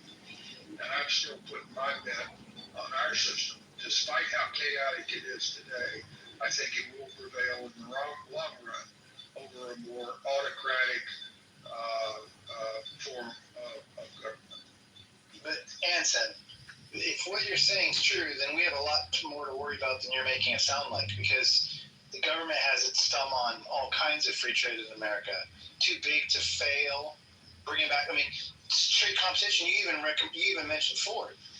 some of those American oil companies wouldn't exist right now if the government didn't interfere with capitalism, right? Look at how the government is allowing monopolies to dominate certain industries, and just because it benefits their 401ks, they're totally fine with that. Look at how Time Warner gobbles up all the media entities, and how AT&T has gobbles up all the communications, and look at how healthcare is split between the states, where we don't have interstate competition between providers. And look at how cable providers for television are split up in the neighborhoods, where you don't have competition within neighborhoods. The government is interfering with all kinds of business now. The government is so involved now that we don't have capitalism at all. We have complete crony capitalism, and we don't have true competition. And how is that any different to China? Is the elephant in the room in that statement, isn't it? Really? Exactly. It's not. It's not. If I may, I want to respond to something Anson said about competition. Again, this is also a difference in mentality, where Americans, they have a very liberal education. And when they think about the political system, and when they debate about the battles of isms and ideology, right, it's a very metaphysical exercise. People say that because we're freer, we allow the ingenuity of the people to function in the competitive, fair environment. That should maximize our innovation and our creativity and unleash our productivity.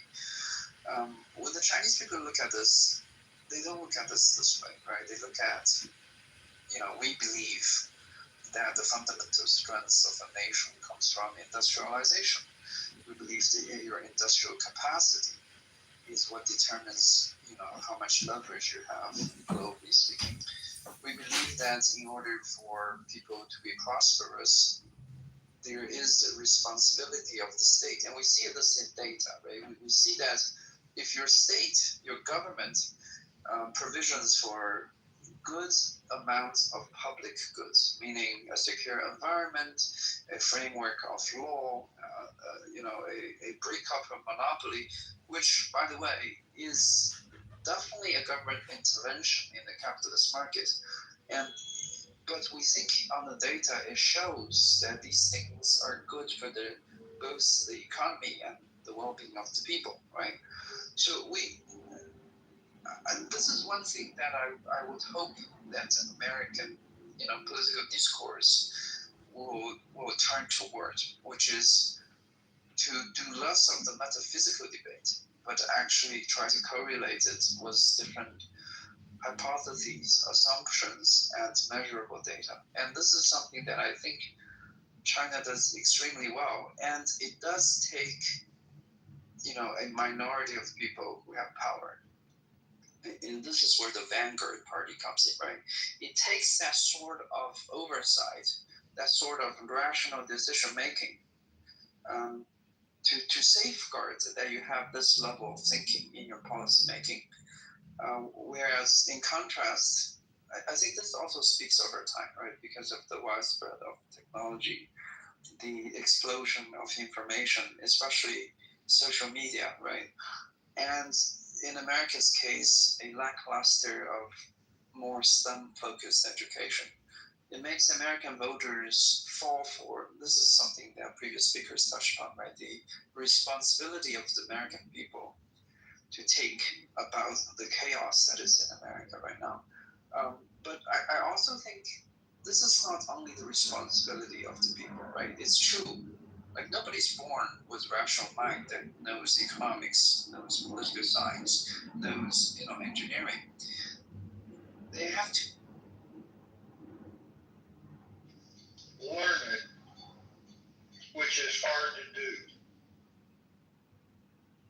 A public good that, you have positive externalities to provide for the society, then the state is willing to spend money so that the people being educated will lead to, a easier to govern but also prosperity kind of society, right? Whereas in America, yes, I think in theory, competition between ideas and capital interest could lead to prosperity. But what's happening today is that it does not, because I think on the broader sense, most of the public discourse in America when it comes to policymaking is no longer based on reality. Is no longer based on laws of science or the draconian laws of mathematics that tells you, how much stats you can sustain, how much investment you need, and how much you need to lower your cost to be competitive globally, right? Those topics are no longer being discussed in American political discourse.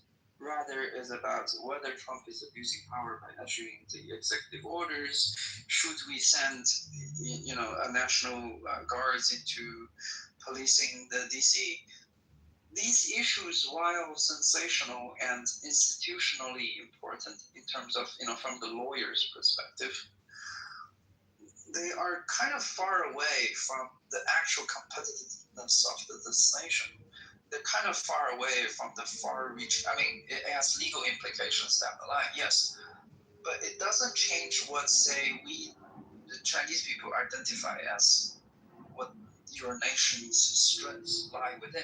From our perspective, right, we look at the deindustrialization of this country, while the people who used to own the factories still have a healthy profit margin because of the financial markets that the United States is so invested in, playing games with. For a rational person, we could see that this leads to not only chaos, because we could tolerate chaos as long as the chaos provides for a positive feedback that eventually leads the country back into the right path, right? From my perspective, personally, I do not see that in today's America. I think the designs for chaos is still there, but the chaos is no longer a good kind of chaos. It's not addressing what I think are the real problems in America. So I think this is where the assumption that the free market, both in terms of capital and in terms of, ideas, is always going to lead the country or lead the society into a positive direction. I don't see that anymore. I got a question. The Tiger. How much of that do you think is due to because I agree with what you're saying in terms of the fact that the free marketplace of ideas, public discourse and stuff like that, it can be beneficial in certain ways, like socioeconomically and stuff like that, but at the same time it's kind of like a double-edged sword in that it can simultaneously have detrimental effects, because it's like, especially in the age of the internet, because it's like we're operating from this position where like every idea that exists is being tackled 24/7 from pretty much every level of analysis like imaginable, right? From like the highest order of like ivory tower academics to like the most ghetto ass fucking ignorant motherfucker you can think of, right? Like they all have a say, so there are so many different ideas being thrown into the pool from so many different points of view that it's really hard to kind of eventually what's going to happen is that it's going to create an effect of like eventually people are going to just kind of look for like an echo chamber, basically. I think that's the effect that it's going to have on how it is that these people are engaging with the internet, which is basically the main means by which people interface with the world that exists beyond their direct sphere of personal experience. I think these days most people base their ideas of the world at large on how it is that they're interfacing with the internet and the ideas that they're interfacing with on the internet on a daily basis. I think that's a safe assumption to make.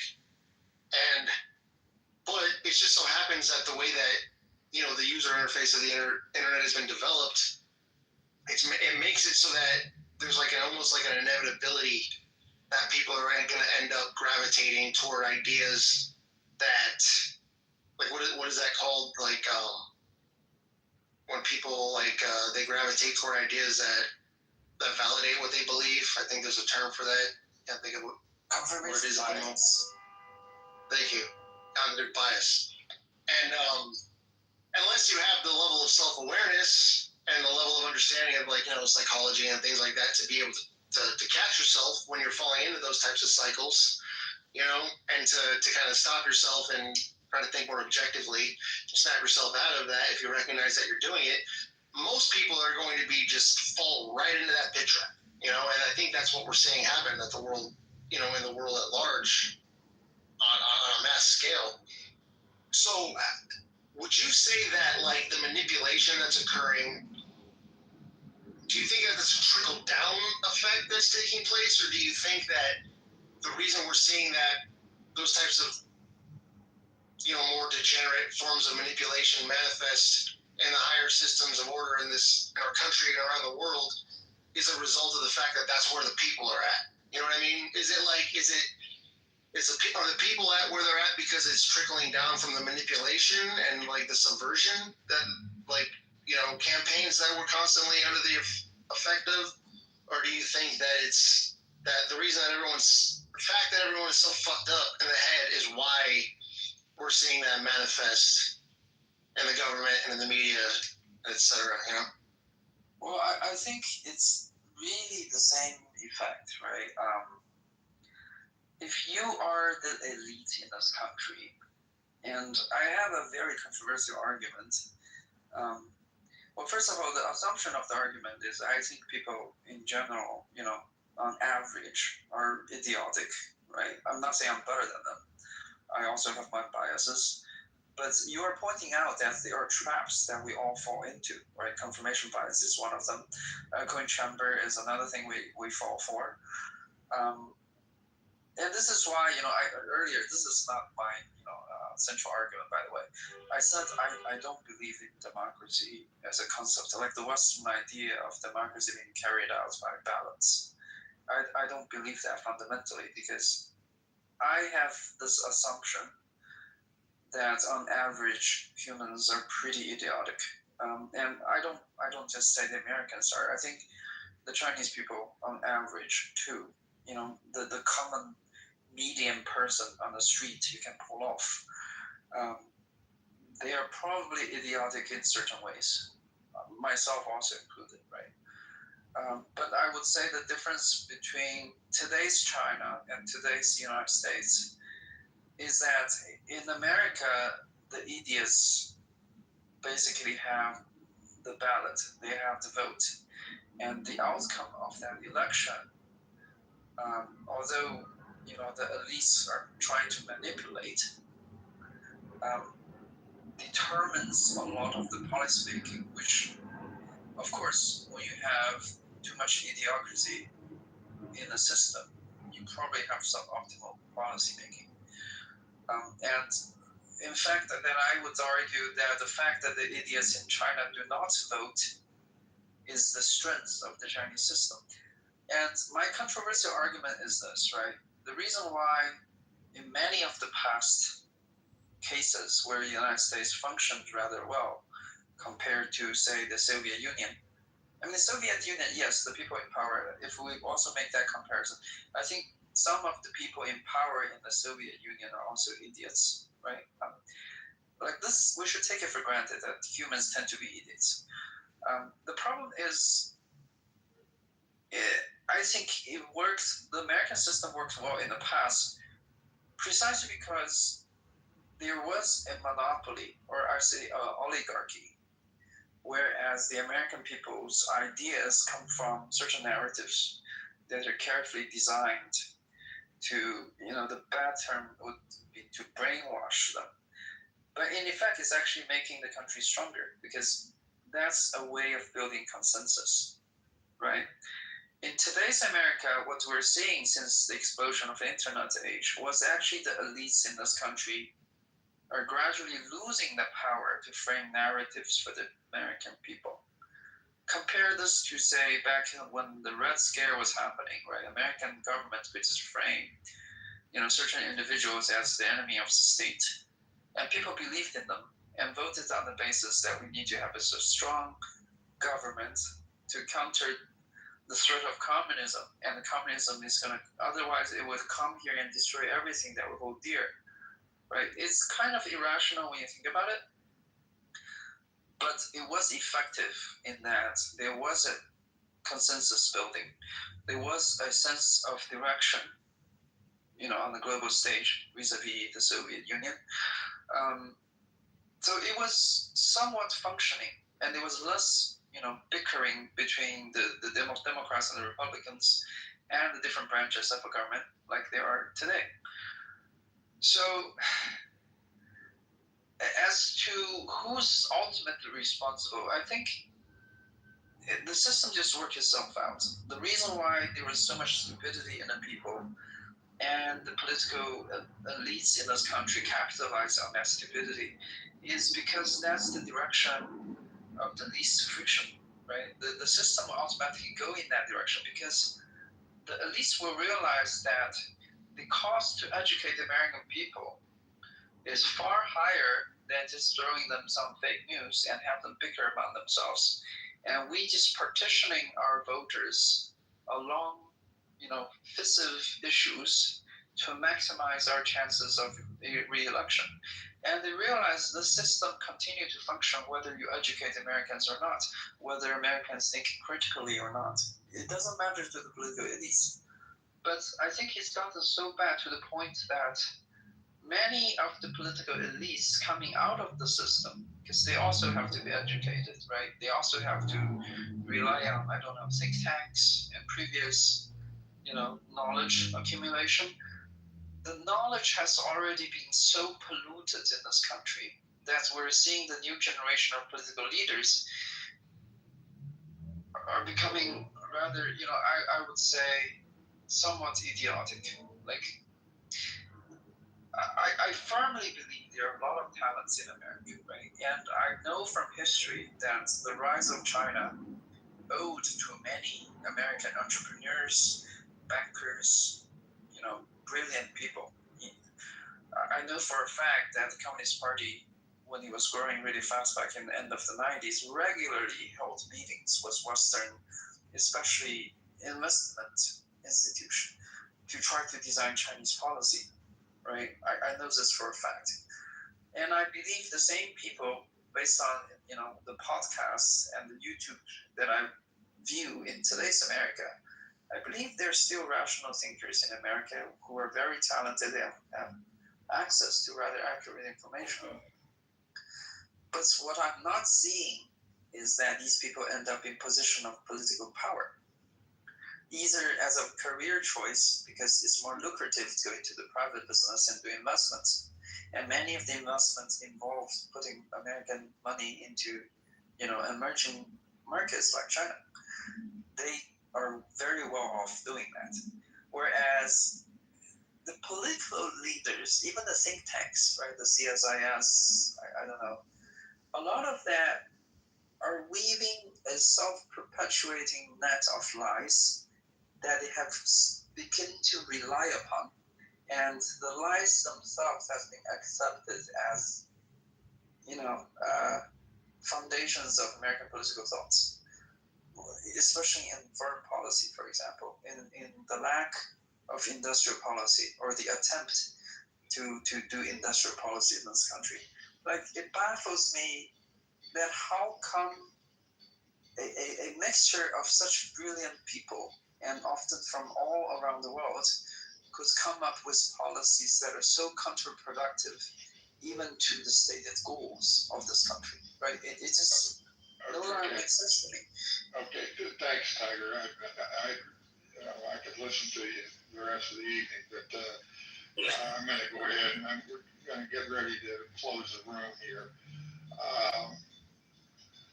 We had a very rational discussion.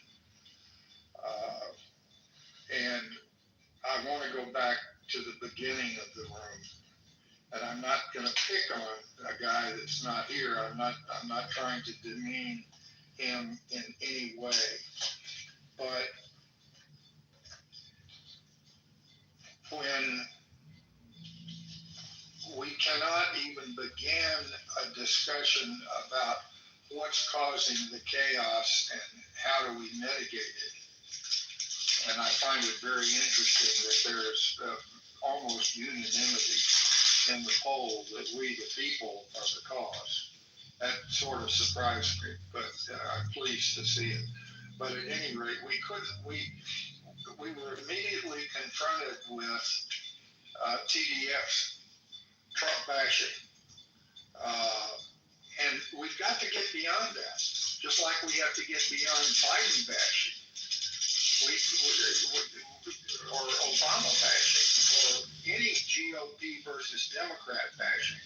And we've got to get down to the substance of the specifics of the arguments and use our intellect, use the scientific principle. Argue, debate, experiment, let the cream rise to the top, and there's unanimity, I think, that E is equal to MC squared today, at least for this period of time in this universe. And we didn't have scientists lobbing 34 felonies across the aisle at each other. We've got to get beyond that. The polemics between we the people is causing the chaos. And we've got to get down to the specifics of the arguments and use our best intellectual and political skills to come to the right conclusions in those arguments. And the only way to do that, in my view, is through rational discussion. So I appreciate everybody participating in the room. Mods, anybody else want to add anything? I don't mean to. What do you think? You go ahead and close out, and I'll shut up. But again, I really appreciate it. It's a small room, but I really learn from these discussions myself, and I hope we can continue to do it. Thanks. I just want to quickly say, yes, this was a great room, another great discussion. Anson, thank you for hosting the space. And thank you for everybody who contributed, Serendipity, PJ, Tiger, Joseph. I know Mike was here earlier, so thanks to him. And thanks to everybody in the audience for staying with us during this hour and almost a half. PJ, you want to say something? Yeah, I'd just like to land with the core question that Tiger rounded off with, which was, given the immense amount of talent that's available, and this is true for all of our countries, why isn't it working? I'm sorry to say, but it's greed and corruption. If the interests were more balanced and less self-serving, then that talent would be better used, I think. So I'll land with that. But thank you for the room. It was very interesting. Well, now I'm going to close with another observation. I think that we would all agree that the Industrial Revolution caused great political upheaval, but it was a tremendous advancement in the course of history for all human beings. I don't think there's much disagreement at all that within our lifetime, certainly within mine, and I don't know when to start it. Maybe we could start it with in the 1950s with Turning or something. But the information age, the computer age, whatever we want to call it, is far more revolutionary than the Industrial Revolution ever was when it was confronted by human beings. And the pace of change during this information age is so dramatic. And I mean, how long did the Industrial Revolution take before things settled out, so to speak? 200 years maybe. I mean, hell, we're measuring in decades the revolutionary advances that we're making. And part of the problem why the people are so chaotic is because there's so much information out there that nobody can sort through it all and separate the wheat from the chaff. Not yet. And we can. It'll be. I would love to have a discussion sometime about AI and the advances of computers and read a little bit of Yuval Harari and his predictions as to what's going to happen by the end of this century. That would be a fascinating debate, but we're certainly not going to have that today. But again, thanks everybody. We'll see you tomorrow.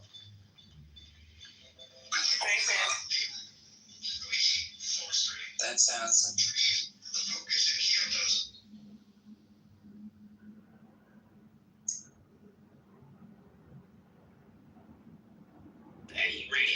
My point is that achieving the presidency is rarely a one-time thing in the 20th century. People often try more than once. So that's not a knock against her. And the other thing about, I think you made some comment about the money. I don't recall that it was nearly. That may be. It was nowhere near that. And with the campaign as short as hers, with the runway as short as hers, it makes sense that she would have to expend more just to catch up, like just to be competitive. So the money thing is not a knock against her either. There are lots of things to critique about her candidacy. There's lots of things you can critique about, her as a potential president. But I mean, they should be substantive things and not these sort of petty points. And the reason they are, Dr. AJ, is because there are Excuse me. I just want to know, why are we even talking about Kamala right now when we got the world on fire? Why are we even going backwards? That's how we waste our energy. That's exactly what I'm talking about when I'm saying you gotta stop chasing your ass. The dog that chases his tail doesn't win. He doesn't. He exerts his energy.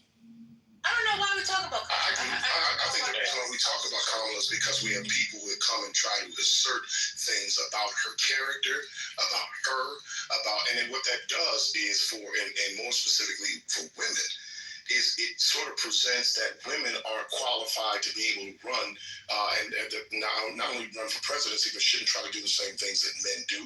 I know this is a bit of a far cry, but what this speaks to... I think that's a stretch. No, it's not. Because I personally think it's a stretch. Just like how you have a personal opinion, I got a personal opinion. No, that's fine. And I'm giving you my personal opinion about what you're saying. No the doubt. SCO have come up and placed something on somebody who has said what their points are, and you're going to still argue them down and say, no, the fuck it's not. I'm telling you what the fuck your thoughts are. That's crazy. No, what I was telling him, not with Q, because what we were attempting to do with him is when you have people, and what we perceive that he was doing, First Lady, the perceptions that he was trying to present in a very slick way by bringing up Willie Brown, by talking about her qualifications. This is what people do. Let me be more specific. This is what men do when they're trying to disqualify women in some way. And at every opportunity we get to knock that shit down, we should always do it. I'm going to start talking to him after a while because he was trying to play me. I know everybody up here that asked him a question that he still ain't answered. He just went to another topic. That was some rhetoric. Don't play with me. Don't say nothing to me. I don't understand why y'all keep talking to him and then y'all want him to respond. We're talking about him. No, I'm not talking to him. I'm talking to you. And I'm talking about him. It's relevant. But still, he didn't answer the question, so I just completely stopped talking to him altogether. No, she doesn't want you to ask. She doesn't want to ask again. She doesn't want to ask. That's fine. I'm make the statement because my character was attacked. Jesus Christ. I don't want to hear nothing else. Anybody else? I'm a person of color. I don't have anything negative to say about Kamala. I understand what you don't want, Brooklyn, but at the end of the day, I'm a fair person, and I'm going to be fair. I already said, when CO was still talking about him, I said, now, y'all going to let him respond. So it's already been said that that's what's going to happen. So he's going to respond, okay? If I could say this. Is that Ultra? Hey, First Lady, it's my birthday. Shama. Hey, babe. Happy birthday. I'm calling for bitch. I love you. I love y'all. Every day is not your birthday. You know. Yes, it is.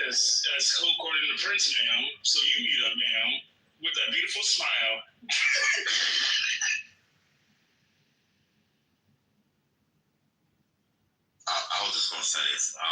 It got kind of personal. Don't come to my productions and this and that, whatever. As I've been talking, I have not personally attacked Ms. Harris at all. Not, I don't have anything personal against her. I disagree with her politics. But as First Lady was saying, I just presented the points of what the people have spoken. She lost the electoral college. She lost the popular vote. The people have spoken. She lost. Again. Go ahead. Okay, so we understand that. We do know that it was over $1 billion that for whatever reason. Here's my point. My point is this. It's not Ms. Harris that I have a problem with. It's that the fact that the Democratic process, that they lied about who Biden really was to us, because then we could have made an adjustment. She wouldn't have been trying to have a 90-day campaign had they told us the truth. This man was incapacitated. It was axiomatic that he could not run the country. This should have been solved, you know what I'm saying, before the second term ever even started, and that's where the real problem is.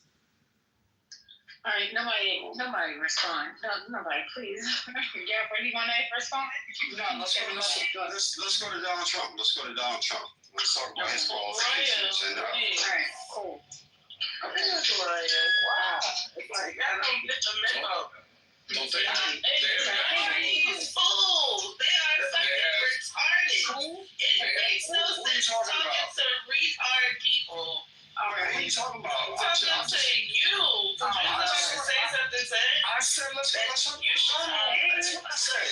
What are you talking about? Just catching up. I got a question. Is it true that they had actual guns on the street today, like the military people in D.C.? Yes. Is that true? Yes. Okay. That's what I want to talk about. Yeah, let's talk about that. I agree. Because if they claim that the crime is going down and that everything is going okie dokie smoky, then why do you need to get the guns out? Huh? What's going on? Why? What do you need for? And they're in a support role, so a support role doesn't require you to have guns. So. It's almost like it's about intimidation, not about law enforcement. It's crazy. It is. Do they have the power to detain and put somebody in a cell? No.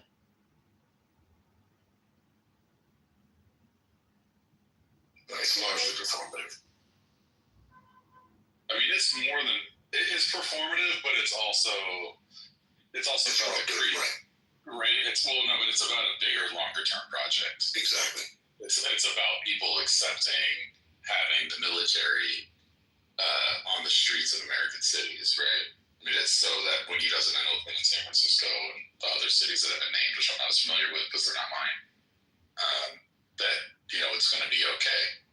And it's like, oh, that's just what happens. Like, nothing happened in D.C. Like, why did it happen in Oakland? You know? There's stuff like that that's going to go down. And, like, this playbook is so stale. Like, it's so common. And, like, if you just, like, there's a book by Ruth Ben-Ghiat called Strongmen, which lays out this playbook, like, page by page. Like, you can, like, you literally can see everything that's going to happen next. And they're not even doing it. It's terrifying. I mean, depends on which part we're talking about, but yeah. Right. Herbal, you can go fuck yourself. How about that? Well, we got some guardrails on. We got it now. It's so disingenuous to not state, and I think Patty stated, and this is a fact, that the governors do have to participate. You can't just bring it in. National Guard requires governor participation, so that's number one. I think we also activate them though, without the governor. It just has to be certain. He has to have justification. Correct. Absolutely. I think when we have statements like no murders for the first time in 4.5 years in D.C. in a week, I think all of us should be looking at that like there has to be some type of solution. I lived in that area, in the area called Big Chair in Southeast D.C. off Alabama Avenue, and until you live in it, it's you can talk about it, you can go off the numbers all you want to, but until you live in it on a day-to-day basis, people really don't really understand. And most people who live there are happy to have the help. We were talking about them being deployed only to areas like Georgetown and the high, Blair, Montgomery Blair, and all the up, up kind of. Don't you think that's a little disingenuous, though? Go ahead, I'm sorry. I mean, you have a military. I'm asking. Don't you think that's a little disingenuous? You have a military presence that's not sustainable on the streets of D.C. Of course, there's not going to be any crime. Of course, there's going to be for that time period, for the time that they're doing their occupation or whatever you want to call it. there's not going to be any crime. So what you're lending to is not necessarily it's disingenuous. You don't think?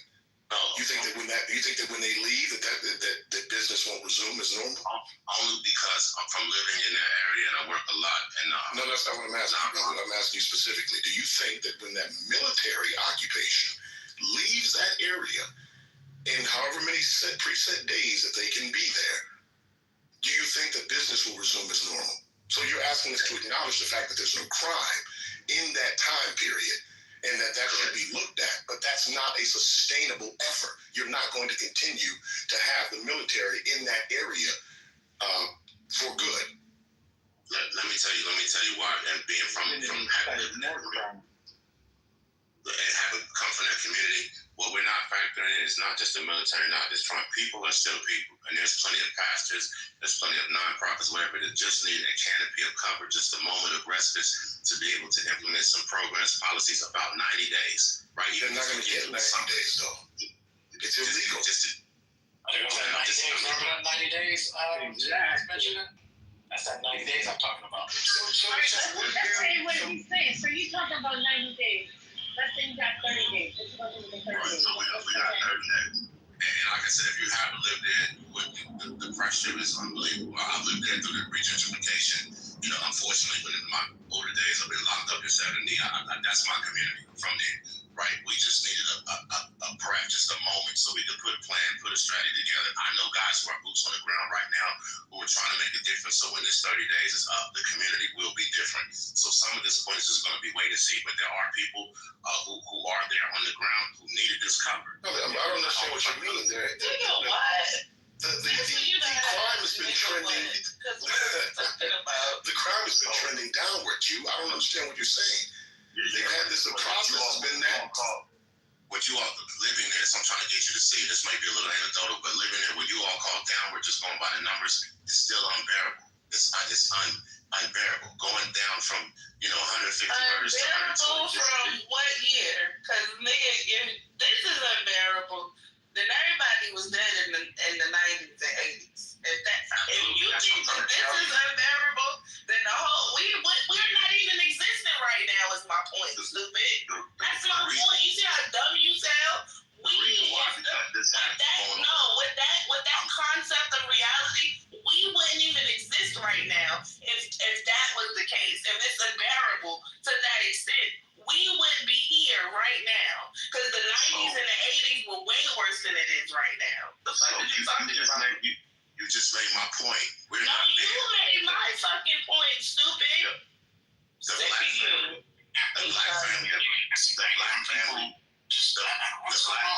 black family, and black culture in Washington, D.C., it don't exist. We've been gentrified. We've been moved to Prince George's County. You're not from the area. I'm from the area. We don't exist. We don't have nothing left. Well, but that doesn't have anything to do with the crime, though, brother. I mean, they're making a correlation. Let's bring it back. Focus. We're talking about a solution. Wait a minute. We're talking about a 30-day solution. You're saying that the National Guard comes in, and then you're saying that the rocks are putting things into place. It gives the pastors, the community organization, community, it gives us a chance. Because we didn't even have a chance before. So you don't have a chance. Okay. Go ahead. Can I just say something real quick?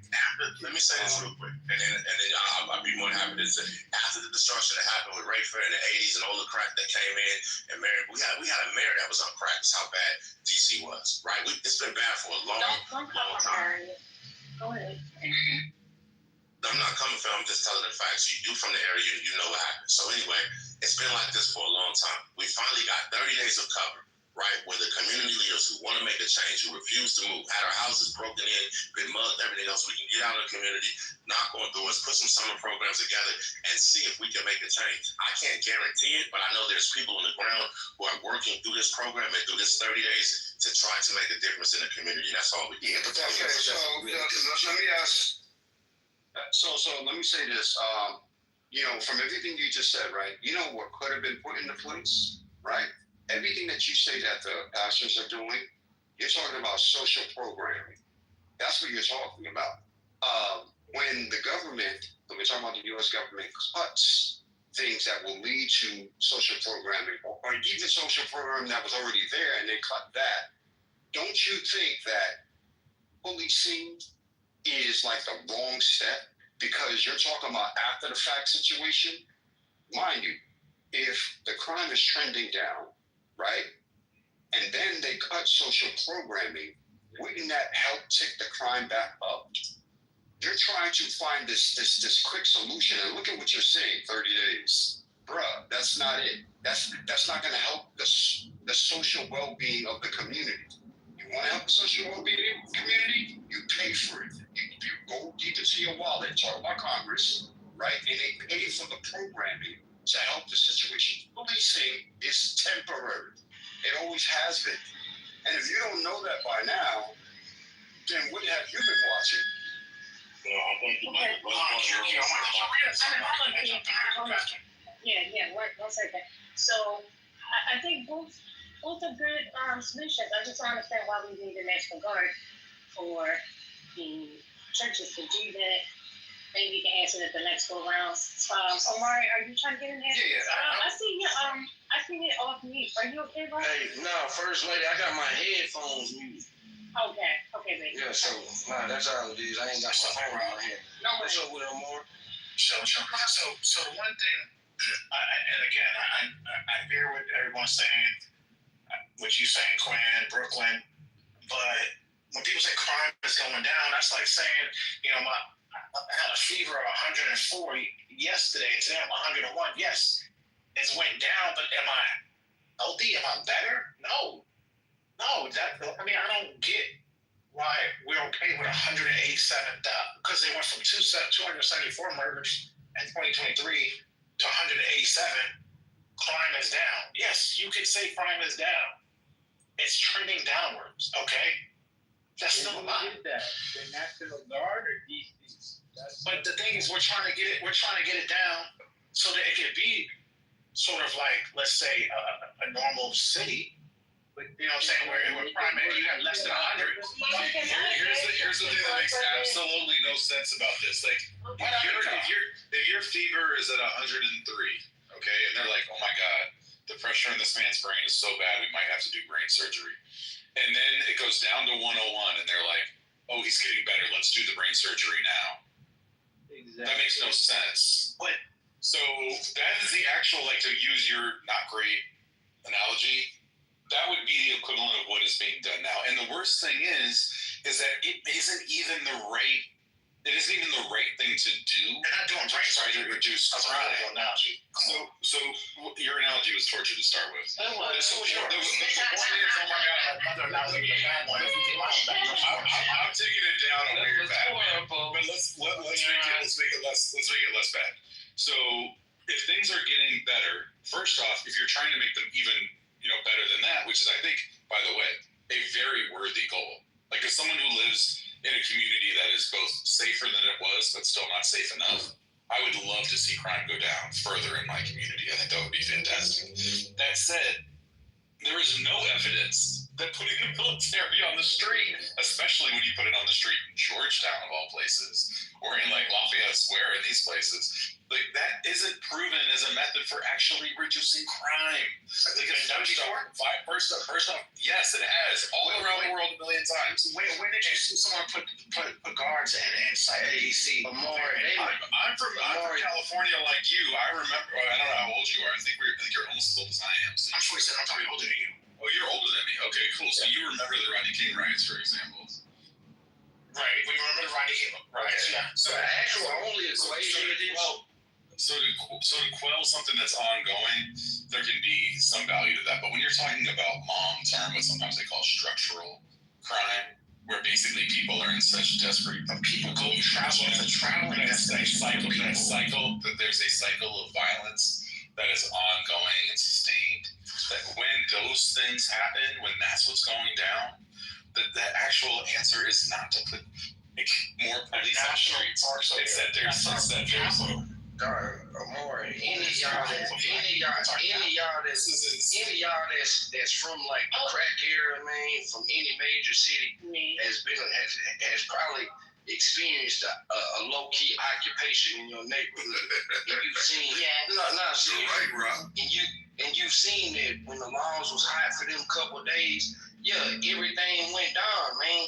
The mere presence of the police or whatever, of course, is gonna keep criminals out of that. That's not deterring crime, man. What that is doing, that's a political statement for politicians to go out and say, hey, we put a stamp on crime, and as soon as we left, the Democrats couldn't do what they supposed to do. The fucking military is not supposed to be deployed on United States citizens. What's happening in Washington, D.C. could be justified to happen in any place in America. Because it's crime. No, it's not a good thing. And try to splice it as a good thing is showing bad precedent. Show me in the history of the United States where we've had a precedent of deploying the military on our citizens when they weren't actually rioting, when they actually weren't like. It's a good answer. That's actually the answer to your question, Rob, is actually following the Civil War, when we were basically quelling the Confederacy, and we were basically forcing the traitors to not be traitorous any longer. Like that's the best example of when we actually did that. Yes. So go with that. But hold on a second. The thing that's actually the most important about, in my opinion, about what Trump is doing right now is that there's people like Amari who are buying the idea, and this is really important, who are buying the idea that military on the streets make us safer, not less safe. Let me say that again. He is trying to indoctrinate you with the idea that military on the street makes you safer, and not that it makes you less safe. Which is shifting. I thought you were in LA. They were there recently. I'm in LA County. LA County. Okay, so in your county, there's no. In your county. Conversation.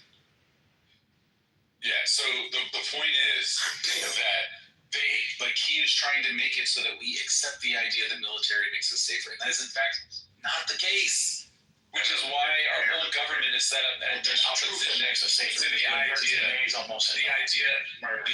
of putting military as an occupying force as part of the Fourth Amendment and other parts of our founding thing. The reason why you're wrong, let me say this, and I'll pass it to you, Omar. The reason why you're wrong is there's also being policy implemented, like reversing the cash bill, etc. Things imputed that actually make a difference. Roy, you were talking about social programs and stuff, but you can't social program where there is no safety. Like y'all haven't had. I do what I do. Oh my God! You haven't had to do it. You haven't had to do it. Oh my God! This is my point. They have to put people in the corner with AKs so rival gangs don't come and snatch the body out of the funeral. You haven't been able to do that. You can't social program where there is no safety. Exactly. The reason why I think this will be effective is because there's policy being added, there's police presence being added, and community programs. When you put all of those things amalgamated together, then that's when you start seeing the long-term change that you actually want to do. And lastly, I want to say this. Some of y'all don't understand D.C. because you've never been locked up there, whatever, but everything in D.C. is federal. So you have to understand that from that particular standpoint. And if you know anything about the history of D.C., if you know, it's very true. If you know anything about the history of D.C. and the drug trade, the government brought those drugs in there to our community, so they should, show up and help us get it out. I yield the mic. Thank you. First I heard that they held up funding for the Metropolitan Police. Do you realize that? Like, do you realize that the federal government you're talking about that's supposedly coming in to help is the one that's withholding funds? Do you understand that? This is a serious question, not I. And they got $30 billion on the. Hold on. Do you understand that that's the case? I think it was Q who was talking. Yeah, it was me. Go ahead, brother. What are you saying? Do you understand that they have been withholding funds from the Metropolitan Police? Who's been withholding funds? The federal government. The people who appropriate money to the Metropolitan Police. On what basis? Okay, I'm gonna put an article in the chat. I'm gonna take this in good faith. It's like you just haven't heard this, so I'm gonna find it for you. I'm gonna put it. Yeah, exactly. I'm just trying to keep the temperature right, and like I think you're coming to it earnestly, and I want to come to it earnestly, so I'm gonna I'm going to go on mute. I'm going to find it. I'm going to share it with you. Come back up. It's a band-aid on the gunshot. It's not a band-aid, Quinn. I think it's a gauze. I wouldn't call it. It's still stupid. If it's a gauze, it's stupid. I mean, to follow your example, to follow the hypothetical that you gave, if someone has a fever of 104, this would be the equivalent of submerging them in ice cold water to get rid of the fever. Right, but you do know what. But that's not the way that you cure fevers. You have to cure the infection or the fucking problem. See, the thing that you guys are missing is what was the catalyst? What was the genesis of all this? You had a Jewish person. You had 2 Jewish people get shot at an event, and then you had the guy. I'm not gonna say his name, but BB, right, trying to protect the girl, get beat up. Right, if that never happened. If those 2 things were, DC would be fine. You can't. People are not safe in the capital. People come there from all over the world to come to our capital. They need to feel safe. Well, they need to feel safe. People ain't safe in America, bro. And that's we're talking about America. We're talking about our capital. I mean, but listen. This is what I'm saying, though. This is what I'm saying, though, bro. DC is easy to do that because of the fact that it's not safe. What's the problem? Man, the problem is the precedent that it says when you're deploying the military on people, and it's not a military, it's not a war zone like condition. Now, I do understand from the brother that's on the ground. I actually understand his point of view. You feel me? I know a lot of y'all against his point of view, but I can't be against nobody who's actually in the belly of the beast of what we discussing. If that's what his point is, and he's from there, and he living that, who am I to say that his perspective is wrong? Now, just from a general perception, I'm not going to stand with the military being deployed on cities. And if they were really about doing that, why not start with St. Louis? That's the worst city in America. It's crime rates is on slow. I gotta find out. That wasn't even the catalyst for him actually. So it had everything to do with the crime data. So if you actually understood what ended up happening, he was saying that the city was manipulating crime data. So he had the House Oversight Committee. So I don't know where the fuck you get this because somebody got attacked.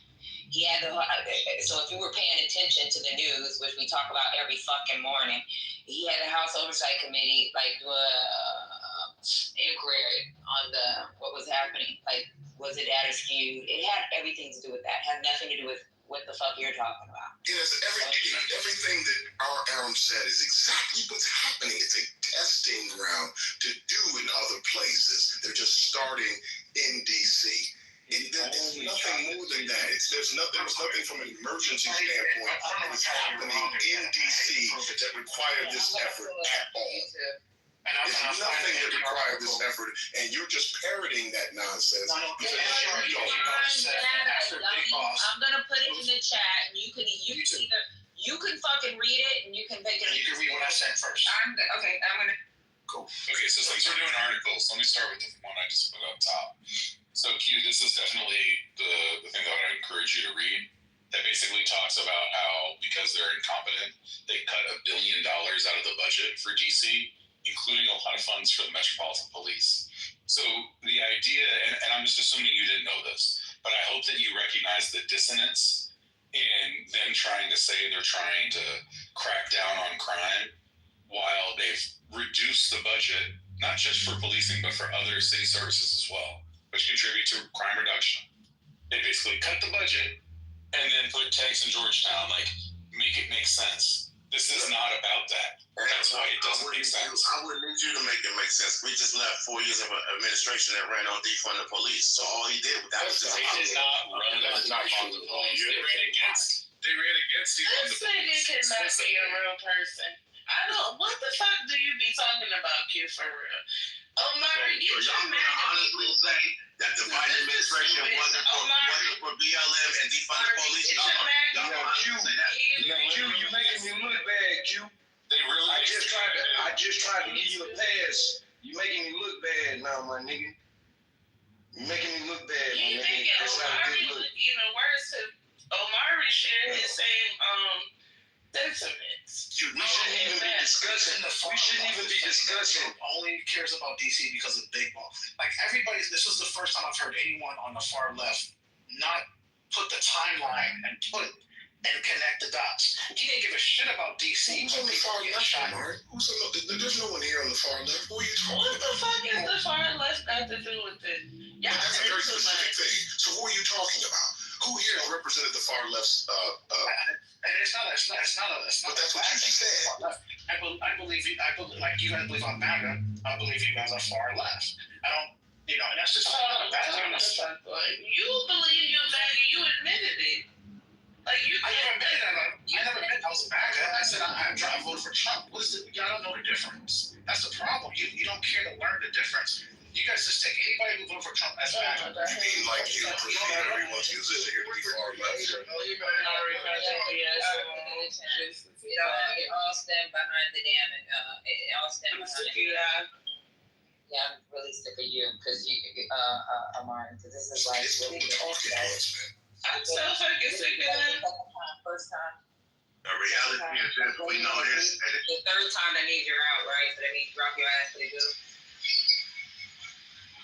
What does that mean? I'm sorry, Patty. I know we just having a debate, but yeah, no, I don't mean anything. Right. Like, come on, guys. You're smarter than this, right? Like, pay attention to what's going on in the world. Maybe, and I told you this, I told Q this earlier, so I'm going to tell you the same. Do a fucking Google search first before you open your phone. Patty, I stand by Eden, and I care about, I stand by Eden. That's what they use as the justification. It's not safe. The crime data was false. They used that. That was used. You cannot just activate a National Guard at the president's discretion without, well, you can in DC. You got it. But he activated it for a reason. He activated him after the Doge employee, because that's what people was on. What's his name? What's his name, Mari? I don't know his real name. I just know him as Big Boss. Yeah. I hate to say it. Let's just consider how seriously we should take this. But okay. Right. Like, he got beat up. He got beat up so bad. It's not what you Okay, wait. One second, Amari. Okay, so you brought up a different point, and you're talking about the Doge situation, right? So with this Doge situation, are we going to say that this had to be taken care of?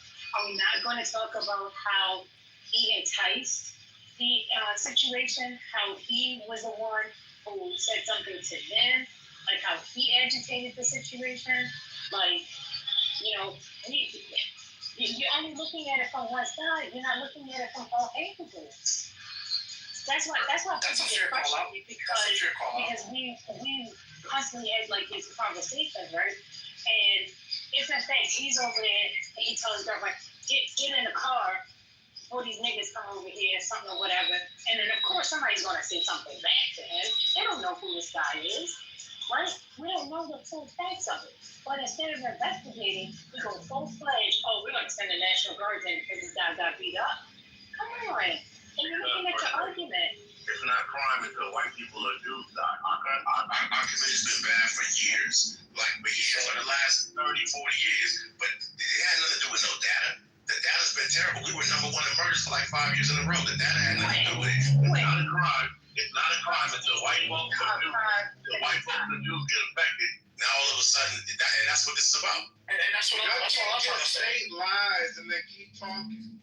But why can't y'all see that? In real time. They just get the guard in to help with the crack epidemic.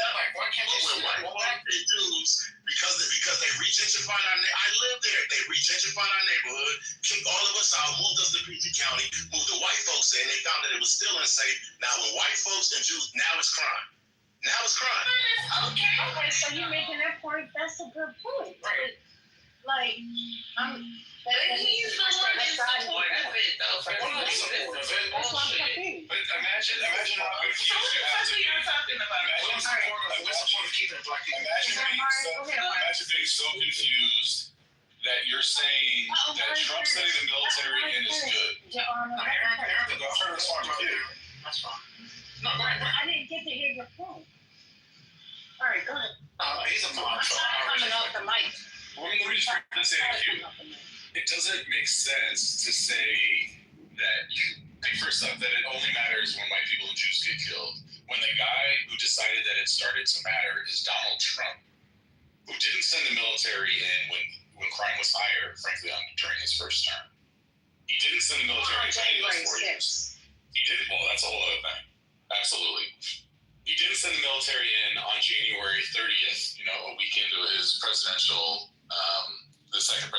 term. And he's the one who only did it after some guy named Big Balls got beat up by some teenagers. And as sorry as we should all feel for Big Balls, it's really, deeply upsetting to me that he was beat up. The idea that is the allegedly is exactly right. That is exactly the kind of nonsense pretext for militarizing the streets of DC that we should be worried about. He didn't say, in Anacostia, the crime rate's been too high for so many years, and I want to give these people a reprieve because I really deeply care about the people of Anacostia. This is not for them. It's not for them.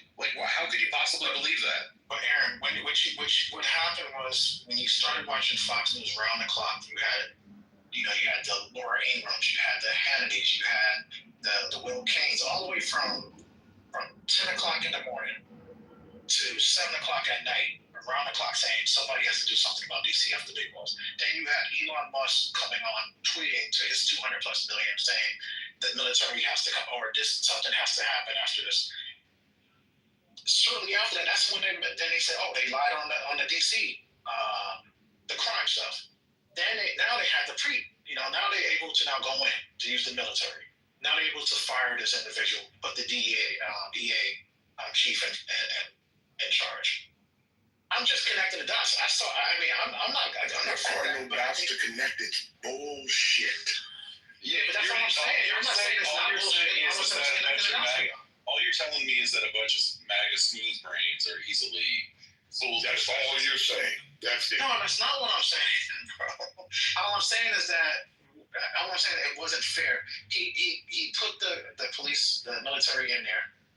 I didn't like it, but what I'm hearing from people like the Q and other people in DC, I got a family who works in DC as well. And we're hearing people feel safer. People feel a lot safer. Like when Kathy Hochul put the guards inside the subway stations, they felt safer. I don't know why we can't say balls and straight. Why can't we just call balls and straight? I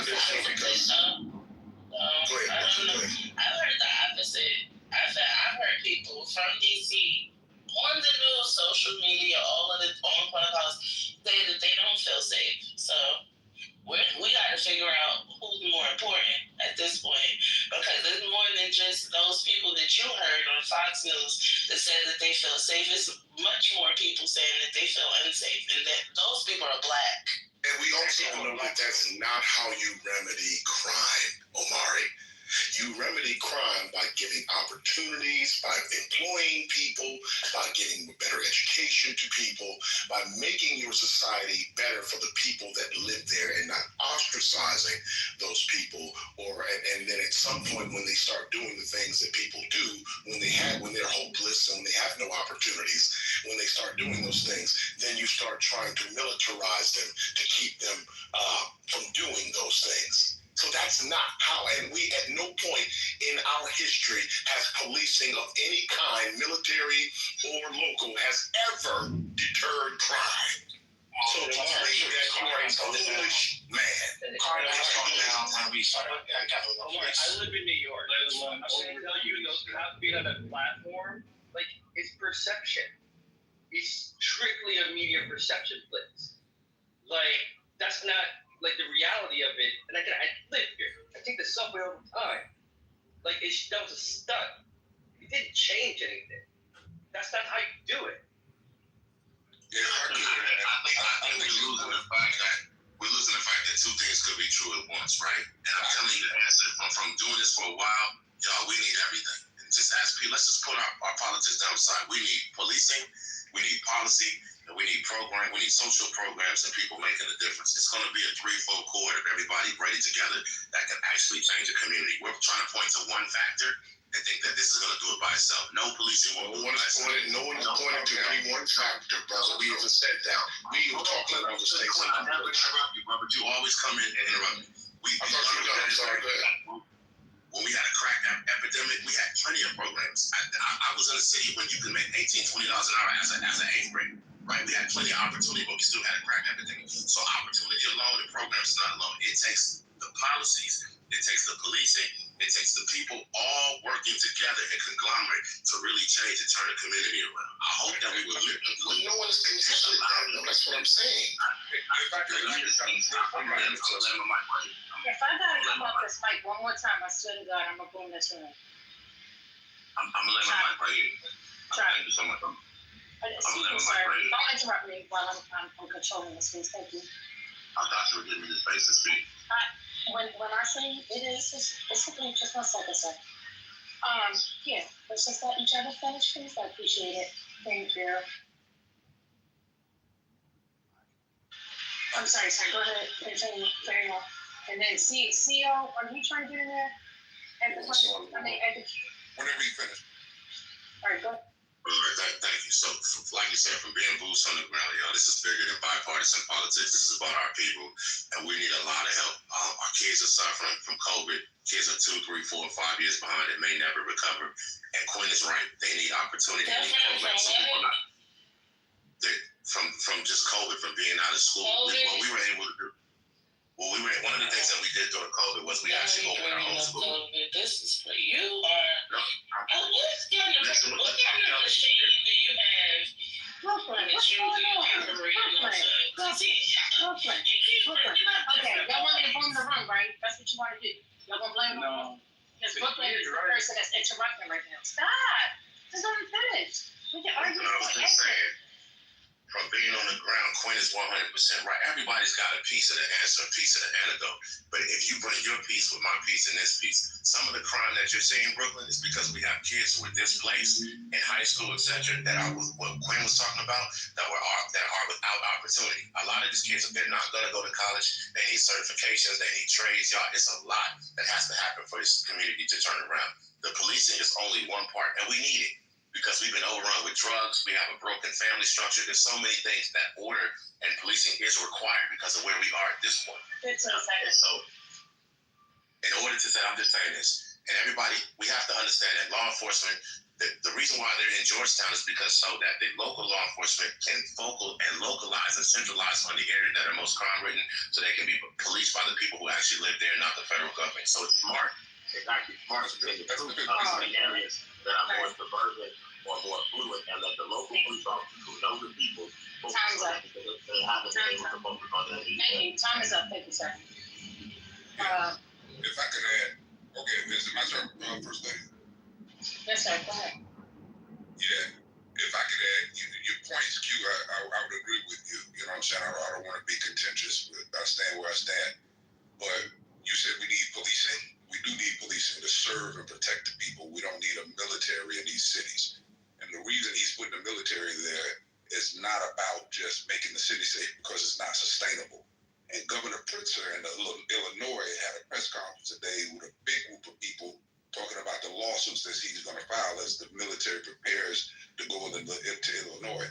So what the government needs to be doing is partnering with cities and partnering with states, strategically trying to work the crime balance instead of trying to steal credit. But I think it's worth mentioning as we talk about the multiple tiers and how to comprehensively approach upgrading and changing our cities. I think it's worth mentioning the neighbor to D.C., Mayor Brandon Scott, who just recently is responsible and gets credit for reducing the Baltimore's homicide rate by 62%. And it was said that it hadn't been that low in Baltimore since 1978. How did he do it? By investing in the youth and putting resources in the community. And he said it's scientifically proven that if you do that, crime goes down. So shouts out to Mayor Brandon Scott over there in Baltimore, right next to D.C., for doing it the right way.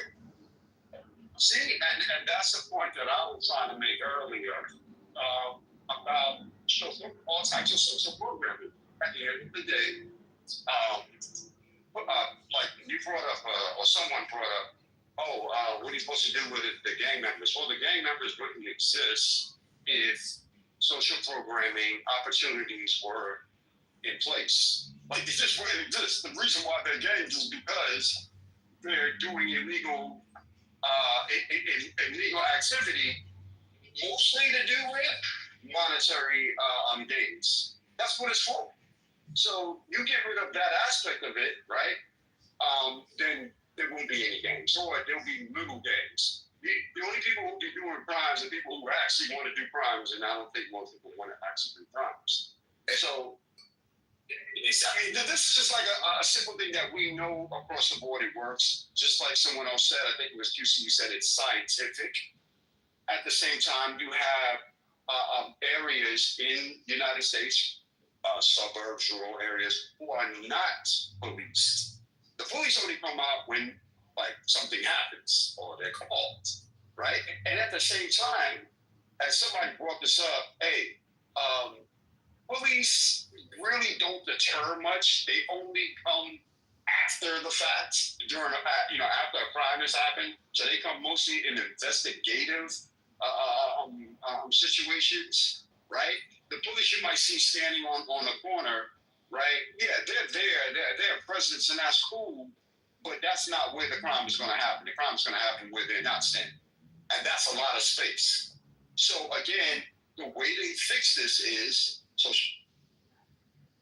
And I also insist it needs to be said because I think it's ridiculous that it has to be.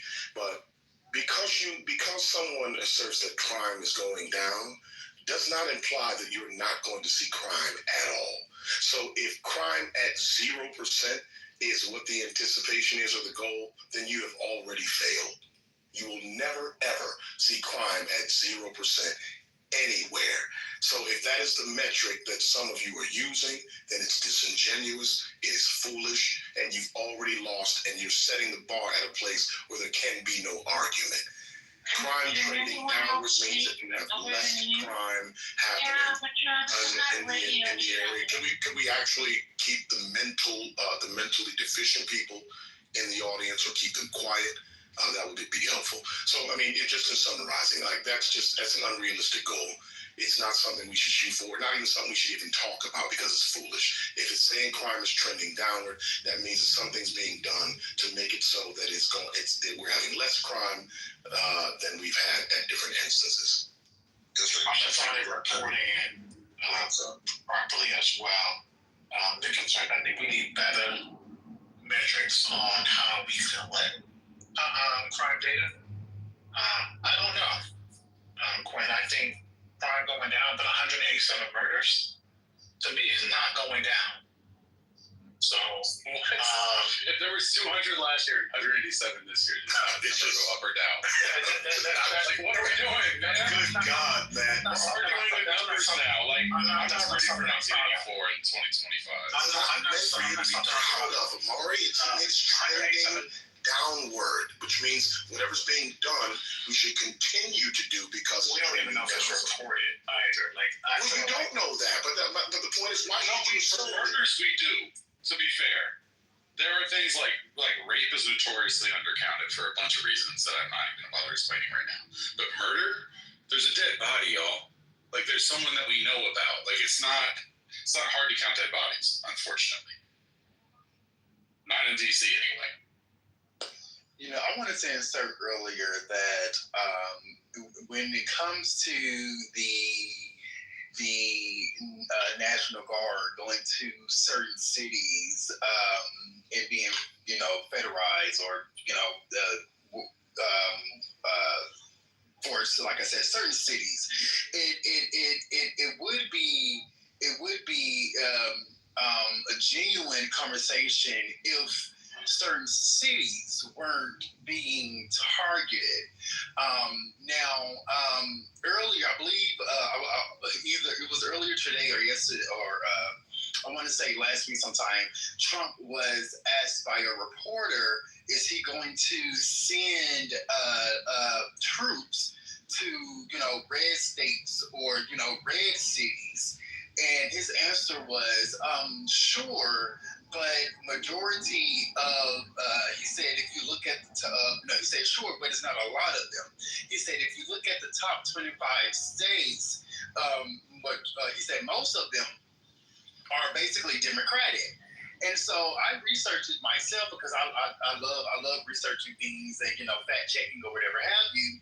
And on the top 25 most, violent states, 13 of them were Republican and 12 of them were Democrat. So if we were actually having a genuine talk to fight crime here in America, he would not be targeting blue cities. He would be targeting both red and blue cities, or red and blue states that actually have high crime rates, and not just Cascade. I was not done talking. I actually haven't said anything all day. So for anyone to try to come off of my even though I had not landed my plane, it's giving that you are listening to respond and not listening to comprehend.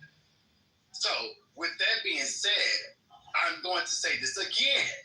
If you were actually having a genuine... No, you're not going to repeat yourself.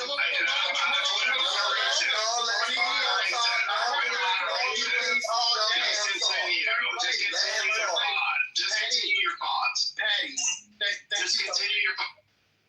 thank you so much. So just with that being said, if we were actually having a genuine conversation on violent crime, we would be targeting cities or states with violent crime, not certain cities or states that did not vote or are currently in favor of the sitting president. And I'll end it. Anyways, but like I hear your point, but the problem that you're missing, he doesn't like Democrats. Democrats have been trying to trigger him, troll him, and guess what? He's going to make your life hell. He's what they call flood the zone. That's why they're going into LA, bringing ICE in there while the governor's speaking. With the part that you don't understand. No, you guys have been. He brought it on himself. Let's let Amari's finish. I want to hear the insanity. The insanity is this: when you guys spent the last almost decade trolling this man, you don't think he didn't come back to get his lick? You didn't think like y'all was really gonna sit here like he was gonna sit here like, wait, is that the job of a president to go back and get licked?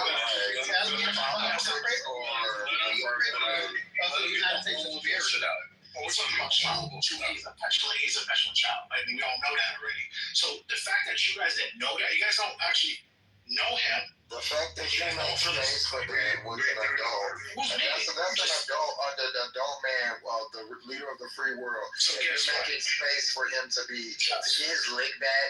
Like, come on, bro. Like, you can't hold a grown man accountable. Like you wouldn't allow a grown man to come to your job and say, I'm going to get my leg back. He would be fired immediately. But we're letting a white man, this is the epitome of white privilege, because he's got to get his leg back. He doesn't like y'all. The governor says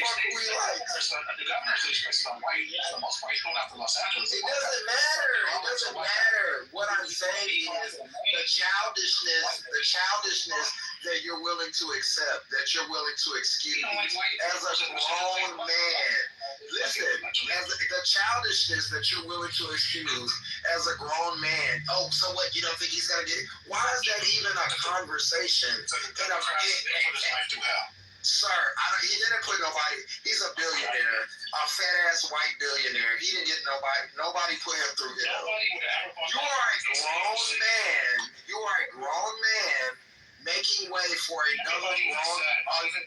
Can you stop interrupting me, please? You're a grown man making excuses for another grown man to get his lick back as the leader of the free world. This is where we're at, and y'all think like somebody is gonna respect y'all. Somebody's looking for your respect. Like, are you serious?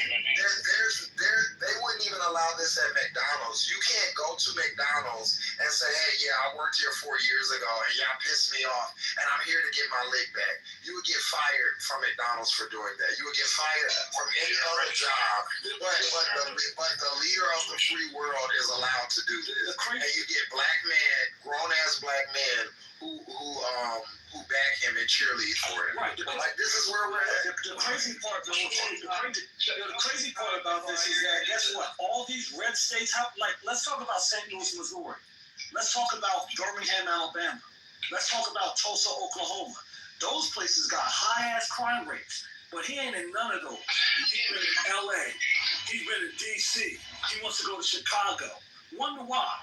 But these red fucking states, they out here murdering people left and right. What the fuck are we talking about? But you out here caping for this motherfucker. Yeah, look at Omaha and Nebraska, they had like a 50% rise in crime. Indianapolis, one of the most terrible cities on the map. He's not doing any of that, but he's gonna continue to do it to black people because you have coons like Omar or whatever his name is, that is gonna say, oh yeah, they're gonna figure out an excuse for anything that he does instead of just being able to say, yeah, I don't like that. This is, you don't even have the balls to do that. You niggas are sad, bro. From Amari is that Amari also, like, dude, I remember being on this app with you and you defending what's her name who got shot at the Capitol on January 6th. And like, now we're talking about that's because I knew her prior. So it doesn't matter if you knew her or not. She was trying to climb. Guess what? She was trying to climb through a window. That was her personal decision. So they all start resisting. She was trying to climb through a window at the U.S. Capitol, going towards, like, in the middle of a riot. Trying to go where there were people that you should not go to. I did not use that. Let me say another thing about that. If all of a sudden we're in like lick back politics, like, you know what the Democrats should have done after fucking January 6th? Like, oh my God, they should have been sending should have been martial law in every Republican town in the country, you know? Like, it should have been like open war against, any of these communities that sent more than one person to January 6th. The thing that's so crazy about this is that it was supposedly the right that were the constitutionalists and the ones who embraced American history and the founding fathers and all this shit. But you don't give a fuck. Like, you're basically saying, like, fuck the Fourth Amendment, he had to get his lick back. And that's just anti-American as fuck, and you should just own that. Yeah, Amari, I think one bar we cannot go below is that the president is not supposed to be getting revenge, right? That's just like the line in the sand. We cannot be okay. We cannot go below that line. Like, you go bad, you might as well just give up everything. So I hope you'll reconsider that statement. Hold on one second.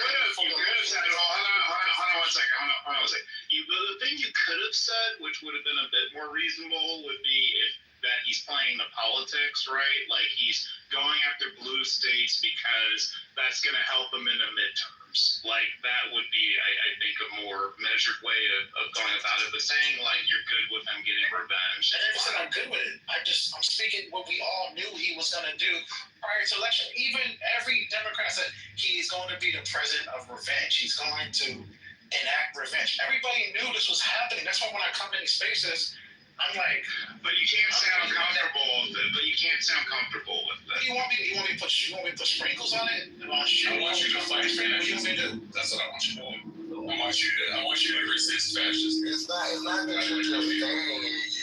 You backed it. Just like earlier when you were saying what you should do to these cities or whatever. It's so funny how y'all have all these these suggestions, but none of y'all have suggestions, or none of y'all cared about when he took let the niggas out that stomped the police in the head, that had the guy kill himself. All those violent offenders that he said J.D. Vance said that they weren't going to let any of the violent people out. They let them all out.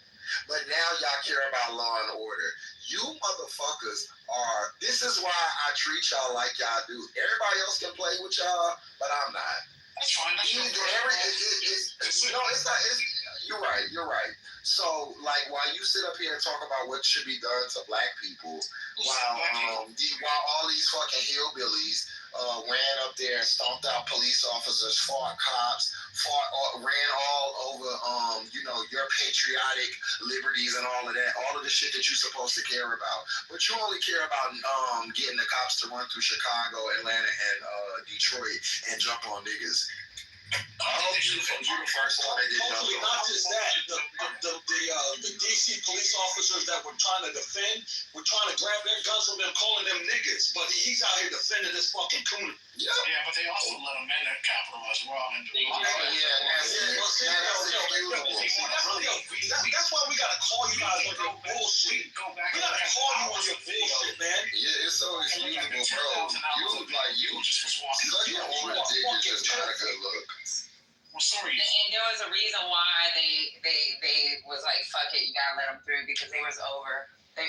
was overrun.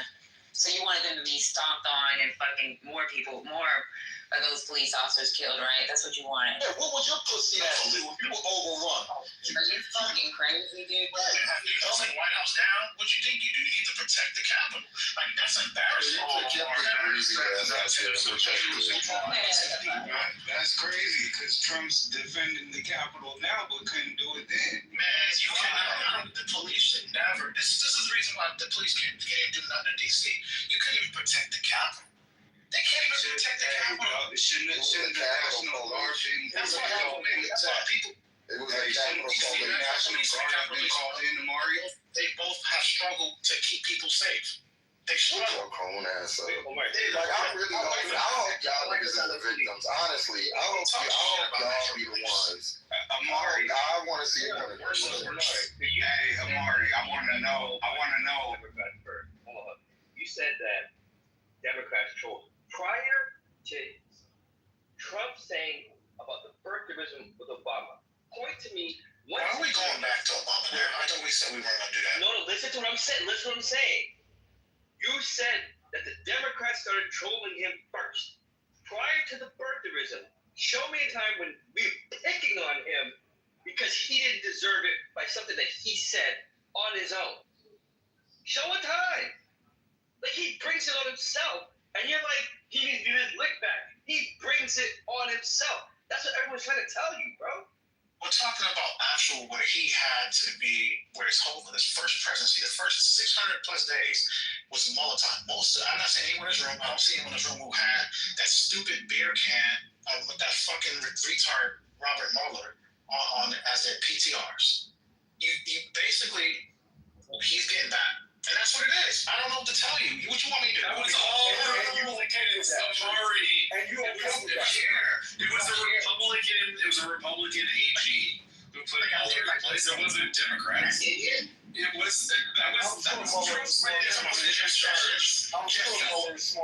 Jefferson Beauregard Sessions III is a famous Republican. He's a famous Republican. He was a Republican senator from the South. Rod Rosenstein was and he was like the first person to support Trump. One of the first Republicans act like established Republicans are Trump supporters. We are just playing. Because you keep bringing up shit and you don't even know what you're talking about. Now it's strike three. What did I tell you on strike three? Can I get 4 strikes? Hold on real quick before you get another strike. Patty, you want me to grab the link? Put it in the chat. Can I get a 4th one, please, Patty? Well, Amari, I know who Jeff Sessions is, though, okay? He's super conservative. He ain't establishment, and he was the first Republican senator, I believe, who came out and endorsed Trump. That's the guy who appointed Mueller. Special. Let me go as far as to say this. Beauregard Sessions was so fucking diabolical that Coretta Scott King, when they were trying to confirm him the first time, wrote a letter and told them not to confirm his goofy ass. That's how fucking far right that dude. We found out he had to get away from Trump. Imagine that. He said, he said, I don't want to be following with Trump. But y'all still rocking for him. Y'all black people are sad, bro. You did keep Stephen Miller. Shut up. Like, why? Stephen Miller, goofy motherfucker like you are. That's why they kept him on. Wait, Amari, you like Stephen Miller? Nah, but he do be making me laugh, though. when he does his talk. The Democrats. What the fuck is going on? He said the Democrats are responsible for the murder. When y'all can see it with his hand up. So you're entertained by his goofiness? Because that's exactly what he is. He's goofy. You literally like entertained by Hunter Biden. I think Hunter Biden. I'm not listening to that. Like Hunter Biden, I'm listening to that. I love the Biden podcast. Hunter Biden, Hunter Biden, when he did that podcast, that was the man right there. I was like, Hunter's all right in my book. Bro, shut the fuck up. Hunter's all right. When he was like, fuck this person, Hunter's all right. He does sound like y'all niggas. I love y'all niggas. Trying to crucify Hunter Biden. We don't even say nigga around here. You sound like Trent and articulate. He's all like oh my God, I love Hunter Biden. He makes me laugh. See, I'm like, you're not black. I'm not black. Okay, Joe Biden.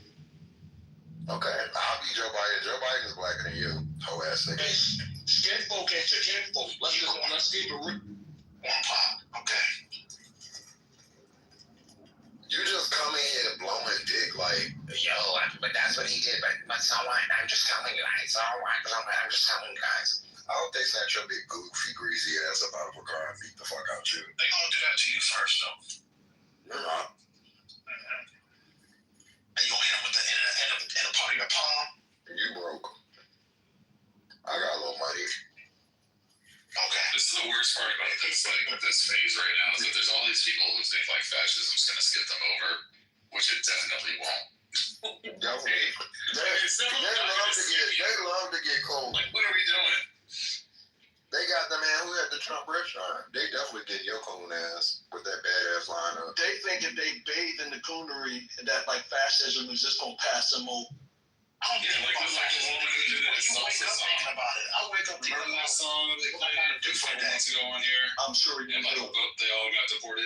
Yeah. Oh yeah. I will vote for Donald Trump, and then they all got. Yeah, that one. That's the one. I could care less if Donald Trump died today. Crazy. I would not lose sleep. Okay. But you voted for what he said. I'm allowed to vote for whoever. Because I want. And we're allowed to hold you accountable. Right. We're allowed to hold you accountable for your fuckery. What are you guys? What is it? Dark Night? You guys gonna hold me in court? Absolutely. And call me fucking Shane. Absolutely. We're gonna say mean things to you on the internet, Mark. Call me Shane, because I'm gonna be here just again. I want to hold you accountable for your fuckery. Good. Do it. I mean, there's no reason why people should hear you say this kind of stuff, which, by the way, threatens lots of people I love. Like, the idea that he's president is not without consequence. Get the fuck out of here. Are you serious? There's already lots of examples of that in my own life. People who have lost their jobs, which they had worked long and fucking hard for, and have done all kinds of amazing work in the federal government, or you name it, all kinds of stuff that people have been impacted. People's businesses have shut down because of the logistical nightmares he created as terrorists. And it's going to get worse. I know people have been deported. There's no people reason were shut down when COVID. People who lost their businesses and their jobs. You were the one person that was saying, well, because they can't get the vaccine. You were the one that was for the vaccine. What's going on here? You actually never actually talked about vaccines. Yes, you have. Because you know why? Because the conversation on this app about vaccines is actually the worst conversation that's ever happened. The military people, you don't have in the space to talk to me about anything. Because you guys were okay with a million and how many people died of COVID? How many? A million and what? Probably 1.8 million. 1.8 million people died. Okay, so 1.8 million people died. Give or take. So a response to something that killed almost 2 million people is something that actually has some kind of reason to maybe push back on it. There's no 1.8 million people who are dying right now that Trump is saving, or at least attempting to save in good faith. There's not 1.8 million people dying. You can disagree with what the president did, but or both presidents did under with COVID, but there's still a rationale. The rationale for this is just Trump-like power. That's it. That's it. He just likes power. He just wants more power. And the MAGA smooth brains are very, very happy to go oh, he's our savior. We're going to just do whatever he wants. He's so beautiful and strong and powerful, but he's, too weak-minded to take an insult from a political opponent. But, the strongest man. And Your Honor, I just want to add, I don't want to belabor the COVID thing, but as if they didn't have enough of his fuckery in his first term, watching that clown damn near collapse on the balcony of the White House because he was suffering from COVID. Also telling Americans, if this is not a national security or public health issue, that COVID was a Democrat hoax. Specifically, it was a Democrat hoax, and that was just going to fade away by Easter. All of that misinformation and disinformation, putting the lives of millions of Americans in jeopardy. And 1.8 million Americans are no longer here because of his incompetence. What's wrong with that? But that's the shit that they wanted again. Yeah. So what's wrong with that? I'm not going to have that conversation with you. Point. Well, I'm making a bigger point than You're not making a bigger point. You should just shut the fuck up, respectfully. You're the one faced with the Constitution wiped in Trump's ass and thrown out your feet. Why don't you just face the reality that like you get on people's fucking nerves and shut the fuck up? I'll beat your ass. I'll beat your ass. Like, no, we're not doing that. Yeah, I ain't gonna do it. I'm gonna be the bigger man. Come on, point. We're not trying. Yeah, but you saw him attack me and you didn't say come on to him. I just got back to my phone. I'm sorry. Oh, so anyway, like I was saying. Like you were saying nothing. That's what you were saying. Could you control that monkey of yours? Who you calling a monkey? Yeah, control your don't be calling people monkeys. Who you calling a monkey? Don't make me come find you. Don't make me come a point to find you, bitch. Control your little ape. Hey, Cappuccino, come on now. Yo, fuck around. But again, let me finish my You want to FANO? Okay, keep it on. You're not answering no more. You got it. Get to the point. You got it. Or I'm going to drop you in the goo. So go ahead. Yeah, so the point that I was making is obviously triggering. So therefore, they resort to ad hominem, which shows low IQ. So getting back to what we're discussing, it's in your face that an orange Cheeto wiped the Constitution in his ass and threw it at your feet. That's a fact. Violation of Amendment 4, 5, and 6 is in your face as an American who's so agitated about not agitated about the country you say you claim. So you're talking about MAGites who are so confused and in a cult, of course, and you're wondering why they're in power? Can you land, please? Can you understand the bigger point? The point is it's in your face and you're mad and you have no defense. That's why you're angry. I'm not angry, point. Oh, you're just doing ad hominems because you're triggered. I'm not doing ad hominems. I rest my case. Yeah, thank you. I'll beat your ass. Okay, sure. You want me to send you my address? We can find that one out. Let's not do it. No. You go. Yeah, I want to pull ups. No, I welcome pull-ups. Well, me and Point will go out to lunch. I got no problem with Point. Yeah, you have a problem with the dictator in your face. That's the problem. But Point, do you have a problem with the dictator? But rather than focus on that, right? Because you're so steeped in democracy and the United States of America, rather than focus on what I raised, you want to focus on what? Court gestures, people in a cult. That's not the issue right now. The issue is even bigger than red and blue. I raised that yesterday. I wasn't here yesterday, Point. What was your point yesterday, Point? Wow, that's the problem. That's what you're focused on. What was your point yesterday? Point, I missed it. I wasn't here yesterday. Replays. Okay, I'll check the replays. Thank you, Patty, for indulging us. Painfully indulging us. Think you're gonna insult me and I don't pull up and beat your ass? Point, cut it out, Point. Come on, Point, let it go. Point, no, I don't got no problem with her or him or whoever. Point. Which is also part of the problem in the delusion. Right, Coy. So now let's get back to DC. And that's where I wanted to talk. Back on DC. So go ahead. What's your point on DC? So we it's too goddamn. DC is twofold.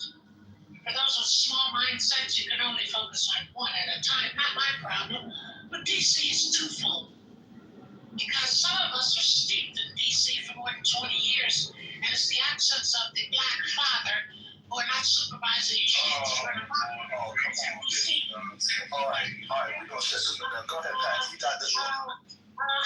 You see my point? And then the second part of DC is, yes, you have an orange Cheeto inflicting martial law. We get it. But I said to myself, let's really discuss the whole issue. Not just a part of it. Yeah. Yeah, it wasn't serious when your mayor was smoking crack. Right? You're right. Let's move on. Go get your Well, first, he's never been my mayor, but go ahead. Do we want to talk about it? than the black father in D.C.? We absolutely do not want to talk about that. Wait, you're not giving a black person so, but I do want to talk about that. No, you don't want to talk. No, I want to talk about you're not giving being a black person, but that's a whole nother conversation.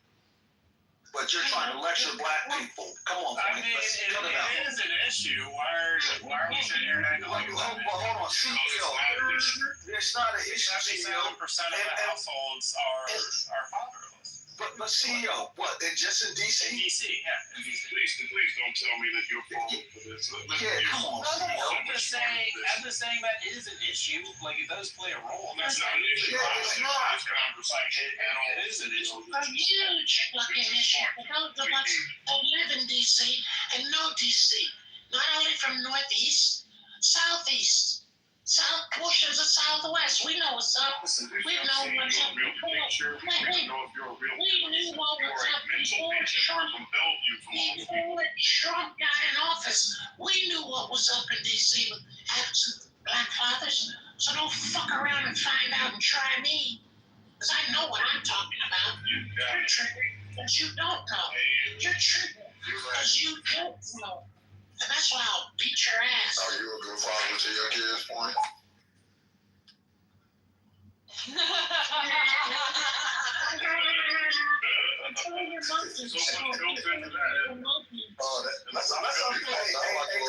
Let's unpack that. Yeah, are you a good dad? Your kids know that you walk around talking. How did your dad, your son feel when he get in a car? And dad say, shh. The fatherless homes in D.C. You're triggered now. That's why I'll beat your ass, you little hurdy-gurdy monkeys dancing on a string. Fuck out of here. Do your children know that you walk around talking like a muppet for 6 hours out of the day? They're triggered now. Behind an app point. They're triggered now. Let's talk about the mayor that set the culture for decadence in D.C. For drugs. The mayor of D.C. did for white people. For drugs and gangs. So let's talk about it. You want to go back? You want to talk about it? No, you don't. What is the mayor being on drugs? You don't want to talk about it. That mayor, bro. That mayor is the reason why black people have federal jobs and that's it right and now. now you need the National Guard to help black men raise their kids. Don't you get it? Don't you get it?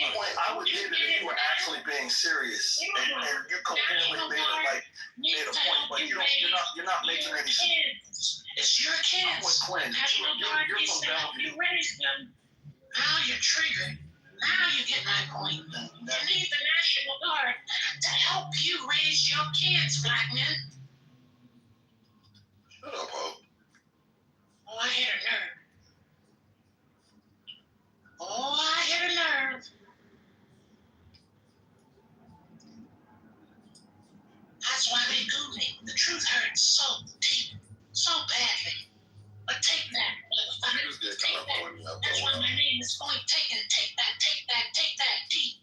Motherfucker, pause. It don't be funny. Yeah, that shit is corny as fuck. But it was true. Yeah, but it was true. You can do better. That's why you can't address it. Notice you won't address it. Nothing to address. Why was that right? Yeah, why am I going to address it like lunacy? It's true. You say all this ass fat man, whatever the fuck you are. Like, nobody, like, come on, Point. Why are they so triggered instead of addressing the issue? I mean, all y'all can do like protagonists. I hope you're the best dad you can be because y'all be worried about other people's kids. Address the issue. The National Guard will raise your kids. That's a learning rate of my brother. Yeah.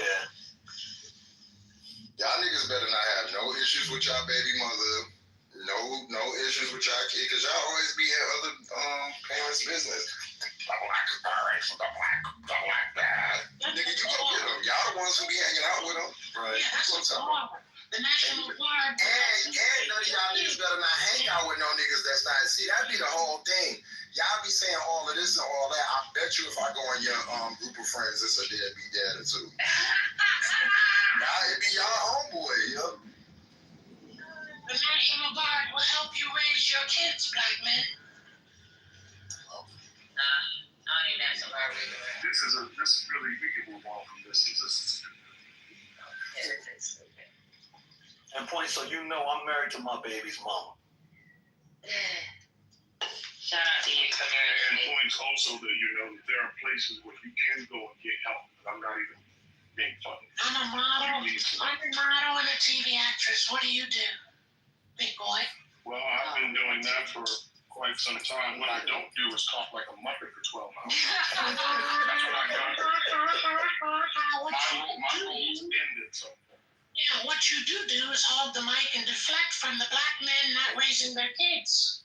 I think Quinn was telling you he lives a real life in these streets, unlike you, Quinn. I'm outside, motherfuckers. Outside sounding like a muppet. To Quinn's I'm point. outside, motherfuckers, and I know what I'm talking about. You must be in a phone booth. You must be in the last phone booth left in New York or wherever the fuck you are. Talking like a muppet. You got mad when one said, my point is correct. When CEO said, my point is correct. You haven't focused on the point yet. Why would you know what? I'm not mad point. Like, Do you have any friends that do not live in the home? Do you have any friends that don't sound like a muppet? I don't have any friends that are deadbeat dads now. No. That wasn't the question. I said, do you have any friends that do not live in the home with their child? Yes. Okay, well, so you're gonna get the works for them. So CEO, you should be, because that's what y'all talking about that. CEO says that's a problem. Marry your baby's mom. Well, no, I mean, I'm talking about people who are divorced. But that's what hold on, because the statistic is about their fathers in the home.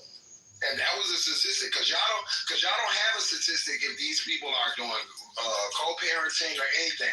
Y'all run with the statistic of women that are raising single mothers raising kids. There's plenty of that going on, and the fathers all I'm saying is that and the fathers are great fathers. They co-parent. They just so that's the statistic y'all are using. All I'm saying is in cities that have done fatherhood initiatives, they've seen crime go down. So fatherhood initiatives have. My daughter hasn't committed no crime, so. What cities did they do that fatherhood initiative? New York is one.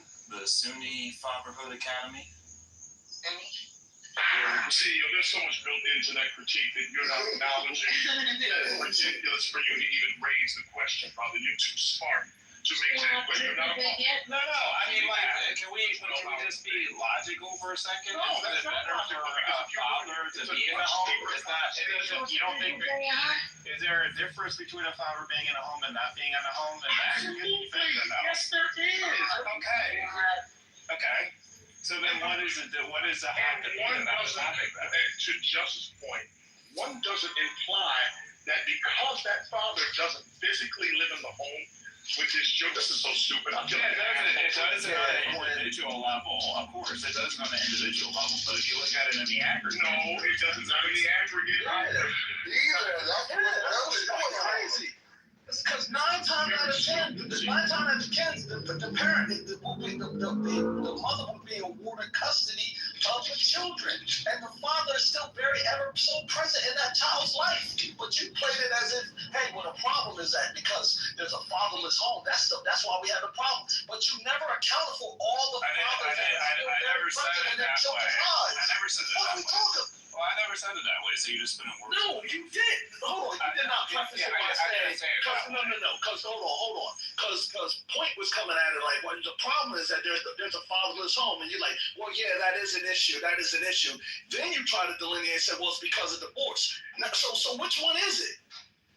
Which one of those lines that we want to You weren't even trying to hear what I was saying. Just asked me if I knew anybody who didn't live with her child, and I said, yeah, I have divorced friends. Okay, got it. I heard that. Okay. Yeah, I mean, you don't gotta have smoke with me for no reason. No. I'm glad. No, CEO. I'm glad we cleared it up. I didn't have smoke with you.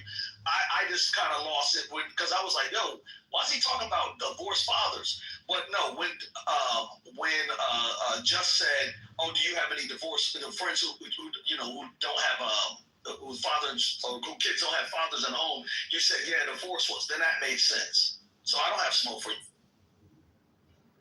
I was just saying, y'all use this statistic that doesn't have any, that has no depth to it. Like, okay, so that whatever the percentage is, don't leave in the house with their kids. That does not mean that they're not good fathers or they don't have a relationship. Here's the depth to it. So it is apparently about 47% nationwide in terms of black fathers, but 77% in DC.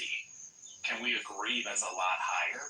And maybe that does play some sort of role, or you all think that's unimportant and it has no factor? So do you have the numbers of out of that 78%? That's what it is. Denial. Hold on. Let me answer a question. So CEO, how many of those out of that 78% are fathers that are still actively involved, like very present in their children's lives? Or you don't have those numbers? I do not have those numbers. But and that's what I'm saying. So I bet you would be the same ratio as a 47%. Why would you bet that? Why would you bet that? Because that's how statistics typically work.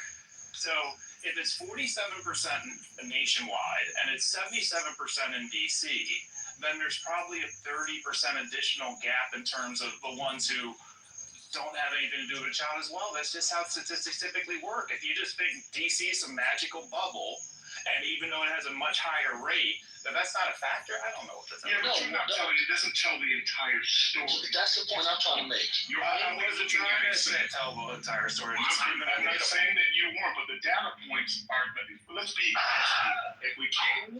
Because first of all, a mental patient is the one who raised this question. That's number one. Number two is that when you introduce this, it's meant to diminish black men in general, black people in general. It's meant. That's not why I bring it up. I'm not saying that that's why. I'm saying that the purpose for the stat. First of all, let's start from the very beginning. It's a Republican talking point that evolved out of conservative think tanks. That's where the bullshit came from, along with the disparities about Chicago and about Baltimore and about all the other states. So that's where it evolved from. That's where it started from. Number two, the reason why it gets raised is because people don't have the wherewithal and the information to be able to combat it. It starts to diminish black women, and black men. To suggest that they're not being responsible, that they're inherently irresponsible and not taking care of their children. That black women are being left 70% with black children, and black men are off doing God knows what and not taking care of their children. That stat does not speak. When you state it, it doesn't mean that is your intent. But even stating it in general is a reminder, and it speaks to people who don't have the information of the exact place where it started, CEO. That's my point. It doesn't give full context. It's meant to diminish. So when you say it without context, that's what it does. Yeah, and that's the point. That's the thing. You led with 78%, but you didn't give the real true number on how, like what's the breakdown of that? Okay, if 78% is the number in DC, what's the percentage of those fathers that are still present in their child's lives? If that number is 46, if you said that it pans out to what it may be either nationally or just in other regions, then state that number. Don't state the number that's meant to just make black men look like that they're just out here just being complete deadbeats. The number is to suggest that there is something unique going on in DC that is different than the average of the rest of the country. Is there something wrong with stating that? Yeah, because why would it be? What's unique? I don't know. The only thing unique about DC is that it's a black place. No, unemployment rates are higher than other places. Okay, that could be a factor. There you go. That could be a factor. That could be a factor. But one way to go about it is, opposed to just arbitrarily debating about it, is maybe lifting up the hood and figuring out why. Yeah, right. Well, that could be a useful exercise. Well, you're right. It's not even driving the conversation.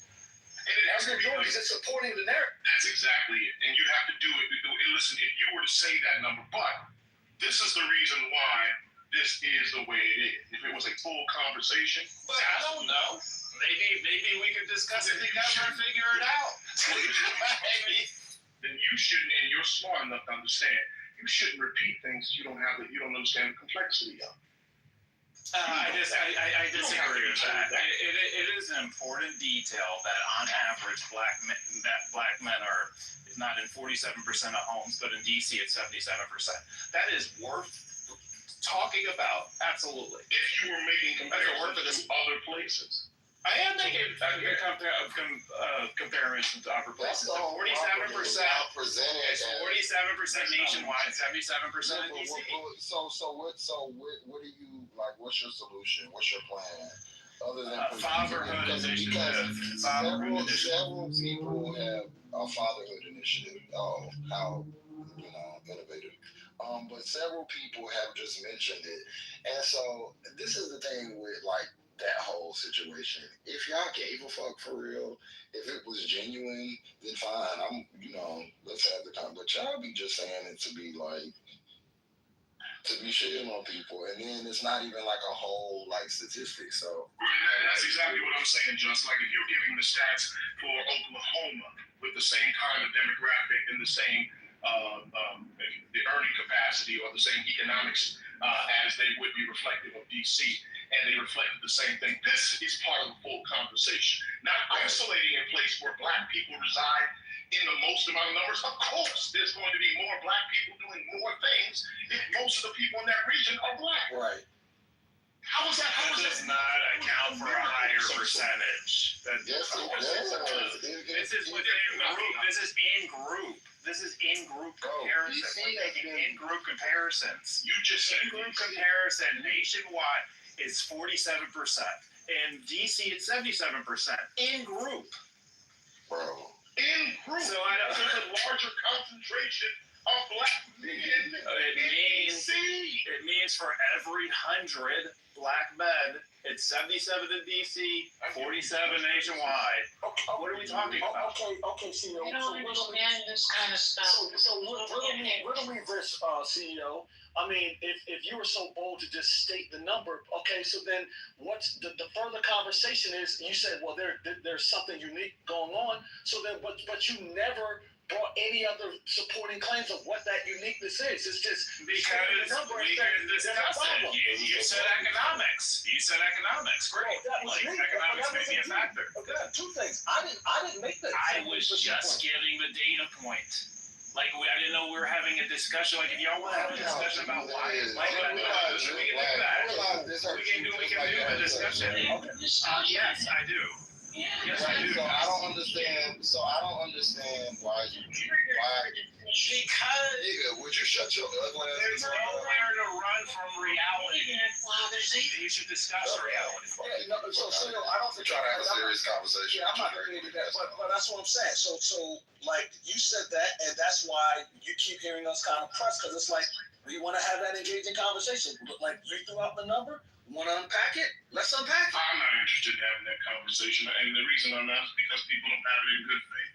It's stupid, just like it started out in this conversation. It was in good faith, but yeah, right. But it's not in good faith, especially and then to try to act as if people shouldn't, like the blanket number should just spark conversation. The conversation's been had ad nauseum. The conversation's been had on a regular basis, and the general consensus is when you have that conversation, it's not being had in full. It's not being discussed in full because the point of it, my original point, is to diminish black men and black women and their roles and responsibility in their children's lives. That's the point of it. So to start the conversation with that, and only that, means that you're also going to not trigger people, but it's going to elicit the response that we're getting. Unless it's being discussed in good faith, how it's introduced makes a big difference. Hey, guys, let's break down this Republican talking point. We can acknowledge that it's nonsense out of the gate, but let's talk about what's built into this. That's a good faith conversation, not one that's being introduced by a person who sounds like Janice from the fucking Muppets every time they come on the fucking app. That's what we're talking about. Okay, well, all right. So why not just say that and let's have the conversation? Because that wasn't the original conversation. It was introduced by someone being disingenuous. That's all. Okay.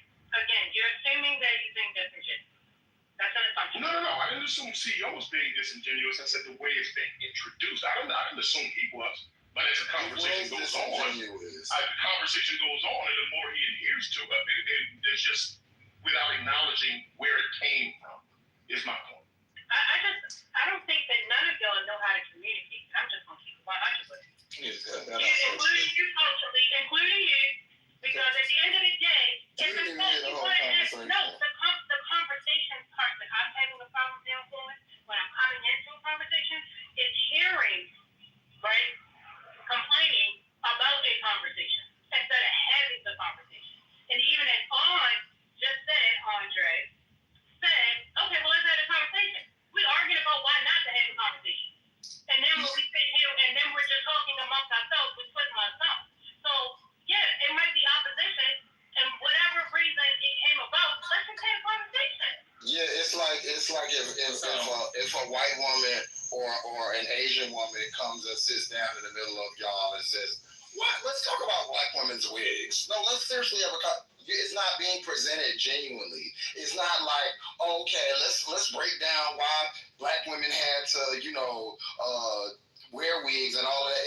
You're bringing it up to be funny. First off, Point brought it up to be fucking funny, so we can have the conversation. But we gave you the stats. You're talking about a city that is black, a city that is expensive, and a city that has been hit with several different things. Crack and heroin being two of the most major things. So if you want to talk about why it's like that, then we can have that conversation.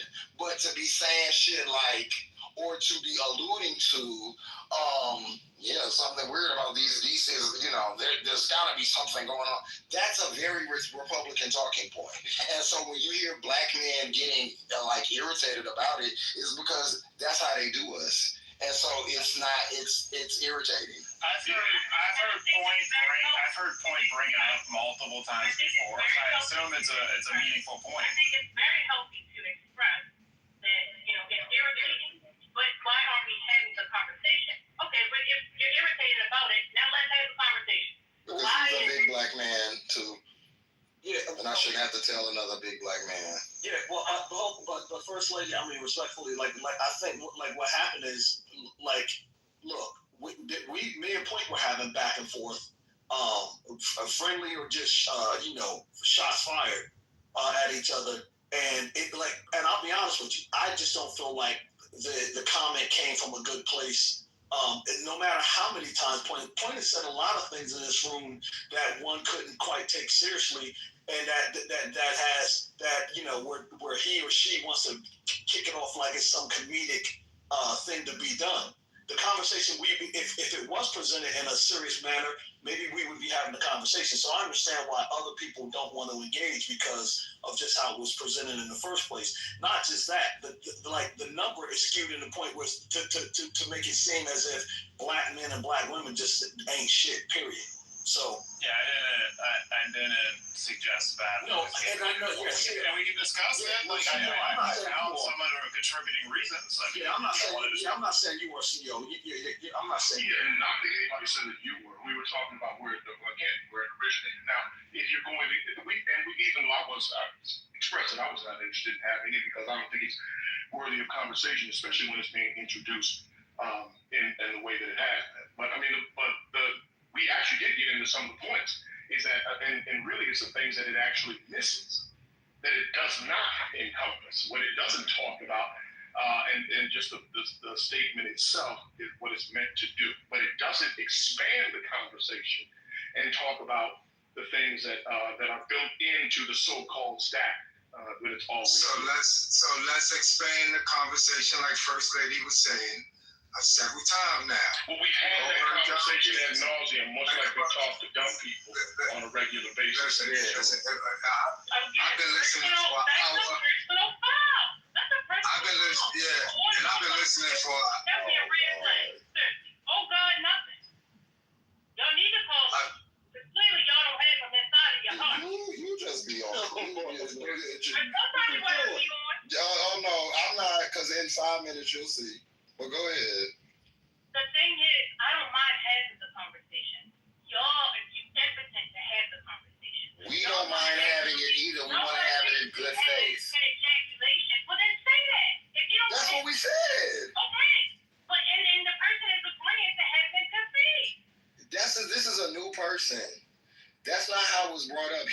she brought it up trying to be funny, or whoever. But we already know. About point. Point. I mean, y'all can't get triggered by point. Because point is crazy. It's a three-legged dog. Well, I don't have a problem with having proper conversation. I'm triggered by point. The problem I have is is what kind of conversation are we having? Like if we're having one in jest, that's different. If we're having one serious thing, then he shouldn't be the point of that. I'm responding to Andre when Andre said, well, let's have the conversation. And then I heard people say, I heard you specifically say, no, I don't want to have the conversation. Yeah, I just thought it was pointless. Yeah, I get it. Because I said that because of the way it was introduced, and discussing it is offensive. It almost feels like an explanation of sorts. And we've had the conversation again ad nauseum. But the point is, if we're having a conversation, well, that's what social audio on the stage. No, you're right. But having a conversation, but what kind of conversation are we having? No. Why don't we ask Andre? Well, no. I wasn't asking you. I'm asking in general. Okay. Can you answer this? Well, no. Listen, so First Lady, I agree with him. When I even made the statement, I was like, yo, if it's coming from a place of like honesty and a good place, then let's have the conversation. But to Quinn's point, this was all posed not coming from an honest place so that we could have a conversation. It was somebody out here just, being performative, trying to make a point. That was it. So, like, I can agree why people don't want to have the conversation. Let me ask you a question on, because I think everybody on this app know Point, is a jokester, and she does what she does. She's been doing it for years. Hold on. One second, Point. One second, Point. One second, Point. Can you hear? Are you okay? He was sitting there talking. What's going on? So what the conversation was initially talking about DC, and like Point said, she called him the orange Cheeto, whatever the case may be. And she spoke about two things that's pivotal in DC. One being the fact that Trump released National Guards in DC, and the other being a statistical fact that 77% of households in DC, black families, have no fathers in them, right? There was 2 points. So I don't understand when y'all was like, oh, it wasn't brought up in good faith. She literally prefaced the statement by saying there's 2 things going on in DC at the same time. So now for the last 5 or 10 minutes, CEO has been saying, and I haven't heard any of y'all say CEO brought it up, not in good faith. He has been saying for the last 10 minutes, let's have the conversation. And all y'all keep saying is, oh, it wasn't brought up in good faith. Well, the conversation should be had right now. The statistics are out there. It's 40%, 46% nationwide, 77% in DC, 60% of households are single-parent households are black, and 22% are white. That's the stats. Now, can we discuss and break that down? We don't want to hear what y'all thought about what Point said or none of that. We just want to get into the meat and potatoes of why the homeless, the homes in DC, the fatherless homes in DC are the way they are. Y'all are black. Y'all tell us. Y'all are black too. We're not. We none of us. Hold on. I'm responding to that. So y'all, the reason why people are saying this in bad faith, because y'all are black too, and all of y'all is fathers, but none of us father no kids in DC. So how we know it's just as much as y'all know. Yeah, but I hear what you're saying. We don't. Hold on. We don't live in DC. You're right. So, but the thing is, we're not triggered or we're not, taken aback by having the conversation. Like, as a black man, I don't feel offended that we discussing why 77% of homes are fatherless. Like, I don't know what it is to be offended about. Nobody has said it was and I understand the human race to know that black people are not this alien form that we just do things that no one else does. I understand the history of America, and I understand, more importantly, the history of DC and its black history. So I understand all those components. And then on top of that, I understand math at a pivotal level. So I understand why all of these things go on, and I care about being black, and I don't want to when someone says something bad about the people that look like me, I don't just go, oh yeah, we are I don't do that. So when we have these conversations, I don't have a problem with having them. But when people present them as 77% of black fathers aren't in the home, okay, that's just a corner of the spectrum. Are the dads? Do they come and get them? Do they co-parent? That doesn't say anything about fathers. That just says they don't live there. Well, let me give one of the data points, which is interesting. All right, so wait a minute, hold on. And we acknowledge that was a good point. That was a good point. Because the statistics don't show that. It might say that their fathers aren't in the home, but that doesn't mean that they're not being a father to the child. That is a very valid point. It's a very valid point.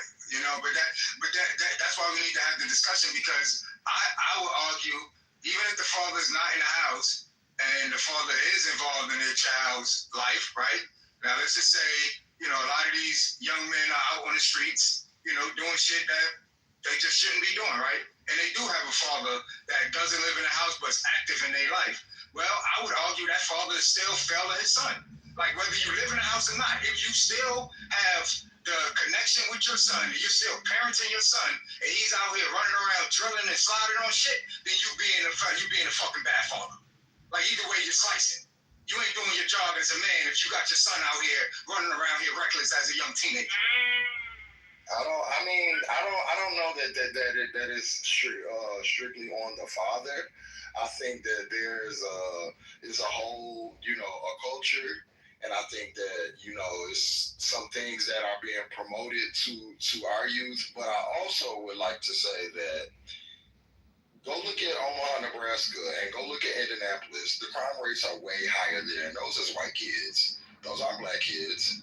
So if we're going to talk about crime, we're going to talk about why YNs is wilding out. We got to talk about why YWs, why I's, why, A's, why everybody wilding out. What's going on? So Jess, are we saying, and you said this, I just want to, before I go check it out, you said that the crime rate in Omaha, Nebraska is higher than the crime rate in Washington, D.C.? Is that what I heard you say? Omaha, Nebraska, I think Indianapolis, and there's one other, they all Republican cities. While DC's crime rate, DC has always been it's always had crime. Like, that's just DC. If you know anything about DC, it's been like that. But over the years, DC's crime rate has gone down 30%. And if you know DC in the 90s or the early 2000s and you go there now, you know it's different. Same with New York. Meanwhile, while it's going down 30%, Omaha, Nebraska, and Indianapolis have jumped up 30%. And these are Republican-ran cities, so it doesn't make sense. If you're going to do it, if you're saying that it's fine, because I agree, look, my shit, I'm a car person. My car has been stolen, broken into. Get these motherfuckers off the street. I agree with it. But send them to all these fucking cities. Send them to where they're needed most. Why are you sending National Guard to, DC should be down the list. They should be in Indianapolis first. Get them YNs and them YWs there, and then go to the place where, don't just go to the black cities that you know that black people go to, like DC, like Chicago, like Atlanta. Those are the only cities he's talking about. Baltimore, all those places. So Jess, Pro, wait a minute. Okay. CEO been trying to get in. I didn't hear from CEO. Gus has made a lot of good points. Yeah, he has. And there's one point that has nothing to do with race in terms of why the fatherhood rate is so high in DC. So 69% of adults living in DC are unmarried. That's compared to 49% nationwide. So there's just something about the lifestyle people choose in DC that is different from the rest of the country as well. Oh, Lord. Okay. So I would like to bring up, that's not a race-based thing. Okay, but that doesn't help. It helps explain some of the numbers. It doesn't explain anything. We're talking about the problem. What I heard, and I could be wrong, I heard you personally say, I think it was you said that the reason why it is the way it is in DC is because the father's at home. Did you make that claim? said that was a factor, not the driving factor. Point said that was one of the two reasons. I don't think that's one of the top two reasons. Okay, but then you further down by doubling down and saying, well, you know, these people are living differently than the other people outside of the United States. Like, come on, like we're trying to come together now. What's going on? Yeah, so the obviously the stats are skewed in a way, and it's a lot of variables. You got to add context to it, because even when he says 69% of the households are unmarried, right? So that could be the determining factor to say that 69% of the households are fatherless. But we all know there's a lot of people that's not married but still live together, right? So a father can actually be in a house, but that household could be deemed as fatherless just because the parents aren't married. So there's, it's a lot of context to it. But I wanted to go back to the cities, and a lot of things is why is Trump targeting certain these cities? So I just Googled, not just Googled, but I'm going back to something I've been checked out. It's the top 10 most violent cities in the U.S. for 2025, right? You got Memphis, Tennessee, St. Louis, Missouri, Detroit, Michigan, Baltimore, Maryland, Cleveland, Ohio, Little Rock, Arkansas, New Orleans, Louisiana, Birmingham, Alabama, Kansas City, Missouri, and Oakland, California.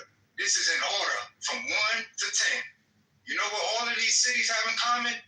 They are all Democratic cities. Every last one. Longer than that. You want me to tell you the mayor's name and their political party? Because I can run that. Just go ahead and finish saying what you said, sir. So every last one of those cities, the top 10 worst cities in America, are all Democratic ran cities. Every last one of them. So when we talk about why is he targeting these communities, why is he targeting these communities are the fucking worst communities in America. Why wouldn't you target the worst communities in America when you're a president that's running your shit on law and order? Like, whether we subscribe to it, whether you agree with it or not, we know when he ran this campaign on, we know what he was going to do, we know what he stood for, he said he's going to be hard on crime. So if you're going to be hard on crime, wouldn't you go to the 10 worst cities first? Like, that, come on, some of this shit is just like basic concepts. None of the cities you said is the city he's not. I didn't say DC, but DC is the capital. He's starting off.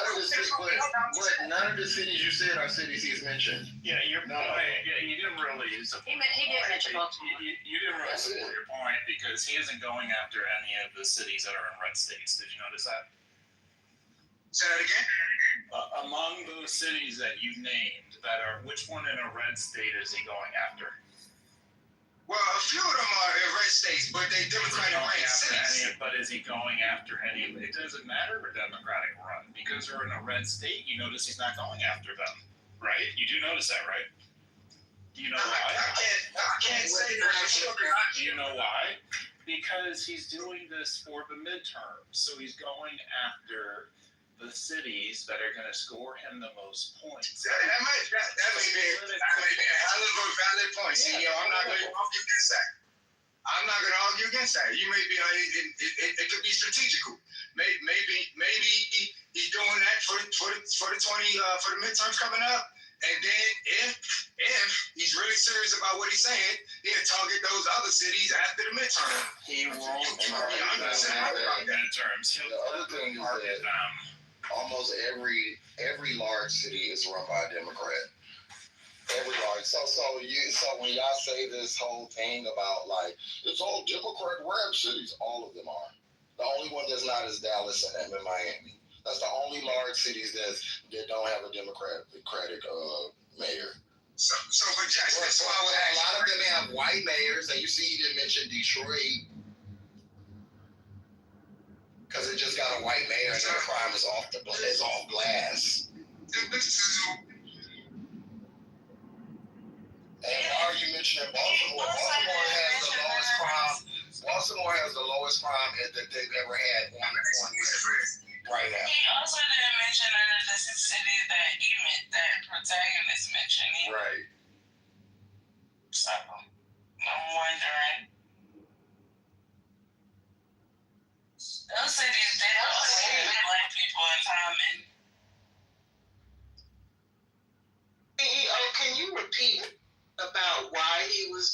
asking how.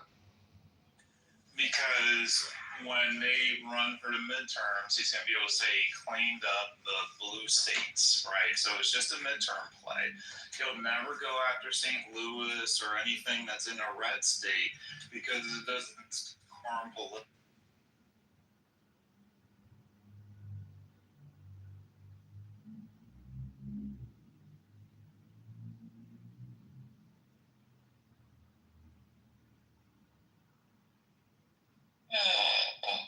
It's interesting.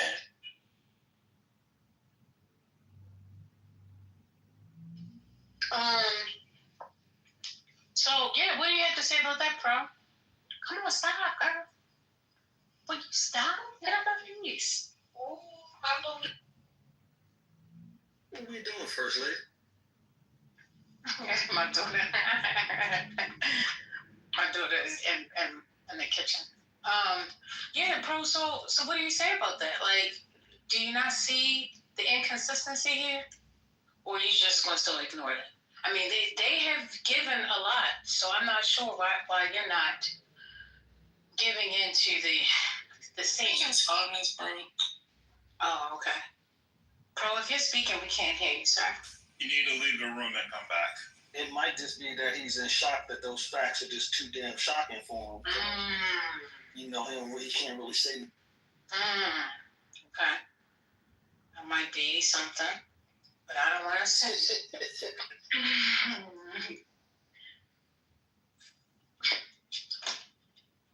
You know, at least I got a room up, right? Yeah.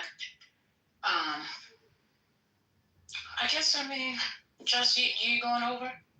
Is Just still here? I can't see. I just want to. Yeah, I'm gonna go over.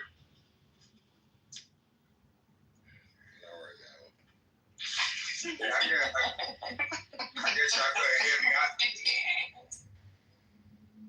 The iPad, I don't know. I couldn't hear y'all either, so I don't know. I don't even know if y'all heard the last thing I said. But one thing about Trump, this whole term that's even different than his first term, is everything he does is hyper political or for his pocket, like 100%. Well, we mentioned that all of those cities that you mentioned were not only Democratic cities, but they were heavily Black cities. That's number one. We also mentioned that those said cities were in Republican states. That's number two. And we also mentioned that those cities that you mentioned weren't the cities that he mentioned. He meaning Trump. I don't know if you heard that part, but that's what we were talking about. No, I didn't hear that, but I wasn't bringing the cities up to say that Trump was talking about those cities. He was just, I think, just had mentioned something about Omaha, Nebraska, different cities saying that the crime rate was higher. So when I looked at is the top 10, worst crime cities in America, and I was reading off that list of what came up. That had nothing to do with Trump. I just was listening to top 10 cities. Did they have a gear to it? Chicago in the top 10, but He was going off 2025 so far. I know the list. Yeah, 2025. Chicago's back up there. Yeah, so that's only for this year so far. Correct. I was just concerned. Chicago is not up there, you said? No, Chicago's done it. Chicago's not up there. Yeah. Oh, but Trump mentioned Chicago. And did. because it's a blue state, a Black mayor. Well, let's be honest. Like, No. Let's deal with that right there. I'm about to deal with it. Like, wait a minute, hold up. Let's make sure we got all the facts and we agree on the facts. Okay? I just want to make sure. You gave the list of the 10 states or cities that have the highest crime rate. Is that correct, sir? Yes. Okay. And if I'm not mistaken, Chicago was not on there. Is that correct? Correct. Okay. All right. Go ahead. I'll listen to it. So I'm saying Chicago could potentially been mentioned because of how Chicago have been. So as of 2025, it's not top 10, but as of previous years, Chicago is definitely in the top 10. And we've seen Chicago drop, we've seen 600, 700 bodies in 1 year in Chicago. Like this has been going on since Obama was in office. I have a formula. I just want to give a formula real quick. So here is a formula. It's B plus B plus B equals National Guard. And here's what I mean by that. It is black mayor plus black population plus blue state equals National Guard. Can you find an instance that isn't in that equation? I definitely can't tell you off the top of my head, but I do some research. I'll let you know if you're 100% correct or not. What? Okay, so but for the sake of argument, since we're here, because we don't normally get a chance to, have a long conversation with you for whatever reason, but I appreciate the dialogue today. And let's say that his formula is the case. What say you then?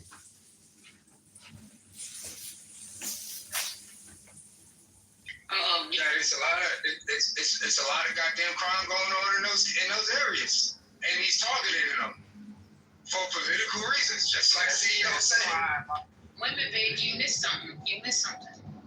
I'm talking about the fact that we have a formula, right?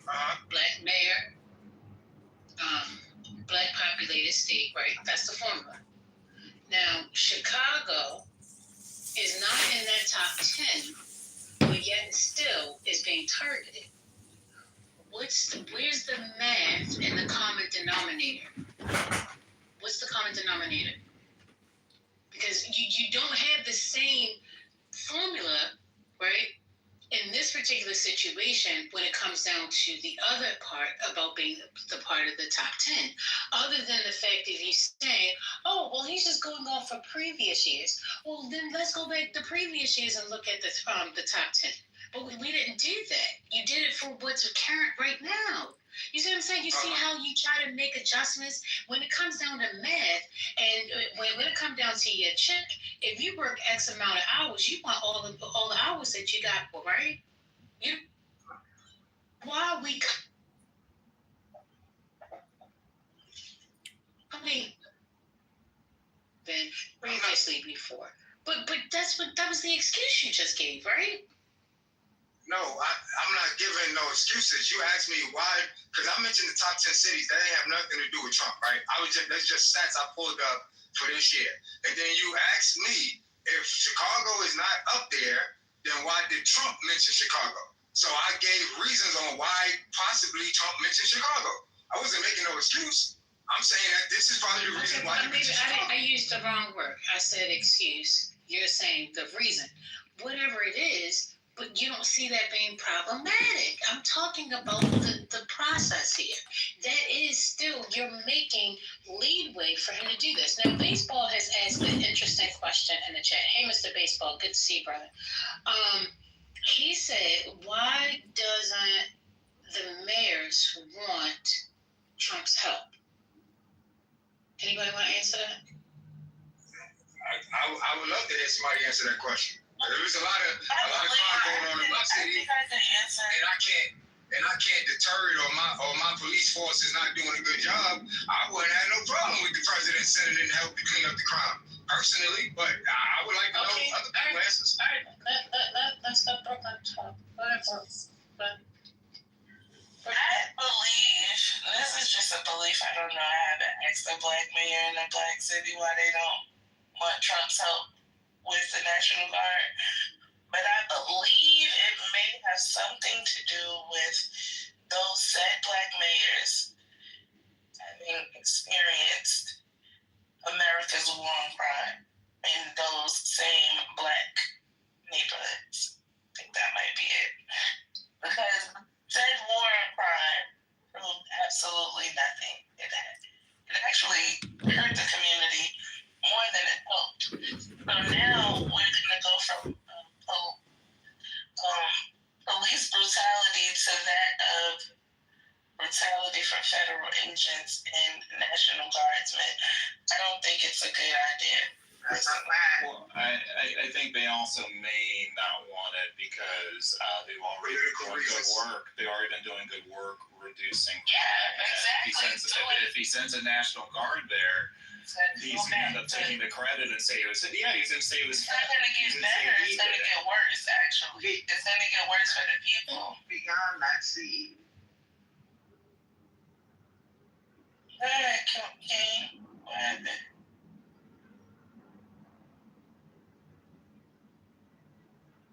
So CEO, Yes. you said that Trump do things for political reasons and for the primary and so on and so forth. And I concede to that. I would say that most politicians do things for political reasons, have some type of political aspiration before. He's also doing this to get us away from him being president. Hold on. CEO. So my question to you is, with that being said, do you think that maybe these black mayors don't want Trump to come in there because if Trump come in there and actually stop and prevent crime and it drop drastically, that can hurt them in the primary because now Trump would be looked at like the savior or the hero that cleaned up their communities. So is that possible that they don't want him to come in there because they don't want him to possibly do a good job and get any credit for it? Well, I'll just say I don't think that's the reason for the Baltimore mayor. So I haven't looked at the statements enough of the other mayors, but I will say with confidence that is not the case with the Baltimore. Yeah. Can I be heard? Yes, I can hear you. You keep cutting off, but we can hear you when you do not cut off. Keep muting my mic. It might be messed up. You might need to leave and come back in.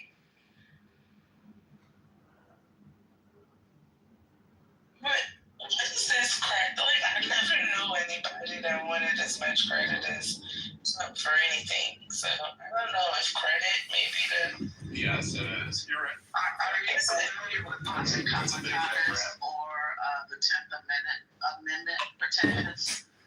What the hell? We can hear you now, King. Protagonists, are you familiar with Posse Comitatus and the 10th Amendment?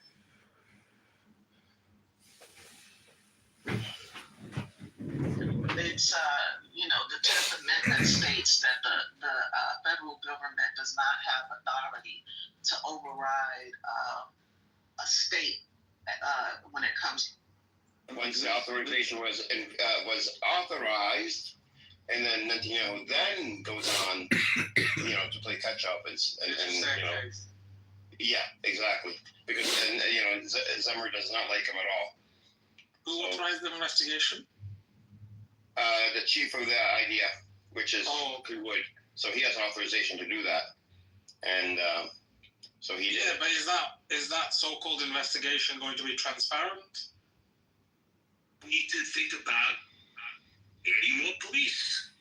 We need to think about what we're doing. We give a lot of money to Ukraine. We give a lot of money to a lot of different people. So maybe we need to give more money to our police departments in our municipalities. That's a good point. That's a good point. They should get paid more, right? And you said that they probably welcome the guard.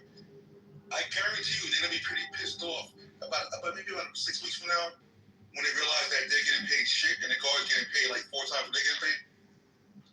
I'll tell you what it shows when the National Guard leaves and the crime still is rampant in Washington, D.C. and people are complaining. It proves the point I think that the Republicans want to prove, and that is that the Democrats are too soft on crime and they don't have the competent leadership to be able to run the country. And I think that's the whole goal. It might be the opposite, because they're going to be putting these band-aids that are going to open up and bleed again after they leave it, and it's not really solving the fucking problem. So it's going to look bad on the Republicans. All right, they don't know how to fucking solve the problem. They just throw troops at it, and then they don't know that it's not even a long-term solution. So they're not even thinking end game. If the murders already went to zero, you already see the results. of the Republican implementation, right? So